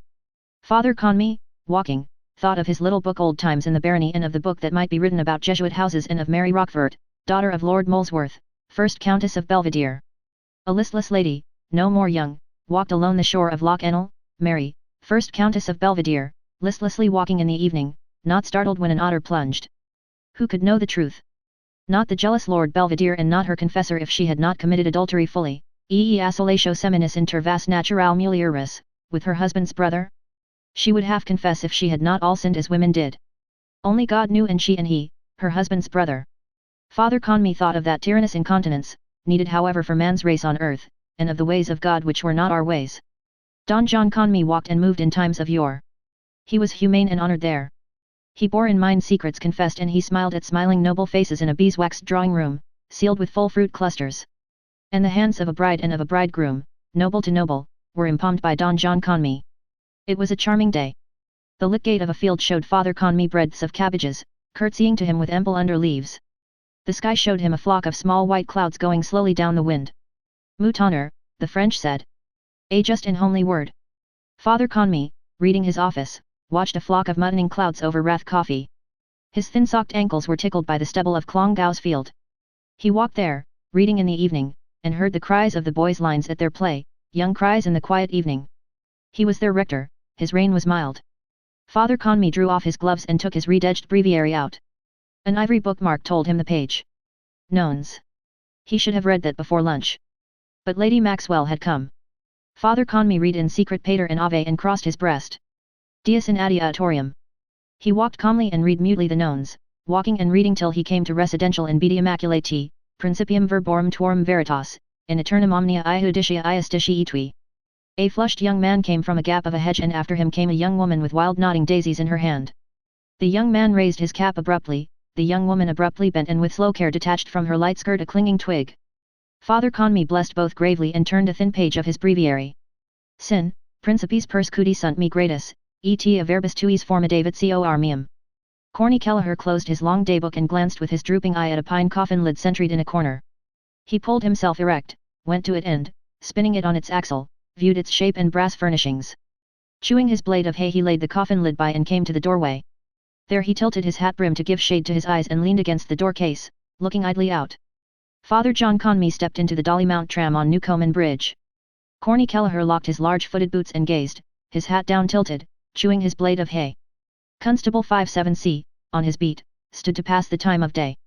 That's a fine day, Mr. Kelleher. Aye, Corny Kelleher said. It's very close, the constable said. Corny Kelleher sped a silent jet of hay juice arching from his mouth while a generous white arm from a window in Ecclesiastes Street flung forth a coin. What's the best news? He asked. I seen that particular party last evening, the constable said with bated breath. A one-legged sailor crutched himself round McConnell's corner, skirting Rabiotti's ice cream car, and jerked himself up Ecclesiastes Street. Towards Larry O'Rourke, in shirt sleeves in his doorway, he growled unamiably. For England. He swung himself violently forward past Katy and Booty Daedalus, halted and growled. Home and beauty. J.J. O'Malloy's white careworn face was told that Mr. Lambert was in the warehouse with a visitor. A stout lady stopped, took a copper coin from her purse and dropped it into the cap held out to her. The sailor grumbled thanks, glanced sourly at the unheeding windows, sank his head and swung himself forward 4 strides. He halted and growled angrily. For England. 2 barefoot urchins, sucking long licorice laces, halted near him, gaping at his stump with their yellow-slobbered mouths. He swung himself forward in vigorous jerks, halted, lifted his head towards a window and bayed deeply. Home and beauty.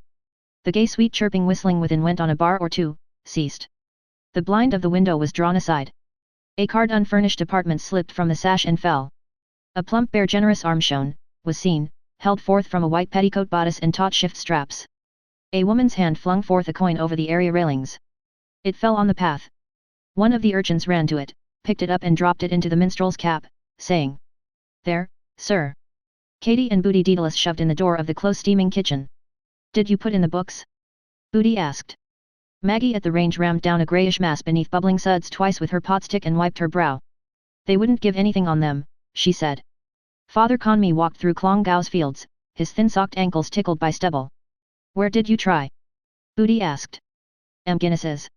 Booty stamped her foot and threw her satchel on the table. Bad cess to her big face. She cried. Katy went to the range and peered with squinting eyes. What's in the pot? She asked. Shirts, Maggie said. Booty cried angrily. Cricky, is there nothing for us to eat? Katy, lifting the kettle lid in a pad of her stained skirt, asked. And what's in this? A heavy fume gushed in answer. Pea soup, Maggie said. Where did you get it? Katy asked. Sister Mary Patrick, Maggie said. The lackey rang his bell. Barang. Booty sat down at the table and said hungrily. Give us it here. Maggie poured yellow thick soup from the kettle into a bowl. Katy, sitting opposite Booty, said quietly, as her fingertip lifted to her mouth random crumbs. A good job we have that much. Where's Dilly? Gone to meet father, Maggie said. Booty, breaking big chunks of bread into the yellow soup, added. Our Father who art not in heaven. Maggie, pouring yellow soup in Katy's bowl, exclaimed. Booty. For shame. A skiff, a crumpled throwaway, Elijah is coming, rode lightly down the Liffey, under Loop Line Bridge, shooting the rapids where water chafed around the bridge epiers, sailing eastward past hulls and anchor chains, between the Custom House Old Dock and George's Quay. The blonde girl in Thornton's bedded the wicker basket with rustling fibre. Blazes Boylan handed her the bottle swathed in pink tissue paper in a small jar. Put these in first, will you? He said. Yes, sir, the blonde girl said. And the fruit on top. That'll do, game ball, Blazes Boylan said. She bestowed fat pears neatly, head by tail, and among them ripe shamefaced peaches. Blazes Boylan walked here and there in new tan shoes about the fruit-smelling shop, lifting fruits, young juicy crinkled and plump red tomatoes, sniffing smells. Helys filed before him, tall white hat, past Tangier Lane, plodding towards their goal. He turned suddenly from a chip of strawberries, drew a gold watch from his fob and held it at its chain's length. Can you send them by tram? Now? A dark-backed figure under Merchant's Arch scanned books on the hawker's cart. Certainly, sir. Is it in the city? Oh, yes, Blazes Boylan said. 10 minutes. The blonde girl handed him a docket and pencil. Will you write the address, sir? Blazes Boylan at the counter wrote and pushed the docket to her. Send it at once, will you? He said. It's for an invalid. Yes, sir. I will, sir. Blazes Boylan rattled merry money in his trousers pocket. What's the damage? He asked. The blonde girl's slim fingers reckoned the fruits. Blazes Boylan looked into the cut of her blouse. A young pullet. He took a red carnation from the tall stem glass. This for me? He asked gallantly. The blonde girl glanced sideways at him, got up regardless, with his tie a bit crooked, blushing. Yes, sir, she said. Bending archly she reckoned again fat pears and blushing peaches. Blazes Boylan looked in her blouse with more favor, the stalk of the red flower between his smiling teeth. May I say a word to your telephone, missy? He asked roguishly. Ma. Almidano Artifoni said. He gazed over Stephen's shoulder at Goldsmith's knobby pole. 2 carfuls of tourists passed slowly, their women sitting 4, gripping the hand rests. Pale faces. Men's arms frankly round their stunted forms. They looked from Trinity to the blind columned porch of the Bank of Ireland where pigeons roocooced. Anc io ho avuto di questi dei, Almidano Artifoni said, quando ero giovine cum lei. E poi mi sono convinto che il mondo è una bestia. E peccato. Perché la sua voce, serbun cespit di rendita, via. Invis, lei si sacrifica. Sacrificio incruento, Stephen said smiling, swaying his ash plant in slow swing swung from its midpoint, lightly. Speriamo, the round mustachioed face said pleasantly. Ma, diaretta a me. Ci rifleta. By the stern stone hand of Grattan, bidding halt, an Inchicory tram unloaded straggling Highland soldiers of a band. Ci rifletero, Stephen said, glancing down the solid trouser leg. Ma, sul serio, et? Almidano Artifoni said. His heavy hand took Stephen's firmly. Human eyes.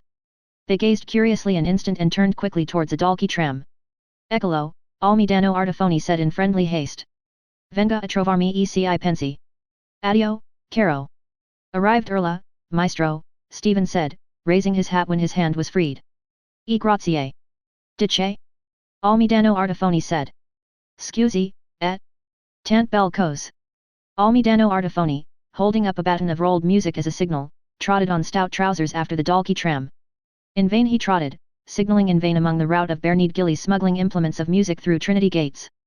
Miss Dunn hid the Capel Street Library copy of The Woman in White far back in her drawer and rolled a sheet of gaudy notepaper into her typewriter. Too much mystery business in it. Is he in love with that one, Marion? Change it and get another by Mary Cecil Hay. The disc shot down the groove, wobbled a while, ceased and ogled them. 6. Miss Dunn clicked on the keyboard. 16 June 1904. 5 tall white-hat Sandwichmen between Moneypiney's corner and the slab where Wolfe Tone's statue was not, eeled themselves turning HELYS and plodded back as they had come. Then she stared at the large poster of Marie Kendall, charming soubrette, and, listlessly lolling, scribbled on the jotter 16s and capital S's. Mustard hair and dowby cheeks. She's not nice looking, is she? The way she's holding up her bit of a skirt. Wonder will that fellow be at the band tonight? If I could get that dressmaker to make a concertina skirt like Susie Nagels. They kick out grand. Shannon and all the boat club swells never took his eyes off her. Hope to goodness he won't keep me here till 7. The telephone rang rudely by her ear. Hello. Yes, sir. No, sir. Yes, sir. I'll ring them up after 5. Only those 2, sir, for Belfast and Liverpool. All right, sir. Then I can go after 6 if you're not back. A quarter after. Yes, sir. 27 and 6. I'll tell him. Yes, 1, 7, 6. She scribbled 3 figures on an envelope. Mr. Boylan. Hello. That gentleman from Sport was in looking for you. Mr. Lenehan, yes. He said he'll be in the Ormond at 4. No, sir. Yes, sir. I'll ring them up after 5. 2 pink faces turned in the flare of the tiny torch. Who's that? Ned Lambert asked. Is that Crotty? Ringabella and Crosshaven, a voice replied groping for foothold. Hello, Jack, is that yourself? Ned Lambert said, raising in salute his pliant lath among the flickering arches. Come on. Mind your steps there. The vesta in the clergyman's uplifted hand consumed itself in a long soft flame and was let fall. At their feet its red speck died, and mouldy air closed round them. How interesting! A refined accent said in the gloom. Yes, sir, Ned Lambert said heartily. We are standing in the historic council chamber of St. Mary's Abbey where Silken Thomas proclaimed himself a rebel in 1534. This is the most historic spot in all Dublin. O'Madden Burke is going to write something about it one of these days. The old Bank of Ireland was over the way till the time of the Union, and the original Jews' temple was here too before they built their synagogue over in Adelaide Road. You were never here before, Jack, were you? No, Ned. He rode down through Dame Walk, the refined accent said, if my memory serves me. The mansion of the Kildares was in Thomas Court. That's right, Ned Lambert said. That's quite right, sir. If you will be so kind then, the clergyman said, the next time to allow me perhaps. Certainly, Ned Lambert said. Bring the camera whenever you like. I'll get those bags cleared away from the windows. You can take it from here or from here. In the still faint light he moved about, tapping with his lath the piled seed bags and points of vantage on the floor. From a long face a beard and gaze hung on a chessboard. I'm deeply obliged, Mr. Lambert, the clergyman said. I won't trespass on your valuable time. You're welcome, sir, Ned Lambert said. Drop in whenever you like. Next week, say. Can you see? Yes, yes. Good afternoon, Mr. Lambert. Very pleased to have met you. Pleasure is mine, sir, Ned Lambert answered. He followed his guest to the outlet and then whirled his lath away among the pillars. With J.J. O'Malloy he came forth slowly into Mary's Abbey where draymen were loading floats with sacks of carob and palm nut meal, O'Connor, Wexford. He stood to read the card in his hand. The Reverend Hugh C. Love, Rath Coffee. Present address, St. Michael's, Sallins. Nice young chap he is. He's writing a book about the Fitzgeralds, he told me. He's well up in history, faith. The young woman with slow care detached from her light skirt a clinging twig. I thought you were at a new gunpowder plot, J.J. O'Malloy said. Ned Lambert cracked his fingers in the air. God! He cried. I forgot to tell him that one about the Earl of Kildare after he set fire to Cashel Cathedral. You know that one? I'm bloody sorry I did it, says he, but I declare to God I thought the Archbishop was inside. He mightn't like it, though. What? God, I'll tell him anyhow. That was the great Earl, the Fitzgerald Moore. Hot members they were all of them, the Geraldines. The horses he passed started nervously under their slack harness. He slapped a piebald haunch quivering near him and cried. Whoa, sonny. He turned to J.J. O'Malloy and asked. Well, Jack. What is it? What's the trouble? Wait a while. Hold hard. With gaping mouth and head far back he stood still and, after an instant, sneezed loudly. Chow. He said. Blast you. The dust from those sacks, J.J. O'Malloy said politely. No, Ned Lambert gasped, I caught a cold night before, blast your soul, night before last, and there was a hell of a lot of draft. He held his handkerchief ready for the coming. I was. Glasnevin this morning, poor little, what do you call him? Chow. Mother of Moses. Tom Rockford took the top disc from the pile he clasped against his claret waistcoat. See? He said. Say it's turn 6. In here, see. Turn now on. He slid it into the left slot for them. It shot down the groove, wobbled a while, ceased, ogling them, 6. Lawyers of the past, haughty, pleading, beheld pass from the Consolidated Taxing Office to Nisi Prius Court Richie Golding carrying the cost bag of Golding, Collis and Ward, and heard rustling from the Admiralty Division of King's Bench to the Court of Appeal an elderly female with false teeth smiling incredulously in a black silk skirt of great amplitude. See? He said. See now the last one I put in is over here, turns over. The impact. Leverage, see? He showed them the rising column of discs on the right. Smart idea, Nosy Flynn said, snuffling. So a fellow coming in late can see what turn is on and what turns are over. See? Tom Rockford said.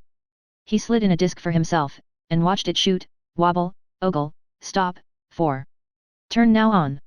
I'll see him now in the Ormond, Lenehan said, and sound him. One good turn deserves another. Do, Tom Rockford said. Tell him I'm boilin' with impatience. Good night, M'Coy said abruptly. When you two begin. Nosy Flynn stooped towards the lever, snuffling at it. But how does it work here, Tommy? he asked. Tooraloo, Lenehan said. See you later. He followed Mkoy out across the tiny square of Crampton Court. He's a hero, he said simply. I know, Mkoy said. The drain, you mean? Drain? Lenehan said. It was down a manhole. They passed Dan Lowry's Moosey Chow where Marie Kendall, charming soubrette, smiled on them from a poster, a Dalby smile. Going down the path of Sycamore Street beside the Empire Moosey Chow, Lenehan showed Mkoy how the whole thing was. One of those manholes like a bloody gas pipe, and there was the poor devil stuck down in it, half choked with sewer gas. Down went Tom Rockford anyhow, bookie's vest and all, with the rope round him. And be damned, but he got the rope round the poor devil and the two were hauled up. The act of a hero, he said. At the Dolphin they halted to allow the ambulance car to gallop past them for Jervis Street. This way, he said, walking to the right. I want to pop into Linham's to see Scepter's starting price. What's the time by your gold watch and chain? Mkoy peered into Marcus Tertius Moses' somber office, then at O'Neill's clock. After 3, he said. Who's riding her? Oh. Madden, Lenehan said. And a game filly she is. While he waited in Temple Bar, Mkoy dodged a banana peel with gentle pushes of his toe from the path to the gutter. Fellow might damn easy get a nasty fall, they're coming along tight in the dark. The gates of the drive opened wide to give egress to the viceregal cavalcade. Even money, Lenehan said, returning. I knocked against Bantam Lions and they're going to back a bloody horse someone gave him that hasn't an earthly. Through here. They went up the steps and under Merchant's Arch. A dark-backed figure scanned books on the hawker's cart. There he is, Lenehan said. Wonder what he's buying, Mkoy said, glancing behind. Leopoldo or the Bloom is on the right, Lenehan said. He's dead nuts on sales, Mkoy said. I was with him one day and he bought a book from an old one in Liffey Street for 2 bob. There were fine plates in it worth double the money, the stars and the moon and comets with long tails. Astronomy it was about. Lenehan laughed. I'll tell you a damn good one about comets' tails, he said. Come over in the sun. They crossed to the metal bridge and went along Wellington Quay by the river wall. Master Patrick Aloysius Dignam came out of Mangan's, late Fehrenbach's, carrying a pound and a half of pork steaks. There was a long spread out at Glencree Reformatory, Lenehan said eagerly. The annual dinner, you know. Boiled shirt affair. The Lord Mayor was there, Val Dillon it was, and Sir Charles Cameron and Dan Dawson spoke and there was music. Bartell D'Arcy sang and Benjamin Dollard. I know, Mkoy broke in. My missus sang there once. Did she? Lenehan said. A card unfurnished apartments reappeared on the window sash of number 7, Ecclesiastes Street. He checked his tail a moment but broke out in a wheezy laugh. But wait till I tell you, he said. Delahunt of Camden Street had the catering and yours truly was chief bottle washer. Bloom and the wife were there. Lashings of stuff we put up, port wine and sherry and curacao to which we did ample justice. Fast and furious it was. After liquids came solids. Cold joints galore and mince pies. I know, Mkoy said. The year the missus was there. Lenehan linked his arm warmly. But wait till I tell you, he said. We had a midnight lunch too after all the jollification, and when we sallied forth it was blue o'clock the morning after the night before. Coming home it was a gorgeous winter's night on the Featherbed Mountain. Bloom and Chris Callanan were on one side of the car and I was with the wife on the other. We started singing glees and duets, lo, the early beam of morning. She was well primed with a good load of Delahunts poured under her belly band. Every jolt the bloody car gave I had her bumping up against me. Hell's delights. She has a fine pair, God bless her. Like that. He held his caved hands a cubit from him, frowning. I was tucking the rug under her and settling her boa all the time. Know what I mean? His hands molded ample curves of air. He shut his eyes tight in delight, his body shrinking, and blew a sweet chirp from his lips. The lad stood to attention anyhow, he said with a sigh. She's a gamey mare and no mistake. Bloom was pointing out all the stars and the comets in the heavens to Chris Callanan and the Jarvey, the Great Bear and Hercules and the Dragon, and the whole jing-bang lot. But, by God, I was lost, so to speak, in the Milky Way. He knows them all, faith. At last she spotted a weeny weeshy 1 mile away. And what star is that, Poldy? Says she. By God, she had Bloom cornered. That one, is it? Says Chris Callanan, sure that's only what you might call a pinprick. By God, he wasn't far wide of the mark. Lenehan stopped and leaned on the river wall, panting with soft laughter. I'm weak, he gasped. Mkoy's white face smiled about it at instants and grew grave. Lenehan walked on again. He lifted his yachting cap and scratched his hind head rapidly. He glanced sideways in the sunlight at Mkoy. He's a cultured all-round man, Bloom is, he said seriously. He's not one of your common or garden, you know. There's a touch of the artist about old Bloom. Mr. Bloom turned over idly pages of the awful disclosures of Maria Monk, then of Aristotle's masterpiece. Crooked botched print. Plates, infants cuddled in a ball in blood-red wombs like livers of slaughtered cows. Lots of them like that at this moment all over the world. All butting with their skulls to get out of it. Child born every minute somewhere. Mrs. Purefoy. He laid both books aside and glanced at the third, Tales of the Ghetto by Leopold von Sacher-Masoch. That I had, he said, pushing it by. The shopman let 2 volumes fall on the counter. Them are 2 good ones, he said. Onions of his breath came across the counter out of his ruined mouth. He bent to make a bundle of the other books, hugged them against his unbuttoned waistcoat and bore them off behind the dingy curtain. On O'Connell Bridge many persons observed the grave deportment and gay apparel of Mr. Dennis J. Maginey, Professor of Dancing and C. Mr. Bloom, alone, looked at the titles. Fair Tyrants by James Love Birch. Know the kind that is? Had it? Yes. He opened it. Thought so. A woman's voice behind the dingy curtain. Listen, the man. No, she wouldn't like that much. Got her at once. He read the other title, Sweets of Sin. More in her line. Let us see. He read where his finger opened. All the dollar bills her husband gave her were spent in the stores on wondrous gowns and costliest frillies. For him. For Raoul. Yes. This. Here. Try. Her mouth glued on his in a luscious voluptuous kiss while his hands felt for the opulent curves inside her deshabille. Yes. Take this. The end. You are late, he spoke hoarsely, eyeing her with a suspicious glare. The beautiful woman threw off her sable-trimmed wrap, displaying her queenly shoulders and heaving embonpoint. An imperceptible smile played round her perfect lips as she turned to him calmly. Mr. Bloom read again, The beautiful woman. Warmth showered gently over him, cowing his flesh. Flesh yielded amply amid rumpled clothes, whites of eyes swooning up. His nostrils arched themselves for prey. Melting breast ointments, for him. For Raoul. Armpits oniony sweat. Fish gluey slime, her heaving embonpoint. Feel. Press. Crished. Sulphur dung of lions. Young. Young.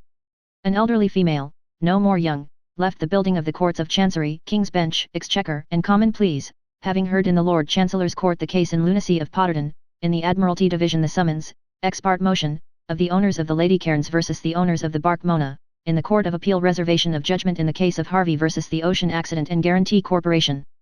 Phlegmy coughs shook the air of the bookshop, bulging out the dingy curtains. The shopman's uncombed grey head came out and his unshaven reddened face, coughing. He raked his throat rudely, puked phlegm on the floor.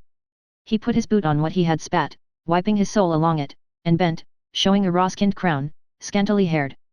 Mr. Bloom beheld it. Mastering his troubled breath, he said. I'll take this one. The shopman lifted eyes bleared with old rheum. Sweets of Sin, he said, tapping on it. That's a good one. The lackey by the door of Dillon's auction rooms shook his handbell twice again and viewed himself in the chalked mirror of the cabinet. Dilly Daedalus, loitering by the curbstone, heard the beats of the bell, the cries of the auctioneer within. 4 and 9. Those lovely curtains. 5 shillings. Cozy curtains. Selling new at 2 guineas. Any advance on 5 shillings? Going for 5 shillings. The lackey lifted his handbell and shook it. Barang. Bang of the last lap bell spurred the half-mile wheelmen to their sprint. J. A. Jackson, W. E. Wiley, A. Monroe and H. T. Gahan, their stretched necks wagging, negotiated the curve by the college library. Mr. Daedalus, tugging a long mustache, came round from Williams's row. He halted near his daughter. It's time for you, she said. Stand up straight for the love of the Lord Jesus, Mr. Daedalus said. Are you trying to imitate your Uncle John, the cornet player, head upon shoulder? Melancholy God. Dilly shrugged her shoulders. Mr. Daedalus placed his hands on them and held them back. Stand up straight, girl, he said. You'll get curvature of the spine. Do you know what you look like? He let his head sink suddenly down and forward, hunching his shoulders and dropping his underjaw. Give it up, father, Dilly said. All the people are looking at you. Mr. Daedalus drew himself upright and tugged again at his mustache. Did you get any money? Dilly asked. Where would I get money? Mr. Daedalus said. There is no one in Dublin would lend me 4 pence. You got some, Dilly said, looking in his eyes. How do you know that? Mr. Daedalus asked, his tongue in his cheek. Mr. Kernan, pleased with the order he had booked, walked boldly along James's Street. I know you did, Dilly answered. Were you in the Scotch house now? I was not, then, Mr. Daedalus said, smiling. Was it the little nuns taught you to be so saucy? Here. He handed her a shilling. See if you can do anything with that, he said. I suppose you got 5, Dilly said. Give me more than that. Wait a while, Mr. Daedalus said threateningly. You're like the rest of them, are you? An insolent pack of little bitches since your poor mother died. But wait a while. You'll all get a short shrift and a long day from me. Low blackguardism. I'm going to get rid of you. Wouldn't care if I was stretched out stiff. He's dead. The man upstairs is dead. He left her and walked on. Dilly followed quickly and pulled his coat. Well, what is it? He said, stopping. The lackey rang his bell behind their backs. Barang! Curse your bloody blatant soul, Mr. Daedalus cried, turning on him. The lackey, aware of comment, shook the lolling clapper of his bell but feebly. Bang! Mr. Daedalus stared at him. Watch him, he said. It's instructive. I wonder will he allow us to talk? You got more than that, father, Dilly said. I'm going to show you a little trick, Mr. Daedalus said. I'll leave you all where Jesus left the Jews. Look, there's all I have. I got 2 shillings from Jack Power and I spent 2pence for a shave for the funeral. He drew forth a handful of copper coins, nervously. Can't you look for some money somewhere? Dilly said. Mr. Daedalus thought and nodded. I will, he said gravely. I looked all along the gutter in O'Connell Street. I'll try this one now. You're very funny, Dilly said, grinning. Here, Mr. Daedalus said, handing her 2 pennies. Get a glass of milk for yourself and a bun or a something. I'll be home shortly. He put the other coins in his pocket and started to walk on. The viceregal cavalcade passed, greeted by obsequious policemen, out of Park Gate. I'm sure you have another shilling, Dilly said. The lackey banged loudly. Mr. Daedalus amid the din walked off, murmuring to himself with a pursing mincing mouth gently. The little nuns. Nice little things. Oh, sure they wouldn't do anything. Oh, sure they wouldn't really. Is it little sister Monica? From the sundial towards James's Gate walked Mr. Kernan, pleased with the order he had booked for Pulbrook Robertson, boldly along James's Street, past Shackleton's offices. Got round him all right. How do you do, Mr. Crimmins? First rate, sir. I was afraid you might be up in your other establishment in Pimlico. How are things going? Just keeping alive. Lovely weather we're having. Yes, indeed. Good for the country. Those farmers are always grumbling. I'll just take a thimbleful of your best gin, Mr. Crimmins. A small gin, sir. Yes, sir. Terrible affair that General Slocum explosion. Terrible, terrible. 1,000 casualties. And heart-rending scenes. Men trampling down women and children. Most brutal thing. What do they say was the cause? Spontaneous combustion. Most scandalous revelation. Not a single lifeboat would float and the fire hose all burst. What I can't understand is how the inspectors ever allowed a boat like that. Now, you're talking straight, Mr. Crimmins. You know why? Palm oil. Is that a fact? Without a doubt. Well now, look at that. And America they say is the land of the free. I thought we were bad here. I smiled at him. America, I said quietly, just like that. What is it? The sweepings of every country including our own. Isn't that true? That's a fact. Graft, my dear sir. Well, of course, where there's money going there's always someone to pick it up. Saw him looking at my frock coat. Dress does it. Nothing like a dressy appearance. Bowls them over. Hello, Simon, Father Cowley said. How are things? Hello, Bob, old man, Mr. Daedalus answered, stopping. Mr. Kernan halted and preened himself before the sloping mirror of Peter Kennedy, hairdresser. Stylish coat, beyond a doubt. Scott of Dawson Street. Well worth the half-sovereign I gave Neary for it. Never built under 3 guineas. Fits me down to the ground. Some Kildare Street club toff had it probably. John Mulligan, the manager of the Hibernian Bank, gave me a very sharp eye yesterday on Carlisle Bridge as if he remembered me. Ahem. Must dress the character for those fellows. Knight of the road. Gentlemen. And now, Mr. Crimmins, may we have the honour of your custom again, sir. The cup that cheers but not inebriates, as the old saying has it. North Wall and Sir John Rogerson's Quay, with hulls and anchor chains, sailing westward, sailed by a skiff, a crumpled throwaway, rocked on the ferry wash, Elijah is coming. Mr. Kernan glanced in farewell at his image. High color, of course. Grizzled mustache. Returned Indian officer. Bravely he bore his stumpy body forward on spatted feet, squaring his shoulders. Is that Ned Lambert's brother over the way, Sam? What? Yes. He's as like it as damn it. No. The windscreen of that motorcar in the sun there. Just a flash like that. Damn like him. A ham. Hot spirit of juniper juice warmed his vitals and his breath. Good drop of gin, that was. His frock tails winked in bright sunshine to his fat strut. Down there Emmett was hanged, drawn, and quartered. Greasy black rope. Dogs licking the blood off the street when the Lord Lieutenant's wife drove by in her naughty. Bad times those were. Well, well. Over and done with. Great topers too. 4 bottle men. Let me see. Is he buried in St. Michan's? Or no, there was a midnight burial in Glasnevin. Corpse brought in through a secret door in the wall. Dignam is there now. Went out in a puff. Well, well. Better turn down here. Make a detour. Mr. Kernan turned and walked down the slope of Waddling Street by the corner of Guinness's Visitors' Waiting Room. Outside the Dublin Distillers Company's stores an outside car without fare or jarvey stood, the reins knotted to the wheel. Damn dangerous thing. Some Tipperary bosthoon endangering the lives of the citizens. Runaway horse. Dennis Breen with his tomes, weary of having waited an hour in John Henry Menton's office, led his wife over O'Connell Bridge, bound for the office of Messrs. Collis and Ward. Mr. Kernan approached Island Street. Times of the troubles. Must ask Ned Lambert to lend me those reminiscences of Sir Jonah Barrington. When you look back on it all now in a kind of retrospective arrangement. Gaming at Daly's. No card sharping then. One of those fellows got his hand nailed to the table by a dagger. Somewhere here Lord Edward Fitzgerald escaped from Major Sear. Stables behind Moira House. Damn good gin that was. Fine dashing young nobleman. Good stock, of course. That ruffian, that sham squire, with his violet gloves gave him away. Course they were on the wrong side. They rose in dark and evil days. Fine poem that is, Ingram. They were gentlemen. Ben Dollard does sing that ballad touchingly. Masterly rendition. At the siege of Ross did my father fall.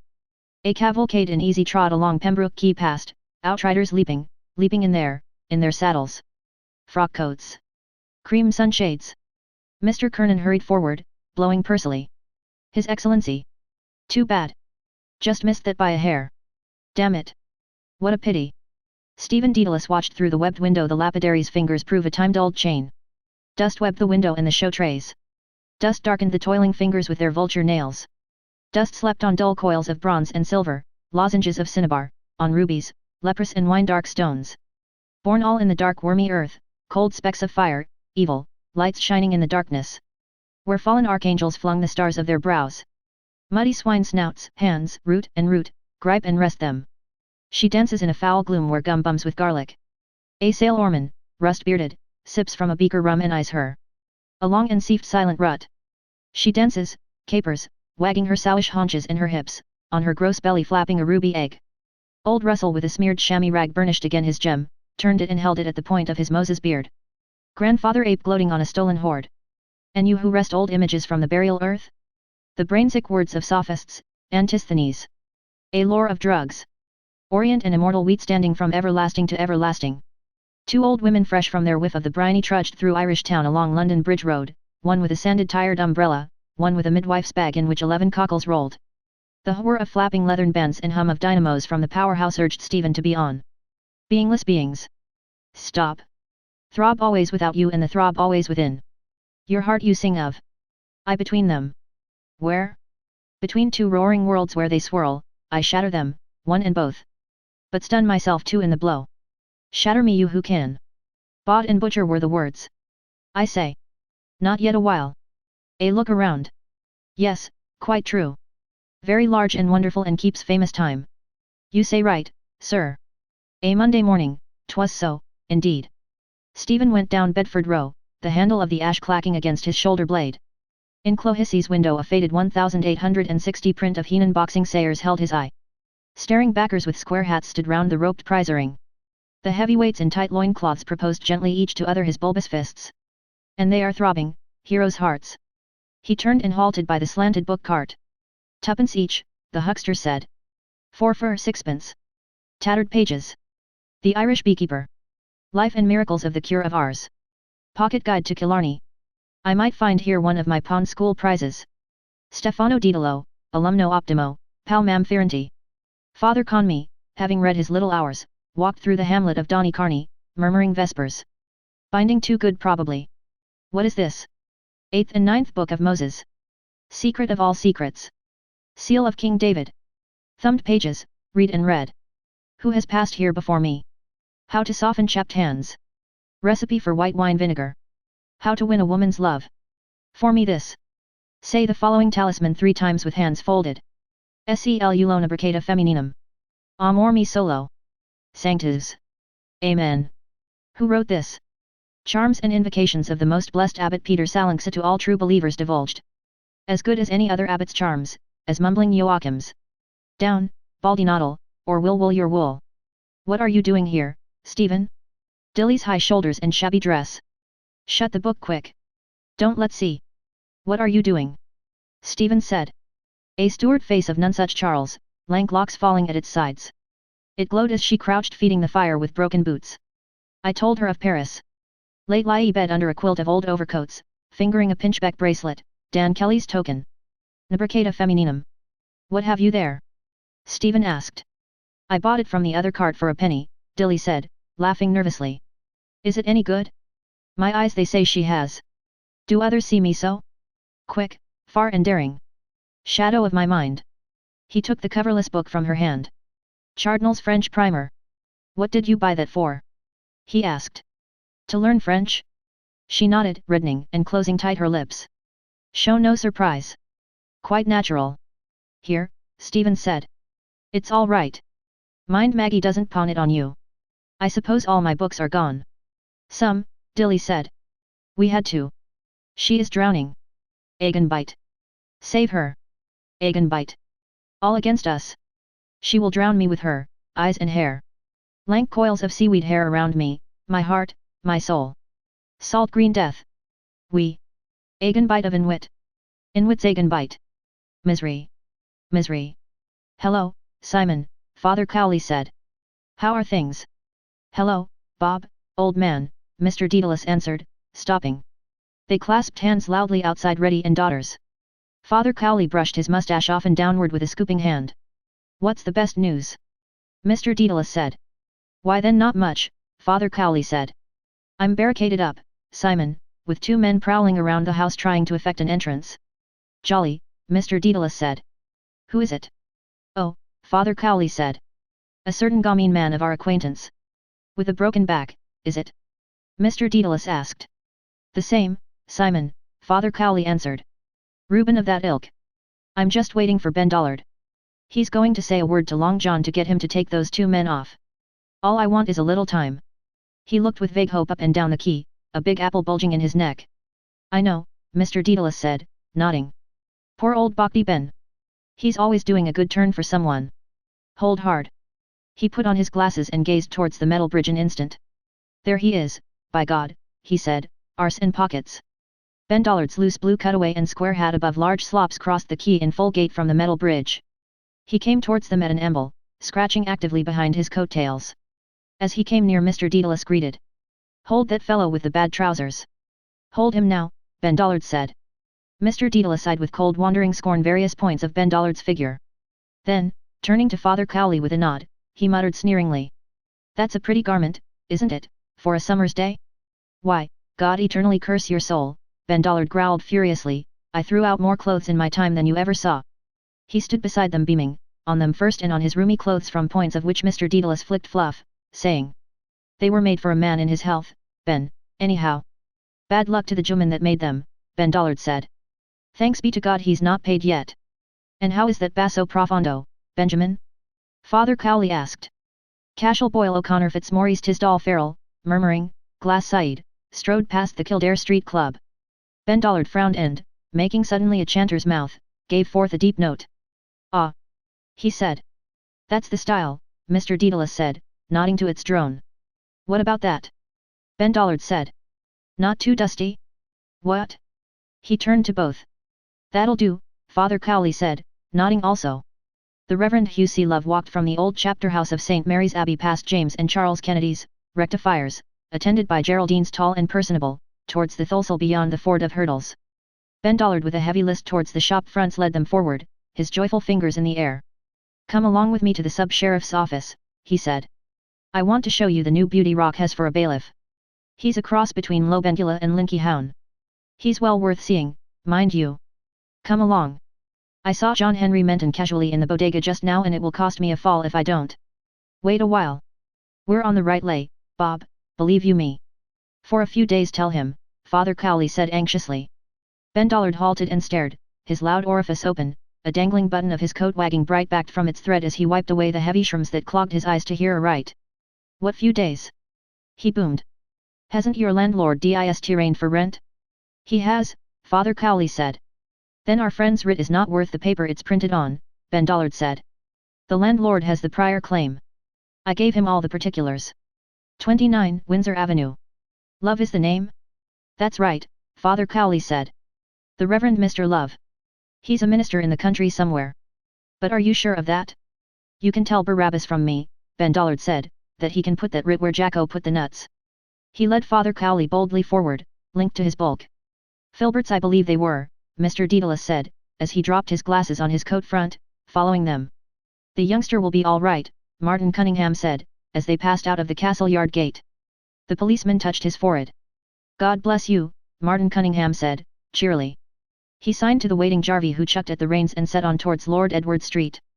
Bronze by gold, Miss Kennedy's head by Miss Douce's head, appeared above the cross-blind of the Ormond Hotel.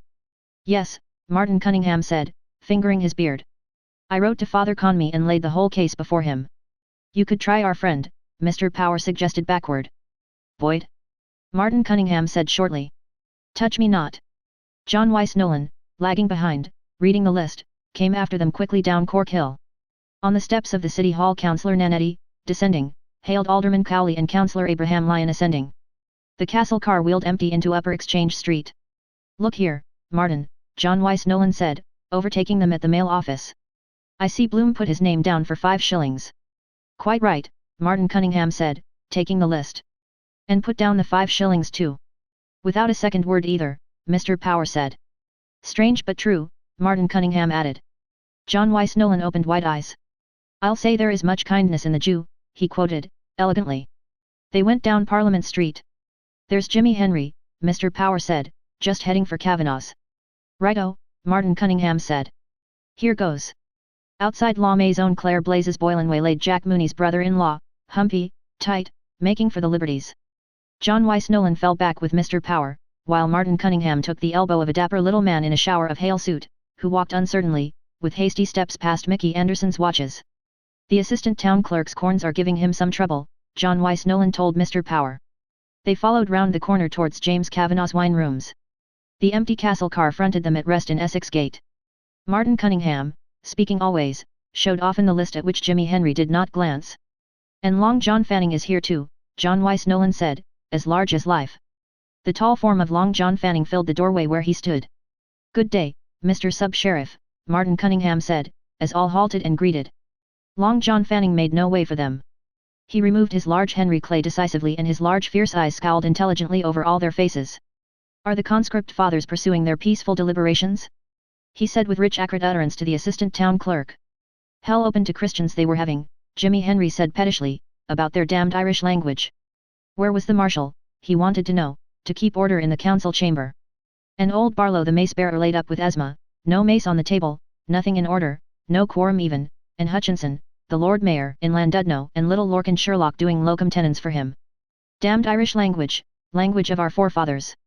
Long John Fanning blew a plume of smoke from his lips.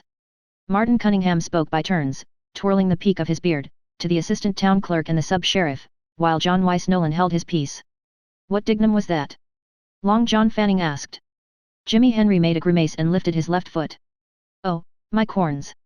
He said plaintively. Come upstairs for goodness sake till I sit down somewhere. Oh. Mind. Testily he made room for himself beside Long John Fanning's flank and passed in and up the stairs. Come on up, Martin Cunningham said to the sub-sheriff. I don't think you knew him, or perhaps you did, though. With John Wyse Nolan Mr. Power followed them in. Decent little soul he was, Mr. Power said to the stalwart back of Long John Fanning ascending towards Long John Fanning in the mirror. Rather low-sized. Dignum of Menton's office that was, Martin Cunningham said. Long John Fanning could not remember him. Clatter of horse hoofs sounded from the air. What's that?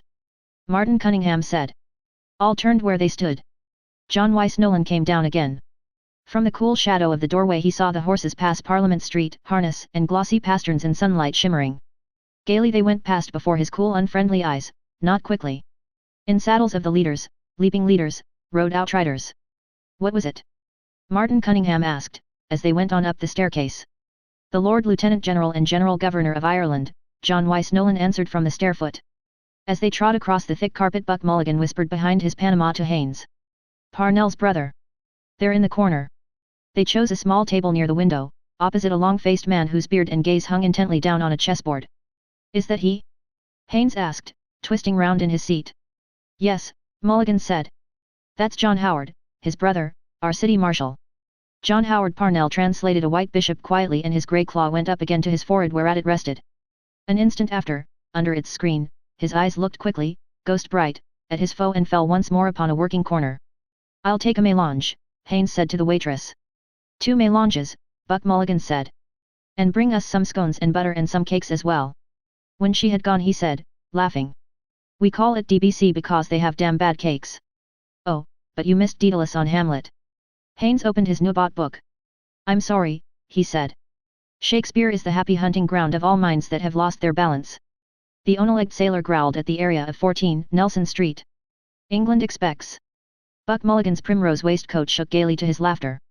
You should see him, he said, when his body loses its balance. Wandering Angus I call him.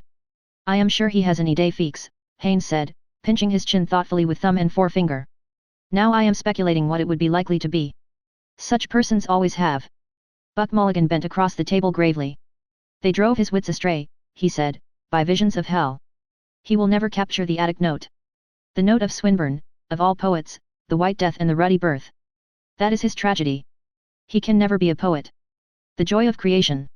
Eternal punishment, Haines said, nodding curtly. I see. I tackled him this morning on belief. There was something on his mind, I saw. It's rather interesting because Professor Picorni of Vienna makes an interesting point out of that. Buck Mulligan's watchful eyes saw the waitress come. He helped her to unload her tray. He can find no trace of hell in ancient Irish myth, Haines said, amid the cheerful cups. The moral idea seems lacking, the sense of destiny, of retribution. Rather strange he should have just that fixed idea. Does he write anything for your movement? He sank 2 lumps of sugar deftly longwise through the whipped cream. Buck Mulligan slit a steaming scone in 2 and plastered butter over its smoking pith. He bit off a soft piece hungrily. 10 years, he said, chewing and laughing. He is going to write something in 10 years. Seems a long way off, Haines said, thoughtfully lifting his spoon. Still, I shouldn't wonder if he did after all. He tasted a spoonful from the creamy cone of his cup. This is real Irish cream, I take it, he said with forbearance. I don't want to be imposed on. Elijah, skiff, light crumpled throwaway, sailed eastward by flanks of ships and trawlers, amid an archipelago of corks, beyond New Wapping Street past Benson's Ferry, and by the 3-masted schooner Rosevian from Bridgewater with bricks. Almidano Artifoni walked past Hollis Street, past Sewell's Yard. Behind him Cashel Boyle O'Connor Fitzmaurice Tisdall Farrell, with stick umbrellagist coat dangling, shunned the lamp before Mr. Law Smith's house and, crossing, walked along Marion Square. Distantly behind him a blind stripling tapped his way by the wall of College Park. Cashel Boyle O'Connor Fitzmaurice Tisdall Farrell walked as far as Mr. Lewis Verner's cheerful windows, then turned and strode back along Marion Square, his stick umbrellagist coat dangling. At the corner of Wild's house he halted, frowned at Elijah's name announced on the Metropolitan Hall, frowned at the distant pleasance of Duke's Lawn. His eyeglass flashed frowning in the sun. With rat's teeth bared he muttered. Coactus volui. He strode on for Clare Street, grinding his fierce word. As he strode past Mr. Bloom's dental windows the sway of his dust coat brushed rudely from its angle a slender tapping cane and swept onwards, having buffeted a thewless body. The blind stripling turned his sickly face after the striding form. God's curse on you, he said sourly, whoever you are. You're blinder nor I am, you bitch's bastard. Opposite Ruggie O'Donoghue's master Patrick Aloysius Dignam, pawing the £1.50 of Mangans, late Farrenbach's, pork steaks he had been sent for, went along warm Wicklow Street dawdling. It was too blooming dull sitting in the parlour with MRS Store and MRS Quigley and MRS McDowell and the blind down and they all at their sniffles and sipping sups of the superior tawny sherry Uncle Barney brought from Tunney's. And they eating crumbs of the cottage fruitcake, jawing the whole blooming time and sighing. After Wicklow Lane the window of Madame Doyle, court dress milliner, stopped him. He stood looking in at the 2 puckers stripped to their pelts and putting up their props. From the side mirrors 2 morning masters Dignam gaped silently. Milorkia, Dublin's pet lamb, will meet Sergeant Major Bennett, the Portobello bruiser, for a purse of 50 sovereigns. Gob, that'd be a good pucking match to see. Milorkia, that's the chap sparring out to him with the green sash. 2-bar entrance, soldiers half price. I could easy do a bunk on Ma. Master Dignam on his left turned as he turned. That's me in mourning. When is it? May the 22nd. Sure, the blooming thing is all over. He turned to the right and on his right Master Dignam turned, his cap awry, his collar sticking up. Buttoning it down, his chin lifted, he saw the image of Marie Kendall, charming soubrette, beside the 2 puckers. One of them mows that doobie in the packets of fag store smokes that his old fellow welted hell out of him for one time he found out. Master Dignam got his collar down and dawdled on. The best pucker going for strength was Fitzsimmons. 1 puck in the wind from that fellow would knock you into the middle of next week, man. But the best pucker for science was Jem Corbett before Fitzsimmons knocked the stuffings out of him, dodging and all.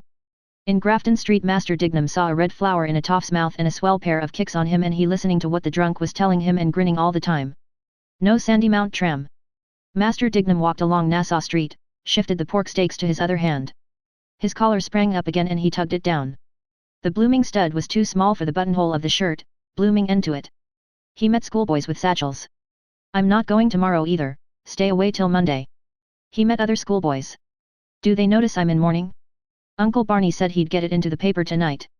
Then they'll all see it in the paper and read my name printed and Pa's name. His face got all grey instead of being red like it was and there was a fly walking over it up to his eye. The scrunch that was when they were screwing the screws into the coffin, and the bumps when they were bringing it downstairs. Pa was inside it and Ma crying in the parlor and Uncle Barney telling the men how to get it round the bend. A big coffin it was, and high and heavy looking. How was that? The last night Pa was boozed he was standing on the landing there bawling out for his boots to go out to Tunny's for to booze more and he looked buddy and short in his shirt. Never see him again. Death, that is. Pa is dead. My father is dead. He told me to be a good son to Ma. I couldn't hear the other things he said but I saw his tongue and his teeth trying to say it better. Poor Pa. That was Mr. Dignam, my father. I hope he's in purgatory now because he went to confession to Father Conroy on Saturday night. William Humble, Earl of Dudley, and Lady Dudley, accompanied by Lieutenant Colonel Heseltine, drove out after luncheon from the Viceregal Lodge. In the following carriage were the Honourable M.R.S. Paget, Miss de Courcy and the Honourable Gerald Ward A.D.C. in attendance. The cavalcade passed out by the lower gate of Phoenix Park saluted by obsequious policemen and proceeded past Kingsbridge along the northern quays. The Viceroy was most cordially greeted on his way through the metropolis. At Bloody Bridge Mr. Thomas Kernan beyond the river greeted him vainly from afar. Between Queen's and Whitworth Bridges Lord Dudley's viceregal carriages passed and were unsaluted by Mr. Dudley White, B.L., M.A., who stood on Arran Quay outside M.R.S. M.E. White's, the pawnbrokers, at the corner of Arran Street West stroking his nose with his forefinger, undecided whether he should arrive at Phipsborough more quickly by a triple change of tram or by hailing a car or on foot through Smithfield, Constitution Hill and Broadstone Terminus. In the porch of Four Courts Richie Golding with the cost bag of Golding, Collis and Ward saw him with surprise. Past Richmond Bridge at the doorstep of the office of Reuben J. Dodd, solicitor, agent for the Patriotic Insurance Company, an elderly female about to enter changed her plan and retracing her steps by King's windows smiled credulously on the representative of His Majesty. From its sluice and wood quay wall under Tom Devon's office Pottle River hung out in fealty a tongue of liquid sewage. Above the cross blind of the Ormond Hotel, gold by bronze, Miss Kennedy's head by Miss Douce's head watched and admired. On Ormond Quay Mr. Simon Dedalus, steering his way from the greenhouse for the sub-sheriff's office, stood still in mid-street and brought his hat low. His Excellency graciously returned Mr. Dedalus' greeting. From Cahill's corner the Reverend Hugh C. Love, M.A., made obeisance unperceived, mindful of Lords Deputies whose hands benignant had held of your rich advousans. On Grattan Bridge Lenehan and M. Coy, taking leave of each other, watched the carriages go by. Passing by Roger Green's office and Dollard's big red printing house Gertie McDowell, carrying the Catesby's cork lino letters for her father who was laid up, knew by the style it was the Lord and Lady Lieutenant but she couldn't see what her Excellency had on because the Tram and Springs big yellow furniture van had to stop in front of her on account of its being the Lord Lieutenant. Beyond Lundy Foots from the shaded door of Kavanagh's wine rooms John Wyse Nolan smiled with unseen coldness towards the Lord Lieutenant General and General Governor of Ireland. The Right Honourable William Humble, Earl of Dudley, GCVO, passed Mickey Anderson's all-times ticking watches and Henry and James's wax smart sweet fresh-cheeked models, the gentleman Henry, Dernier Cri James. Over against Dame Gate Tom Rockford and Nosey Flynn watched the approach of the cavalcade. Tom Rockford, seeing the eyes of Lady Dudley fixed on him, took his thumbs quickly out of the pockets of his claret waistcoat and doffed his cap to her. A charming soubrette, great Marie Kendall, with dauby cheeks and lifted skirt smiled daubily from her poster upon William Humble, Earl of Dudley, and upon Lieutenant Colonel H.G. Heseltine, and also upon the Honourable Gerald Ward A.D.C. From the window of the D.B.C. Buck Mulligan gaily, and Haynes gravely, gazed down on the viceregal equipage over the shoulders of eager guests, whose massive forms darkened the chessboard whereon John Howard Parnell looked intently. In Fownes's Street Dilly Daedalus, straining her sight upward from Chardinal's first French primer, saw sunshades spent and wheel spokes spinning in the glare. John Henry Menton, filling the doorway of commercial buildings, stared from wine-big oyster eyes, holding a fat gold hunter watch not looked at in his fat left hand not feeling it. Where the foreleg of King Billy's horse pawed the air, MRS Breen plucked her hastening husband back from under the hoofs of the outriders. She shouted in his ear the tidings. Understanding, he shifted his tomes to his left breast and saluted the second carriage. The Honourable Gerald Ward ADC, agreeably surprised, made haste to reply. At Ponsonby's corner a jaded white flagon H halted and 4 tall-hatted white flagons halted behind him, E.L.Ys, while outriders pranced past in carriages. Opposite Pigot's music warerooms Mr. Dennis J. Magini, professor of dancing and C, gaily apparelled, gravely walked, outpost by a viceroy and unobserved. By the provost's wall came jauntily Blazes Boylan, stepping in tan shoes and socks with sky-blue clocks to the refrain of My Girl's a Yorkshire Girl.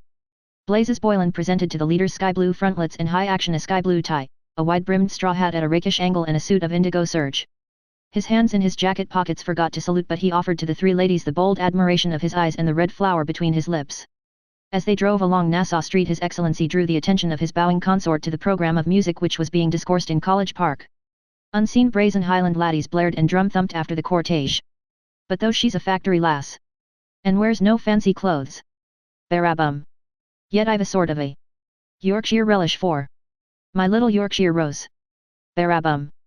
Thither of the wall the quarter-meal flat handicappers, M.C. Green, H. Trift, T.M. Patey, C. Scaife, J.B. Jeffs, G.N. Morphy, F. Stevenson, C. Adderley and W.C. Huggard, started in pursuit. Striding past Finn's Hotel Cashel Boyle O'Connor Fitzmaurice Tisdall Farrell stared through a fierce eyeglass across the carriages at the head of Mr. M. E. Solomons in the window of the Austro-Hungarian Vice-Consulate. Deep in Leinster Street by Trinity's postern a loyal king's man, Hornblower, touched his tally-ho cap. As the glossy horses pranced by Marion Square Master Patrick Aloysius Dignam, waiting, saw salutes being given to the gent with the topper and raised also his new black cap with fingers greased by pork steak paper. His collar too sprang up. The Viceroy, on his way to inaugurate the Mirus Bazaar in aid of funds for Mercer's Hospital, drove with his following towards Lower Mount Street. He passed a blind stripling opposite Broadbent's. In Lower Mount Street a pedestrian in a brown mackintosh, eating dry bread, passed swiftly and unscathed across the Viceroy's path. At the Royal Canal Bridge, from his hoarding, Mr. Eugene Stratton, his blub lips agrin, bade all comers welcome to Pembroke Township. At Haddington Road corner 2 sanded women halted themselves, an umbrella and a bag in which 11 cockles rolled to view with wonder the Lord Mayor and Lady Mayoress without his golden chain. On Northumberland and Lansdowne roads His Excellency acknowledged punctually salutes from rare male walkers, the salute of 2 small schoolboys at the garden gate of the house said to have been admired by the late Queen when visiting the Irish capital with her husband, the Prince Consort, in 1849 and the salute of Almidano Artifoni's sturdy trousers swallowed by a closing door. Chapter 11. Bronze by gold heard the hoof irons, steely ringing. Impertinent THN. Chips, picking chips off rocky thumbnail, chips. Horrid. And gold flushed more. A husky 5-note blue. Blue. Blue bloom is on the gold pinnacled hair. A jumping rose on satiny breast of satin, rose of castile. Trilling, trilling, idle oars. Peep. Who's in the peep off gold? Tink cried to Bronze in pity. And a call, pure, long and throbbing. Long Indian call. Decoy. Soft word. But look, the bright stars fade.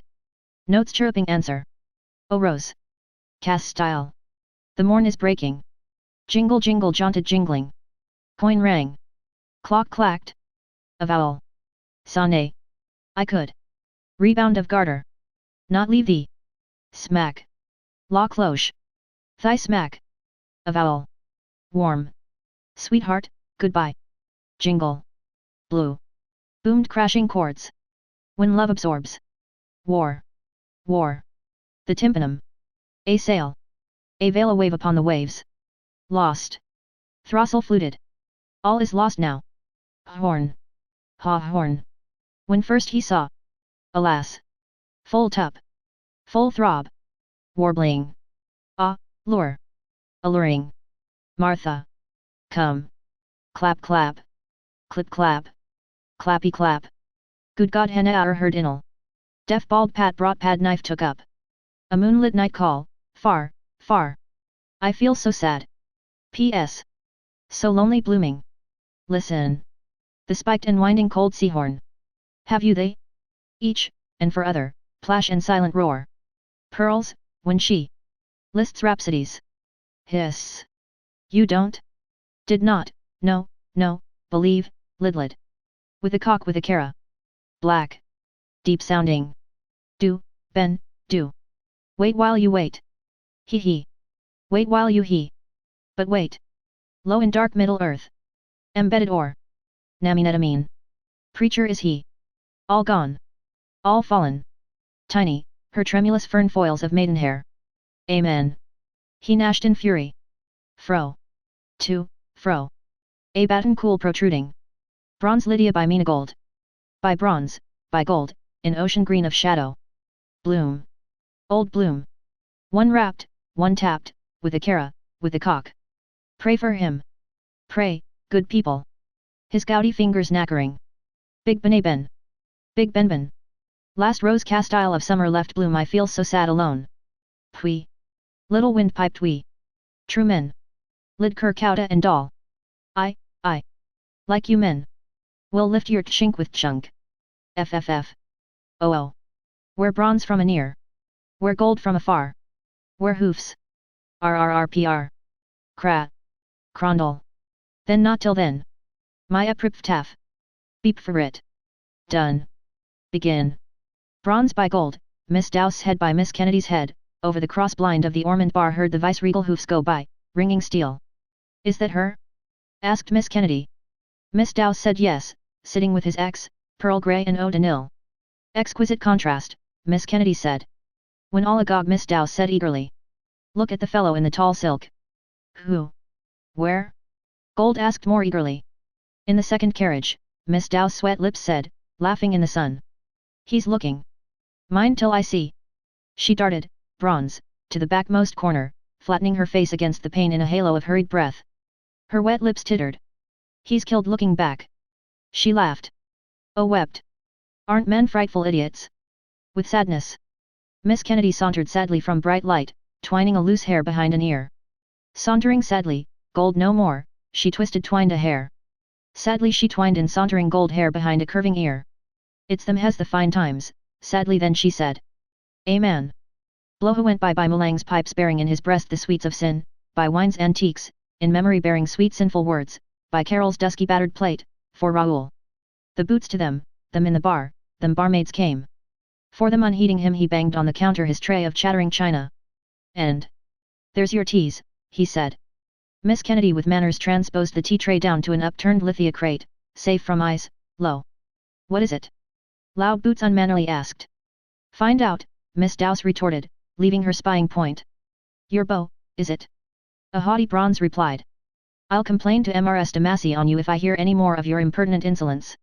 Impertinent thn, Boots' snout sniffed rudely, as he retreated as she threatened as he had come. Bloom. On her flower frowning Miss Douse said. Most aggravating that young brat is. If he doesn't conduct himself I'll wring his ear for him a yard long.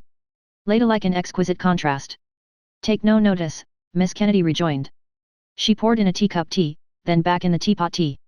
They cowered under their reef of counter, waiting on footstools, crates upturned, waiting for their teas to draw. They pawed their blouses, both of black satin, 2 and 9 a yard, waiting for their teas to draw, and 2 and 7. Yes, bronze from anear, by gold from afar, heard steel from anear, hoofs ring from afar, and heard steel hoofs ring hoof ring steel. Am I awfully sunburnt? Miss Bronze unbloused her neck. No, said Miss Kennedy. It gets brown after. Did you try the borax with the cherry laurel water? Miss Douse half stood to see her skin askance in the barmera gilded lettered warehawk and claret glasses shimmered and in their midst a shell. And leave it to my hands, she said. Try it with the glycerin, Miss Kennedy advised. Bidding her neck and hands adieu Miss Douse. Those things only bring out a rash, replied, receded. I asked that old fogey in Boyd's for something for my skin. Miss Kennedy, pouring now a full-drawn tea, grimaced and prayed. Oh, don't remind me of him for mercy's sake. But wait till I tell you, Miss Douse entreated. Sweet tea Miss Kennedy having poured with milk plugged both 2 ears with little fingers. No, don't, she cried. I won't listen, she cried. But Bloom? Miss Douse grunted in snuffy fogey's tone. For your what? Says he. Miss Kennedy unplugged her ears to hear, to speak, but said, but prayed again. Don't let me think of him or I'll expire. The hideous old wretch. That night in the Antient concert rooms. She sipped distastefully her brew, hot tea, a sip, sipped, sweet tea. Here he was, Miss Dow said, cocking her bronze head 3/4, ruffling her nose wings. Hufa! Hufa! Shrill shriek of laughter sprang from Miss Kennedy's throat. Miss Dowse huffed and snorted down her nostrils that quivered impertinent like a snout in quest. Oh! Shrieking, Miss Kennedy cried. Will you ever forget his goggle eye? Miss Dowse chimed in deep bronze laughter, shouting. And your other eye? Blue's dark eye read Aaron Figutner's name. Why do I always think Figutner? Gathering figs, I think. And Prosper Laura's Huguenot name. By Bassie's blessed virgins Bloom's dark eyes went by. Blue-robed, white under, come to me. God they believe she is, or goddess. Those today. I could not see. That fellow spoke. A student. After with Daedalus' son. He might be Mulligan. All comely virgins. That brings those rakes of fellows in, her white. By went his eyes. The sweets of sin. Sweet are the sweets. Of sin. In a giggling peal young gold bronze voices blended, Douse with Kennedy your other eye. They threw young heads back, bronze giggle gold, to let free flee their laughter, screaming, your other, signals to each other, high piercing notes. Ah, panting, sighing, ah, fordone, their mirth died down. Miss Kennedy lipped her cup again, raised, drank a sip and giggled. Miss Douse, bending over the tea tray, ruffled again her nose and rolled droll fattened eyes. Again Kenny giggles, stooping, her fair pinnacles of hair, stooping, her tortoise nape comb showed, spluttered out of her mouth her tea, choking in tea and laughter, coughing with choking, crying. Oh greasy eyes! Imagine being married to a man like that! She cried. With his bit of beard. Douse gave full vent to a splendid yell, a full yell of full woman, delight, joy, indignation. Married to the greasy nose! She yelled. Shrill, with deep laughter, after, gold after bronze, they urged each to peal after peal, ringing in changes, bronze eagled, gold bronze, shrill deep, to laughter after laughter. And then laughed more. Greasy eye nose. Exhausted, breathless, their shaken heads they laid, braided and pinnacled by glossy combed, against the counter ledge. All flushed, oh, panting, sweating, oh, all breathless. Married to Bloom, to Greasa Bloom. Oh saints above! Miss Dow said, sighed above her jumping rose. I wished I hadn't laughed so much. I feel all wet. Oh, Miss Dowse. Miss Kennedy protested. You horrid thing. And flushed yet more, you horrid, more goldenly. By Cantwell's offices roved Greasa Bloom, by Seppi's virgins, bright of their oils. Nanetti's father hawked those things about, wheedling at doors as irreligion pays. Must see him for that par. Eat first. I want. Not yet. At 4, she said. Time ever passing. Clock hands turning. On. Where eat? The Clarence, Dolphin. On. For Raoul. Eat. If I net 5 guineas with those ads. The violet silk petticoats. Not yet. The sweets of sin. Flushed less, still less, goldenly paled. Into their bar strolled Mr. Daedalus. Chips, picking chips off one of his rocky thumb-nails. Chips. He strolled. Oh, welcome back, Miss Douse. He held her hand. Enjoyed her holidays? Tip-top. He hoped she had nice weather in Rostraver. Gorgeous, she said. Look at the holy show I am. Lying out on the strand all day. Bronze whiteness. That was exceedingly naughty of you, Mr. Daedalus told her and pressed her hand indulgently. Tempting poor simple males. Miss Douse of Satin doused her arm away. Oh go away. She said. You're very simple, I don't think. He was. Well now I am, he mused. I looked so simple in the cradle they christened me Simple Simon. You must have been a doty, Miss Douse made answer. And what did the doctor order today? Well now, he mused, whatever you say yourself. I think I'll trouble you for some fresh water and a half glass of whiskey. Jingle. With the greatest alacrity, Miss Douse agreed. With grace of alacrity towards the mirror gilt Cantrell and Cochrane's she turned herself. With grace she tapped a measure of gold whiskey from her crystal keg. Forth from the skirt of his coat Mr. Daedalus brought pouch and pipe. Alacrity she served. He blew through the flue 2 husky 5 notes. By Jove, he mused, I often wanted to see the Mourne Mountains. Must be a great tonic in the air down there. But a long threatening comes at last, they say. Yes. Yes. Yes. He fingered shreds of hair, her maidenhair, her mermaids, into the bowl. Chips. Shreds. Musing. Mute. None not said nothing. Yes.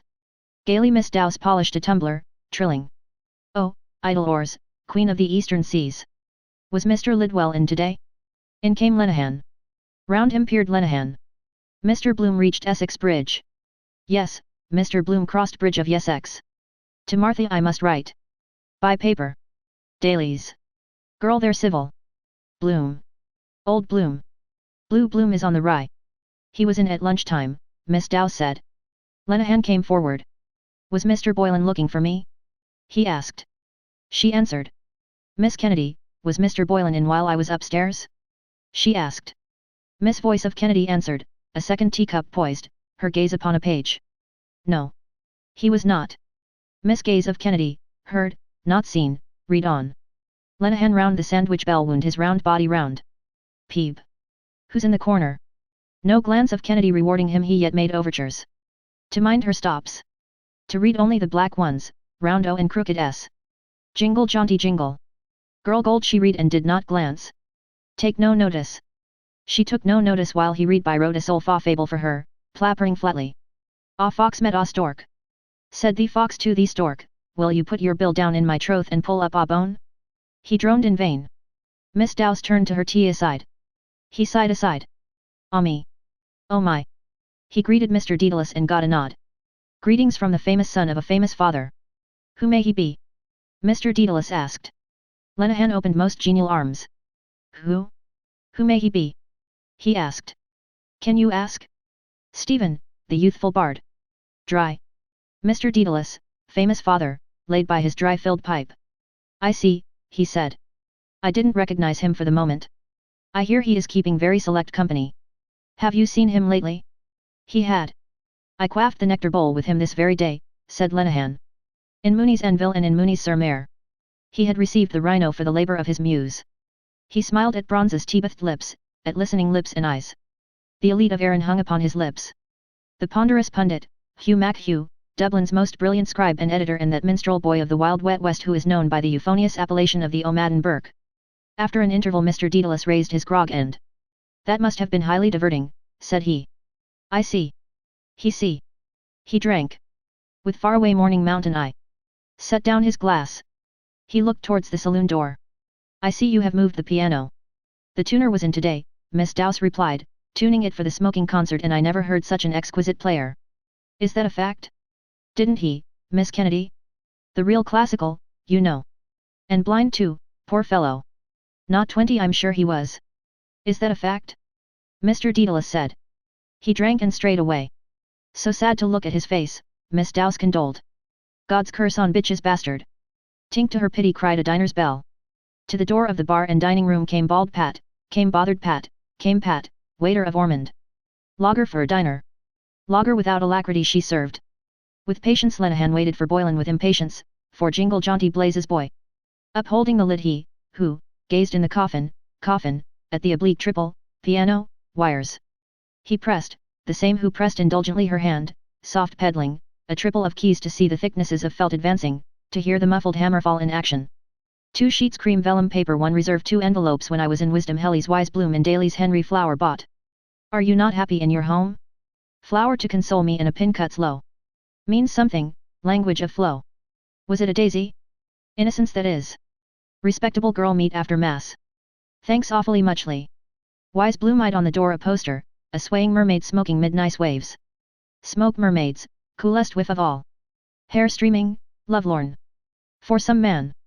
For Raoul. He eyed and saw afar on Essex Bridge a gay hat riding on a jaunting car. It is. Again. 3rd time. Coincidence. Jingling on supple rubbers it jaunted from the bridge to Ormond Quay. Follow. Risk it. Go quick. At 4. Near now. Out. 2pence, sir, the shop girl dared to say.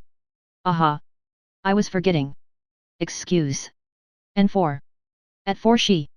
Winsomely she on blew him whom smiled. Blues me key go. Turnuan. Think you're the only pebble on the beach? Does that to all.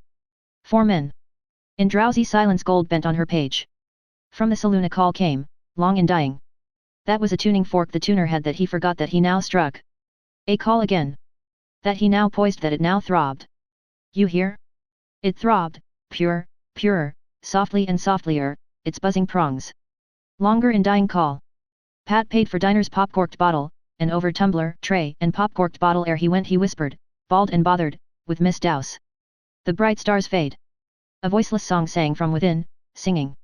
The morn is breaking. A dueton of bird notes chirped bright treble answer under sensitive hands.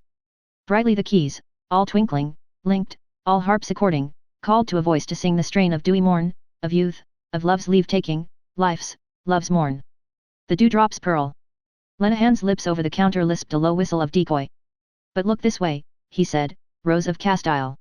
Jingle jaunted by the curb and stopped. She rose and closed her reading. Rose of Castile, fretted, forlorn, dreamily rose. Did she fall or was she pushed? He asked her. She answered, slighting. Ask no questions and you'll hear no lies. Like lady, ladylike. Blazes Boylan's smart tan shoes creaked on the bar floor where he strode. Yes, gold from a nearby, bronze from afar. Lenehan heard and knew and hailed him. See, the conquering hero comes. Between the car and window, warily walking, went Bloom, unconquered hero. See me he might. The seat he sat on, warm. Black wary Hecate walked towards Richie Golding's legal bag, lifted aloft, saluting. And I from thee. I heard you were round, said Blazes Boylan. He touched to fair Miss Kennedy a rim of his slanted straw. She smiled on him. But Sister Bronze outsmiled her, preening for him her richer hair, a bosom, and a rose. Smart Boylan bespoke potions. What's your cry? Glass of bitter? Glass of bitter, please, and a sloe gin for me. Wire in yet? Not yet. At 4 she. Who said 4? Cowley's red lugs and bulging apple in the door of the sheriff's office. Avoid. Golding a chance. What is he doing in the Ormond? Car waiting. Wait. Hello. Where off to? Something to eat? I too was just. In here. What, Ormond? Best value in Dublin. Is that so? Dining room. Sit tight there. See, not be seen. I think I'll join you. Come on. Richie led on. Bloom followed bag. Dinner fit for a prince. Miss Dowse reached high to take a flagon, stretching her satin arm, her bust, that all but burst, so high. Oh. Oh. Jerked Lenehan, gasping at each stretch. Oh. But easily she seized her prey and let it low in triumph. Why don't you grow? Asked Blazes Boylan. Chevrons, dealing from her a bleak jar thick syrupy liquor for his lips, looked as it flowed, flour in his coat, who gave him, and syruped with her voice. Fine goods in small parcels. That is to say she. Neatly she poured slow syrupy slow. Here's fortune, Blazes said. He pitched a broad coin down. Coin rang. Hold on, said Lenehan, till I. Fortune, he wished, lifting his bubbled ale. Sceptre will win in a canter, he said. I plunged a bit, said Boylan winking and drinking. Not on my own, you know. Fancy of a friend of mine. Lenehan still drank and grinned at his tilted ale and at Miss Dowse's lips that all but hummed, not shut, the ocean song her lips had trilled. Idle oars.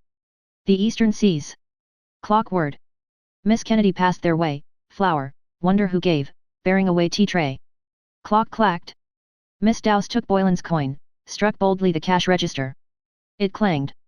Clock clacked. Fair one of Egypt teased and sorted in the till and hummed and handed coins and change. Look to the west. A clack. For me. What time is that? Asked Blazes Boylan. 4 o'clock. Lenehan, small eyes a hunger on her humming, bust a humming, tugged Blazes Boylan's elbow sleeve. Let's hear the time, he said. The bag of Golding, Collis, Ward led Bloom by Rybloom flowered tables. Aimless he chose with agitated aim, bald Pat attending, a table near the door. Be near. At 4. Has he forgotten? Perhaps a trick. Not come, whet appetite. I couldn't do. Wait, wait. Pat, waiter, waited. Sparkling bronze azure-eyed Blazur's sky blue bow and eyes. Go on, pressed Lenehan. There's no one. He never heard. To Flora's lips did high. High, a high note pealed in the treble clear. Bronze Dowse communing with her rose that sank and rose sought Blazes Boylan's flower and eyes. Please, please. He pleaded over returning phrases of avowal. I could not leave thee. After wits, Miss Dowse promised coyly. No, now, urged Lenehan. Sonne la cloche. Oh do. There's no one. She looked. Quick. Miss Ken out of earshot. Sudden bent. Two kindling faces watched her bend. Quavering the cord straight from the air, found it again, lost cord, and lost and found it, faltering. Go on. Do. Sane. Bending, she nipped a peak of skirt above her knee. Delayed. Taunted them still, bending, suspending, with willful eyes. Sane. Smack. She set free sudden in rebound her nipped elastic garter smack warm against her smackable a woman's warm hosed thigh. La cloche. Cried gleeful Lenehan. Trained by owner. No sawdust there. She smiled smirked supercilious, wept, aren't men, but, light ward gliding, mild she smiled on Boylan. You're the essence of vulgarity, she in gliding said. Boylan, I'd. Tossed to fat lips his chalice, drank off his chalice tiny, sucking the last fat violet syrupy drops. His spellbound eyes went after her gliding head as it went down the bar by mirrors, gilded arch for ginger ale, hock and claret glasses shimmering, a spiky shell, where it concerted, mirrored, bronze with sunnier bronze. Yes, bronze from a nearby.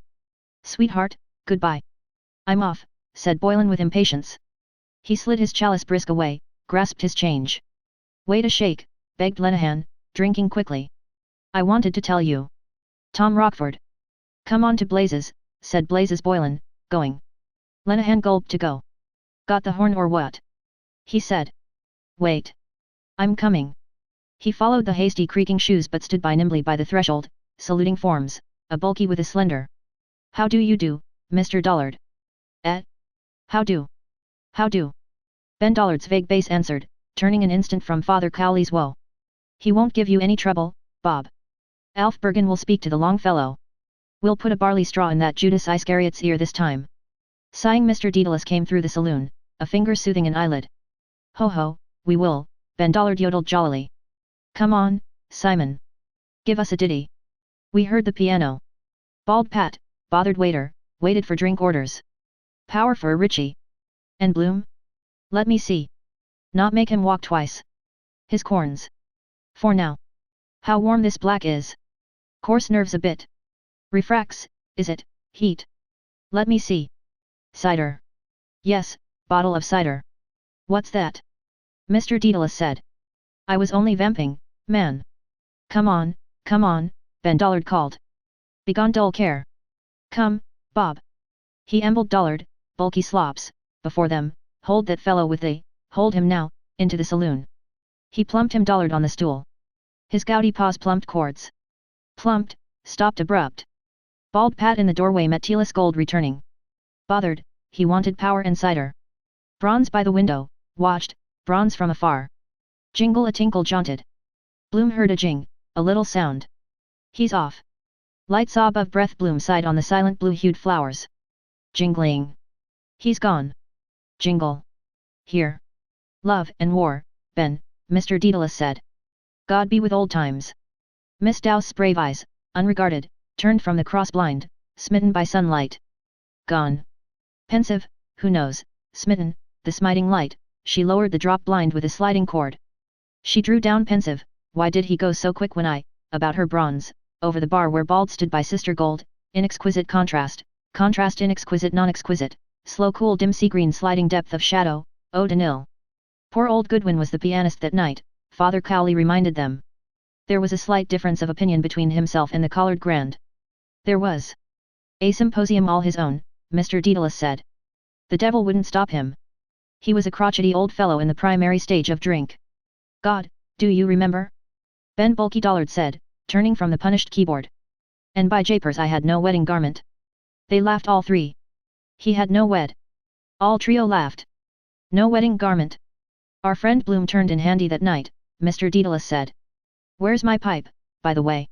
He wandered back to the bar to the lost cord pipe. Bald Pat carried 2 diners' drinks, Richie and Poldy. And Father Cowley laughed again. I saved the situation, Ben, I think. You did, averred Ben Dollard. I remember those tight trousers too. That was a brilliant idea, Bob. Father Cowley blushed to his brilliant purple lobes. He saved the situa. Tight true. Brilliant idea. I knew he was on the rocks, he said. The wife was playing the piano in the Coffee Palace on Saturdays for a very trifling consideration, and who was it gave me the wheeze she was doing the other business? Do you remember? We had to search all Hollis Street to find them till the chap in Kia's gave us the number. Remember? Ben remembered, his broad visage wondering. By God, she had some luxurious opera cloaks and things there. Mr. Daedalus wandered back, pipe in hand. Marion Square style. Ball dresses, by God, and court dresses. He wouldn't take any money either. What? Any god's quantity of cocked hats and boleros and trunk hose. What? I, Mr. Daedalus nodded. Mrs. Marion Bloom has left off clothes of all descriptions. Jingle jaunted down the quays. Blazes sprawled on bounding tires. Liver and bacon. Steak and kidney pie. Right, sir. Right, Pat. Mrs. Marion. Met him pike hoses. Smell of burn. Of Paul de Kock. Nice name he. What's this her name was? A buxom lassie. Marion. Tweedy. Yes. Is she alive? And kicking. She was a daughter of. Daughter of the regiment. Yes, begad. I remember the old drum major. Mr. Daedalus struck, whizzed, lit, puffed savoury puff after. Irish? I don't know, faith. Is she, Simon? Puff after stiff, a puff, strong, savoury, crackling. Buginator muscle is. What? Bit rusty. Oh, she is. My Irish Molly, oh. He puffed a pungent plumy blast. From the Rock of Gibraltar, all the way. They pined in depth of ocean shadow, gold by the beer pole, bronze by maraschino, thoughtful all too. Mina Kennedy, 4 Lismore Terrace Drumcondra with idle oars, a queen, Dolores, silent. Pat served, uncovered dishes. Leopold cut liver slices. As said before, he ate with relish the inner organs, nutty gizzards, fried cod's rose, while Richie Golding, Collis, Ward ate steak and kidney, steak then kidney, bite by bite of pie he ate, Bloom ate, they ate. Bloom with Golding, married in silence, ate. Dinners fit for princes. By bachelor's walk jog jaunty jingled Blazes Boylan, bachelor, in sun and heat, mare's glossy rump at trot, with flick of whip, on bounding tires, sprawled, warm-seated, Boylan impatience, ardent bold. Horn. Have you they? Horn. Have you they? Ha ha horn. Over their voices dollard bassooned attack, booming over bombarding chords. When love absorbs my ardent soul. Roll of Ben Solben jam enrolled to the quivery love shivery roof panes. War. War. Cried Father Cowley. You're the warrior. So I am, Ben Warrior laughed. I was thinking of your landlord. Love or money? He stopped. He wagged huge beard, huge face over his blunder huge. Sure, you'd burst the tympanum of her ear, man, Mr. Daedalus said through smoke aroma, with an organ like yours. In bearded abundant laughter Dollard shook upon the keyboard. He would. Not to mention another membrane, Father Cowley added. Half-time, Ben. Amoroso ma non troppo. Let me there. Miss Kennedy served 2 gentlemen with tankards of cool stout. She passed a remark. It was indeed, first gentleman said, beautiful weather. They drank cool stout. Did she know where the Lord Lieutenant was going? And heard steel hoofs ring hoof ring? No, she couldn't say. But it would be in the paper. Oh, she need not trouble. No trouble. She waved about her outspread independent, searching, the Lord Lieutenant, her pinnacles of hair slow moving, Lord Luton. Too much trouble, first gentleman said. Oh, not in the least. Way he looked that. Lord Lieutenant. Gold by bronze heard iron steel. My ardent soul. I care not for the morrow. In liver gravy Bloom mashed potatoes. Love and war someone is. Ben Dollard's famous. Night he ran round to us to borrow a dress suit for that concert. Trousers tight as a drum on him. Musical porkers. Molly did laugh when he went out. Threw herself back across the bed, screaming, kicking. With all his belongings on show. Oh saints above, I'm drenched. Oh, the women in the front row. Oh, I never laughed so many. Well, of course that's what gives him the bass barrel tone. For instance eunuchs. Wonder who's playing. Nice touch. Must be Cowley. Musical. Knows whatever note you play. Bad breath he has, poor chap. Stopped. Miss Dowse, engaging, Lydia Dowse, bowed to suave solicitor, George Lidwell, gentleman, entering. Good afternoon. She gave her moist, a lady's, hand to his firm clasp. Afternoon. Yes, she was back. To the old ding-dong again. Your friends are inside, Mr. Lidwell.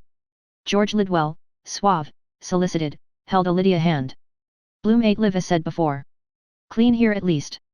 That chap in the burden, gummy with gristle. No one here, Golding and I clean tables, flowers, miters of napkins. Pat to and fro. Bald Pat. Nothing to do. Best value in dub. Piano again. Cowley it is. Way he sits into it, like one together, mutual understanding. Tiresome shapers scraping fiddles, eye on the bow end, sawing the cello, remind you of toothache.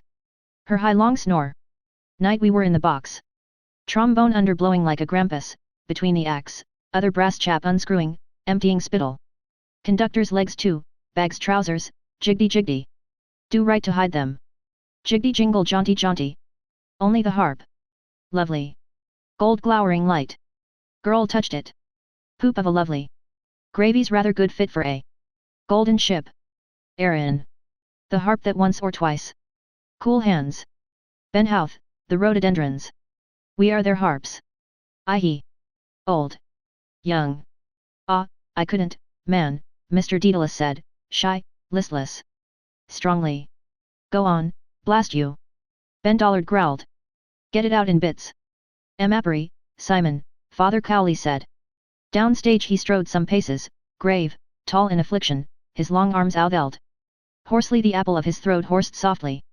Softly he sang to a dusty seascape there, a last farewell. A headland, a ship, a sail upon the billows. Farewell. A lovely girl, her veil a wave upon the headland, wind around her. Cowley sang. Amapery tut amor. Il meo's guardo l'encontre. She waved, unhearing Cowley, her veil, to one departing, dear one, to wind, love, speeding sail, return. Go on, Simon. Ah, sure, my dancing days are done, Ben. Well.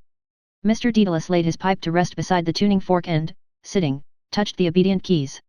No, Simon, Father Cowley turned. Play it in the original. One flat. The keys, obedient, rose higher, told, faltered, confessed, confused. Upstage strode Father Cowley. Here, Simon, I'll accompany you, he said. Get up. By Graham Lemon's Pineapple Rock, by Elvery's Elephant Jingly jogged. Steak, kidney, liver, mashed, at meat fit for princes sat Princes Bloom and Golding. Princes at meat they raised and drank, power and cider. Most beautiful tenor air ever written, Richie said, Somnambula. He heard Joe Moss sing that one night. Ah, what guckin'. Yes. In his way. Choir boy style. Moss was the boy. Mass boy. A lyrical tenor if you like. Never forget it. Never. Tenderly Bloom over liverless bacon saw the tightened features strain. Backache he. Bright's bright eye. Next item on the program. Paying the piper. Pills, pounded bread, worth a guinea a box. Stave it off a while. Sings too, down among the dead men. Appropriate. Kidney pie. Sweets to thee. Not making much hand of it. Best value in. Characteristic of him. Power. Particular about his drink. Flaw in the glass, fresh Vartry water. Fecking matches from counters to save. Then squander a sovereign in dribs and drabs. And when he's wanted not a farthing. Screwed refusing to pay his fare. Curious types. Never would Richie forget that night. As long as he lived, never. In the gods of the old royal with little peak. And when the first note. Speech paused on Richie's lips. Coming out with a whopper now. Rhapsodies about damn all. Believes his own lies. Does really. Wonderful liar. But want a good memory. Which air is that? Asked Leopold Bloom. All is lost now. Richie cocked his lips about. A low incipient note sweet banshee murmured, all. A thrush. A throstle. His breath, bird sweet, good teeth he's proud of, fluted with plaintive woe. Is lost. Rich sound. 2 notes in one there. Blackbird I heard in the Hawthorne Valley. Taking my motives he twined and turned them. Almost 2 new call is lost in all. Echo. How sweet the answer. How is that done? All lost now. Mournful he whistled. Fall, surrender, lost. Bloom bent Leopold ear, turning a fringe of Doyle down under the vase. Order. Yes, I remember. Lovely air. In sleep she went to him. Innocence in the moon. Brave. Don't know their danger. Still hold her back. Call name. Touch water. Jingle jaunty. Too late. She longed to go. That's why. Woman. As easy stop the sea. Yes, all is lost. A beautiful air, said Bloom lost Leopold. I know it well. Never in all his life had Richie Golding. He knows it well too. Or he feels. Still harping on his daughter. Wise child that knows her father, Daedalus said. Me? Bloom askance over liverless saw. Face of the all is lost. Rollicking Richie once. Jokes old stale now. Wagging his ear. Napkin ring in his eye. Now begging letters he sends his son with. Cross-eyed Walter sir I did sir. Wouldn't trouble only I was expecting some money. Apologize. Piano again. Sounds better than last time I heard. Tuned probably. Stopped again. Dollard and Cowley still urged the lingering singer out with it. With it, Simon. It, Simon. Ladies and gentlemen, I am most deeply obliged by your kind solicitations. It, Simon. I have no money but if you will lend me your attention I shall endeavour to sing to you of a heart bowed down. By the sandwich bell and screening shadow Lydia, her bronze and rose, a lady's grace, gave and withheld, as in cool glaucous ode Enilmina to tankards to her pinnacles of gold. The harping chords of prelude closed. A chord, long drawn, expectant, drew a voice away. When first I saw that form endearing. Richie turned. S.I. Daedalus voice, he said. Brain-tipped, cheek touched with flame, they listened feeling that flow endearing flow over skin limbs human heart soul spine. Bloom signed to Pat, bald Pat is a waiter hard of hearing, to set ajar the door of the bar. The door of the bar. So. That will do. Pat, waiter, waited, waiting to hear, for he was hard of hear by the door. Sorrow from me seemed to depart. Through the hush of air a voice sang to them, lo, not rain, not leaves in murmur, like no voice of strings or reeds or what doicle them dulcimers touching their still ears with words, still hearts of their each his remembered lives. Good, good to hear, sorrow from them each seemed to from both depart when first they heard. When first they saw, lost Richie Poldy, mercy of beauty, heard from a person wouldn't expect it in the least, her first merciful love soft oft loved word. Love that is singing, love's old sweet song. Bloom unwound slowly the elastic band of his packet. Love's old sweet song a la gold. Bloom wound a skein round 4 fork fingers, stretched it, relaxed, and wound it round his trebled double, fourfold, in octave, jived them fast. Full of hope and all delighted. Tenors get women by the score. Increase their flow. Throw flower at his feet. When will we meet? My head it simply. Jingle all delighted. He can't sing for tall hats. Your head it simply swirls. Perfumed for him. What perfume does your wife? I want to know. Jing. Stop. Knock. Last look at mirror always before she answers the door. The hall. There? How do you? I do well. There? What? Or? File of cashews, kissing comfits, in her satchel. Yes? Hands felt for the opulent. Alas the voice rose, sighing, changed, loud, full, shining, proud. But alas, 'twas idle dreaming. Glorious tone he has still. Cork air softer also their brogue. Silly man. Could have made oceans of money. Singing wrong words. Wore out his wife, now sings. But hard to tell. Only the two themselves. If he doesn't break down. Keep a trot for the avenue. His hands and feet sing too. Drink. Nerves overstrung. Must be abstemious to sing. Jenny Lin soup, stock, sage, raw eggs, half pint of cream. For creamy dreamy. Tenderness it welled, slow, swelling, full it throbbed. That's the chat. Ha, give. Take. Throb, a pulsing proud erect. Words? Music? No, it's what's behind. Bloom looped, unlooped, noted, disno dead. Bloom. Flood of warm jam lickatup secretness flowed to flow in music out, in desire, dark to lick flow invading. Tipping her tapping her topping her. Tub. Pores to dilate dilating. Tub. The joy the feel the warm they. Tub. To pour o'er sluices pouring gushes. Flood, gush, flow, joy gush, tub throb. Now. Language of love. Ray of hope is. Beaming. Lydia for Lidwell squeak scarcely hear so late like the muse unsqueaked a ray of hope. Martha it is. Coincidence. Just going to write. Lionel's song. Lovely name you have. Can't write. Accept my little press. Play on her heartstrings purse strings too. She's a. I called you naughty boy. Still the name, Martha. How strange. Today. The voice of Lionel returned, weaker but unwearied. It sang again to Richie Poldy. Lydia Lidwell also sang to Pat open mouth ear waiting to wait. How first he saw that form endearing, how sorrow seemed to part, how look, form, word charmed him Gould Lidwell, won Pat Bloom's heart. Wish I could see his face, though. Explain better. Why the barber in Dragos always looked my face when I spoke his face in the glass. Still hear it better here than in the bar though farther. Each graceful look. First night when first I saw her at Matt Dillon's in Terranure. Yellow, black lace she wore. Musical chairs. We to the last. Fate. After her. Fate. Round and round slow. Quick round. We two. All looked. Halt. Down she sat. All ousted looked. Lips laughing. Yellow knees. Charmed my eye. Singing.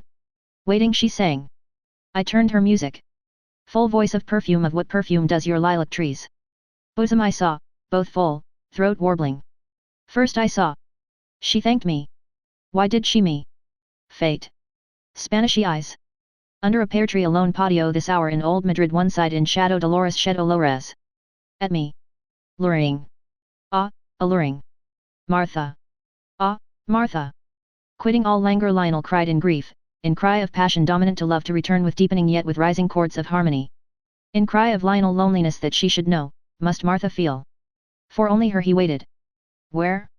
Here there try there here all try where? Somewhere. Coom, thou lost one. Coom, thou dear one.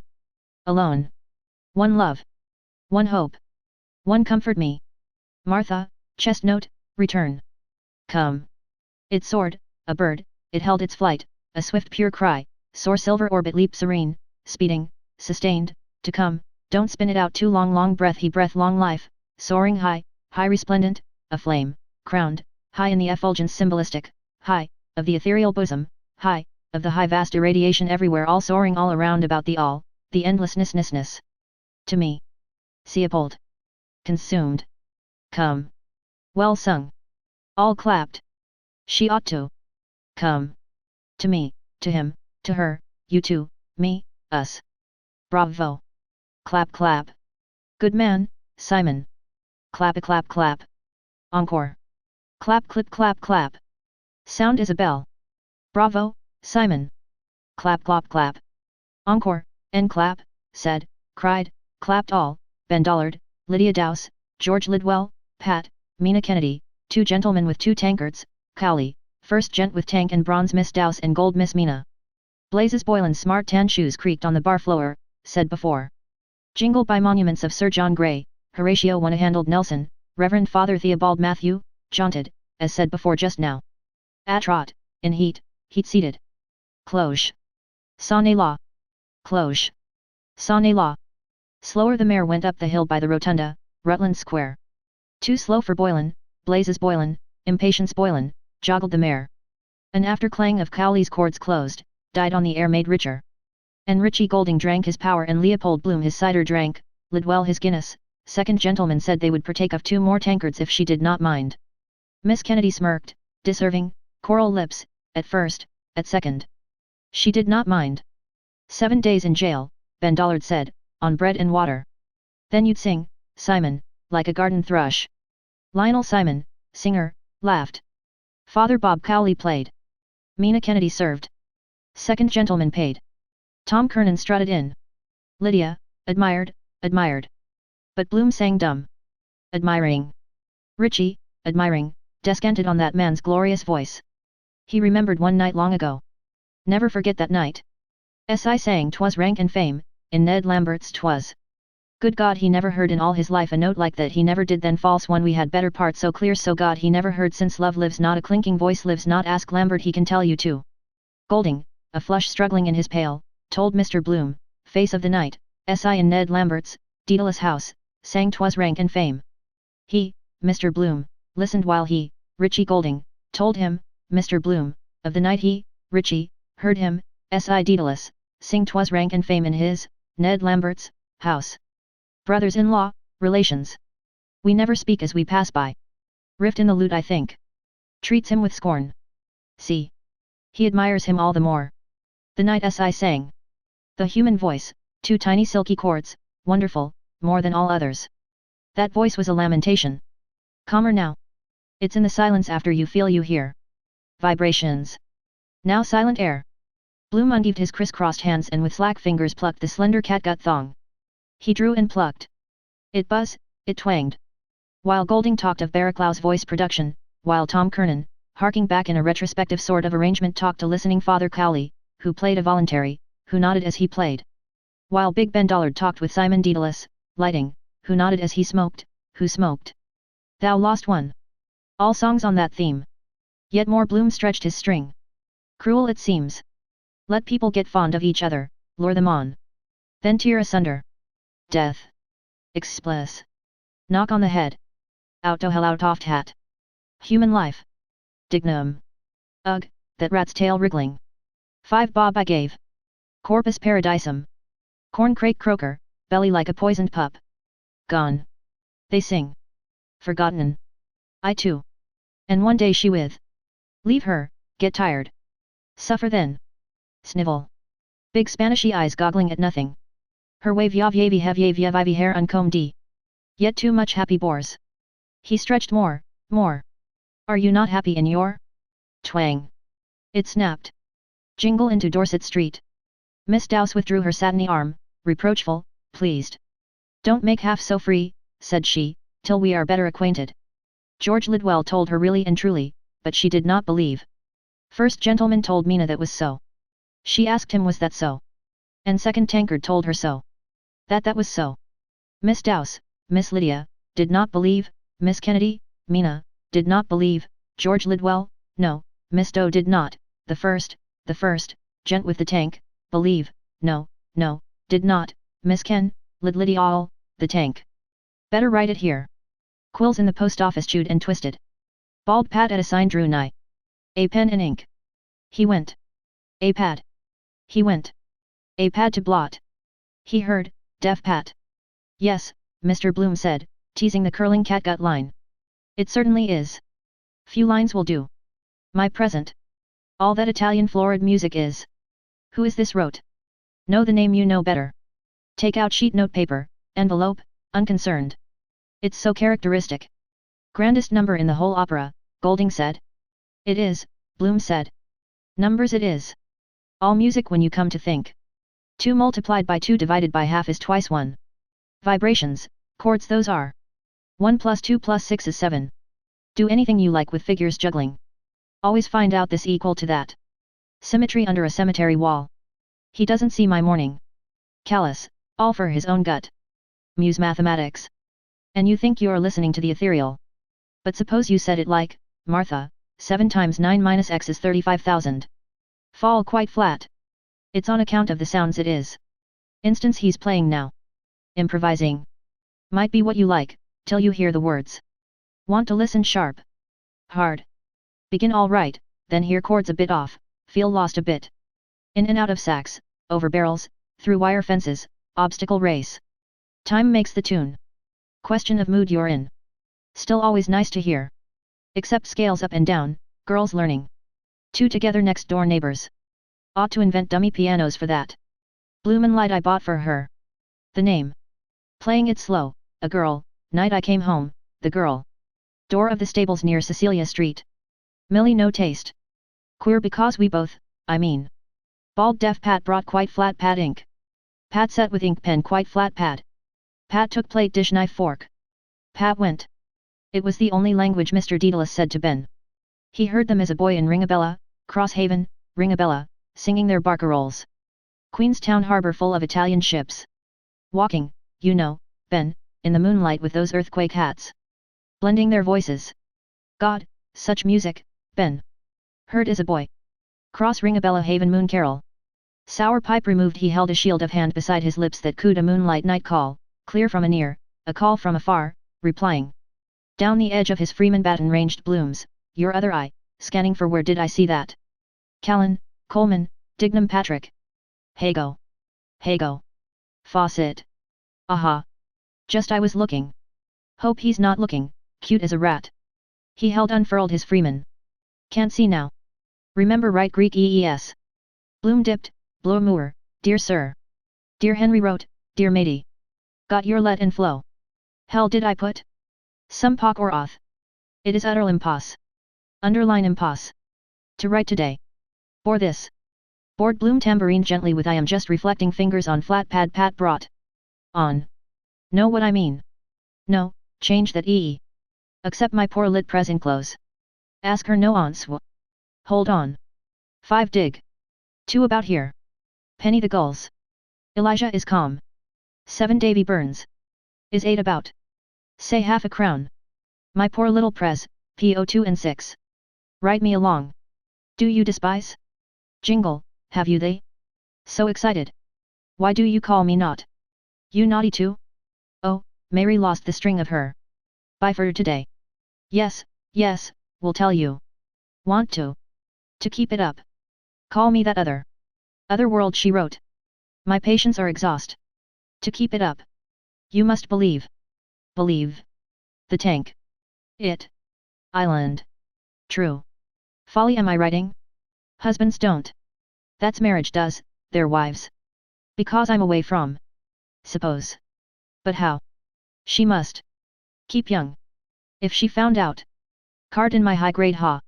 No, not tell all. Useless pain. If they don't see. Woman. Sauce for the gander. A hackney car, number 324, driver Barton James of number 1 Harmony Avenue, Donnybrook, on which sat a fair, a young gentleman, stylishly dressed in an indigo blue serge suit made by George Robert Messias, tailor and cutter, of number 5 Eden Quay, and wearing a straw hat very dressy, bought of John Plasto of number 1 Great Brunswick Street, Hatter. This is the jingle that joggled and jingled. By Dluggage Pork Shop bright tubes of agendeth trotted a gallant buttock mare. Answering an ad? Keen Richie's eyes asked Bloom.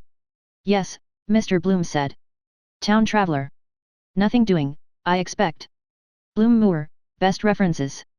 But Henry wrote, it will excite me. You know how. In haste. Henry. Greek E. Better add postscript. What is he playing now? Improvising. Intermezzo. P.S. The rum-tum-tum. How will you pun? You punish me? Crooked skirt swinging, whack by. Tell me I want to. No. O' course if I didn't I wouldn't ask. La la la re. Trails off there sad in minor. Why minor sad? Sign H. They like sad tail at end. PPS la la la re. I feel so sad today. La re. So lonely. D. He blotted quick on pad of pat. Invel. Address. Just copy out of paper. Murmured, Messrs. Callan, Coleman and Co., Limited. Henry wrote. Miss Martha Clifford. C/OPO. Dolphins Barn Lane. Dublin. Blot over the other so he can't read. There. Right. Idea prize tidbit. Something detective read off blotting pad. Payment at the rate of guinea per col. Match aim often thinks the laughing witch. Poor MRS Purefoy. UP, up. Too poetical that about the sad. Music did that. Music hath charms. Shakespeare said. Quotations every day in the year. To be or not to be. Wisdom while you wait. In Gerard's Rosary of Fetter Lane he walks, Great Auburn. One life is all. One body. Do. But do. Done anyhow. Postal order, stamp. Post office lower down. Walk now. Enough. Barney Kiernan's I promised to meet them. Dislike that job. House of mourning. Walk. Pat. Doesn't hear. Deaf beetle he is. Car near there now. Talk. Talk. Pat. Doesn't. Settling those napkins. Lot of ground he must cover in the day. Paint face behind on him then he'd be too. Wish they'd sing more. Keep my mind off. Bald Pat who is bothered mitered the napkins. Pat is a waiter hard of his hearing. Pat is a waiter who waits while you wait. He. He waits while you wait. He. A waiter is he. He. He waits while you wait.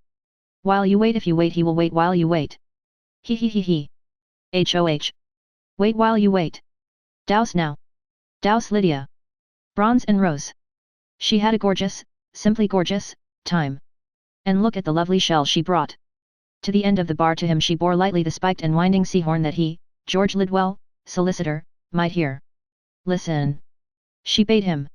Under Tom Kernan's gin-hot words the accompanist wove music slow. Authentic fact. How Walter Bapty lost his voice. Well, sir, the husband took him by the throat. Scoundrel, said he, you'll sing no more love songs. He did, faith, Sir Tom. Bob Cowley wove. Tenors get WOM. Cowley lay back. Ah, now he heard, she holding it to his ear. Here. He heard. Wonderful. She held it to her own. And through the sifted light pale gold in contrast glided. To hear. Tap. Bloom through the bar door saw a shell held at their ears. He heard more faintly that they heard, each for herself alone, then each for other, hearing the plash of waves, loudly, a silent roar. Bronze by a weary gold, anear, afar, they listened. Her ear too is a shell, the peeping lobe there. Been to the seaside. Lovely seaside girls. Skin tanned raw. Should have put on cold cream first, make it brown. Buttered toast. Oh, and that lotion mustn't forget. Fever near her mouth. You're headed simply. Hair braided over, shell with seaweed. Why do they hide their ears with seaweed hair?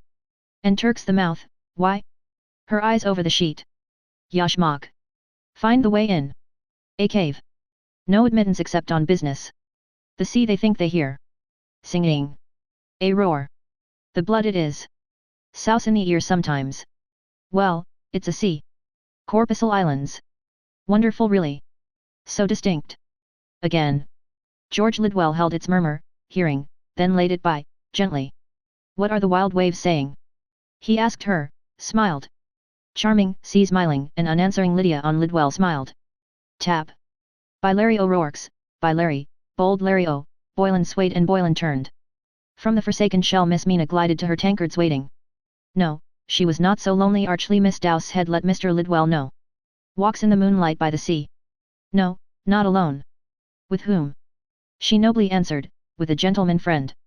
Bob Cowley's twinkling fingers in the treble played again. The landlord has the prior. A little time. Long John. Big Ben. Lightly he played a light bright tinkling measure for tripping ladies, arch and smiling, and for their gallants, gentlemen friends. 1, 1, 1, 1, 1, 1, 2, 1, 3, 4. Sea, wind, leaves, thunder, waters, cows lowing, the cattle market, cocks, hens don't crow, snakes hiss. There's music everywhere. Rutledge's door, creaking. No, that's noise. Minuet of Don Giovanni he's playing now. Court dresses of all descriptions in castle chambers dancing. Misery. Peasants outside. Green starving faces eating dock leaves. Nice that is. Look, look, look, look, look, look, you look at us. That's joyful I can feel. Never have ridden it. Why? My joy is other joy. But both are joys. Yes, joy it must be. Mere fact of music shows you are. Often thought she was in the dumps till she began to lilt. Then no. Coy valise. My wife and your wife. Squealing cat. Like tearing silk. Tongue when she talks like the clapper of a bellows. They can't manage men's intervals. Gap in their voices too. Fill me. I'm warm, dark, open. Molly and Keys est homo, mercadent. My ear against the wall to hear. Want a woman who can deliver the goods. Jog jig jogged stopped. Dandy tan shoe of dandy Boylan socks sky blue clocks came light to earth. Oh, look we are so. Chamber music. Could make a kind of pun on that. It is a kind of music I often thought when she. Acoustics that is. Tinkling. Empty vessels make most noise. Because the acoustics, the resonance changes according as the weight of the water is equal to the law of falling water. Like those rhapsodies of Liszt's, Hungarian, Gypsyade. Pearls. Drops. Rain. Did lidle addle addle oodle oodle. Hiss. Now. Maybe now. Before. One rapped on a door, one tapped with a knock. Did he knock Paul de Cock with a loud proud knocker with a cock cara cara cara cock. Cock cock. Tap. Keys Dino, Ben, said Father Cowley. No, Ben, Tom Kernan interfered. The croppy boy. Our native Doric. I do, Ben, Mr. Daedalus said. Good men and true. Do, they begged in one. I'll go. Here, Pat, return. Come. He came, he did not stay. To me. How much? What key? 6 sharps? F sharp major, Ben Dollard said. Bob Cowley's outstretched talons griped the black deep-sounding chords. Must go Prince Bloom told Richie Prince. No, Richie said. Yes, must. Got money somewhere. He's on for a razzle-backache spree. Much? He see her's lip speech. 1 and 9. Penny for yourself. Here. Give him tuppence tip. Deaf, bothered.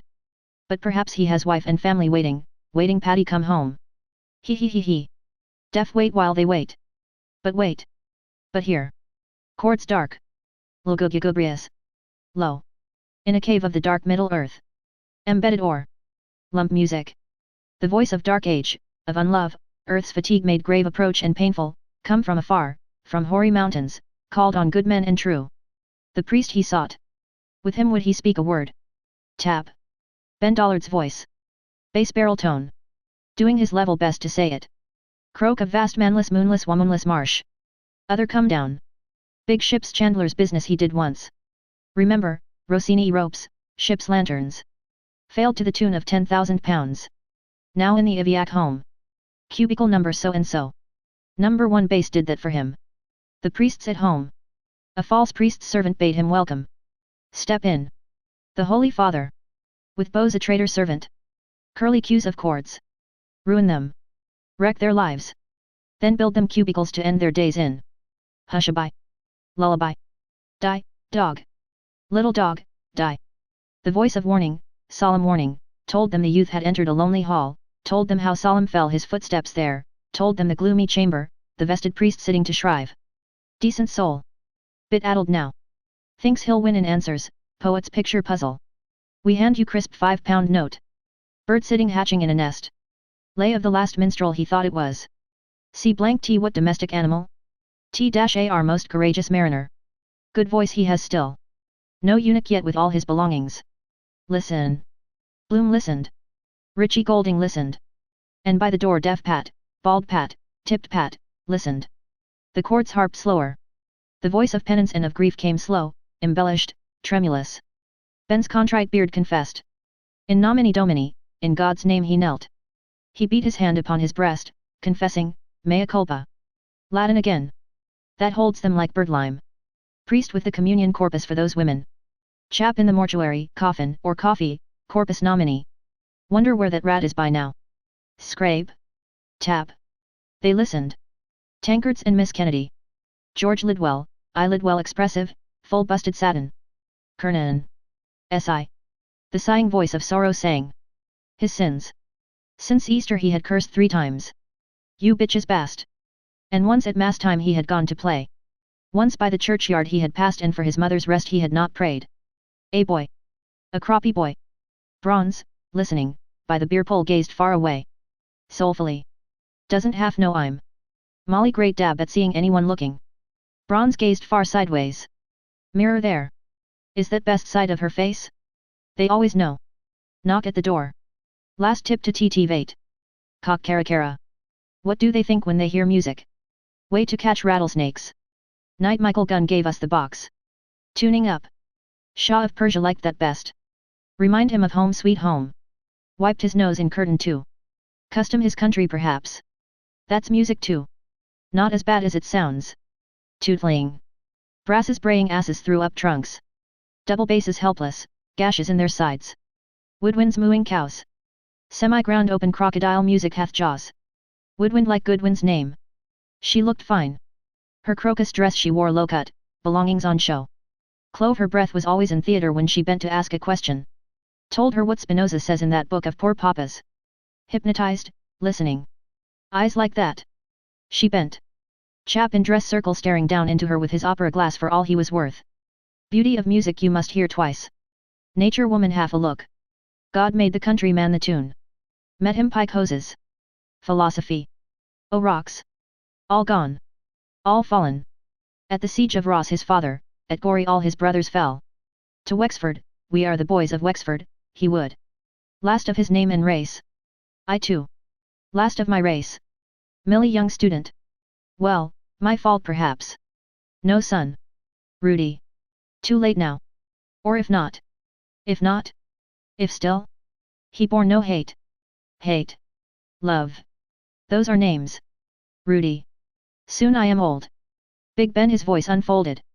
Great voice Richie Golding said, a flush struggling in his pale, to bloom soon old. But when was young. Ireland comes now. My country above the king. She listens. Who fears to speak of 1904? Time to be shoving. Looked enough. Bless me, father, Dollard the croppy cried. Bless me and let me go. Tap. Bloom looked, unblessed to go. Got up to kill, on 18 bob a week. Fellows shell out the dibs. Want to keep your weather eye open. Those girls, those lovely. By the sad sea waves. Chorus girls romance. Letters read out for breach of promise. From Chickabiddy's Oni Mumpsipum. Laughter in court. Henry. I never signed it. The lovely name you. Low sank the music, air, and words. Then hastened. The false priest rustling soldier from his cassock. A yeoman captain. They know it all by heart. The thrill they itch for. Yeoman cap. Tap. Tap. Thrilled she listened, bending in sympathy to hear. Blank face. Virgin should say, or fingered only. Write something on it, page. If not, what becomes of them? Decline, despair. Keeps them young. Even admire themselves. See. Play on her. Lip blow. Body of white woman, a flute alive. Blow gentle. Loud. 3 holes, all women. Goddess I didn't see. They want it. Not too much polite. That's why he gets them. Gold in your pocket, brass in your face. Say something. Make her hear. With look to look. Songs without words. Molly, that huddy-guddy boy. She knew he meant the monkey was sick. Or because so like the Spanish. Understand animals too that way. Solomon did. Gift of nature. Ventriloquies. My lips closed. Think in my stom. What? Will? You? I want. You. Too. With hoarse rude fury the yeoman cursed, swelling in apoplectic bitch's bastard. A good thought, boy, to come. 1 hour's your time to live, your last. Tap. Tap. Thrill now. Pity they feel. To wipe away a tear for martyrs that want to, dying to, die. For all things dying, for all things born. Poor Mrs. Purefoy. Hope she's over. Because their wombs. A liquid of womb of woman eyeball gazed under a fence of lashes, calmly, hearing. See real beauty of the eye when she not speaks. On yonder river. At each slow satiny heaving bosom's wave, her heaving ombon, red rose rose slowly sank red rose. Heart beats, her breath, breath that is life. And all the tiny fern foils trembled of maidenhair. But look. The bright stars fade. O rose. Cast style. The morn. Ha. Lid well. For him then not for. Infatuated. I like that. See her from here though. Popped corks, splashes of beer froth, stacks of empties. On the smooth jutting beer pole laid Lydia hand, lightly, plumply, leave it to my hands. All lost in pity for crappie. Fro, to, fro, over the polished knob, she knows his eyes, my eyes, her thumb and finger passed in pity, passed, reposed and, gently touching, then slid so smoothly, slowly down, a cool firm white enamel baton protruding through their sliding ring. With a cock with a cara. Tap. Tap. Tap. I hold this house. Amen. He gnashed in fury. Traitors swing. The courts consented. Very sad thing. But had to be. Get out before the end. Thanks, that was heavenly. Where's my hat? Pass by her. Can leave that Freeman. Letter I have. Suppose she were they? No. Walk, walk, walk. Like Cashel Boilo Conora Coilo Tisdal Maurice Tisdal Feral. Alk. Well, I must be. Are you off? Yerfmst buys. Bloom stub. Oer rye high blue. Ow. Bloom stood up. Soap feeling rather sticky behind. Must have sweated, music. That lotion, remember. Well, so long. High grade. Card inside. Yes. By deaf Pat in the doorway straining ear Bloom passed. At Geneva barrack that young man died. At passage was his body laid. Dolor. Oh, he Dolores. The voice of the mournful chanter called to dolorous prayer. By rose, by satiny bosom, by the fondling hand, by slops, by empties, by popped corks, greeting and going past eyes and maidenhair, bronze and faint gold in deep sea shadow, went Bloom, soft Bloom, I feel so lonely Bloom. Tap. Tap. Tap. Pray for him, prayed the bass of Dollard. You who hear in peace. Breathe a prayer, drop a tear, good men, good people. He was the crappie boy. Scaring eavesdropping boots crappie boots boy Bloom in the Ormond hallway heard the growls and roars of bravo, fat back slapping, their boots all treading, boots not the boots the boy. General chorus off for a swill to wash it down. Glad I avoided. Come on, Ben, Simon Daedalus cried. By God, you're as good as ever you were. Better, said Tom Jan Kernan. Most trenchant rendition of that ballad, upon my soul and honor it is. La black, said Father Cowley. Ben Dollard bulkily cachuchad towards the bar, mightily praised and all big roseate, on heavy-footed feet, his gouty fingers knackering castanets in the air. Big Ben Ben Dollard. Big Ben Ben. Big Ben Ben. RRR. And deep moved all, Simon trumping compassion from foghorn nose, all laughing they brought him forth, Ben Dollard, in right good cheer. You're looking rubicund, George Lidwell said. Miss Dowse composed her rose to wait. Ben McCree, said Mr. Dedalus, clapping Ben's fat back shoulder blade. Fit as a fiddle, only he has a lot of adipose tissue concealed about his person. RRRRRRRSSS. Fat of death, Simon, Ben Dollard growled. Richie riffed in the lute alone sat, Golding, Collis, Ward. Uncertainly he waited. Unpaid pat too. Tap. Tap. Tap. Tap. Miss Mina Kennedy brought near her lips to ear of Tankard 1. Mr. Dollard, they murmured low. Dollard, murmured Tankard. Tank 1 believed, Miss Kenwin she, that doll he was, she doll, the tank. He murmured that he knew the name. The name was familiar to him, that is to say. That was to say he had heard the name of. Dollard, was it? Dollard, yes. Yes, her lips said more loudly, Mr. Dollard. He sang that song lovely, murmured Mina. Mr. Dollard.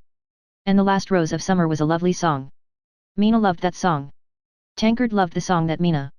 'Tis the last rose of summer. Dollard left Bloom felt wind wound round inside. Gassy thing that cider, binding too. Wait. Post office near Reuben J.S. 1 and 8 pence 2. Get shut of it. Dodge round by Greek Street. Wish I hadn't promised to meet. Freer in air. Music. Gets on your nerves. Beer pull. Her hand that rocks the cradle rules thee. Ben Houth. That rules the world. Far. Far. Far. Far. Tap. Tap. Tap. Tap. Up the key went Lionel Leopold, naughty Henry with letter for matey, with sweets of sin with frillies for Raoul with met him pike hoses went Poldy on. Tap blind walk tapping by the tap the curbstone tapping, tap by tap. Cowley, he stuns himself with it, kind of drunkenness. Better give way only halfway the way of a man with a maid. Instance enthusiasts. All ears. Not lose a demi-semi-quaver. Eyes shut. Head nodding in time. Dotty. You daren't budge. Thinking strictly prohibited. Always talking shop. Fiddle-faddle about notes. All a kind of attempt to talk. Unpleasant when it stops because you never know exact. Organ in Gardner Street. Old Glyn 50 quid a year. Queer up there in the cock loft, alone, with stops and locks and keys. Seated all day at the organ. Wander on for hours, talking to himself or the other fellow blowing the bellows. Growl angry, then shriek cursing, want to have wadding or something in his no don't she cried, then all of a soft sudden wee little pipey wind. Pwee. A wee little wind piped ee. In Bloom's little wee. Was he? Mr. Dedalus said, returning with fetched pipe. I was with him this morning at poor little Paddy Dignam's. I, the Lord have mercy on him. By the by there's a tuning fork in there on the tap. Tap. Tap. Tap. The wife has a fine voice. Or had. What? Lidwell asked. Oh, that must be the tuner, Lydia said to Simon Lionel first I saw, forgot it when he was here. Blind he was she told George Lidwell second I saw. And played so exquisitely, treat to hear. Exquisite contrast, bronze lid, Mina gold. Shout. Ben Dollard shouted, pouring. Sing out. Will do. Cried Father Cowley. RRRRRR. I feel I want. Tap. Tap. Tap. Tap. Tap. Very, Mr. Dedalus said, staring hard at a headless sardine. Under the sandwich bell lay on a bier of bread one lonely, last sardine of summer. Bloom alone. Very, he stared. The lower register, for choice. Tap. Tap. Tap. Tap. Tap. Tap. Tap. Tap. Bloom went by berries. Wish I could. Wait. That wonder worker if I had. 24 solicitors in that one house. Counted them. Litigation. Love one another. Piles of parchment. Messrs. Pick and Pocket have power of attorney. Golding, Collis, Ward. But for example the chap that wallops the big drum. His vocation, Mickey Rooney's band. Wonder how it first struck him. Sitting at home after pig's cheek and cabbage nursing it in the armchair. Rehearsing his band part. Pompity. Jolly for the wife. Asses' skins. Welt them through life, then wallop after death. Wallop. Seems to be what you call yashmak or I mean kismet. Fate. Tap. Tap. A stripling, blind, with the tapping cane came taped up tapping by Daly's window where a mermaid hair all streaming, but he couldn't see, blue whiffs of a mermaid, blind couldn't, mermaid, coolest whiff of all. Instruments. A blade of grass, shell of her hands, then blow. Even comb and tissue paper you can knock a tune out of. Molly in her shift in Lombard Street West, hair down. I suppose each kind of trade made its own, don't you see? Hunter with a horn. Ha! Have you they? Cloche. Sonne la. Shepherd his pipe. Pui little wee. Policeman a whistle. Locks and keys. Sweep. 4 o'clock's all's well. Sleep. All is lost now. Drum. Pompity. Wait. I know. Town crier, bum aleph. Long John. Waken the dead. Palm. Dignum. Poor little nomini domini. Palm. It is music. I mean of course it's all pom pom pom very much what they called a capo. Still you can hear. As we march along, march along. Palm. I must really. FFF. Now if I did that at a banquet. Just a question of custom Shah of Persia. Breathe a prayer, drop a tear. All the same he must have been a bit of a natural not to see it was a yeoman cap. Muffled up. Wonder who was that chap at the grave in the brown mackin? Oh, the whore of the lane. A frosy whore with black straw sailor hat askew came glazily in the day along the quay towards Mr. Bloom. When first he saw that form endearing. Yes, it is. I feel so lonely. Wet night in the lane. Horn. Who had they? He saw. Off her beat here. What is she? Hope she. PSST. Any chance of your wash? New Molly. Had me decked. Stout lady does be with you in the brown costume. Put you off your stroke, that. Appointment we made knowing we'd never, well hardly ever. Too dear too near to home sweet home. Sees me, does she? Looks a fright in the day. Face like dip. Damn her. Oh, well, she has to live like the rest. Look in here. In Lionel Marx's antique sale shop window haughty Henry Lionel Leopold dear Henry Flower earnestly Mr. Leopold Bloom envisaged battered candlesticks melodeon oozing maggoty blow bags. Bargain, 6 bob. Might learn to play. Cheap. Let her pass. Course everything is dear if you don't want it. That's what good salesman is. Make you buy what he wants to sell. Chap sold me the Swedish razor he shaved me with. Wanted to charge me for the edge he gave it. She's passing now. 6 bob. Must be the cider or perhaps the burgund. Near bronze from a near gold from afar they chinked their clinking glasses all, bright-eyed and gallant, before bronze Lydia's tempting last rose of summer, rose of Castile. First lid, day, cow, cur, doll, a fifth, Lidwell, S.I. Daedalus, Bob Cowley, Kernan and Big Ben Dollard. Tap. A youth entered a lonely Ormond Hall. Bloom viewed a gallant pictured hero in Lionel Marx's window. Robert Emmet's last words. 7 last words. Of Meyerbeer that is. True men like you men. I, Ben. Will lift your glass with us. They lifted. Tshink. Tshunk. Tib. An unseeing stripling stood in the door. He saw not bronze. He saw not gold. Nor Ben nor Bob nor Tom nor S.I. nor George nor Tanks nor Richie nor Pat. He. He did not see. See Bloom, Greasa Bloom viewed last words. Softly. When my country takes her place among. PRR. Must be the Burr. FFF. OO. RRPR. Nations of the earth. No one behind. She's past. Then and not till then. Tram cron. Good opper. Coming. Crandalcran cron. I'm sure it's the Burgund. Yes. 1, 2. Let my epitaph be. Cray. Written in. I have. PPRRPFFRRPPFFFF. Done. Chapter 12. I was just passing the time of day with old Troy of the DMP at the corner of Arbor Hill there and be damned but a bloody sweep came along and he near drove his gear into my eye. I turned around to let him have the weight of my tongue when who should I see dodging along Stony Batter only Joe Hines. Lo, Joe, says I. How are you blowing? Did you see that bloody chimney sweep near shove my eye out with his brush? Soot's luck, says Joe. Who's the old ballocks you were talking to? Old Troy, says I, was in the force. I'm on 2 minds not to give that fellow in charge for obstructing the thoroughfare with his brooms and ladders. What are you doing round those parts? Says Joe. Devil a much, says I. There's a bloody big foxy thief beyond by the garrison church at the corner of Chicken Lane. Old Troy was just giving me a wrinkle about him. Lifted any god's quantity of tea and sugar to pay 3 bob a week. Said he had a farm in the county down off a hop of my thumb by the name of Moses Herzog over there near Heightsbury Street. Circumcised? Says Joe. Says I.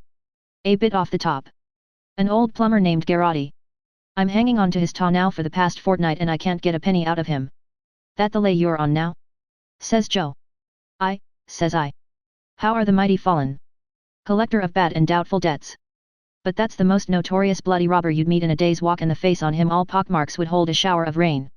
Tell him, says he, I dare him, says he, and I doubly dare him to send you round here again, or if he does, says he, I'll have him summoned up before the court, so I will, for trading without a license. And he after stuffing himself till he's fit to burst. Jesus, I had to laugh at the little Jewy getting his shirt out. He drink me my teas. He eat me my sugars. Because he no pay me my monies? For non-perishable goods bought of Moses Herzog, of 13 St. Kevin's Parade in the city of Dublin, Wood Key Ward, merchant, hereinafter called the vendor, and sold and delivered to Michael E. Garotti, Esquire, of 29 Arbour Hill in the city of Dublin, Aaron Key Ward, gentleman, hereinafter called the purchaser, videlicet, 5 pounds avoirdupois of first choice tea at 3 shillings and no pence per pound avoirdupois, and 3 stone avoirdupois of sugar, crushed crystal, at 3 per pound avoirdupois, the said purchaser debtor to the said vendor of £1 5 shillings and 6 sterling for value received, which amount shall be paid by said purchaser to said vendor in weekly instalments every 7 calendar days of 3 shillings and no pence sterling. And the said non-perishable goods shall not be pawned or pledged or sold or otherwise alienated by the said purchaser, but shall be and remain and be held to be the sole and exclusive property of the said vendor, to be disposed of at his good will and pleasure until the said amount shall have been duly paid by the said purchaser to the said vendor in the manner herein set forth as this day hereby agreed between the said vendor, his heirs, successors, trustees, and assigns of the one part, and the said purchaser, his heirs, successors, trustees, and assigns of the other part. Are you a strict TT? Says Joe. Not taking anything between drinks, says I. What about paying our respects to our friend? Says Joe. Who? Says I. Sure, he's out in John of God's off his head, poor man. Drinking his own stuff?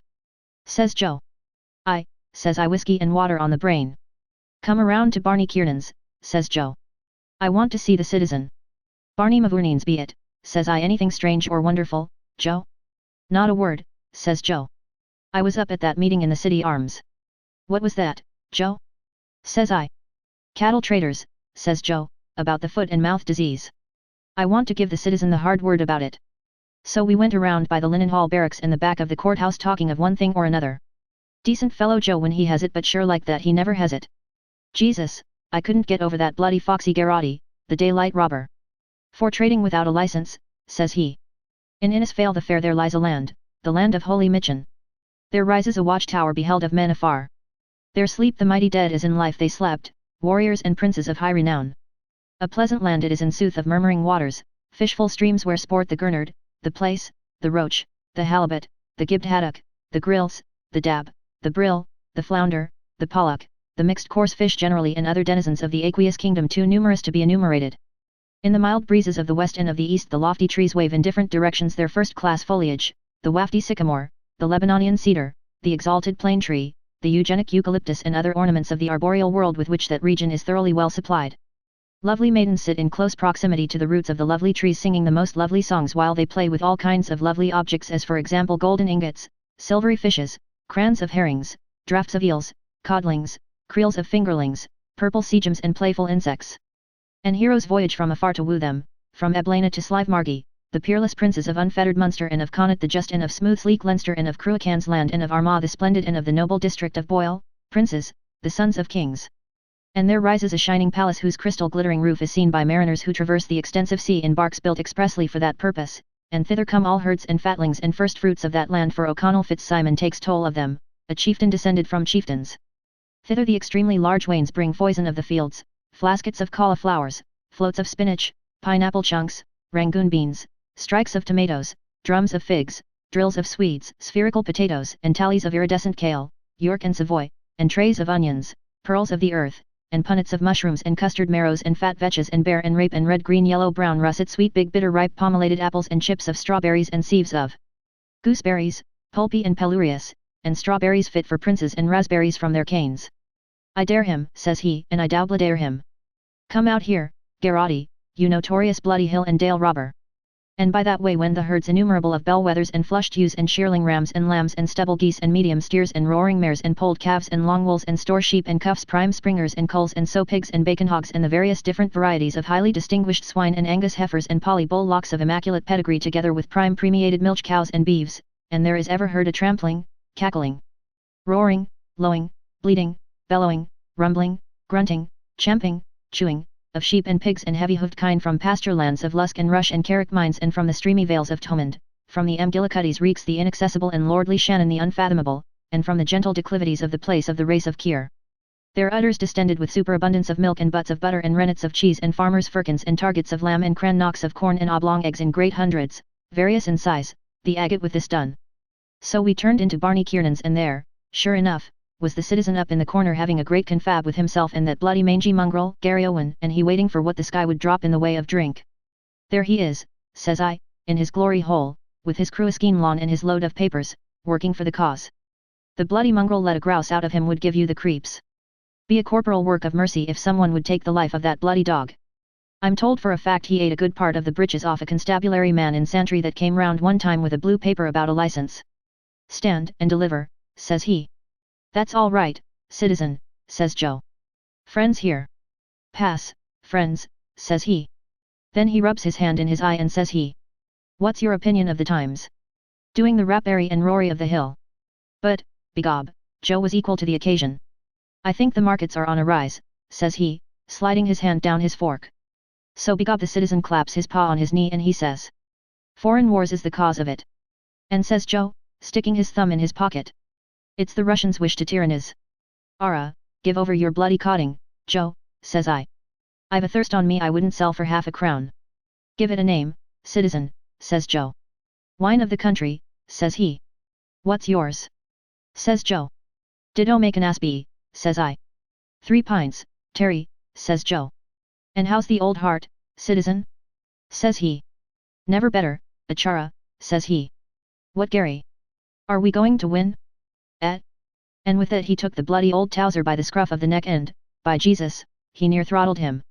The figure seated on a large boulder at the foot of a round tower was that of a broad-shouldered, deep-chested, strong-limbed, franca-eyed, red-haired, freely freckled, shaggy-bearded, wide-mouthed, large-nosed, long-headed, deep-voiced, bare-kneed, brawny-handed, hairy-legged, ruddy-faced, sinewy-armed hero.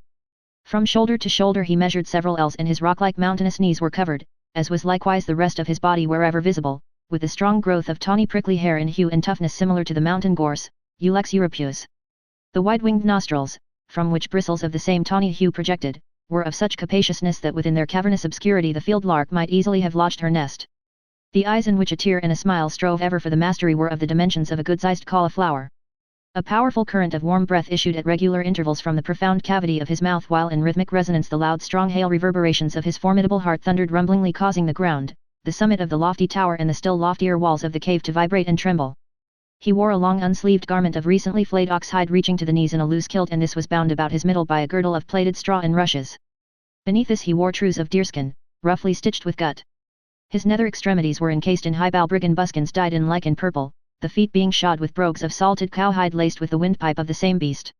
From his girdle hung a row of sea stones which jangled at every movement of his portentous frame and on these were graven with rude yet striking art the tribal images of many Irish heroes and heroines of antiquity, Cuchulainn, Conn of 100 Battles, Niall of 9 Hostages, Brian of Kincora, the Ardrey Malachi, Art MacMurroch, Shane O'Neill, Father John Murphy, Owen Roe, Patrick Sarsfield, Red Hugh O'Donnell, Red Jim McDermott, Soggarth Eogan O'Grony, Michael Dwyer, Francie Higgins, Henry Joy, M. Kraken, Goliath, Horace Wheatley, Thomas Knopf, Peg Woffington, the village blacksmith, Captain Moonlight, Captain Boycott, Dante Alighieri, Christopher Columbus, S. Fursa, S. Brendan, Marshall McMahon, Charlemagne, Theobald Wolfe Tone, the mother of the Maccabees, the last of the Mohicans, the Rose of Castile, the man for Galway, the man that broke the bank at Monte Carlo, the man in the Gap, the woman who didn't, Benjamin Franklin, Napoleon Bonaparte, John L. Sullivan, Cleopatra, Savarnine Delish, Julius Caesar, Paracelsus, Sir Thomas Lipton,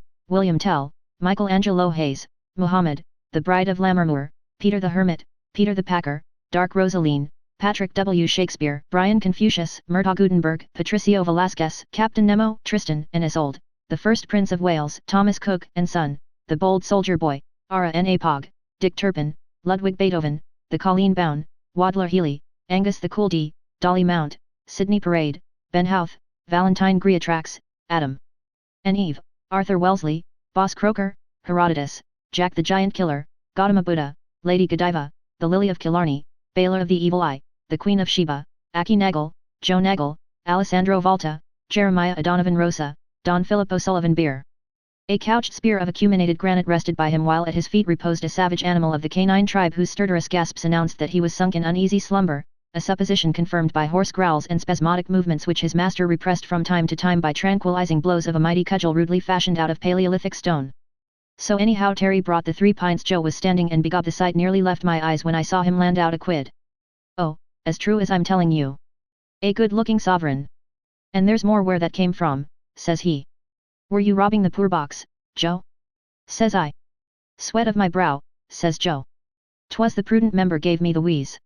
I saw him before I met you, says I, sloping around by Pill Lane and Greek Street with his cod's eye counting up all the guts of the fish.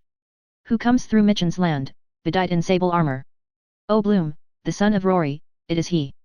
Impervious to fear is Rory's son, he of the prudent soul. For the old woman of Prince's Street, says the citizen, the subsidized organ. The pledge-bound party on the floor of the house. And look at this blasted rag, says he. Look at this, says he. The Irish Independent, if you please, founded by Parnell to be the working man's friend. Listen to the births and deaths in the Irish All for Ireland Independent, and I'll thank you, and the marriages. And he starts reading them out. Gordon, Barnfield Crescent, Exeter, Redmayne of Iffley, St. Anne's-on-Sea, the wife of William T. Redmayne of a son. How's that, eh? Wright and Flint, Vincent and Gillette to Rotha Marion, daughter of Rosa and the late George Alfred Gillette, 179 Clapham Road, Stockwell, Playwood and Ridsdale at St. Jude's, Kensington, by the very Reverend Dr. Forrest, Dean of Worcester. Et. Deaths. Bristow, at Whitehall Lane, London, Carr, Stoke Newington, of gastritis and heart disease, Coburn, at the Moat House, Chepstow. I know that fellow, says Joe, from bitter experience. Coburn. Dimsey, wife of David Dimsey, late of the Admiralty, Miller, Tottenham, aged 85, Welsh, June 12, at 35 Canning Street, Liverpool, Isabella Helen. How's that for a national press, my brown son? How's that for Martin Murphy, the Bantry jobber? Ah, well, says Joe, handing round the booze. Thanks be to God they had the start of us. Drink that, citizen. I will, says he, honourable person. Health, Joe, says I. And all down the form. Ah. Ow. Don't be talking. I was blue mouldy for the want of that pint. Declare to God I could hear it hit the pit of my stomach with a click.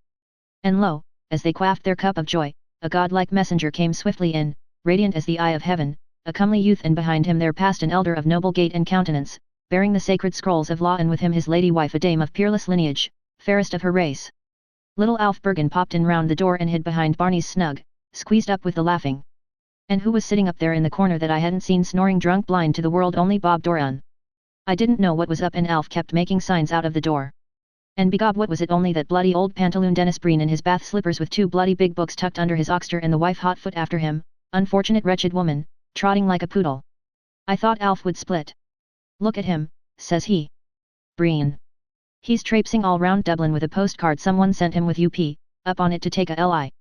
And he doubled up. Take a what? Says I. Libel action, says he, for £10,000. Oh hell. Says I. The bloody mongrel began to growl that'd put the fear of God in you, seeing something was up, but the citizen gave him a kick in the ribs. By I do hushed, says he. Who? Says Joe. Breen, says Alf.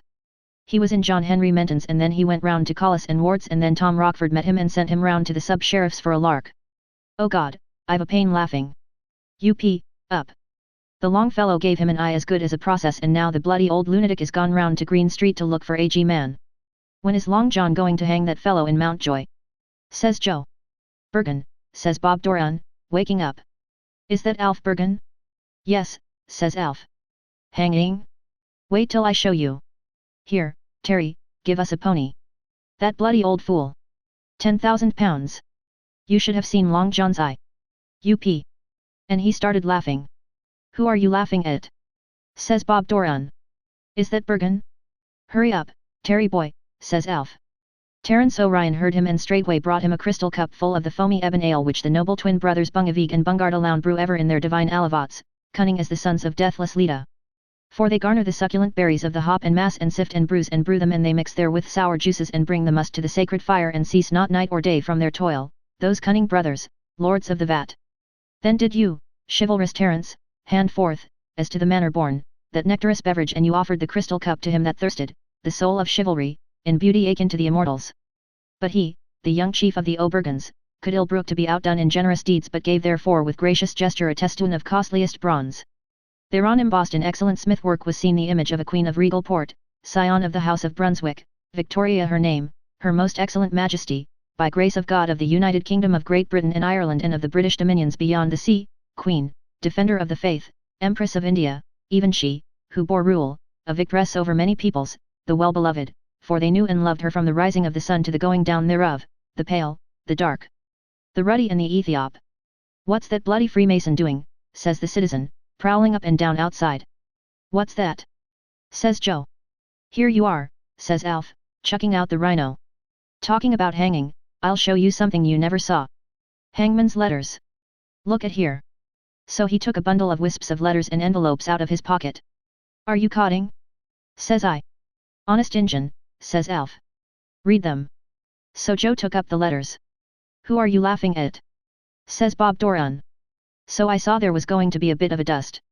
Bob's a queer chap when the porter's up in him, so says I just to make talk. How's Willie Murray those times, Alf? I don't know, says Alf. I saw him just now in Capel Street with Paddy Dignam. Only I was running after that. You what? Says Joe, throwing down the letters. With who? With Dignam, says Alf. Is it Paddy? Says Joe. Yes, says Alf. Why? Don't you know he's dead? Says Joe. Paddy Dignam dead? Says Alf. Says Joe. Sure, I'm after seeing him not 5 minutes ago, says Alf, as plain as a pikestaff. Who's dead? Says Bob Doran. You saw his ghost then, says Joe, God between us and harm. What? Says Alf. Good Christ, only 5. What? And Willie Murray with him, the two of them there near Wat Doylecolham's. What? Dignam dead? What about Dignam? Says Bob Doran. Who's talking about? Dead. Says Alf. He's no more dead than you are. Maybe so, says Joe. They took the liberty of burying him this morning anyhow. Paddy? Says Alf. Says Joe. He paid the debt of nature, God be merciful to him. Good Christ. Says Alf. Begob he was what you might call flabbergasted.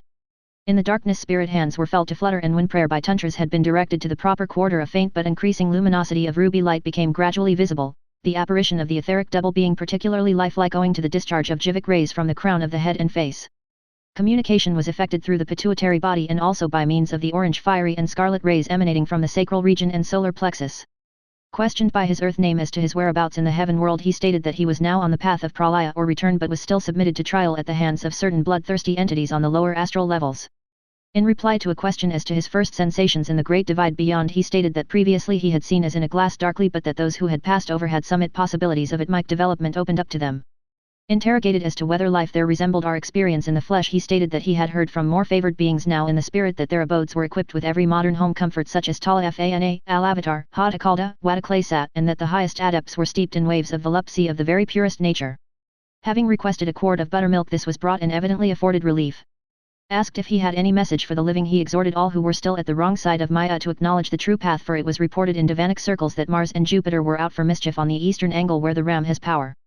It was then queried whether there were any special desires on the part of the defunct, and the reply was, "We greet you, friends of Earth, who are still in the body. Mine CK doesn't pile it on." It was ascertained that the reference was to Mr. Cornelius Kelleher, manager of Messrs. H.J. O'Neill's popular funeral establishment, a personal friend of the defunct, who had been responsible for the carrying out of the interment arrangements. Before departing, he requested that it should be told to his dear son Patsy that the other boot which he had been looking for was at present under the commode in the return room, and that the pair should be sent to Cullen's to be sold only as the heels were still good. He stated that this had greatly perturbed his peace of mind in the other region, and earnestly requested that his desire should be made known. Assurances were given that the matter would be attended to, and it was intimated that this had given satisfaction.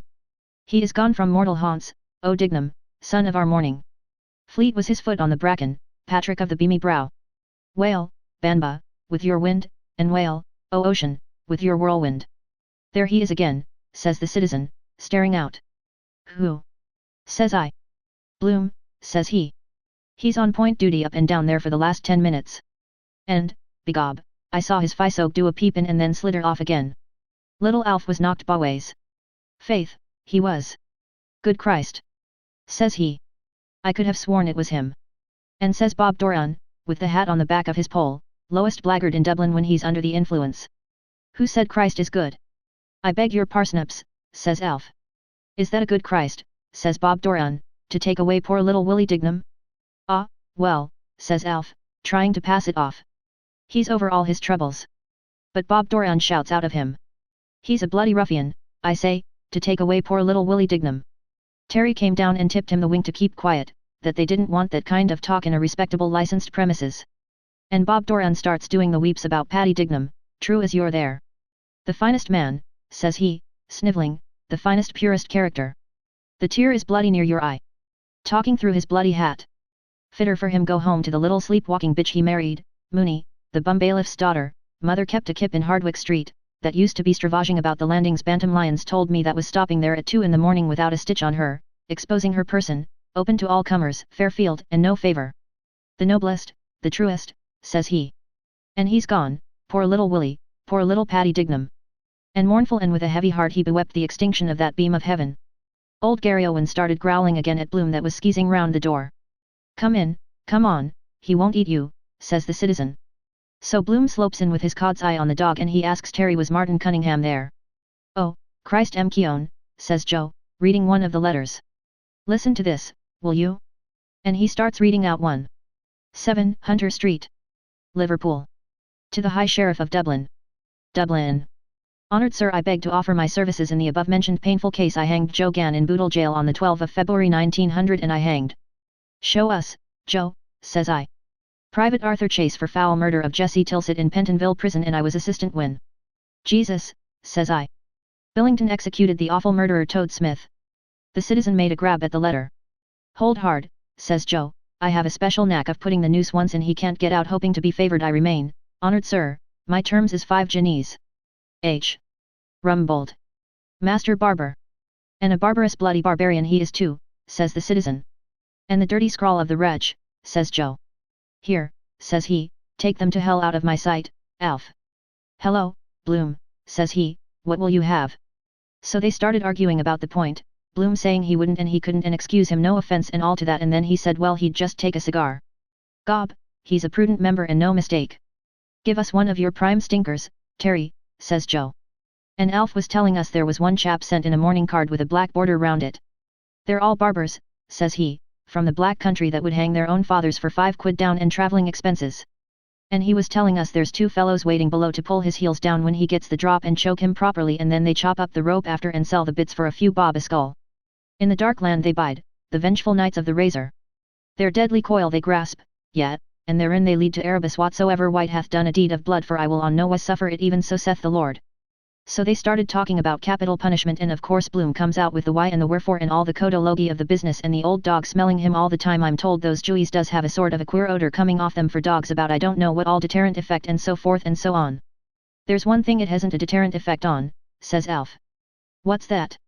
Says Joe. The poor bugger's tool that's being hanged, says Alf. That's so? Says Joe. God's truth, says Alf. I heard that from the head warder that was in Kilmainham when they hanged Joe Brady, the invincible. He told me when they cut him down after the drop it was standing up in their faces like a poker. Ruling passion strong in death, says Joe, as someone said. That can be explained by science, says Bloom. It's only a natural phenomenon, don't you see, because on account of the... And then he starts with his jawbreakers about phenomenon and science and this phenomenon and the other phenomenon.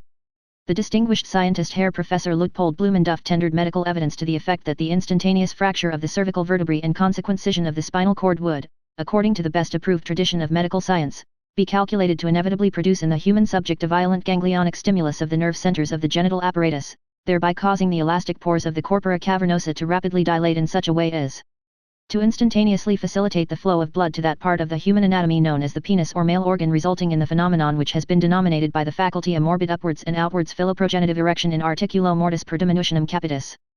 So of course the citizen was only waiting for the wink of the word, and he starts gassing out of him about the Invincibles and the Old Guard and the men of 67 and who fears to speak of 98 and Joe with him about all the fellows that were hanged, drawn, and transported for the cause by drumhead court-martial and a New Ireland and knew this, that and the other.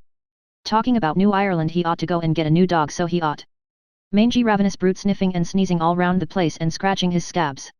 And round he goes to Bob Doran that was standing alpha half one sucking up for what he could get. So of course Bob Doran starts doing the bloody fool with him. Give us the paw. Give the paw, doggy. Good old doggy. Give the paw here. Give us the paw. Ara, bloody end to the paw. He'd paw and Alf trying to keep him from tumbling off the bloody stool atop of the bloody old dog, and he talking all kinds of drivel about training by kindness and thoroughbred dog and intelligent dog, give you the bloody pip. Then he starts scraping a few bits of old biscuit out of the bottom of a Jacob's tin he told Terry to bring. Gob, he golloped it down like old boots and his tongue hanging out of him a yard long for more. Near ate the tin and all, hungry bloody mongrel. And the citizen and Bloom having an argument about the point, the brothers Shears and Wolf Tone beyond on Arbor Hill and Robert Emmett and Die for Your Country, the Tommy Moore touch about Sarah Curran and She's Far from the Land. And Bloom, of course, with his knock-me-down cigar putting on swank with his lardy face. Phenomenon. The fat heap he married is a nice old phenomenon with a back on her like a ball alley. Time they were stopping up in the City Arms, Pisser Burke told me there was an old one there with a cracked blood hair mount of a nephew, and Bloom trying to get the soft side of her doing the mollycoddle playing bezique to come in for a bit of the wampum in her wool and not eating meat of a Friday because the old one was always thumping her craw and taking the loud out for a walk. And one time he led him the rounds of Dublin and, by the holy farmer, he never cried crack till he brought him home as drunk as a boiled owl, and he said he did it to teach him the evils of alcohol and buy herrings, if the three women didn't near roast him. It's a queer story, the old one, Bloom's wife and Mrs. O'Dowd that kept the hotel. Jesus, I had to laugh at Pisser Burke taking them off chewing the fat. And Bloom with his but don't you see? And but on the other hand. And sure, more betoken, the loud I'm told was in Powers after, the blenders, round in Cope Street going home footless in a cab 5 times in the week after drinking his way through all the samples in the bloody establishment. Phenomenon. The memory of the dead, says the citizen taking up his pint glass and glaring at Bloom. I, says Joe. You don't grasp my point, says Bloom. What I mean is. Sinn Féin. Says the citizen. Sinn Féin am Hain. The friends we love are by our side and the foes we hate before us. The last farewell was affecting in the extreme. From the belfries far and near the funereal death bell tolled unceasingly, while all around the gloomy precincts rolled the ominous warning of 100 muffled drums punctuated by the hollow booming of pieces of ordnance. The deafening claps of thunder and the dazzling flashes of lightning which lit up the ghastly scene testified that the artillery of heaven had lent its supernatural pomp to the already gruesome spectacle. A torrential rain poured down from the floodgates of the angry heavens upon the bared heads of the assembled multitude, which numbered at the lowest computation 500,000 persons. A posse of Dublin Metropolitan Police superintended by the Chief Commissioner in person maintained order in the vast throng, for whom the York Street Brass and Reed Band whiled away the intervening time by admirably rendering on their black draped instruments the matchless melody endeared to us from the cradle by Speranza's plaintive muse. Special quick excursion trains and upholstered charabancs had been provided for the comfort of our country cousins, of whom there were large contingents. Considerable amusement was caused by the favourite Dublin street singers LNHN and MLLGN, who sang the night before Larry was stretched in their usual mirth-provoking fashion. Our two inimitable drolls did a roaring trade with their broadsheets among lovers of the comedy element, and nobody who has a corner in his heart for real Irish fun without vulgarity will grudge them their hard-earned pennies. The children of the male and female Foundling Hospital who thronged the windows overlooking the scene were delighted with this unexpected addition to the day's entertainment, and a word of praise is due to the Little Sisters of the Poor for their excellent idea of affording the poor fatherless and motherless children a genuinely instructive treat. The vice-regal house party, which included many well-known ladies, was chaperoned by their excellencies to the most favourable positions on the grandstand, while the picturesque foreign delegation known as the Friends of the Emerald Isle was accommodated on a tribune directly opposite. The delegation, present in full force, consisted of Commendator Bocci Benina Benone, the semi-paralysed doyen of the party who had to be assisted to his seat by the aid of a powerful steam crane, Monsieur Pierre-Paul Petitpatent, the Grand Joker Viladenmeyer Pochthen Kurtzkeff, the Archjoker Leopold Rudolf von Schwanzenbad Hodenthaler, Countess Marhavariga Kisasoni Putrapesti, Hiram Y. Bombust, Count Athanatos Karamelopoulos, Ali Baba Bakshish Rahalokam Effendi, Senor Hidalgo Caballero, Don Pecadillo Y. Palabras Y. Paternoster de la Malaria de la Malaria, Hoko Poko Harikiri, Hai Hung Chong, Olaf Kaber Ketelsen, Meneer Trike van Trumps, Pan Polax Padiriski, Goospond Prhklstr Kratchina Brichizic, Boris Hupinkov, Herr House Director President Hans Joeklistu Early, National Gymnasium Assium Sanatorium and Suspensoriums Ordinary Privat Docent Generalister Special Professor Dr. Krieg Fried Uber Allgemein. All the delegates without exception expressed themselves in the strongest possible heterogeneous terms concerning the nameless barbarity which they had been called upon to witness. An animated altercation, in which all took part, ensued among the FOTEI as to whether the 8th or the 9th of March was the correct date of the birth of Ireland's patron saint. In the course of the argument cannonballs, scimitars, boomerangs, blunderbusses, stink pots, meat choppers, umbrellas, catapults, knuckle dusters, sandbags, lumps of pig iron were resorted to and blows were freely exchanged. The baby policeman, Constable McFadden, summoned by special courier from Boothurst town, quickly restored order and with lightning promptitude proposed the 17th of the month as a solution equally honourable for both contending parties. The ready-witted nine-footer's suggestion at once appealed to all and was unanimously accepted. Constable McFadden was heartily congratulated by all the FOTEI, several of whom were bleeding profusely. Commendator Benigna Benone having been extricated from underneath the presidential armchair, it was explained by his legal advisor Avvocato Pagamimi that the various articles secreted in his 32 pockets had been abstracted by him during the affray from the pockets of his junior colleagues in the hope of bringing them to their senses. The objects, which included several hundred ladies' and gentlemen's gold and silver watches, were promptly restored to their rightful owners and general harmony reigned supreme. Quietly, unassumingly Rumbold stepped onto the scaffold in faultless morning dress and wearing his favourite flower, the Gladiolus cruentus. He announced his presence by that gentle Rumboldian cough which so many have tried, unsuccessfully, to imitate short, painstaking yet withal so characteristic of the man. The arrival of the world-renowned headsman was greeted by a roar of acclamation from the huge concourse, the vice-regal ladies waving their handkerchiefs in their excitement while the even more excitable foreign delegates cheered vociferously in a medley of cries, Hoch, Bonsai, Elgin, Zivio, Chin Chin, Polacronia, Hifip, Vive, Allah, amid which the ringing eviva of the delegate of the land of song, a high double F recalling those piercingly lovely notes with which the eunuch Catalani beglamoured our great-great-grandmothers, was easily distinguishable. It was exactly 17 o'clock. The signal for prayer was then promptly given by megaphone and in an instant all heads were bared, the commendator's patriarchal sombrero, which has been in the possession of his family since the Revolution of Rienzi, being removed by his medical advisor in attendance, Dr. Pippi. The learned prelate who administered the last comforts of holy religion to the hero martyr when about to pay the death penalty knelt in a most Christian spirit in a pool of rainwater, his cassock above his hoary head, and offered up to the throne of grace fervent prayers of supplication. Hard by the block stood the grim figure of the executioner, his visage being concealed in a teng alon pot with two circular perforated apertures through which his eyes glowered furiously.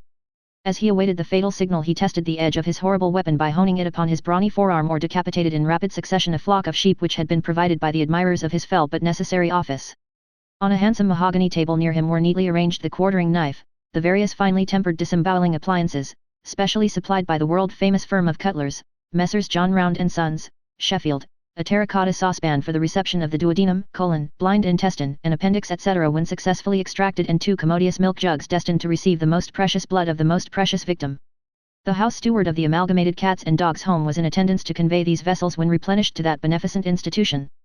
Quite an excellent repast consisting of rashers and eggs, fried steak and onions, done to a nicety, delicious hot breakfast rolls and invigorating tea had been considerately provided by the authorities for the consumption of the central figure of the tragedy, who was in capital spirits when prepared for death and evinced the keenest interest in the proceedings from beginning to end, but he, with an abnegation rare in these our times, rose nobly to the occasion and expressed the dying wish, immediately acceded to, that the meal should be divided in aliquot parts among the members of the Sick and Indigent Room Keepers Association as a token of his regard and esteem. The NEC and non plus ultra of emotion were reached when the blushing bride-elect burst her way through the serried ranks of the bystanders and flung herself upon the muscular bosom of him who was about to be launched into eternity for her sake. The hero folded her willowy form in a loving embrace, murmuring fondly, "Sheila, my own." Encouraged by this use of her Christian name, she kissed passionately all the various suitable areas of his person which the decencies of prison garb permitted her ardour to reach. She swore to him as they mingled the salt streams of their tears that she would ever cherish his memory, that she would never forget her hero boy who went to his death with a song on his lips as if he were but going to a hurling match in Clonturk Park. She brought back to his recollection the happy days of blissful childhood together on the banks of Anna when they had indulged in the innocent pastimes of the young and, oblivious of the dreadful present, they both laughed heartily, all the spectators, including the venerable pastor, joining in the general merriment. That monster audience simply rocked with delight. But anon they were overcome with grief and clasped their hands for the last time. A fresh torrent of tears burst from their lachrymal ducts, and the vast concourse of people, touched to the inmost core, broke into heartrending sobs, not the least affected being the aged prebendary himself. Big strong men, officers of the peace and genial giants of the Royal Irish Constabulary, were making frank use of their handkerchiefs, and it is safe to say that there was not a dry eye in that record assemblage. A most romantic incident occurred when a handsome young Oxford graduate, noted for his chivalry towards the fair sex, stepped forward and, presenting his visiting card, bank book, and genealogical tree, solicited the hand of the hapless young lady, requesting her to name the day, and was accepted on the spot. Every lady in the audience was presented with a tasteful souvenir of the occasion in the shape of a skull and crossbones brooch, a timely and generous act which evoked a fresh outburst of emotion, and when the gallant young Oxonian, the bearer, by the way, of one of the most time-honored names in Albion's history, placed on the finger of his blushing fiancée an expensive engagement ring with emeralds set in the form of a four-leaved shamrock, the excitement knew no bounds. Nay, even the stern Provost Marshal, Lieutenant Colonel Tomkin Maxwell Ferenc Mullen Tomlinson, who presided on the sad occasion, he who had blown a considerable number of sepoys from the cannon mouth without flinching, could not now restrain his natural emotion. With his mailed gauntlet he brushed away a furtive tear and was overheard, by those privileged burghers who happened to be in his immediate entourage, to murmur to himself in a faltering undertone. God blimey if she ain't a clinker, that there bleeding tart. Blimey it makes me kind of bleeding cry, straight, it does, when I sees her, cause I thinks of my old mishtub what's waiting for me down Limehouse way. So then the citizen begins talking about the Irish language and the corporation meeting and all to that, and the Shawneens that can't speak their own language, and Joe chipping in because he stuck someone for a quid, and Bloom putting in his old goo with his twopenny stump that he catched off of Joe, and talking about the Gaelic League and the Anti-Treating League and drink, the curse of Ireland. Anti-treating is about the size of it. Gob, he'd let you pour all manner of drink down his throat till the Lord would call him before you'd ever see the froth of his pint. And one night I went in with a fellow into one of their musical evenings, song and dance about she could get up on a truss of hay, she could my Maureen lay, and there was a fellow with a Ballahooly blue ribbon badge spiffing out of him in Irish, and a lot of Colleen Bounds going about with temperance beverages and selling medals and oranges and lemonade and a few old dry buns. Gob, Flaholak entertainment, don't be talking. Ireland sober is Ireland free. And then an old fellow starts blowing into his bagpipes and all the gougers shuffling their feet to the tune The Old Cow Died Of. And one or two sky pilots having an eye around that there was no goings on with the females, hitting below the belt. So how ondiver, as I was saying, the old dog seeing the tin was empty starts mousing around by Joe and me. I'd train him by kindness, so I would, if he was my dog. Give him a rousing fine kick now and again where it wouldn't blind him. Afraid he'll bite you? Says the citizen, jeering. No, says I. But he might take my leg for a lamppost. So he calls the old dog over. What's on you, Gary? Says he. Then he starts hauling and mauling and talking to him in Irish, and the old Towser growling, letting on to answer, like a duet in the opera. Such growling you never heard as they let off between them. Someone that has nothing better to do ought to write a letter pro bono publico to the papers about the muzzling order for a dog the like of that. Growling and grousing, and his eye all bloodshot from the drouth is in it, and the hydrophobia dropping out of his jaws. All those who are interested in the spread of human culture among the lower animals, and their name is legion, should make a point of not missing the really marvelous exhibition of cananthropy given by the famous old Irish red setter wolf dog, formerly known by the sobriquet of Gary Owen and recently rechristened by his large circle of friends and acquaintances Owen Gary. The exhibition, which is the result of years of training by kindness and a carefully thought out dietary system, comprises, among other achievements, the recitation of verse. Our greatest living phonetic expert, Wild Horses Shall Not Drag It From Us, has left no stone unturned in his efforts to delucidate and compare the verse recited, and has found it bears a striking resemblance, the italics are ours, to the ranns of ancient Celtic bards. We are not speaking so much of those delightful love songs with which the writer who conceals his identity under the graceful pseudonym of the Little Sweet Branch has familiarized the book-loving world, but rather, as a contributor DOC points out in an interesting communication published by an evening contemporary, of the harsher and more personal note which is found in the satirical effusions of the famous Raftery and of Donald Mac Considine, to say nothing of a more modern lyrist at present very much in the public eye. We subjoin a specimen which has been rendered into English by an eminent scholar whose name for the moment we are not at liberty to disclose, though we believe that our readers will find the topical allusion rather more than an indication. The metrical system of the canine original, which recalls the intricate alliterative and isosyllabic rules of the Welsh England, is infinitely more complicated, but we believe our readers will agree that the spirit has been well caught. Perhaps it should be added that the effect is greatly increased if Owen's verse be spoken somewhat slowly and indistinctly in a tone suggestive of suppressed rancor. The curse of my curses. 7 days every day.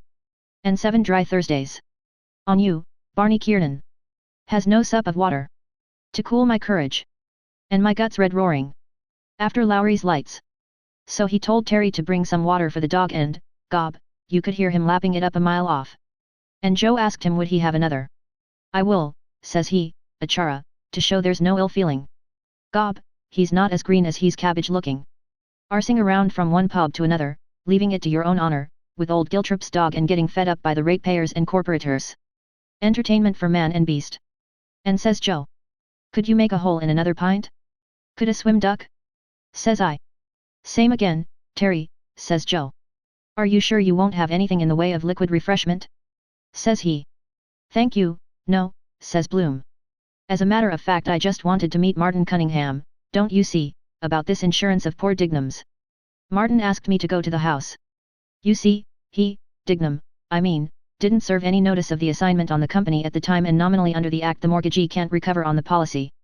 Holy wars, says Joe, laughing, that's a good one if old Shylock is landed. So the wife comes out top dog, what? Well, that's a point, says Bloom, for the wife's admirers. Whose admirers?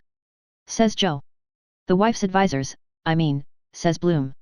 Then he starts all confused, mucking it up about mortgager under the act like the Lord Chancellor giving it out on the bench and for the benefit of the wife, and that a trust is created, but on the other hand that Dignam owed Bridgman the money, and if now the wife or the widow contested the mortgagee's right till he near had the head of me addled with his mortgager under the act.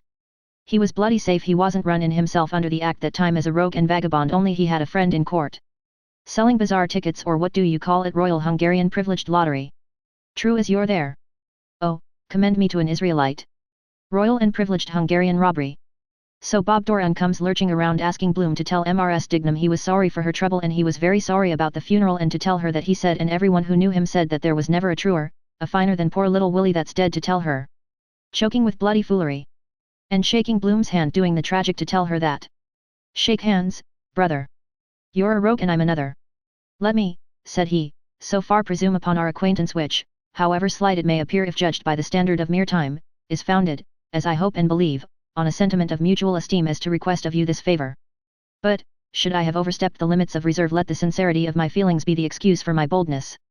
No, rejoined the other, I appreciate to the full the motives which actuate your conduct, and I shall discharge the office you entrust to me, consoled by the reflection that, though the errand be one of sorrow, this proof of your confidence sweetens in some measure the bitterness of the cup.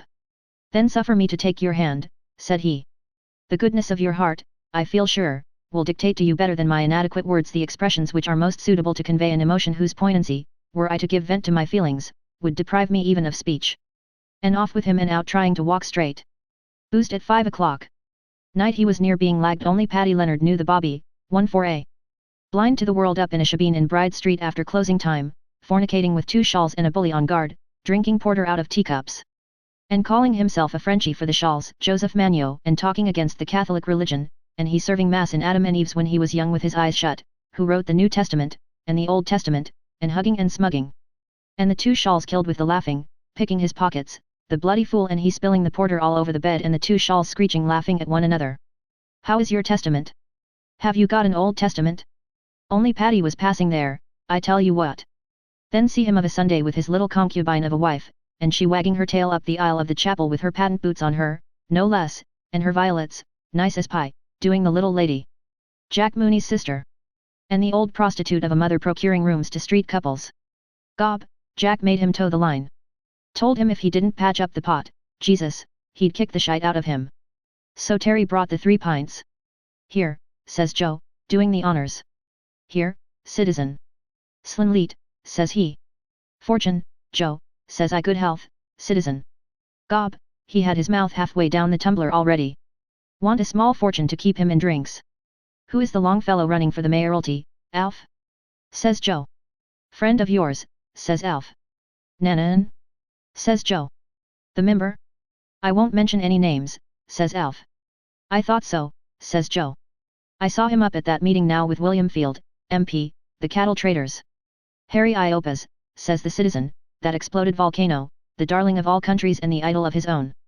So Joe starts telling the citizen about the foot and mouth disease and the cattle traders, and taking action in the matter, and the citizen sending them all to the right about, and Bloom coming out with his sheep dip for the scab and a who's drench for coughing calves and the guaranteed remedy for timber tongue. Because he was up one time in a knacker's yard, walking about with his book and pencil, here's my head and my heels are coming, till Joe Cuff gave him the order of the boot for giving lip to a grazier. Mr. Noel. Teach your grandmother how to milk ducks. Pisser Burke was telling me in the hotel the wife used to be in rivers of tears sometimes with Mrs. O'Dowd crying her eyes out with her 8 inches of fat all over her. Couldn't loosen her farting strings, but old Cod's eye was waltzing around her showing her how to do it. What's your program today? Humane methods. Because the poor animals suffer, and experts say and the best known remedy that doesn't cause pain to the animal, and on the sore spot administer gently. Gob, he'd have a soft hand under a hen. Ga Gara. Klook klook klook. Black Liz is our hen. She lays eggs for us. When she lays her egg she is so glad. Gara. Klook klook klook. Then comes good Uncle Leo. He puts his hand under Black Liz and takes her fresh egg. Ga Gara. Klook klook klook. Anyhow, says Joe, Field and Nanetti are going over tonight to London to ask about it on the floor of the House of Commons. Are you sure, says Bloom, the councillor is going? I wanted to see him, as it happens. Well, he's going off by the mailboat, says Joe, tonight. That's too bad, says Bloom. I wanted particularly. Perhaps only Mr. Field is going. I couldn't phone. No. You're sure? Nanan's going too, says Joe. The League told him to ask a question tomorrow about the Commissioner of Police forbidding Irish games in the park. What do you think of that, citizen? The Sloak Nah Aaron. Mr. Cowie Conacher, Multi Farnham. Nat arising out of the question of my honourable friend, the member for Shillelagh, may I ask the right honourable gentleman whether the government has issued orders that these animals shall be slaughtered though no medical evidence is forthcoming as to their pathological condition? Mr. Allfours, Tom O'Shant. Honourable members are already in possession of the evidence produced before a committee of the whole House. I feel I cannot usefully add anything to that. The answer to the honourable member's question is in the affirmative. Mr. O'Reilly, Montinate. Nat have similar orders been issued for the slaughter of human animals who dare to play Irish games in the Phoenix Park? Mr. Allfours, the answer is in the negative. Mr. Cowie Conacher, has the right honourable gentleman's famous Mitchellstown telegram inspired the policy of gentlemen on the Treasury bench? Oh. Mr. Allfours, I must have notice of that question. Mr. Stalewit, Bunkum. IND don't hesitate to shoot. Ironical opposition cheers. The Speaker, order. Order. The House rises. Cheers. There's the man, says Joe, that made the Gaelic sports revival. There he is sitting there. The man that got away James Stephens. The champion of all Ireland at putting the 16-pound shot.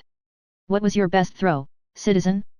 N.A. Bacaliz, says the citizen, letting on to be modest. There was a time I was as good as the next fellow anyhow.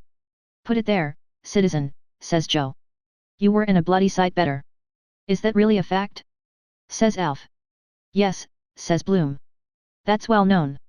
Did you not know that? So off they started about Irish sports and Shoneen games the like of lawn tennis and about hurley and putting the stone and racy of the soil and building up a nation once again and all to that. And of course Bloom had to have his say too about if a fellow had a rower's heart violent exercise was bad. I declare to my Auntie Macassa if you took up a straw from the bloody floor and if you said to Bloom, look it, Bloom. Do you see that straw? That's a straw. Declare to my aunt he'd talk about it for an hour so he would and talk steady. A most interesting discussion took place in the ancient hall of Brian O'Chiarnain's Insride N.A. Brett Ain Biag, under the auspices of Sloak Nah Aaron, on the revival of ancient Gaelic sports and the importance of physical culture, as understood in ancient Greece and ancient Rome and ancient Ireland, for the development of the race. The venerable president of the noble order was in the chair and the attendance was of large dimensions.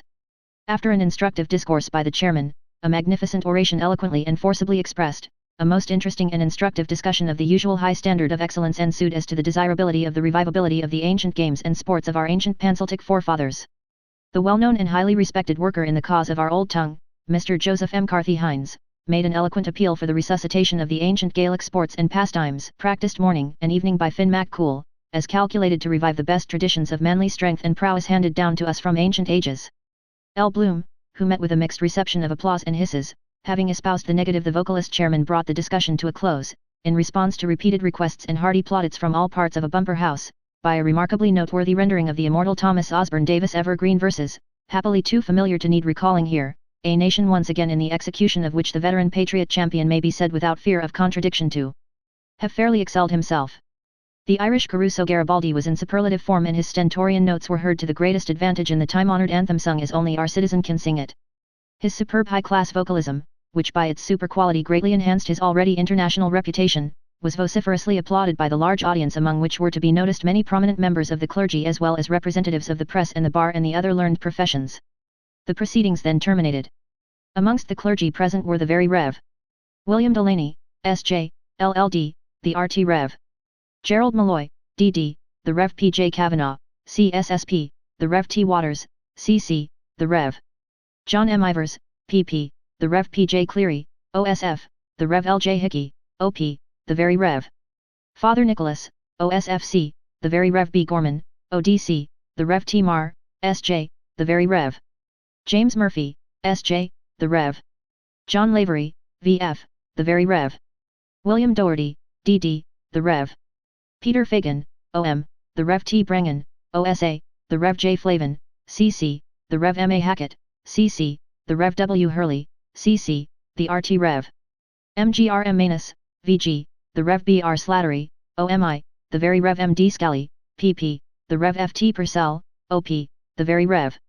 Timothy Cannon Gorman, PP, the Rev J Flanagan, CC. The laity included P. Fay, T. Quirk, etc., etc.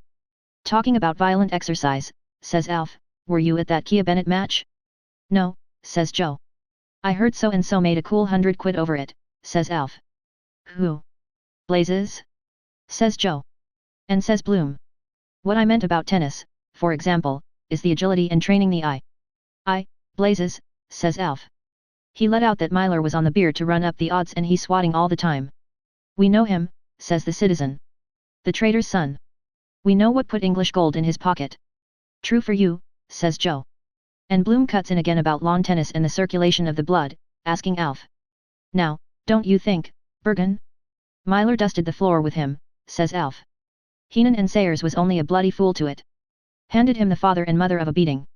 See the little kipper not up to his navel and the big fellow swiping. God, he gave him one last puck in the wind, Queensberry rules and all, made him puke what he never ate. It was a historic and a hefty battle when Myler and Percy were scheduled to don the gloves for the purse of 50 sovereigns. Handicapped as he was by lack of poundage, Dublin's pet lamb made up for it by superlative skill in ring craft. The final bout of fireworks was a grueling for both champions. The welterweight sergeant major had tapped some lively claret in the previous mix-up during which Kia had been receiver general of rights and lefts, the artilleryman putting in some neat work on the pet's nose, and Myler came on looking groggy. The soldier got to business, leading off with a powerful left jab to which the Irish gladiator retaliated by shooting out a stiff one flush to the point of Bennett's jaw. The redcoat ducked but the Dubliner lifted him with a left hook, the body punch being a fine one. The men came to handy grips. Myler quickly became busy and got his man under, the bout ending with the bulkier man on the ropes, Myler punishing him. The Englishman, whose right eye was nearly closed, took his corner where he was liberally drenched with water and when the bell went came on gamey and brimful of pluck, confident of knocking out the fistic Eblanite in yig time. It was a fight to a finish and the best man for it. The two fought like tigers and excitement ran fever high. The referee twice cautioned pucking Percy for holding but the pet was tricky and his footwork a treat to watch. After a brisk exchange of courtesies during which a smart uppercut of the military man brought blood freely from his opponent's mouth, the lamb suddenly waded in all over his man and landed a terrific left to battling Bennett's stomach, flooring him flat. It was a knockout clean and clever. Amid tense expectation the Portobello bruiser was being counted out when Bennett's second OLE Fotswetstein threw in the towel and the Santry boy was declared victor to the frenzied cheers of the public who broke through the ring ropes and fairly mobbed him with delight. He knows which side his bread is buttered, says Alf. I hear he's running a concert tour now up in the north. He is, says Joe. Isn't he? Who? Says Bloom. Ah, yes. That's quite true. Yes, a kind of summer tour, you see. Just a holiday. MRSB is the bright particular star, isn't she? Says Joe. My wife? Says Bloom. She's singing, yes. I think it will be a success too. He's an excellent man to organize. Excellent. Ho ho begob, says I to myself, says I. That explains the milk in the coconut and absence of hair on the animal's chest. Blazes doing the tootle on the flute. Concert tour. Dirty Dan the Dodger's son off Island Bridge that sold the same horses twice over to the government to fight the Boers. Old what? I called about the poor and water rate, Mr. Boylan. You what? The water rate, Mr. Boylan. You what? That's the bucko that'll organize her, take my tip. Twixt me and you Catariesh. Pride of Kalpez Rocky Mount, the raven-haired daughter of Tweedy.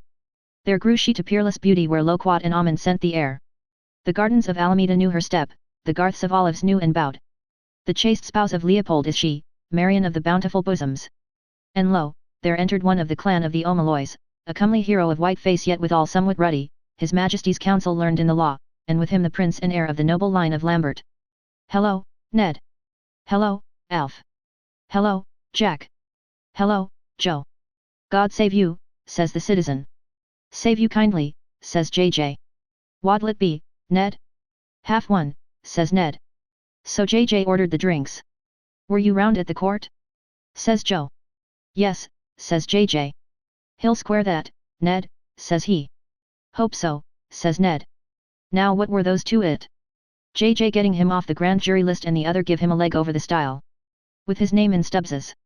Playing cards, hobnobbing with flash toffs with a swank glass in their eye, a drinking fizz and he half smothered in Ritz and Garnishy orders.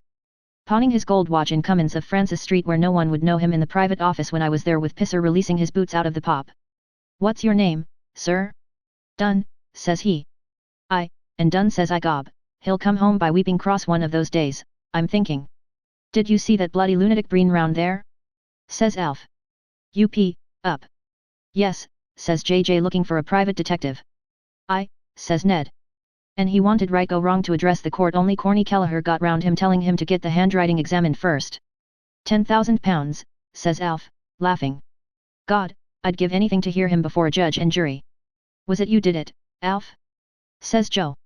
The truth, the whole truth and nothing but the truth, so help you Jimmy Johnson. Me? Says Alf. Don't cast your nasturtiums on my character. Whatever statement you make, says Joe, will be taken down in evidence against you. Of course an action would lie, says JJ. It implies that he is not compos mentis. Up. Compass your eye. Says Alf, laughing. Do you know that he's balmy? Look at his head. Do you know that some mornings he has to get his hat on with a shoehorn? Yes, says JJ, but the truth of a libel is no defense to an indictment for publishing it in the eyes of the law. Ha, Alf, says Joe. Still, says Bloom, on account of the poor woman, I mean his wife. Pity about her, says the citizen. Or any other woman marries a half and half. How half and half? Says Bloom. Do you mean he? Half and half I mean, says the citizen. A fellow that's neither fish nor flesh. Nor good red herring, says Joe. That what's I mean, says the citizen. A pishog, if you know what that is. Begob I saw there was trouble coming. And Bloom explaining he meant on account of it being cruel for the wife having to go round after the old stuttering fool. Cruelty to animals so it is to let that bloody poverty-stricken Breen out on grass with his beard out tripping him, bringing down the rain. And she with her nose cock-a-hoop after she married him because a cousin of his old fellows was Peewopenner to the Pope. Picture of him on the wall with his SMA's Hall Sweeney's mustaches, the Senior Bryni from Summerhill, the Italiano, papalzo to the Holy Father, has left the key and gone to Moss Street. And who was he, tell us? A nobody, 2 pair back and passages, at 7 shillings a week, and he covered with all kinds of breastplates bidding defiance to the world. And moreover, says JJ, a postcard is publication. It was held to be sufficient evidence of malice in the test case Satro v. Hole. In my opinion an action might lie. 6 and 8 pence, please. Who wants your opinion? Let us drink our pints in peace. Gob, we won't be let even do that much itself. Well, good health, Jack, says Ned. Good health, Ned, says JJ. There he is again, says Joe. Where? Says Alf. And begob there he was passing the door with his books under his oxter and the wife beside him and Corny Kelleher with his wall-eye looking in as they went past, talking to him like a father, trying to sell him a second-hand coffin. How did that Canada swindle case go off? Says Joe. Remanded, says JJ. One of the bottle-nosed fraternity it was went by the name of James Wout alias Sapphiro alias Spark and Spiro, put an ad in the paper saying he'd give a passage to Canada for 20 bob. What? Do you see any green in the white of my eye? Course it was a bloody Barney. What? Swindled them all, skivvies and bad hacks from the county Meath, and his own kidney too. JJ was telling us there was an ancient Hebrew Zaretsky or something weeping in the witness box with his hat on him, swearing by the holy Moses he was stuck for 2 quid. Who tried the case? Says Joe. Recorder, says Ned.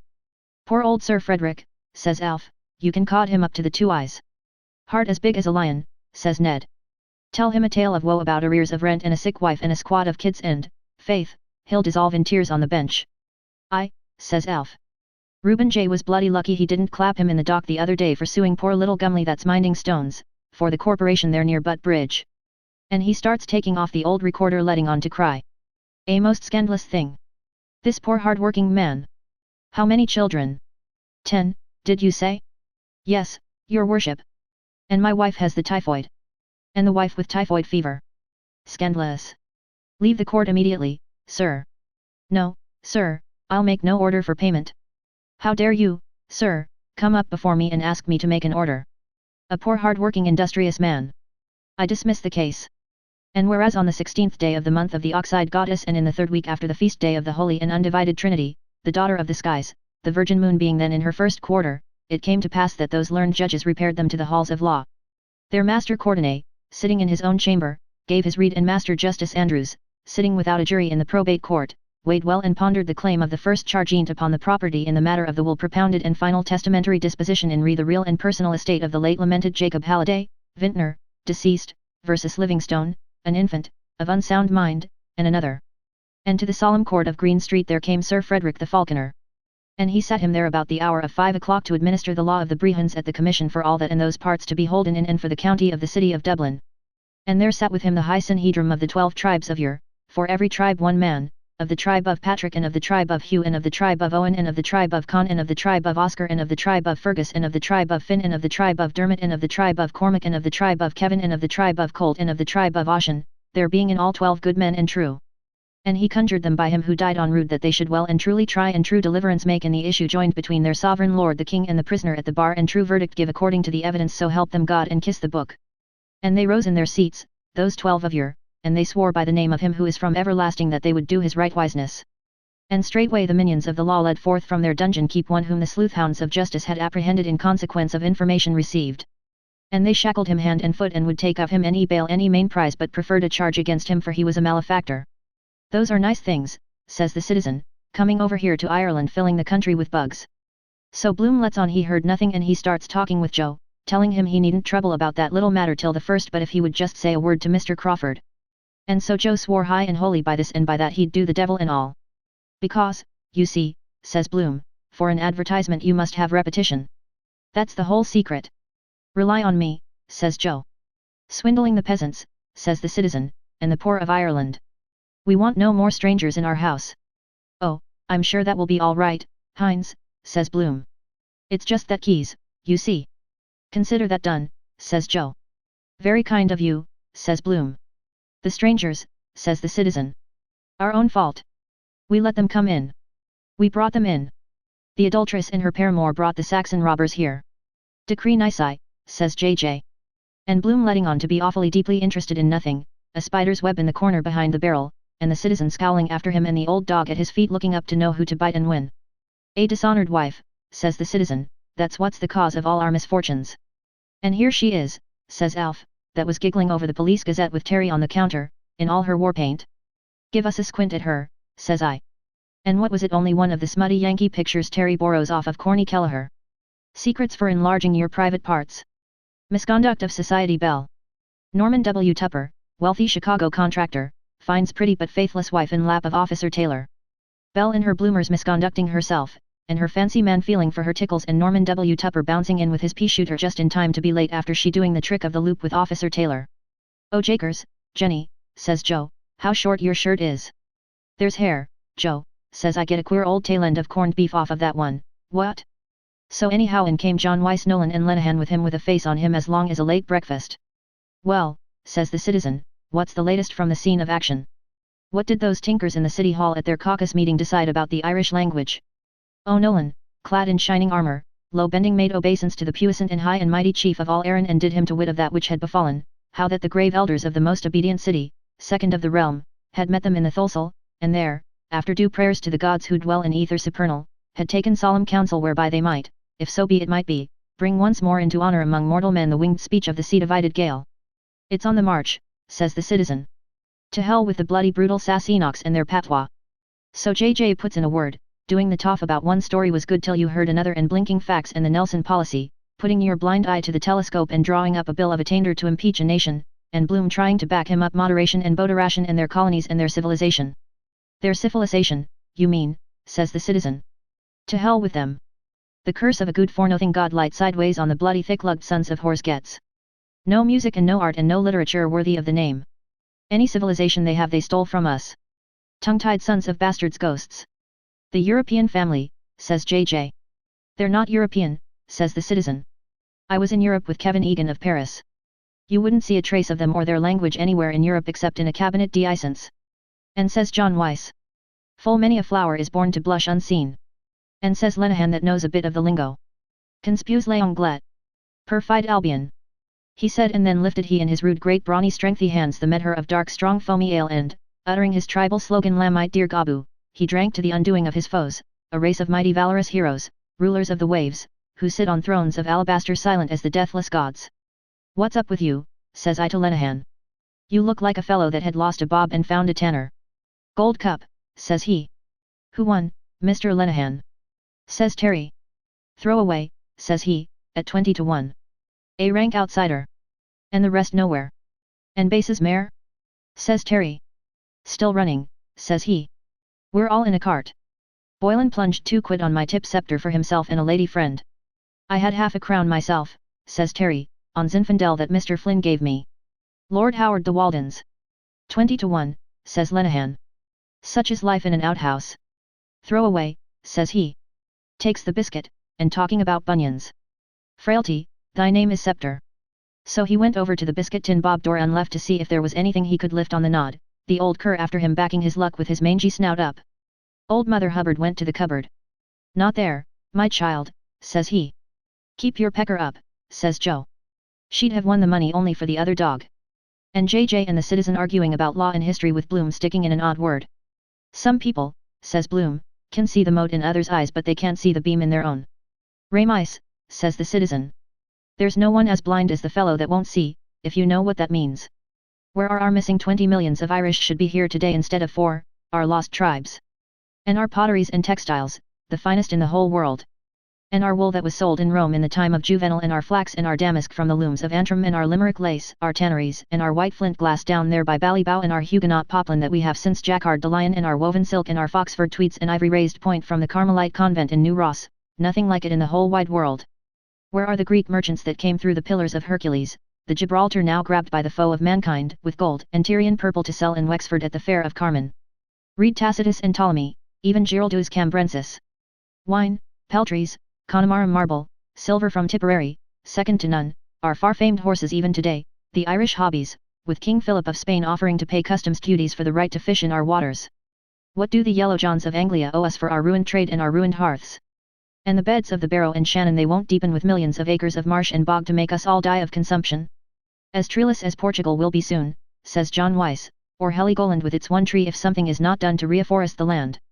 Larches, firs, all the trees of the conifer family are going fast. I was reading a report of Lord Castletown's. Save them, says the citizen, the giant ash of Galway and the chieftain elm of Kildare with a 40-foot bole and an acre of foliage. Save the trees of Ireland for the future men of Ireland on the fair hills of Eire, oh. Europe has its eyes on you, says Lenehan. The fashionable international world attended en masse this afternoon at the wedding of the Chevalier Jean Weiss de Nolan, Grand High Chief Ranger of the Irish National Foresters, with Miss Fir Conifer of Pine Valley. Lady Sylvester Elmshade, MRS Barbara Love Birch, MRS Pole Ash, MRS Holly Hayes Layes, Miss Daphne Bays, Miss Dorothy Canebrake, MRS Clyde 12 Trees, MRS Rowan Green, MRS Helen Vinegadeing, Miss Virginia Creeper, Miss Gladys Beach, Miss Olive Garth, Miss Blanche Maple, MRS Maud Mahogany, Miss Myra Myrtle, Miss Priscilla Elderflower, Miss B Honeysuckle, Miss Grace Poplar, Miss O Mimosa San, Miss Rachel Cedar Frond, the Misses Lillian and Viola Lilac, Miss Timidity Aspinall, MRS Kitty Dewey Moss. Miss May Hawthorne, MRS Gloriana Palma, MRS Liana Forrest, MRS Arabella Blackwood and MRS Norma Holyoke of Occalm Regis graced the ceremony by their presence. The bride who was given away by her father, the M. Conifer of the Glens, looked exquisitely charming in a creation carried out in green merceriste silk, molded on an underslip of gloaming grey, sashed with a yoke of broad emerald and finished with a triple flounce of dark rude fringe, the scheme being relieved by bretelles and hip insertions of acorn bronze. The maids of honor, Miss Large Conifer and Miss Spruce Conifer, sisters of the bride, wore very becoming costumes in the same tone, a dainty motif of plume rose being worked into the pleats in a pinstripe and repeated capriciously in the jade green toques in the form of heron feathers of pale tinted coral. Señor Enrique Flor presided at the organ with his well-known ability and, in addition to the prescribed numbers of the nuptial mass, played a new and striking arrangement of Woodman, Spare That Tree at the conclusion of the service. On leaving the church of St. Fiacre in Horto after the papal blessing the happy pair were subjected to a playful crossfire of hazelnuts, beech mast, bell avies, catkins of willow, ivy-tod, holly berries, mistletoe sprigs, and quicken shoots. MR and MRS Weiss Conifer Nolan will spend a quiet honeymoon in the Black Forest. And our eyes are on Europe, says the citizen. We had our trade with Spain and the French and with the Flemings before those mongrels were puppied, Spanish ale in Galway, the wine bark on the wine-dark waterway. And will again, says Joe. And with the help of the Holy Mother of God we will again, says the citizen, clapping his thigh. Our harbours that are empty will be full again, Queenstown, Kinsale, Galway, Blacksad Bay, Ventry in the Kingdom of Kerry, Killibugs, the third largest harbour in the wide world with a fleet of masts of the Galway Lynches and the Cavan O'Reillys and the O'Kennedys of Dublin when the Earl of Desmond could make a treaty with the Emperor Charles V himself. And will again, says he, when the first Irish battleship is seen breasting the waves with our own flag to the fore, none of your Henry Tudor's harps, no, the oldest flag afloat, the flag of the province of Desmond and Thomond, 3 crowns on a blue field, the 3 sons of Miles's. And he took the last swig out of the pint. Moya! All wind and piss like a 10-yard cat. Cows in Connaught have long horns. As much as his bloody life is worth to go down and address his tall talk to the assembled multitude in Shanagolden, where he daren't show his nose with the Molly Maguires looking for him to let daylight through him for grabbing the holding of an evicted tenant. Here to that, says John Wyse. What will you have? An imperial yeomanry, says Lenehan, to celebrate the occasion. Half one, Terry, says John Wyse, and a hands up. Terry. Are you asleep? Yes, sir, says Terry. Small whiskey and bottle of Alsop. Right, sir. Hanging over the bloody paper with Alf looking for spicy bits instead of attending to the general public. Picture of a budding match, trying to crack their bloody skulls, one chap going for the other with his head down like a bull at a gate. And another one, Black Beast burned in Omaha, GA. A lot of deadwood dicks in slouch hats and they firing at a Sambo strung up in a tree with his tongue out and a bonfire under him. Gob, they ought to drown him in the sea after and electrocute and crucify him to make sure of their job. But what about the fighting navy, says Ned, that keeps our foes at bay? I'll tell you what about it, says the citizen. Hell upon earth it is. Read the revelations that's going on in the papers about flogging on the training ships at Portsmouth. A fellow writes that calls himself Disgusted One. So he starts telling us about corporal punishment and about the crew of tars and officers and rear admirals drawn up in cocked hats and the parson with his Protestant Bible to witness punishment and a young lad brought out, howling for his ma, and they tie him down on the button of a gun. A rump and dozen, says the citizen, was what that old ruffian Sir John Beresford called it, but the modern God's Englishman calls it caning on the breech. And says John Wyse, 'tis a custom more honoured in the breach than in the observance. Then he was telling us the master-at-arms comes along with a long cane and he draws out and he flogs the bloody backside off of the poor lad till he yells Mila murder. That's your glorious British Navy, says the citizen, that bosses the earth. The fellows that never will be slaves, with the only hereditary chamber on the face of God's earth and their land in the hands of a dozen game hogs and cotton ball barons. That's the great empire they boast about of drudges and whipped serfs. On which the sun never rises, says Joe. And the tragedy of it is, says the citizen, they believe it. The unfortunate yahoos believe it. They believe in Rod, the Scourger Almighty, creator of hell upon earth, and in Jackie Tar, the son of a gun, who was conceived of unholy boast, born of the fighting navy, suffered under rump and dozen, was scarified, flayed and curried, yelled like bloody hell, the third day he arose again from the bed, steered into haven, sitteth on his beam until further orders whence he shall come to drudge for a living and be paid. But, says Bloom, isn't discipline the same everywhere? I mean, wouldn't it be the same here if you put force against force? Didn't I tell you? As true as I'm drinking this porter, if he was at his last gasp he'd try to downface you that dying was living. We'll put force against force, says the citizen. We have our Greater Ireland beyond the sea. They were driven out of house and home in the Black 47. Their mud cabins and their sheilings by the roadside were laid low by the batter Ingram, and the Times rubbed its hands and told the white-livered Saxons there would soon be as few Irish in Ireland as Redskins in America. Even the Grand Turk sent us his piastres. But the Sass Enoch tried to starve the nation at home while the land was full of crops that the British hyenas bought and sold in Rio de Janeiro. They drove out the peasants in hordes. 20,000 of them died in the coffin ships. But those that came to the land of the free remember the land of bondage.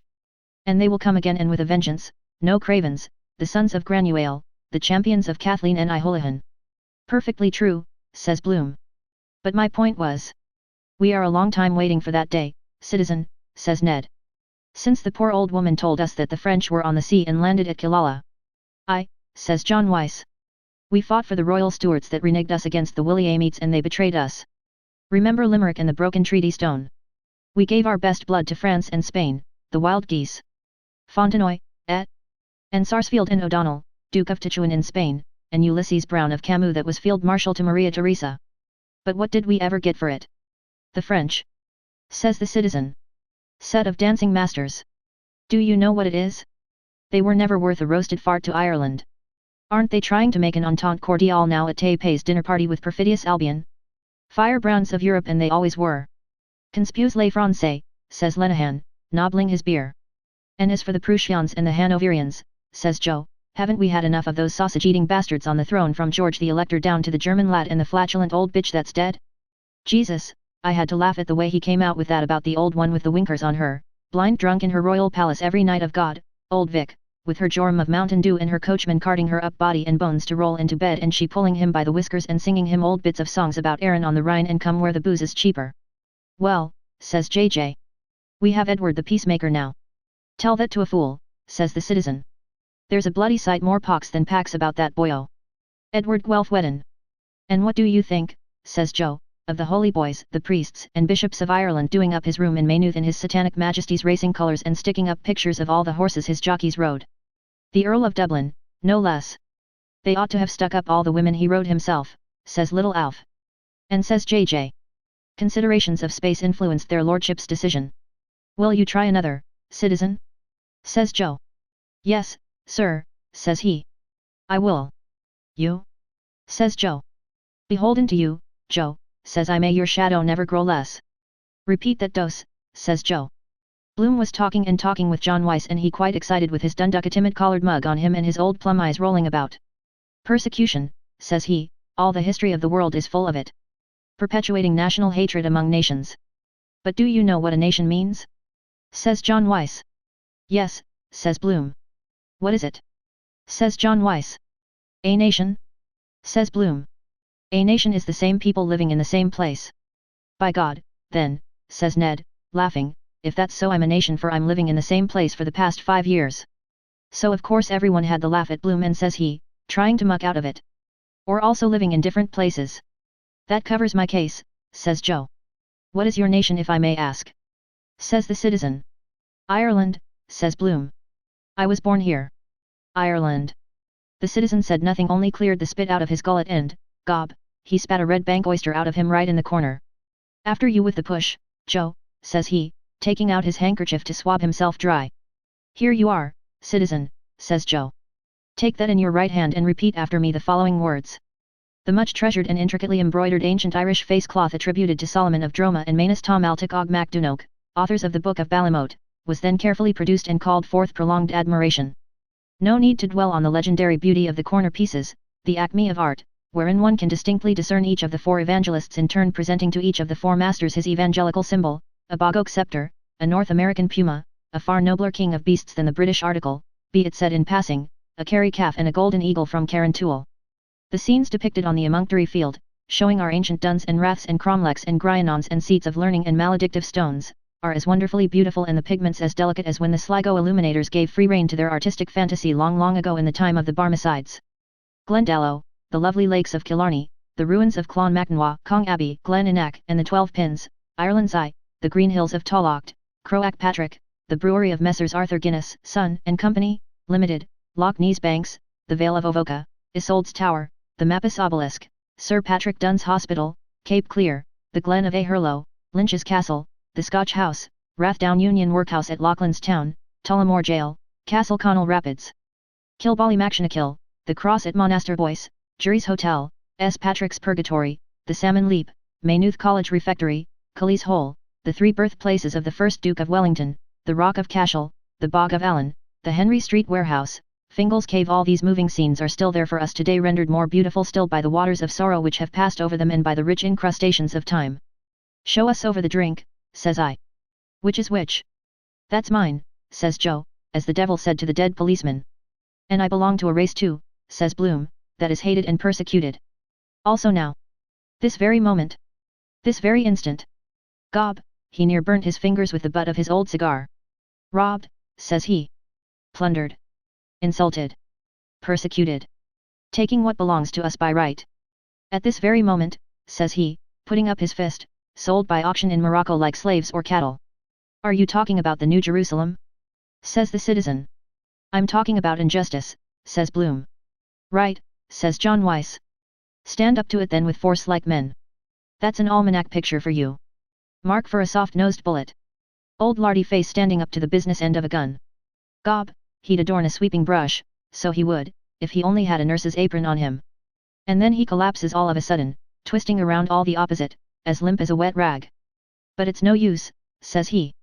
Force, hatred, history, all that. That's not life for men and women, insult and hatred. And everybody knows that it's the very opposite of that is really life. What? Says Alf. Love, says Bloom. I mean the opposite of hatred. I must go now, says he to John Weiss. Just round to the court a moment to see if Martin is there. If he comes just say I'll be back in a second. Just a moment. Who's hindering you? And off he pops like greased lightning. A new apostle to the Gentiles, says the citizen. Universal love. Well, says John Weiss. Isn't that what we're told? Love your neighbor. That chap? Says the citizen. Beggar my neighbor is his motto. Love, Moya. He's a nice pattern of a Romeo and Juliet. Love loves to love love. Nurse loves the new chemist. Constable 14A loves Mary Kelly. Gertie McDowell loves the boy that has the bicycle. MB loves a fair gentleman. Li Chi-han lovey up kissy cha pu chow. Jumbo, the elephant, loves Alice, the elephant. Old Mr. Verschoyle with the ear trumpet loves old Mrs. Verschoyle with the turn-ed eye. The man in the brown mackintosh loves a lady who is dead. His Majesty the King loves Her Majesty the Queen. Mrs. Norman W. Tupper loves Officer Taylor. You love a certain person. And this person loves that other person because everybody loves somebody but God loves everybody. Well, Joe, says I, you're very good health and song. More power, citizen. Hurrah, there, says Joe. The blessing of God and Mary and Patrick on you, says the citizen. And he ups with his pint to wet his whistle. We know those cantors, says he, preaching and picking your pocket. What about sanctimonious Cromwell and his Ironsides that put the women and children of Drogheda to the sword with the Bible text God is love pasted round the mouth of his cannon? The Bible. Did you read that skit in the United Irishman today about that Zulu chief that's visiting England? What's that? Says Joe. So the citizen takes up one of his paraphernalia papers and he starts reading out. A delegation of the chief cotton magnates of Manchester was presented yesterday to His Majesty the Lackey of Ubiquita by Gold Stick in Waiting, Lord Walkup of Walkup on Eggs, to tender to His Majesty the heartfelt thanks of British traders for the facilities afforded them in his dominions. The delegation partook of luncheon at the conclusion of which the dusky potentate, in the course of a happy speech, freely translated by the British chaplain, the Reverend Ananias Praise God Barebones, tendered his best thanks to Massa Walkup and emphasized the cordial relations existing between Ubiquita and the British Empire, stating that he treasured as one of his dearest possessions an illuminated Bible, the volume of the Word of God and the secret of England's greatness, graciously presented to him by the White Chief Woman, the great Squaw Victoria, with a personal dedication from the august hand of the royal donor. The Alaki then drank a loving cup of first shot usque bow to the toast black and white from the skull of his immediate predecessor in the dynasty Kakakakakuk, surnamed 40 Warts, after which he visited the chief factory of Cotonopolis and signed his mark in the visitor's book, subsequently executing a charming old Ubiquitic war dance, in the course of which he swallowed several knives and forks, amid hilarious applause from the girl hands. Widow woman, says Ned. I wouldn't doubt her. Wonder did he put that Bible to the same use as I would. Same only more so, says Lenehan. And thereafter in that fruitful land the broad-leaved mango flourished exceedingly. Is that by Griffith? Says John Weiss. No, says the citizen. It's not signed Shanganak. It's only annealed, P. And a very good initial too, says Joe. That's how it's worked, says the citizen. Trade follows the flag. Well, says JJ, if they're any worse than those Belgians in the Congo Free State they must be bad. Did you read that report by a man what's this his name is? Casement, says the citizen. He's an Irishman. Yes, that's the man, says JJ, raping the women and girls and flogging the natives on the belly to squeeze all the red rubber they can out of them. I know where he's gone, says Lenehan, cracking his fingers. Who? Says I. Bloom, says he. The courthouse is a blind. He had a few bob on throwaway and he's gone to gather in the shekels. Is it that Witeed Kaffir? Says the citizen, that never backed a horse in anger in his life? That's where he's gone, says Lenehan. I met Bantam Lyons going to back that horse only I put him off it and he told me Bloom gave him the tip. Bet you what you like he has 100 shillings to 5 on. He's the only man in Dublin has it. A dark horse. He's a bloody dark horse himself, says Joe. Mind, Joe, says I, show us the entrance out. There you are, says Terry. Goodbye Ireland, I'm going to Gort. So I just went round the back of the yard to pump ship and begob, 100 shillings to 5, while I was letting off my, throwaway 22, letting off my load gob, says I to myself. I knew he was uneasy in his, 2 pints off of Joe and 1 in Slattery's off, in his mind to get off the mark to, 100 shillings is 5 quid, and when they were in the, dark horse, Pisser Burke was telling me card party and letting on the child was sick, gob, must have done about a gallon, flabby arse of a wife. Speaking down the tube she's better or she's, ow, all a plan so he could vamoose with the pool if he won or, Jesus, full up I was, trading without a license, ow. Ireland my nation, says he, hoik, thuk, never be up to those bloody, there's the last of it, Jerusalem, ah, cuckoos.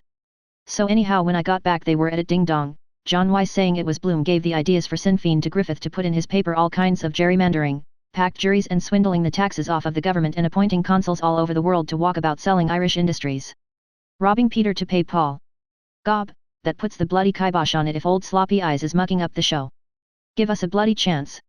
God save Ireland from the likes of that bloody mouseabout. Mr. Bloom with his Argal Bargal. And his old fellow before him perpetrating frauds, old Methusalem Bloom, the robbing bagman, that poisoned himself with the prussic acid after he swamping the country with his baubles and his penny diamonds. Loans by post on easy terms. Any amount of money advanced on note of hand. Distance no object. No security. Gob, he's like Lanty MacHale's goat that'd go a piece of the road with everyone. Well, it's a fact, says John Wyse. And there's the man now that'll tell you all about it, Martin Cunningham. Sure enough, the castle car drove up with Martin on it and Jack Power with him and a fellow named Crofter or Crofton, pensioner out of the Collector General's, an Orangeman Blackburn does have on the registration, and he drawing his pay, or Crawford gallivanting around the country at the king's expense. Our travellers reached the rustic hostelry and alighted from their palfreys. Ho, varlet! Cried he, who by his mien seemed the leader of the party. Saucy knave! To us! So saying he knocked loudly with his sword hilt upon the open lattice. Mine host came forth at the summons, girding him with his tabard. Give you good den, my masters, said he with an obsequious bow. Bestir thyself, sirrah! Cried he who had knocked. Look to our steeds.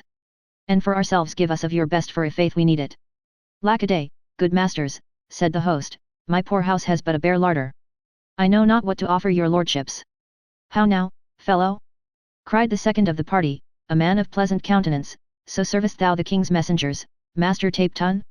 An instantaneous change overspread the landlord's visage. Cry you mercy, gentlemen, he said humbly. An you be the king's messengers, God shield his majesty, you shall not want for aught. The king's friends, God bless his majesty, shall not go off as ting in my house, I warrant me. Then about! Cried the traveller who had not spoken, a lusty trencherman by his aspect. Hast aught to give us? Mine host bowed again as he made answer. What say you, good masters, to a squab pigeon pasty, some collops of venison, a saddle of veal, widgeon with crisp hog's bacon, a boar's head with pistachios, a basin of jolly custard, a medlar tansy and a flagon of old Rhenish. Gadzooks! Cried the last speaker. That likes me well. Pistachios! Aha! Cried he of the pleasant countenance. A poor house and a bare larder, quotha! 'Tis a merry rogue. So in comes Martin asking where was Bloom. Where is he? Says Lenehan. Defrauding widows and orphans. Isn't that a fact, says John Wyse, what I was telling the citizen about Bloom and the Sinn Féin? That's so, says Martin. Or so they allege. Who made those allegations? Says Alf. I, says Joe. I'm the alligator. And after all, says John Wyse, why can't a Jew love his country like the next fellow? Why not? Says JJ, when he's quite sure which country it is. Is he a Jew or a Gentile or a Holy Roman or a swaddler, or what the hell is he? Says Ned. Or who is he? No offense, Crofton. Who is Junius? Says JJ. We don't want him, says Crofter the Orangeman or Presbyterian. He's a perverted Jew, says Martin, from a place in Hungary, and it was he drew up all the plans according to the Hungarian system. We know that in the castle. Isn't he a cousin of Bloom the dentist? Says Jack Power. Not at all, says Martin. Only namesakes. His name was Vorug, the father's name that poisoned himself. He changed it by deed poll, the father did. That's the new Messiah for Ireland. Says the citizen. Island of saints and sages. Well, they're still waiting for their Redeemer, says Martin. For that matter so are we. Yes, says JJ, and every male that's born they think it may be their Messiah. And every Jew is in a tall state of excitement, I believe, till he knows if he's a father or a mother. Expecting every moment will be his next, says Lenehan. Oh, by God, says Ned, you should have seen Bloom before that son of his that died was born. I met him one day in the South City markets buying a tin of Neve's food 6 weeks before the wife was delivered. And ventre sa mère, says JJ. Do you call that a man? Says the citizen. I wonder did he ever put it out of sight, says Joe. Well, there were 2 children born anyhow, says Jack Power. And who does he suspect? Says the citizen. Gob, there's many a true word spoken in jest. One of those mixed middlings he is. Lying up in the hotel pisser was telling me once a month with headache like a toddy with her courses. Do you know what I'm telling you? It'd be an act of God to take a hold of a fellow the like of that and throw him in the bloody sea. Justifiable homicide, so it would. Then sloping off with his 5 quid without putting up a pint of stuff like a man. Give us your blessing. Not as much as would blind your eye. Charity to the neighbor, says Martin. But where is he? We can't wait. A wolf in sheep's clothing, says the citizen. That's what he is. Vorg from Hungary. Ahasuerus I call him. Cursed by God. Have you time for a brief libation, Martin? Says Ned. Only one, says Martin. We must be quick. JJ and S. You, Jack? Crofton? 3 half-ones, Terry. St. Patrick would want to land again at Ballykinler and convert us, says the citizen, after allowing things like that to contaminate our shores. Well, says Martin, rapping for his glass. God bless all, here is my prayer. Amen, says the citizen.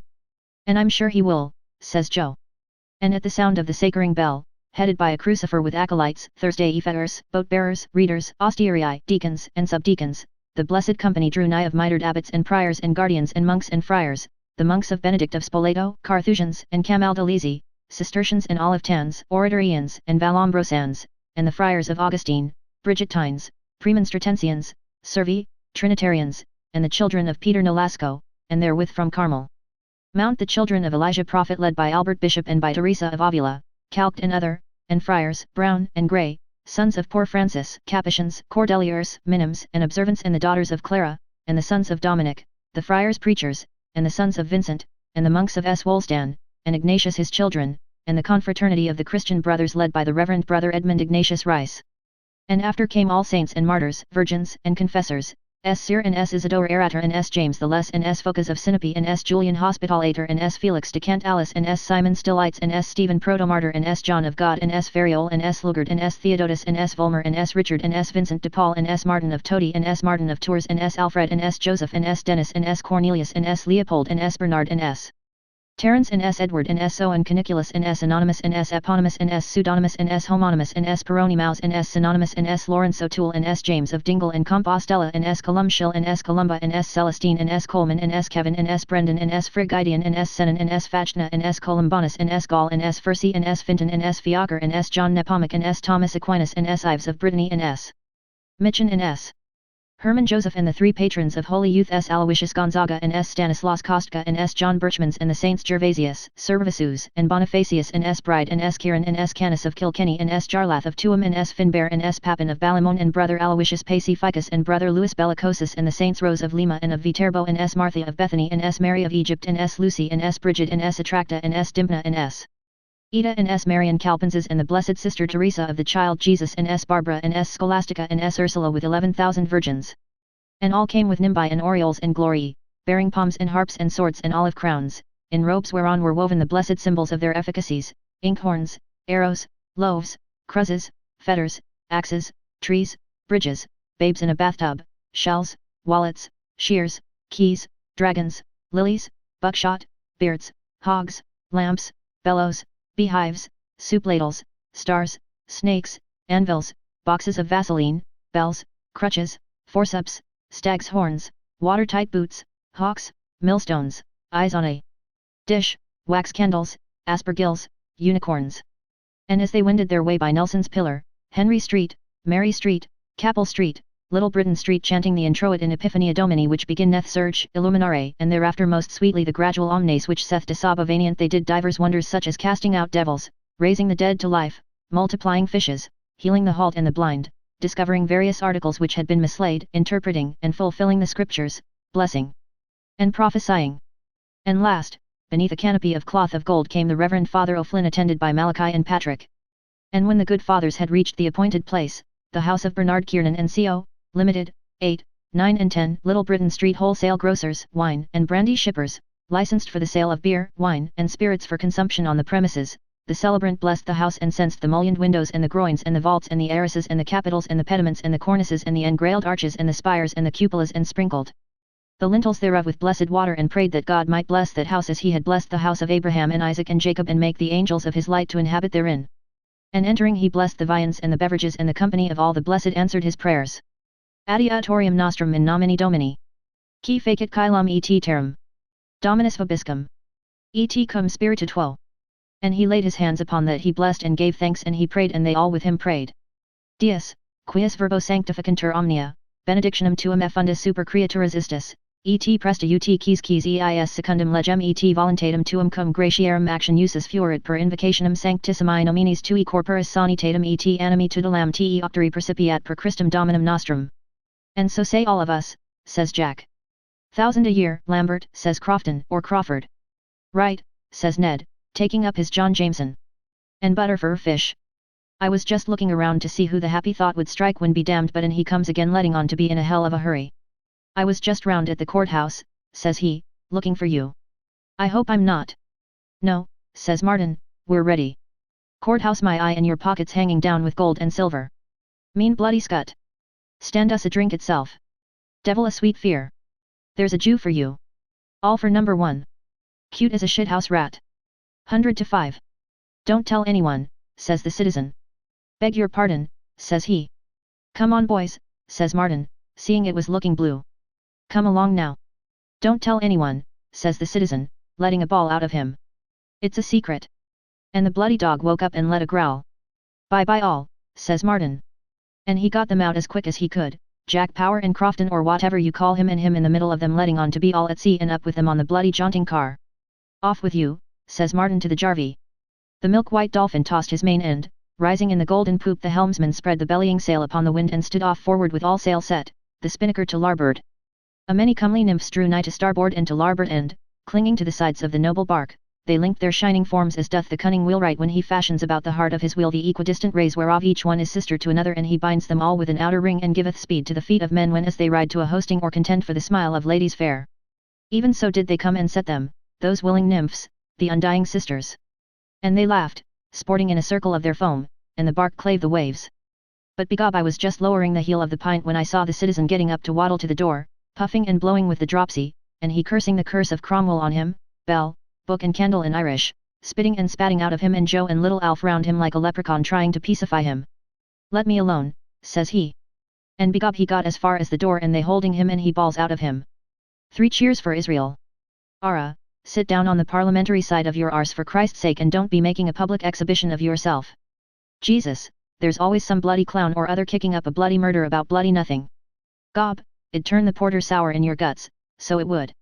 And all the ragamuffins and sluts of the nation round the door, and Martin telling the jarvey to drive ahead, and the citizen bawling, and Alf and Joe at him to wisht, and he on his high horse about the Jews, and the loafers calling for a speech, and Jack Power trying to get him to sit down on the car and hold his bloody jaw, and a loafer with a patch over his eye starts singing If the Man in the Moon Was a Jew, Jew, Jew, and a slut shouts out of her. Mister. Your fly is open, mister. And says he. Mendelssohn was a Jew, and Karl Marx and Mercadant and Spinoza. And the Savior was a Jew, and his father was a Jew. Your God. He had no father, says Martin. That'll do now. Drive ahead. Who's God? Says the citizen. Well, his uncle was a Jew, says he. Your God was a Jew. Christ was a Jew like me. Gob, the citizen made a plunge back into the shop. By Jesus, says he, I'll brain that bloody Jewman for using the holy name. By Jesus, I'll crucify him, so I will. Give us that biscuit box here. Stop. Stop. Says Joe. A large and appreciative gathering of friends and acquaintances from the metropolis and Greater Dublin assembled in their thousands to bid farewell to Nagyosigus Urim Lipity Vorug, late of Messrs. Alexander Toms, printers, to His Majesty, on the occasion of his departure for the distant clime of Cesarminch Brajugulias Dugulas, meadow of murmuring waters. The ceremony, which went off with great eclat, was characterized by the most affecting cordiality. An illuminated scroll of ancient Irish vellum, the work of Irish artists, was presented to the distinguished phenomenologist on behalf of a large section of the community, and was accompanied by the gift of a silver casket, tastefully executed in the style of ancient Celtic ornament, a work which reflects every credit on the makers, Messrs. Jacobagus Jacob. The departing guest was the recipient of a hearty ovation, many of those who were present being visibly moved when the select orchestra of Irish pipes struck up the well-known strains of Come Back to Erin, followed immediately by Rakokji's March. Tar barrels and bonfires were lighted along the coastline of the four seas on the summits of the Hill of Howth, Three Rock Mountain, Sugarloaf, Bray Head, the mountains of Mourne, the Galties, the Ox and Donegal and Sperrin Peaks, the Nagels and the Bogracks, the Connemara Hills, the reeks of Emgillicuddy, Slive Audie, Slive Bernack and Slive Bloom.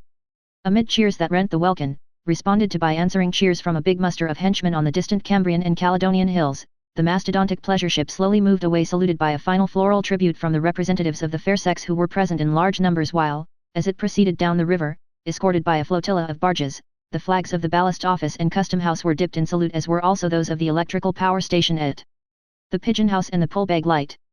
Vis sont latesra, kedvs baratom. Vis sont latesra. Gone but not forgotten. Gob, the devil wouldn't stop him till he got hold of the bloody tin anyhow, and out with him, and little Alf hanging on to his elbow and he shouting like a stuck pig, as good as any bloody play in the Queen's Royal Theatre. Where is he till I murder him? And Ned and JJ paralyzed with the laughing. Bloody wars, says I'll be in for the last gospel. But as luck would have it, the Jarvey got the nag's head round the other way and off with him.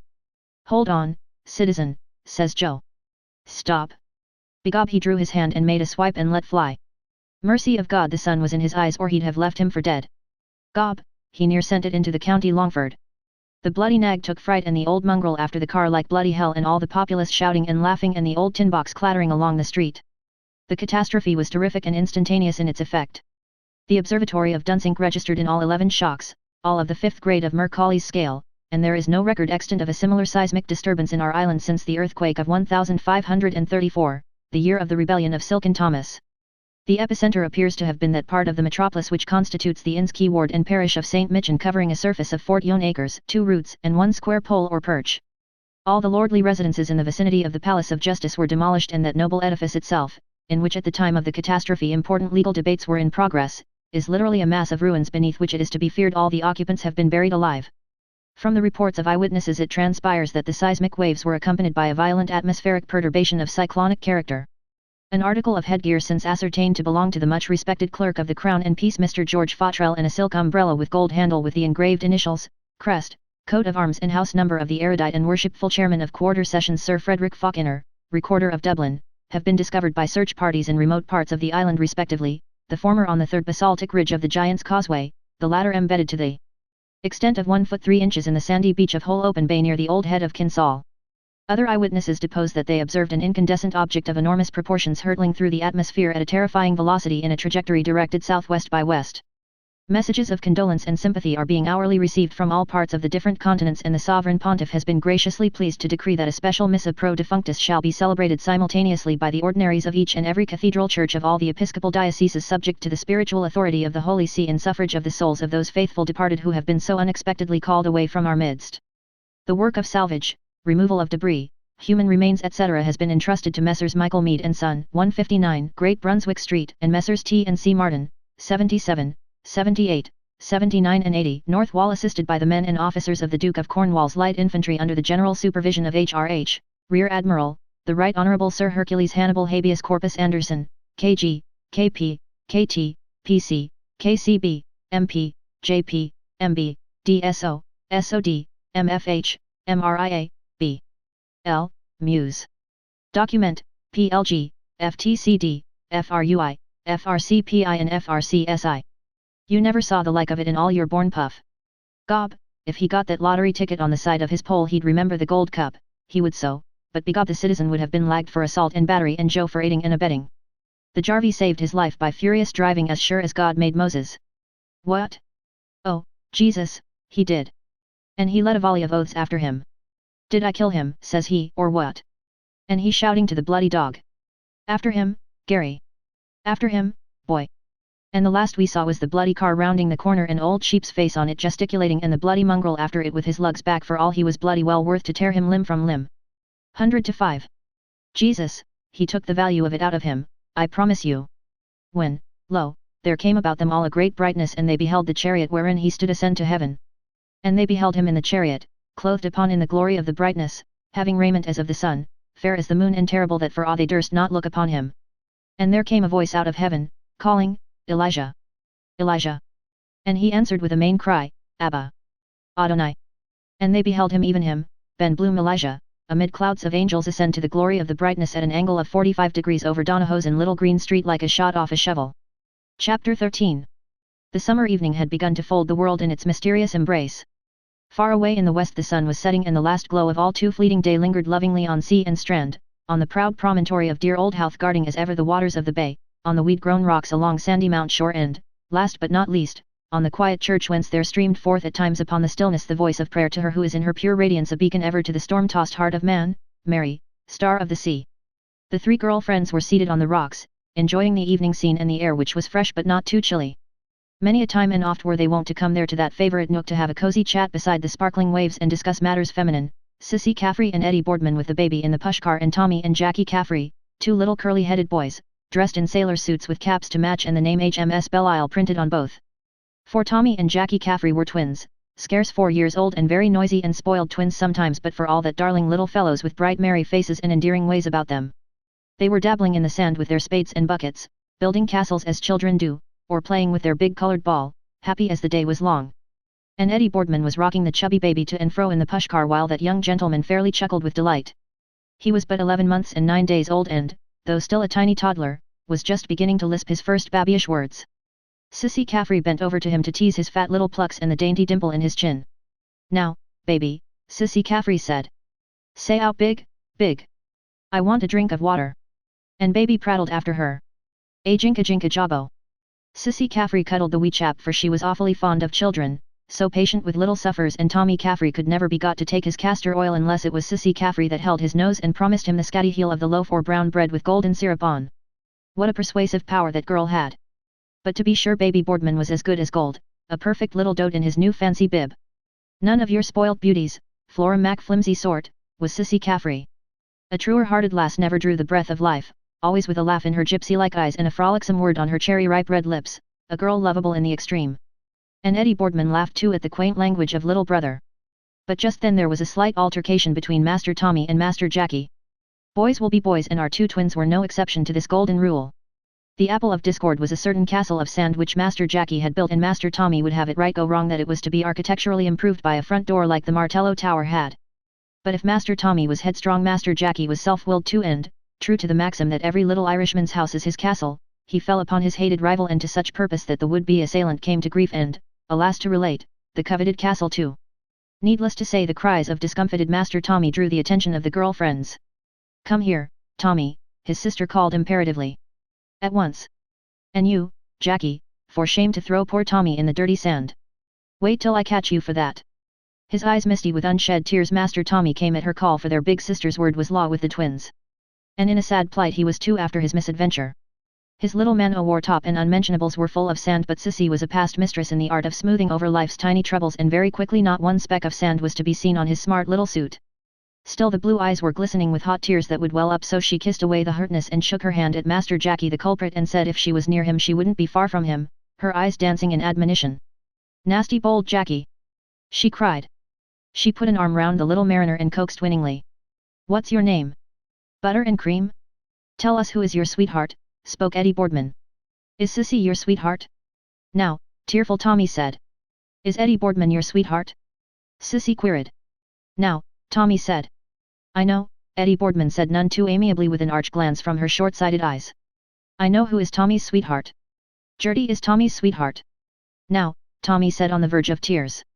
Sissy's quick mother wit guessed what was amiss, and she whispered to Eddie Boardman to take him there behind the pushcar where the gentleman couldn't see, and to mind he didn't wet his new tan shoes. But who was Gertie?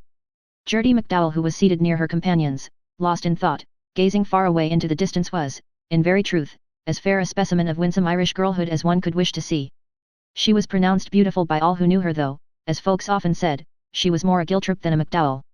Her figure was slight and graceful, inclining even to fragility, but those iron geloids she had been taking of late had done her a world of good, much better than the widow Welch's female pills, and she was much better of those discharges she used to get in that tired feeling. The waxen pallor of her face was almost spiritual in its ivory-like purity, though her rosebud mouth was a genuine Cupid's bow, Greekly perfect. Her hands were of finely veined alabaster with tapering fingers and as white as lemon juice and queen of ointments could make them, though it was not true that she used to wear kid gloves in bed or take a milk foot bath either. Bertha Supple told that once to Eddie Boardman, a deliberate lie, when she was black out at daggers drawn with Gertie.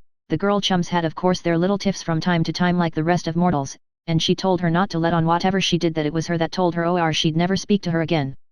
No. Honor where honor is due. There was an innate refinement, a languid queenly hauteur about Gertie which was unmistakably evidenced in her delicate hands and high-arched instep. Had kind fate but willed her to be born a gentlewoman of high degree in her own right, and had she only received the benefit of a good education, Gertie McDowell might easily have held her own beside any lady in the land, and have seen herself exquisitely gowned with jewels on her brow and patrician suitors at her feet vying with one another to pay their devoirs to her. Mayhap it was this, the love that might have been, that lent to her softly featured face at whiles a look, tense with suppressed meaning, that imparted a strange yearning tendency to the beautiful eyes, a charm few could resist. Why have women such eyes of witchery? Gertie's were of the bluest Irish blue, set off by lustrous lashes and dark expressive brows. Time was when those brows were not so silkily seductive.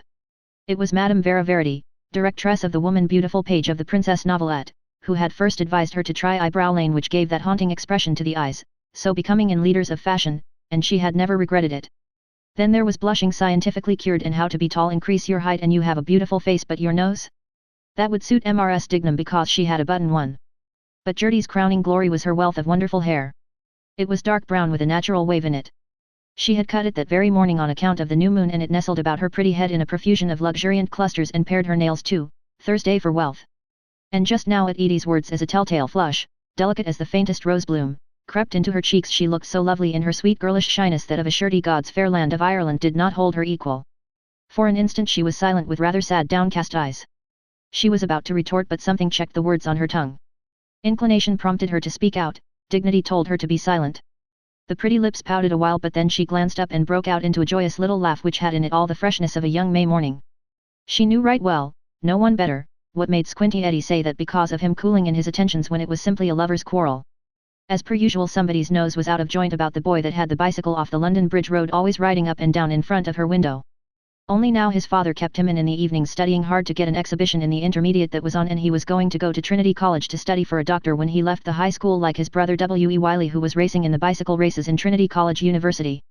Little recked he perhaps for what she felt, that dull aching void in her heart sometimes, piercing to the core. Yet he was young, and perchance he might learn to love her in time. They were Protestants in his family, and of course Gertie knew who came first, and after him the Blessed Virgin and then Saint Joseph.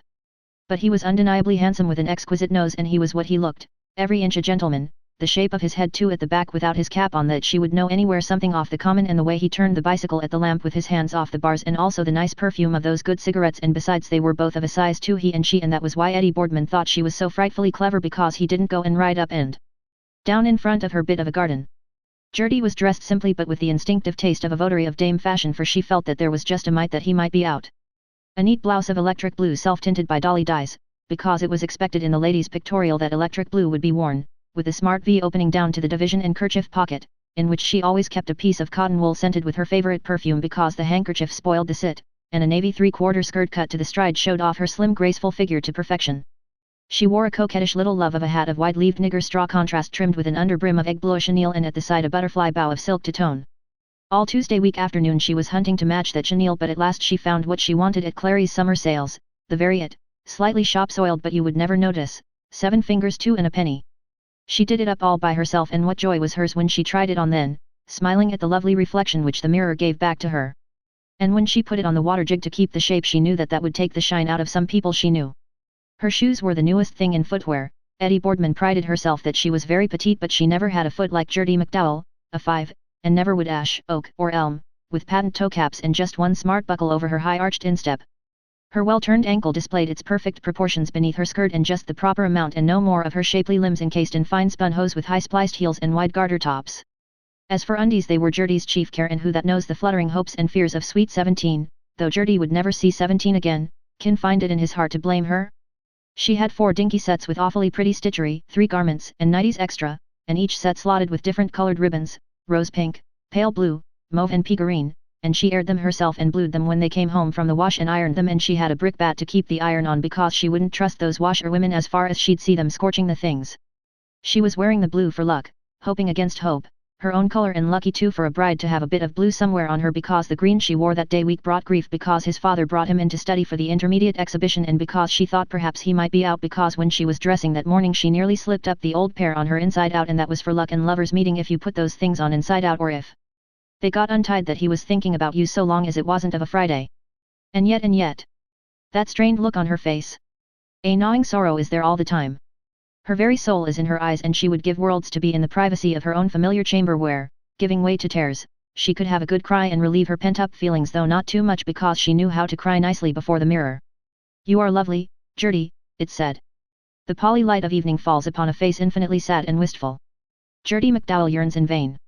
Yes, she had known from the very first that her daydream of a marriage has been arranged, and the wedding bells ringing for Mrs. Reggie Wiley TCD. Because the one who married the elder brother would be Mrs. Wiley, and in the fashionable intelligence Mrs. Gertrude Wiley was wearing a sumptuous confection of grey trimmed with expensive blue fox was not to be. He was too young to understand. He would not believe in love, a woman's birthright. The night of the party long ago in stores, he was still in short trousers. When they were alone and he stole an arm round her waist, she went white to the very lips. He called her little one in a strangely husky voice and snatched a half-kiss, the first, but it was only the end of her nose, and then he hastened from the room with a remark about refreshments. Impetuous fellow. Strength of character had never been Reggie Wiley's strong point, and he who would woo and win Gertie McDowell must be a man among men. But waiting, always waiting to be asked, and it was leap year 2 and would soon be over. No Prince Charming is her beau ideal to lay a rare and wondrous love at her feet, but rather a manly man with a strong quiet face who had not found his ideal, perhaps his hair slightly flecked with grey, and who would understand, take her in his sheltering arms, strain her to him in all the strength of his deep passionate nature, and comfort her with a long long kiss. It would be like heaven. For such a one she yearns this balmy summer eve. With all the heart of her she longs to be his only, his affianced bride, for riches for poor, in sickness in health, till death us two part, from this to this day forward. And while Eddie Boardman was with little Tommy behind the pushcar, she was just thinking, would the day ever come when she could call herself his little wife-to-be? Then they could talk about her till they went blue in the face, Bertha Supple too, and Eddie, little Spitfire, because she would be 22 in November. She would care for him with creature comforts too, for Gertie was womanly wise and knew that a mere man liked that feeling of hominess. Her griddle cakes done to a golden brown hue and Queen Anne's pudding of delightful creaminess had won golden opinions from all, because she had a lucky hand also for lighting a fire. Dredge in the fine self-raising flour and always stir in the same direction, then cream the milk and sugar and whisk well the white of eggs, though she didn't like the eating part when there were any people that made her shy, and often she wondered why you couldn't eat something poetical like violets or roses, and they would have a beautifully appointed drawing room with pictures and engravings and the photograph of Grandpapa Giltrop's lovely dog Gary Owen that almost talked, it was so human, and chintz covers for the chairs and that silver toast track in Clary's summer jumble sales like they have in rich houses. He would be tall with broad shoulders. She had always admired tall men for a husband, with glistening white teeth under his carefully trimmed sweeping mustache, and they would go on the continent for their honeymoon, 3 wonderful weeks, and then, when they settled down in a nice snug and cozy little homely house, every morning they would both have brekkie, simple but perfectly served, for their own 2 selves, and before he went out to business he would give his dear little wifey a good, hearty hug and gaze for a moment deep down into her eyes. Eddie Boardman asked Tommy Caffrey was he done, and he said yes, so then she buttoned up his little knickerbockers for him and told him to run off and play with Jackie and to be good now and not to fight. But Tommy said he wanted the ball, and Eddie told him no, that baby was playing with the ball and if he took it there'd be wigs on the green, but Tommy said it was his ball and he wanted his ball, and he pranced on the ground, if you please. The temper of him. Oh, he was a man already, was little Tommy Caffrey, since he was out of pennies. Eddie told him no, no, and to be off now with him, and she told Sissy Caffrey not to give in to him. You're not my sister, naughty Tommy said. It's my ball.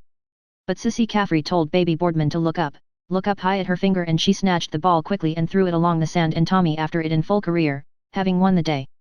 Anything for a quiet life, laughed Sis.